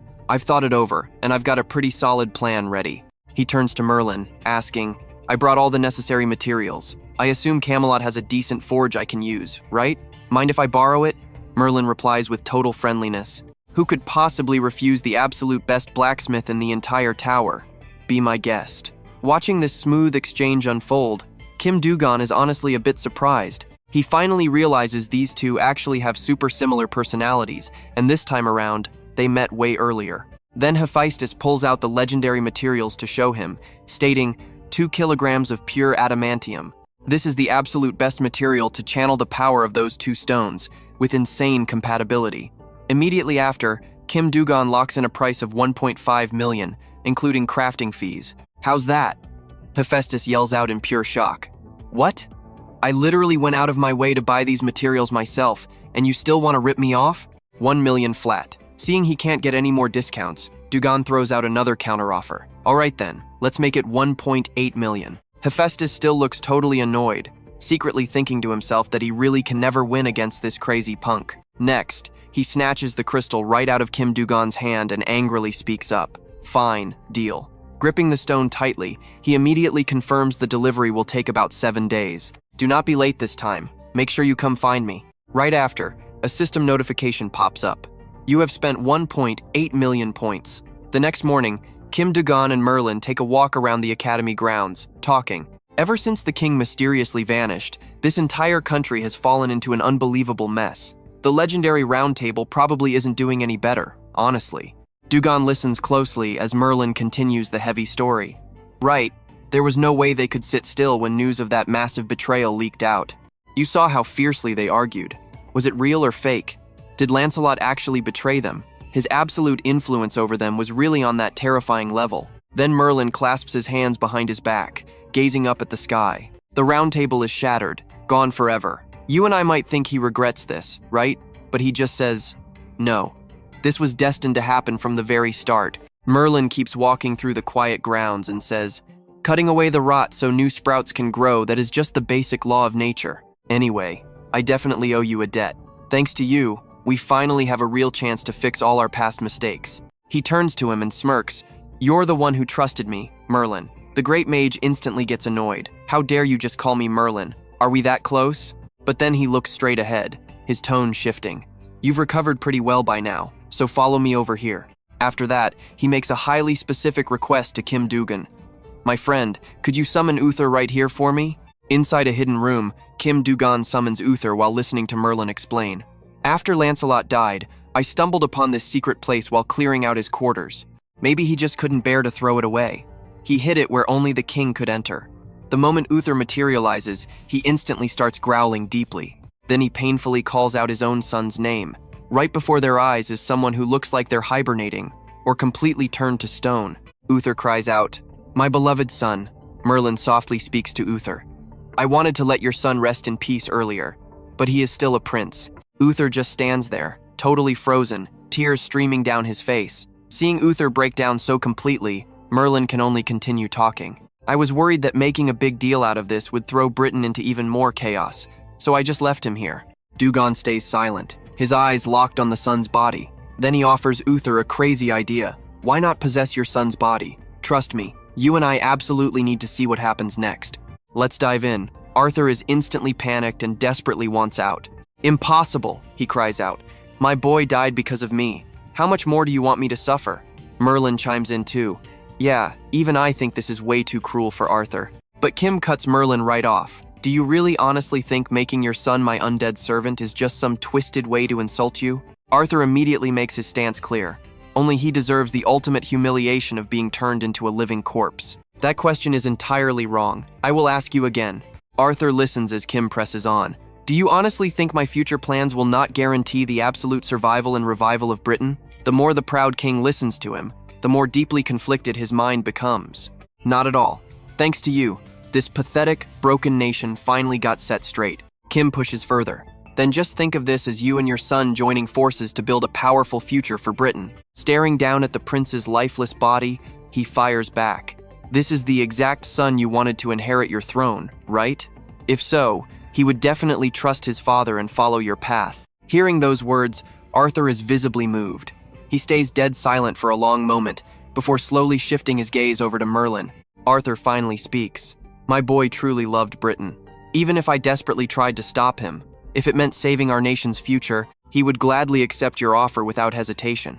Kim flashes a fiercely confident smile and replies, I promise I will not let this current decision become a mistake you regret. Right after that, he immediately waves his hand, activating his skill. Now watch closely. Things get wild. The undead shell is violently ripped apart, and Arthur's soul enters his son's corpse. Instantly, that pale skin completely transforms, glowing bright pink and surging with pure life. The second his soul settles into his son's body, King Arthur drops straight to his knees right in front of Kim. I swear I will never betray you, and I pledge my absolute loyalty. Arthur looks up at Kim like he is staring at a literal savior. You are my king. And just like that, the system chimes in, announcing he officially received a knight's sacred oath. The insane power of his Death King title levels up as Arthur's strength fully recovers. Cut back to earlier, when he passed out. Sun Wukong caught him and actually asked, "Do we know each other?" But no matter how loudly the great sage tried waking him, he remained completely out. Sitting under a tree, the great sage thinks to himself, "It really feels like this guy knows me. Even if he is fearless, not trembling before the great sage equal to heaven, he actually talked like we were incredibly close. Like we were longtime buddies who had known each other forever." Wukong sits tossing and turning for hours. Meanwhile, back at Britain's capital, Kim checks on Arthur's new form. "So, how are you feeling in there? You look incredibly stable for a high-tier ranker." Arthur sighs. "Honestly, I think I am still going to need some more time to adapt." Arthur quickly adds, "And please, you do not need to be so polite with me anymore. You are my true king now." "All right then." Kim immediately taps into his skill and summons his raw, hellish power. Suddenly, Wukong's cocky voice drops from above. Absolutely incredible. The legendary Night King actually kneeling before another king, floating right out of a cloud. The Monkey King speaks up once again. "You realize this, right? If I had not stepped in, you would be totally dead by now. I know what you are thinking, but watch Wukong here." He slams down facing Kim. "But it is weird. Why do you think I saved you? I do not get it." Wukong then puts on this completely innocent, clueless face and murmurs, "But wait, if I think about it from this angle, maybe it makes sense." He steps uncomfortably close to Kim and whispers, "You know me?" Kim frowns hard. He honestly thought Wukong came because of his golden eye, but apparently, that is not the reason. Even though right now, Sun Wukong is the only one possessing that specific skill. Previously, the monkeys back at Five Elements Mountain also had it. Kim assumed the great sage helped him because of that exact skill, and would eventually ask about it later. After thinking it over, Kim finally answers, "Is there a single player alive who does not know you?" He confidently continues, "Great sage equal to heaven, Sun Wukong, an absolute top-tier ranker who literally battled the heavens. I heard it has been ages since you fought." But Wukong just waves his hand, dismissing it. No, it is not about that." Keeping that super puzzled look, Wukong complains, "You are not stupid, so why don't you get me? You seriously do not understand what I mean?" Kim calmly replies, "I have no idea about others, but I definitely never expected to hear those kinds of words from you." Wukong instantly gets annoyed and starts yelling, "Look, you are making that exact face again. How dare you treat me like a total idiot twice in a row?" He locks eyes with Kim, staring incredibly hard, and declares, "You really do know me. I can literally see what those normal eyes cannot see." Suddenly, both of them activate the fiery golden eyes to stare each other down. When we share the exact same eyes, I see even more. No matter how desperately he tries dodging Wukong's intense, probing gaze, Kim completely fails to hide the absolute truth. He sighs. "Then what exactly do you see in these eyes?" Wukong smirks. "I know you." Through that legendary gaze, the Monkey King starts exposing everything. "I can clearly see my main body standing right beside you. You know my true main body extremely well, do you not?" Hearing this, Kim is caught totally off guard. How on earth should I answer? If I lie now, the golden eye will catch it instantly. There is simply no faking it in front of this guy. He lowers his head and admits, "You are right, and that is where we leave it, trust me. You are going to want to see what happens next." Let's dive right into this crazy reunion. Wukong asks, "We knew each other in past worlds? So what? How did we even know each other? We were friends." Hearing that, Wukong's eyes widen in pure shock, completely caught off guard. Right at that moment, their fiery eyes actually resonate together. Kim Du-gon continues, "We were incredibly close friends, so close we fought like absolute enemies." In his memories, an image flashes right then. The main body of Sun Wukong, the great sage, staring him down. Back then, Kim Du-gon was just chilling on a giant rock. Wukong snaps, "What is this? Are you sleeping? Get out, that is my spot." The main character just keeps his eyes closed, enjoying the warmth. No, the sun hits perfectly right here. Instantly, a massive lightning bolt strikes his exact spot. Wukong is not playing around anymore, looking visibly annoyed. "I told you to get lost." Eating a direct lightning strike, Kim Du-gon somehow still has the strength to jump right up. He just stares at the great sage, Sun Wukong, standing there in total silence. Just like that, the two launch into an all-out brawl, trading lightning-fast blows and blocks. But Kim Du-gon leaves a tiny opening, and Wukong instantly closes the gap. Bam! A devastating knee strike lands right in his gut, sending Kim Du-gon reeling backward from the heavy impact. Wukong presses the attack, his face twisted in pure fury. The entire forest echoes with nothing but the sound of bone-crushing hits and ear-piercing shouts. Looking at Kim Du-gon flat on the ground, the monkey keeps talking trash. Why does a weak kid like you even dare to mess with me? With trash skills like that, you will never make a name for yourself. You are lucky you are not dead. Despite taking a beating, the main character just laughs cheerfully. Watch closely here, because this is the turning point. That exact fearless attitude actually makes Wukong think this guy is pretty interesting. From that crazy moment forward, those two actually become unlikely friends, spending absolutely every single day training together like madmen. From the rocky riverbank straight to the massive waterfalls, any place you could practice martial arts, these two left their mark. They trained so intensely they practically forgot to eat or sleep. Back then, Kim Du-gon was nowhere near as overpowered as he is now. The sparring score was insanely lopsided, and he definitely took way more brutal losses. During one deciding clash, Kim Du-gon throws a devastating straight punch right at Wukong's face so blindingly fast, the Monkey King can barely process it to dodge. This brat is actually fast. Bam! Right after that thought, the main character's fist connects solidly with Wukong's eye. The punch packs so much raw force it sends Wukong flying straight back. Looking at the Monkey King knocked on the dirt, Kim Du-gon steps up, smirking. 9 losses, he declares loudly, holding up a single finger before adding, and 1 epic win. Staring back at Kim Du-gon's incredibly bruised, battered face, Wukong just bursts out laughing. All right, fair enough. Just like that, the two warriors shake hands and officially become best friends. Watching these memories replay makes Wukong feel something carved deep inside his soul. I really looked like I was having the time of my life, he mutters. You too. You were annoying at first, but maybe I was just too used to being alone. Sun Wukong then shifts his tone, asking, but why did you end up tagging along with me? Did you actually open your heart to me? I mean, how was I supposed to defeat a literal immortal anyway? I had no choice but to follow you, and yeah, I finally opened up. You and I both know what happens next. The devastating news about the outer gods drop. These terrifying beings known as the gods outside the tower, invading our world. A chilling image of a massive, nightmarish outer god flashes right through his darkest memories. Breaking the silence, Wukong chimes in again. Well, at the end of the day, all of those monsters are still gods. They absolutely earned that terrifying title. Hearing this, Sun Wukong frowns heavily and asks, is that the real reason you fought me? The answer? It wasn't just about you. Kim Du-gon keeps his voice perfectly calm as he admits, I fought absolutely every single one of them out there, and I lost miserably. The crushing memory of that utter defeat floods his mind. That was when Odin stepped up to convince the survivors, saying they needed to choose one person to regress.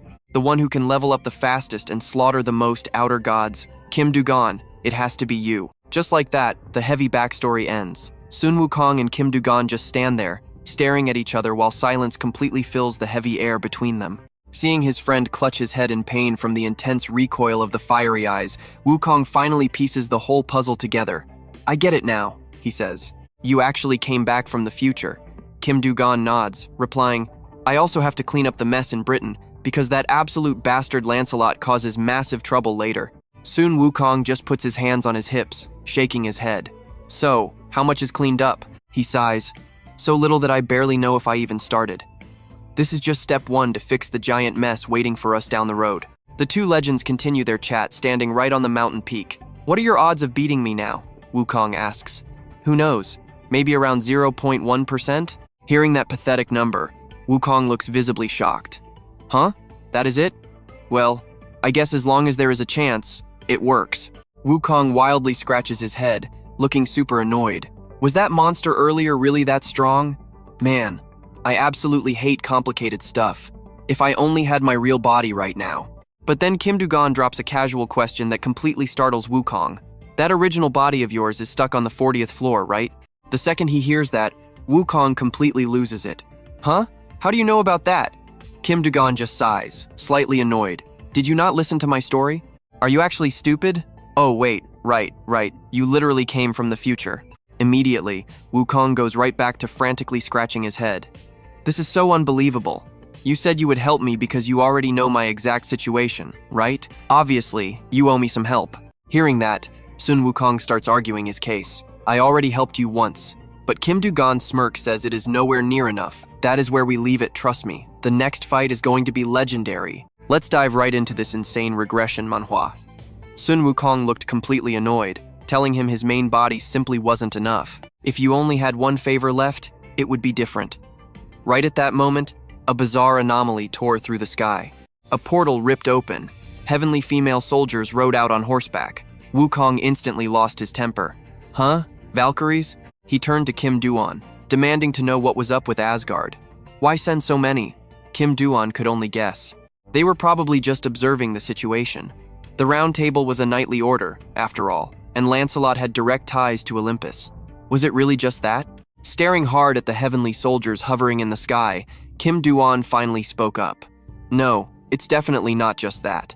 If they were only chatting with Olympus, Asgard wouldn't have mobilized. The massive war that eventually ruined Asgard, it all started right here with the Round Table. Kim Du-gon looked up at the sky, his eyes narrowing. He knew this was all part of Olympus and their grand scheme. They used Lancelot to wipe Asgard completely off the map. But with Lancelot gone now, things were safer. Still, the danger wasn't fully over. Wukong, already totally confused, just looked completely lost. Ragnarok? Are you saying these guys showed up because a massive war is about to happen? Hey, where are you going? You aren't going to meet them? Kim Du-gon simply turned his back and started walking away. There is absolutely nothing I can do right now, whether Asgard is involved or not. He glanced back at Sun Wukong and continued his explanation. Asgard's goals were crystal clear. They wouldn't start a massive war blindly if they were going to lose. But once that war actually kicks off, Kim Du-gon held out his hand. Olympus will completely collapse before that. Massive internal cracks are already destroying them from the inside. Seeing his intense expression, Sun Wukong stopped asking questions. He just frowned, wondering what insane plans were brewing inside this guy's head. Giving me absolute chills.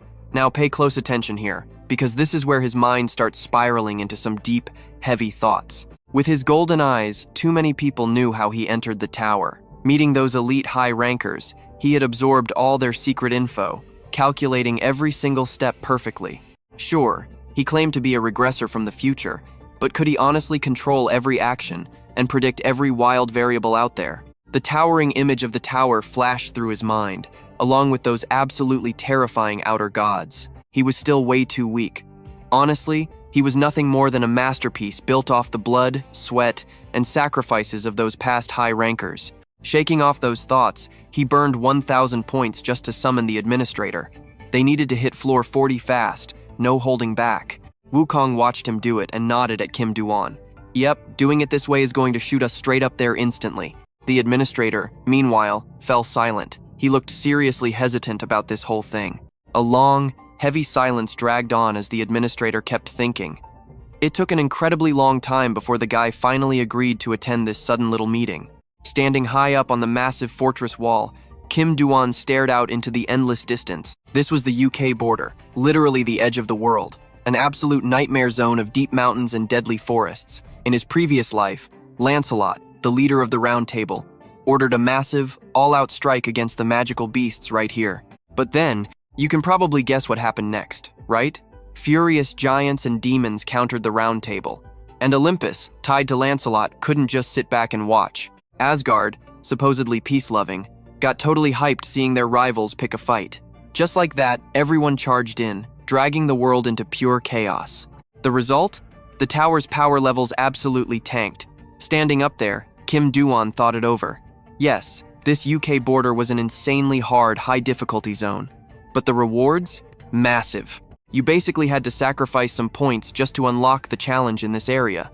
During their meeting, Kim Du-gon had told the administrator straight up, "Thanks to you going crazy with challenges and failing me, I've stacked up a ton of points." If I listened to him, he would have just thrown lightning bolts everywhere. The administrator raised his hands, trying to explain the situation. An administrator's absolute top priority is tower order. The second priority is making sure the flow of the trial stays completely smooth. That is exactly why we exist and why those strict rules are in place. Hearing that, our main character looked up and demanded, "If that's true, then show me." Instantly, a system prompt popped up. It asked if he wanted to trade 30,000 points to enter the trial. He slammed accept without a second thought. Kim Du-gon just stood there, letting the heavy wind blow past him as he checked out the crazy requirements for this new trial. This wasn't going to be easy.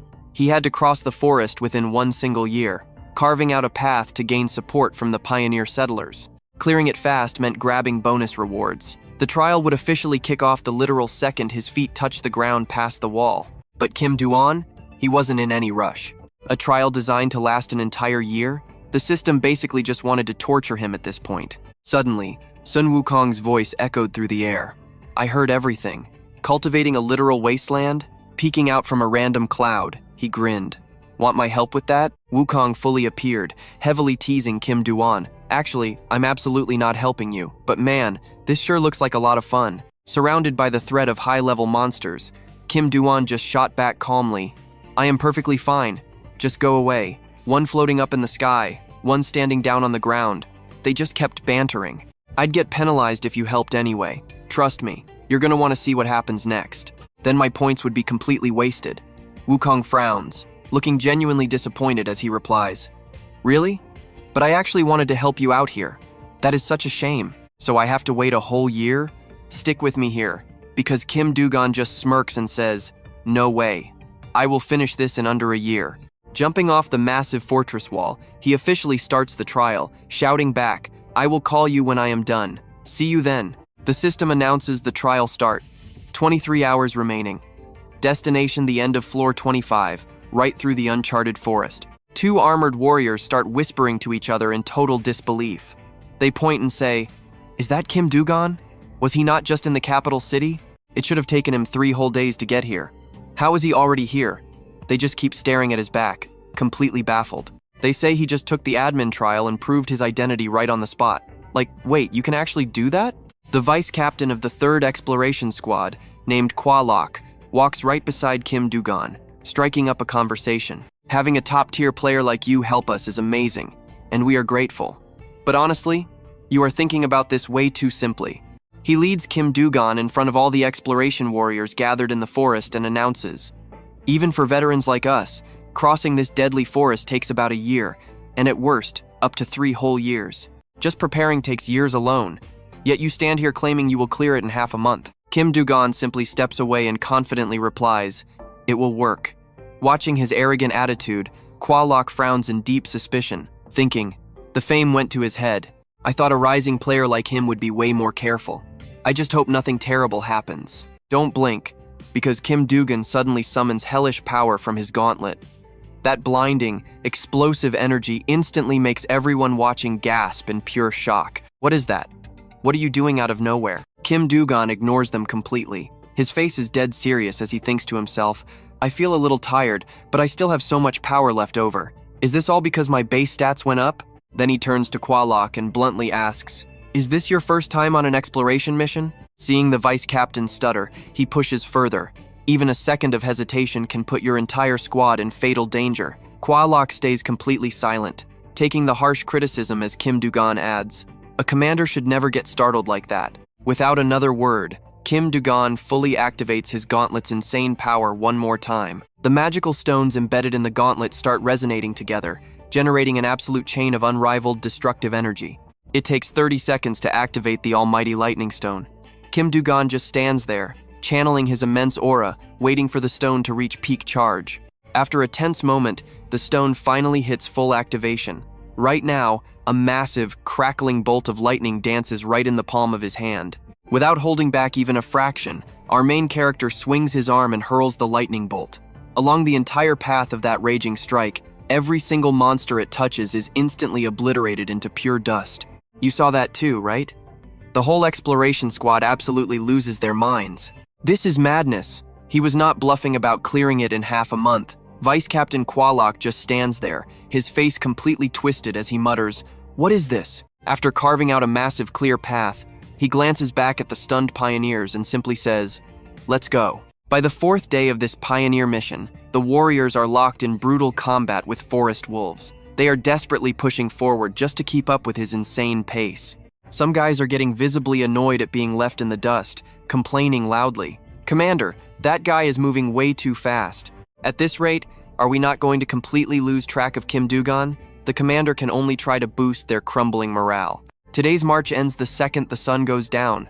I know this is a nightmare, but just endure it a little bit longer. Kwa-lok keeps sprinting behind the main character, frowning heavily while thinking to himself. Nobody else is a freak of nature quite like him. I heard rumors that a high-ranking player with similar god-tier skills would eventually show up. The throne belonging to the Lord of the Sky, the God of Thunder, is actually going to be shaken. Watching those devastating lightning bolts from Kim Du-gon just makes him panic even more. Obviously, his current raw power cannot compare to a legendary top-ranking player just yet. But his actual skill level? It is really not that far off from a true master. But for a mere floor 25 player, he calculates every single situation way too perfectly. Even at this ridiculous blazing speed, for us to completely wipe out this entire massive location in 15 days is still way too hard. No matter how incredibly good his combat skills actually are, in a massive area swarming with infinite deadly monsters like this, how exactly does he plan on fully exploring this entire brutal region in just 15 days? Suddenly, a strange drop of liquid splashes right onto Qualok's face. Towering right in front of him is a colossal python, bearing its fangs directly at him. He just stands there, frozen stiff, letting the giant monster slowly slither closer as his mind goes blank. It is too late, he thinks. Right when he mentally prepares himself to die, someone completely unexpected dashes forward and blasts the giant snake with a single strike. The other pioneers quickly rush over in panic, asking, "Commander! Commander, are you okay?" Qualok stammers in shock, looking at his savior. "Thank you. Thanks to you, I survived that fatal crisis. But may I ask, who exactly are you?" The stranger pulls down their face cover and immediately asks back, "Hey, are you part of the Vanguard squad?" Right after that, the mysterious fighter proudly announces their identity. "I am Bongbik Sim. I am here on the young master's orders. But where is he?" Their majestic aura leaves him totally confused. And that is where we leave it, trust me. You are going to want to see what happens next. Alright, stick with me. You and I are about to see the Heavenly Demon cult make a huge move. Heavenly Fist is one of their absolute strongest leaders. Plus, he claims the young master is arriving to take over the entire demonic cult right here and now. Then Qualok immediately questions Bongbek Sim. "Why look for the cult's young master here?" "Oh man, because I heard he'd be showing up right here." Hearing this, Qualok gets even more confused. "What do you mean here?" Qualok asks, totally lost. "Seriously, what do you mean? It's just us around here. Who else would even be allowed to enter this restricted zone without the Vanguard's permission?" But then Qualok suddenly flinches. "Wait a second, don't tell me it's him." Before Qualok can even finish that thought, Bongbek Sim points toward the forest. "Ah, there he is. So you really were nearby, young master." Kim Do-yoon's voice immediately rings out. "I actually thought you were busy hanging out with someone. Took you forever to finally show up here." Kim Do-yoon gives him a dead serious look. "Good that you made it, but don't tell me you came out here all alone." Hearing that, Bongbek Sim quickly answers back. "Of course we all came, just as you requested. Now watch this closely." Qualok finally connects the dots. What? Kim Do-yoon is the Heavenly Demon cult's young master? While his brain is still buffering, massive rumbling footsteps echo from behind. He whips around, totally startled, watching a huge group rushing straight toward the Vanguard. Was I the narrow-minded one this whole time? On this tower floor, we might actually wipe out all these monsters in 15 days. The newcomers immediately bow down respectfully. "We swear our absolute loyalty." Every single demonic cult disciple cups their hands, loudly chanting their loyalty to the great young master. But our MC instantly orders them to stop. He stares at the cult disciples for a long moment. He honestly thought he had to clear this trial using only his own personal strength. From the very beginning, getting outside help from anyone other than the Vanguard was supposed to be completely impossible. But then he totally flips his perspective. If he uses his authority as the demonic cult's young master, that still counts as his own power. Kim Do-yoon immediately commands all the bowing disciples. From this moment on, help the Vanguard scout this forest and eradicate these monsters as fast as possible. Instantly, every demonic cult disciple roars back. "Your wish is our command." Soon, massive chants echo through the forest. "Long live the Heavenly Demon cult." Hundreds of people are now gathered at the Vanguard camp. Kim Do-yoon pulls out his player device, checking a brand new message from Merlin. "I know what you're thinking." Merlin is just as confused. "I didn't know where you went." "Wait, the Vanguard? Why is the demonic cult there?" Kim Do-yoon gives him a quick summary and concludes. "So, that is what happened. Looks like I'll need the Heavenly Demon cult's help if I want to clear this forest fast. I heard you're acting as the king's representative, right? Should I try asking for some extra backup forces?" Merlin replies, sounding absolutely desperate. "The kingdom's current situation is already terrible. Even if I wanted to, I can't send you more troops." Deep in the forest, Heavenly Spear and the disciples are slaughtering monsters. Heavenly Spear division leader, "We're almost done." "Great, lead the way." Then he shouts loud enough for Kim Do-yoon to hear. Young master, please finish them. The MC instantly raises his hand, blasting raw lightning straight through the trees, completely wiping out every single remaining monster in sight. Just like that, Kim Do-gon pushes deeper and deeper, reaching day 14 of the Vanguard expedition. He finally passes the test and gets his rewards. Though, some items are put on hold. Advancing to the 26th floor based on his clear time, he racks up 200,000 points. However, he blows half of those points paying off everyone who helped him. Seeing their shares, the Heavenly Kings show deep gratitude. This is so much, thank you. Kim Do-gon just sighs, watching his hard-earned points slowly drain away. Nobody is worse than a cheap boss who won't give his subordinates a decent payout. Without the cult's help, I never could have pulled this off. He sighs again. Guess I should head back to Camelot. They keep calling me back like crazy. Who knows what I'll get hit with this time? Earlier, Vano threatened to punish him for vanishing so long. Right as he thinks this, Bong Baek-sim speaks up. Vice cult leader, if this counts as a reward, I actually want something entirely different. He points a massive fist right at Kim Do-gon. Rank aside, I want you to fight me. The other king glares. What an attitude. Kim Do-gon steps in. All right, trust me, we want this duel. All right, you and I are about to witness an absolute masterclass. He locks eyes with Bong Baek-sim, completely confident. Shall we begin? Good, thanks. Don't mention it. The MC immediately turns and barks orders right at the demonic cult disciples. Hey, you lot, clear that area out. Make sure absolutely nobody interferes with our battle today. Perfect. The match is set exactly according to their agreement. And just like that, the penalty is temporarily lifted. Kim Du-gon suddenly remembers his opponent's title, the Fist God. He's the very last of the four who managed to reach the legendary king rank. He stands as one of the highest-ranking figures in the entire demonic cult. Known for a martial art where his fists are his ultimate weapon, the MC raises his own fist toward Bong Baek-sim. I won't use my heavenly demon skills. Honestly, it's hard for me to even use my full 100% power in this fight anyway. It's been a while since I've seen that blue lightning. Let's see just how much I've grown. And then, both of them charge straight at each other. Aren't you putting a bit too much power into this, Vice Cult Leader? In an instant, their fists violently collide, creating a massive explosion of raw energy. Bong Baek-sim speaks up, asking, Wait, aren't you going to use your holy fire? No, I've been practicing a completely different move. Baek-sim tightens his grip on his power, gritting his teeth in frustration. You are definitely going to regret saying that very soon. Right after that, the old man unleashes a relentless, overwhelming barrage of heavy punches. He even manages to use his devastating Thunder God skill in the chaos. But right after throwing that brutal attack, Bong Baek-sim just frowns in pure annoyance. He thinks to himself, I really thought he would dodge, but he actually blocked that attack head on. It's been a really long time since then, so naturally, the kid is leveled up. He watches Kim Du-gon channeling the massive power of a giant and wonders. But did he really progress this much? After blocking the strike, Kim Du-gon grins. All right, now I'm going all out.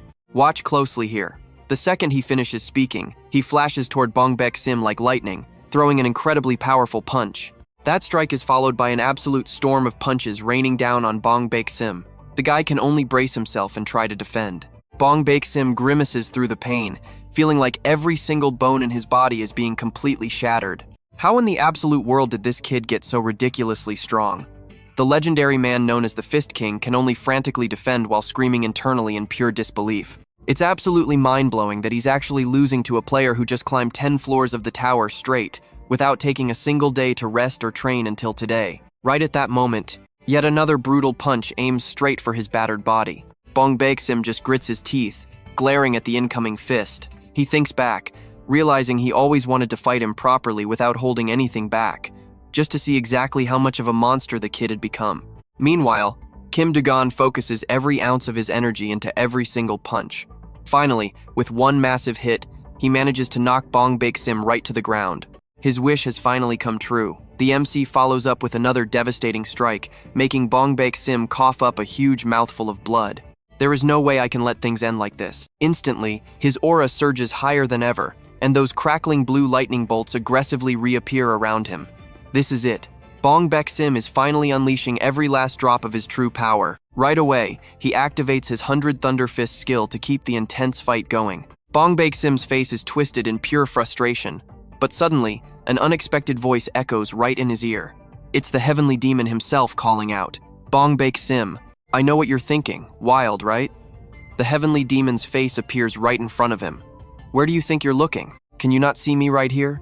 After seeing the heavenly demon's face, Bong Baek-sim loses it, angrily smashing his fist straight into the ground. He pants heavily, glaring around in total confusion, wondering, what in the world did I just see? Is it because of this terrifyingly unbearable power that he can somehow withstand? He actually managed to get acknowledged by the legendary holy fire. From behind Bong Baek-sim, Kim Du-gon taps his shoulder with the holy fire. What did you see? The heavenly demon cult leader. I saw an image of my cult leader. The MC smiles and asks, is that so? The heavenly fistmaster fears the cult leader the most? Without hesitating, Bong Baek-sim instantly drops hard to his knees on the ground. He clasps his hands together respectfully, bowing deeply to Kim Du-gon. I surrender. Thank you for accepting my somewhat ugly request. It's completely fine. I actually had a lot of fun. Meanwhile, over in Camelot, the capital of Britain, Merlin stares off into the distance. His face is pale and filled with deep anxiety as he speaks. It has been a while since you suddenly left for the front lines. And now that you've returned so quickly, you must have a lot to handle in the coming days. Kim Du-gon leans back against the wall, listening to Merlin ask, did the great sage actually help you travel? The MC replies, completely exhausted. I honestly thought I was going to die on the way here. Turns out, he asked Sun Wukong to use the flying Nimbus to bring him back, but that guy drives like an absolute maniac. Merlin then smoothly changes the subject. Well, you really do owe a huge debt to the heavenly demon cult, don't you? Or maybe I should say the underworld in general. Merlin continues, I still can't believe the heavenly demon cult actually joined hands with the underworld. Now the underworld is on par with the Giants Guild. Kim Du-gon turns. You're right. He asks about the capital. And that's where we leave it. You're definitely gonna want to see what happens next. Alright, you and I are diving back in. Merlin asks about the round table, still stressed over that absolute mess at Asgard. Some guys even threatened to quit the guild entirely. Honestly, the old wizard sounds genuinely worried. He doesn't even know who's bailing.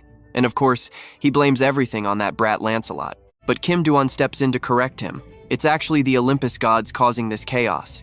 Sure, it feels like they are stuck in a massive headache, but things will settle soon. Kim Du-gon confidently promises to fix it himself. Merlin just fires up his magic and smirks. Go ahead. Give it your absolute best shot then. Glowing water suddenly swirls right from Merlin's palm. Is this the exact condition you wanted? Just take this item and head straight up to the next floor. Kim Du-gon listens closely as Merlin explains. He named it himself, and it is going to be crucial for his protection moving forward. Merlin admits he has no idea what our guy needs to save, but trusts he can pull it off.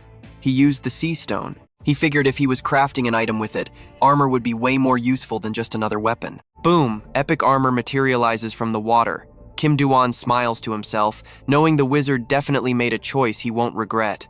Merlin watches Kim Du-gon equip the new battle gear, adding a quick note. He designed it to be super comfortable, unlike those clunky, heavy suits of armor. Kim Du-gon nods. Yeah, honestly, this is absolutely perfect. The second he puts it on, Kim Du-gon feels its insane power surging through him. It is crazy light but covers practically everything. He wonders, if compressed adamantium was used, would it make this thing heavier later on? Right after gearing up, he instantly gets hit with a massive defensive buff from the ocean. Now pay attention here.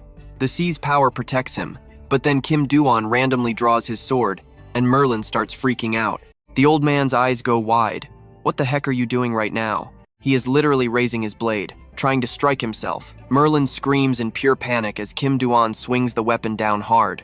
He slashes so fast, leaving Merlin totally shook. Is this kid crazy? Why would he suddenly attack his own body? Kim Du-gon calmly explains he is just testing the gear's effects. Merlin is still sweating bullets though, but our MC takes 0 damage. From the outside, it just looks like normal clothes. Woven from adamantium, its durability is absolutely off the charts. No matter what he does, not a single scratch. Paper thin, yet completely untearable. But wait, he suddenly notices another weird entity reacting from inside this brand new gear. Sensing extreme danger, he tells Merlin to step back. Is this blue magic? A dark purple shadow completely materializes within the blue mana. Whose silhouette is that? The system suddenly warns him that an unknown eye is watching. You and I both know this feeling. Is it that multi-eyed creature from before? It radiates raw instinct and a crazy heavy pressure. What exactly is this thing? No name, not a monster, definitely not human. The shadow fiercely growls. Kim Du-gon flinches as explosive mana instantly blasts outward, aggressively shoving both of them backward. Merlin can clearly feel it. That thing is drowning in highly unstable, chaotic magic. Even Kim Du-gon has zero clue what form of existence this is. He swears he has seen that face before, but just cannot remember. It is like someone wiped his memory. Could it be targeting that thunder god orb Zeus used to hold on to? How the hell does it possess the terrifying power of an outer god? Why have it? And why manifest inside a piece of gear? Merlin asks if he is leaving without resting. He nods. Time to move. Merlin tells him to visit next time, promising there will be a literal statue of him waiting here. Kim Du-gon flashes an amused smile. All right, he will return. Then he just calmly walks off. World-clear reward drops. Stamina and strength both get a sweet +1. The floor 26 trial begins, and he crushes it instantly. Then floors 27 through 29 fall. He blasts through the 30s, reaching floor 35 easily. Finally, the peak appears. Floor 40 unlocks, and in the blink of an eye, half a year passes. Floor 41 trial zone. Kim Du-gon is casually roasting fish when an enemy finally tracks him down.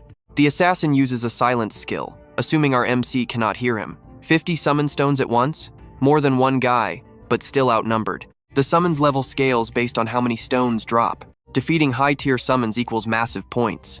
These guys think because he wasn't on the floor 25 rankings, he is weak. So what do you and I make of this? They think he cheated using big guild backing huge mistake. Stick with me here. The ambush is set, enemies scattering to prep for the worst-case scenario. 2 deadly weapons lock dead onto Kim Du-gon at the same time. But look closely, he's just holding a gem, slowly glowing with a cool blue light. Time is up. The whole squad charges straight at Kim Du-gon, ready for blood. Kim Du-gon casually looks up at the assassins diving right at him from above. Suddenly, one guy gets massive chills down his spine. 800? Down below, Kim Du-gon just smiles like an absolute demon. The enemy is totally confused by this trick. Wait a minute, doesn't he only have exactly 50 stones? His sword flashes, and terrifying, deadly screams echo out. Way too easy. After completely wiping them out, he honestly thought this final hidden squad would put up at least a little bit of a fight. If you split up the summoning stones like this, the total amount you can gather actually changes. So using that glowing stone as bait is honestly an absolutely genius move. Seeing Kim Du-gon easily farm a whole 1,000 stones this fast proves it is a crazy effective gathering method. Even when he literally stands completely still, the oblivious monsters just blindly rush right into his trap to hand over their stones. Alright, it is finally time for the main event. He crushes a summoning stone in his hand, genuinely hyped up for the real trial this time. The system prompts him how many does he want to use. He goes all in, sacrificing all 1,020 remaining stones at once. Now watch this closely. A system alert drops he actually just summoned Demon King Diablo on floor 4. This trial was originally rigged by the corrupt tower managers and demons, specifically to punish fake climbers. It was supposed to be a super easy clear, but absolutely nobody expected a literal second-rate demon lord to suddenly crash the party. This boss is a terrifying existence, packing raw energy way beyond what any normal player could ever handle. The entire tower's balance just completely shattered into pieces. Diablo officially spawns, yawning about his great nap, and angrily demanding to know exactly who dared to wake him up. He simply cannot believe some pathetic, lowly human trash actually used 1,000 stones just to drag him out here. Do you have any idea who you're looking at? The Demon King demands a groveling apology. But Kim Du-gon knows exactly who Diablo is, and his plan is already crystal clear. He is going to completely butcher Demon King Diablo and steal every single point he has. I mean, his intentions couldn't possibly be any clearer, right? He plans to destroy the Demon King and take all his points. Diablo actually chuckles, praising Kim Du-gon for having such insane, arrogant guts. You know my name, yet you still talk big? System warning, you have entered Diablo's forbidden domain, and all of your senses are now completely paralyzed. Diablo finally manifests in his true, horrifyingly fierce demon form. He furiously swears that he will grind every single bone of this arrogant human into absolute dust. System alert, fighting the dominant status condition to defeat Diablo. Starting off with a massive disadvantageous debuff right out of the gate? Yeah, that doesn't sound fun at all. But Kim Du-gon violently breaks the dominance condition by resisting. His evil eye completely blocks the terrifying effects of the dark world. Resistance, successful. Holy fire fiercely engulfs the entire dark zone. Boom, a massive shockwave explodes as the two fighters clash directly head-on. Kim Du-gon checks out his attack, wondering if it actually did any real damage. Suddenly, Diablo's massive demon arm lunges straight forward to grab him. It violently slams into the ground, creating a totally deafening crash. If Kim Du-gon took that direct hit, he would be instantly dead on the spot. You and I both know this trope. Diablo laughs like a maniac, loving this fight. He's genuinely hyped that our guy isn't dying instantly. Diablo just keeps playing around with his prey below, completely drunk on his own crazy excitement. But while the boss is distracted, Kim slashes his sword straight at its face. A brutal claw swipe successfully sends Kim Du-gon flying back through the air. Over here, he quickly dives behind a massive rock to take temporary cover. Diablo's tail whips out, violently shattering the rock to pieces, but Kim perfectly dodges the blast. Kim Du-gon leaps high up into the sky, preparing to strike the roaring monster below. We can't even see the whole clash, just hearing a massive, earth-shattering explosion echo out. Kim Du-gon finally lands back on the dirt, but the situation is still looking rough. Diablo absolutely hates the specific fire that Kim is using right now. The demon fiercely roars and breathes fire, mocking the exact move Kim just used. Our guy takes the hit and crashes to the ground once again. The holy fire is completely useless against Diablo, which honestly makes perfect sense in this scenario, because he is just way too incredibly strong to be hurt by basic attacks like that. Plus, his spiritual power in this form is practically identical to his true, physical demon body. Even so, it looks like that huge lightning strike infused with Kinney's raw power actually did some real, visible damage. A sudden blur flashes right before Diablo. Boom, another fire blast squarely hits him in the face. Suddenly, the arrogant Demon King feels that something is seriously wrong here. Where did that annoying little damn bug go? Meanwhile, over here, Kim Du-gon fully realizes that his heavy attacks are finally clicking and dealing real damage. He activates Sky Kick. This intense battle is ending in a flash. His movement speed is massively boosted by 100% for 5 seconds. System says he can now move mid-air for 5 whole seconds. Spotting his perfect opening, he suddenly rockets up into the sky, diving down for a massive aerial strike. Diablo glares at that incoming, seemingly weak strike from above and furiously thinks, is this pathetic human still really trying to fight back? Wrong. This human isn't just barely surviving the fight. His entire body is now completely surging with giant power as he dive bombs straight toward the demon. Diablo watches that seemingly weak attack from above, scoffing at Kim Du-gon's desperate attempt to resist him. Why wouldn't he? This guy is absolutely done playing games. Now fully cloaked in overwhelming giant power, he hurtles straight down toward his target like an unstoppable human meteor. Diablo's body suddenly takes terrifyingly heavy damage. A clean arm chop. Trust me, you'll really want to see what happens next. Stick with me here. He is absolutely drenched in giant power, making Diablo roar in pure rage at this bloody human. The air completely shatters. This battle is wrapping up as Kim Du-gon closes the distance, ready to clash with Diablo head-on. Totally unexpected. Kim Du-gon has to be a player, because only a real player fights like that. And let me tell you, Diablo hates it.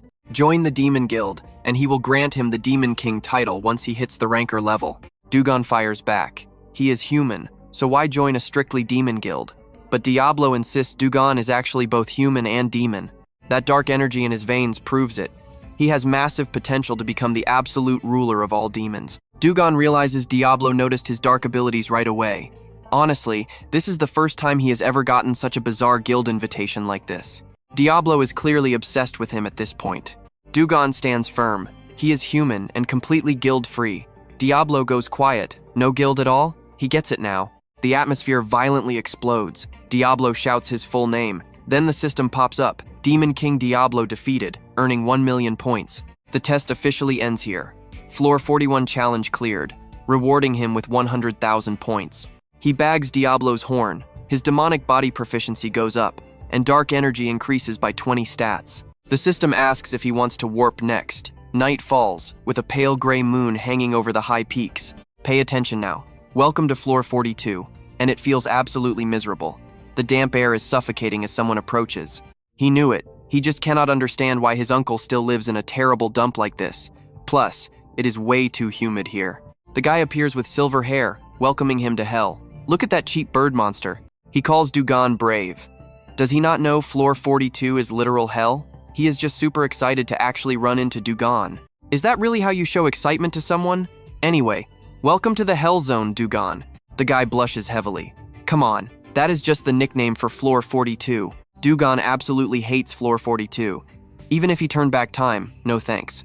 Forget about survival food. Just trying to breathe here is a total nightmare. The silver-haired guy asks what happened back on floor 3. He has never seen Olympus workers get dragged into such crazy chaos caused entirely by Du-gon. Du-gon looks over. So you already heard about all that? He figures it is because Du-gon climbed higher and finally got his name onto the official rankings. Lots of Olympus rankers are watching him now. So more info leaked out. Du-gon nods, putting it together. He bets Hazak ranked way above Olympus back when he was an active player. Honestly, the line of people wanting connections with him must be insane. Du-gon asks Hazak if this is the right way, since all these paths look exactly the same. Hazak is totally sure. There are Olympus markers around, plus he has walked this route before. Alright, let us keep moving. We both know the real hell starts now. This cave is way deeper than Du-gon expected. Feels like 10 minutes passed since they started walking. Suddenly, flames erupt out of the pitch darkness. Du-gon spots movement right as Hazak swings his arm. There is a lot of them, Hazak warns. Du-gon can literally feel hungry, eyes tracking his every move. Guess this is how the boss welcomes guests. A massive pack of 3-headed monsters target Du-gon. Du-gon has no idea if this will actually work, but he decides to test it out anyway. The hounds strike like lightning. Du-gon throws a brutal punch, sending one straight into the dirt, ice cold. He has zero time to play around. Let us finish this fast. The whole pack leaps at him. In a flash, he beats them half to death barehanded. One hound howls in pure agony. They messed with the wrong guy. Du-gon grabs its snout tight. The system pops up, actively doubting what Du-gon actually is right now. It is absolutely terrified of his giant power. Du-gon asks if he triggered some deep past trauma. Back in the day, he taught thousands of these Cerberus monsters an unforgettable lesson in just a few days. If so, that fear is carved right into their DNA. That is why they instinctively shiver at the mere taste of his giant strength. His inspection skill tries to trace the Cerberus pack origins, but comes up completely empty-handed. Du-gon figures that is good enough. Suddenly, a voice echoes through the dark space. What are you thinking? Riding a massive energy wave, someone finally shows up right before Du-gon. Trust me, you will want to see this god next.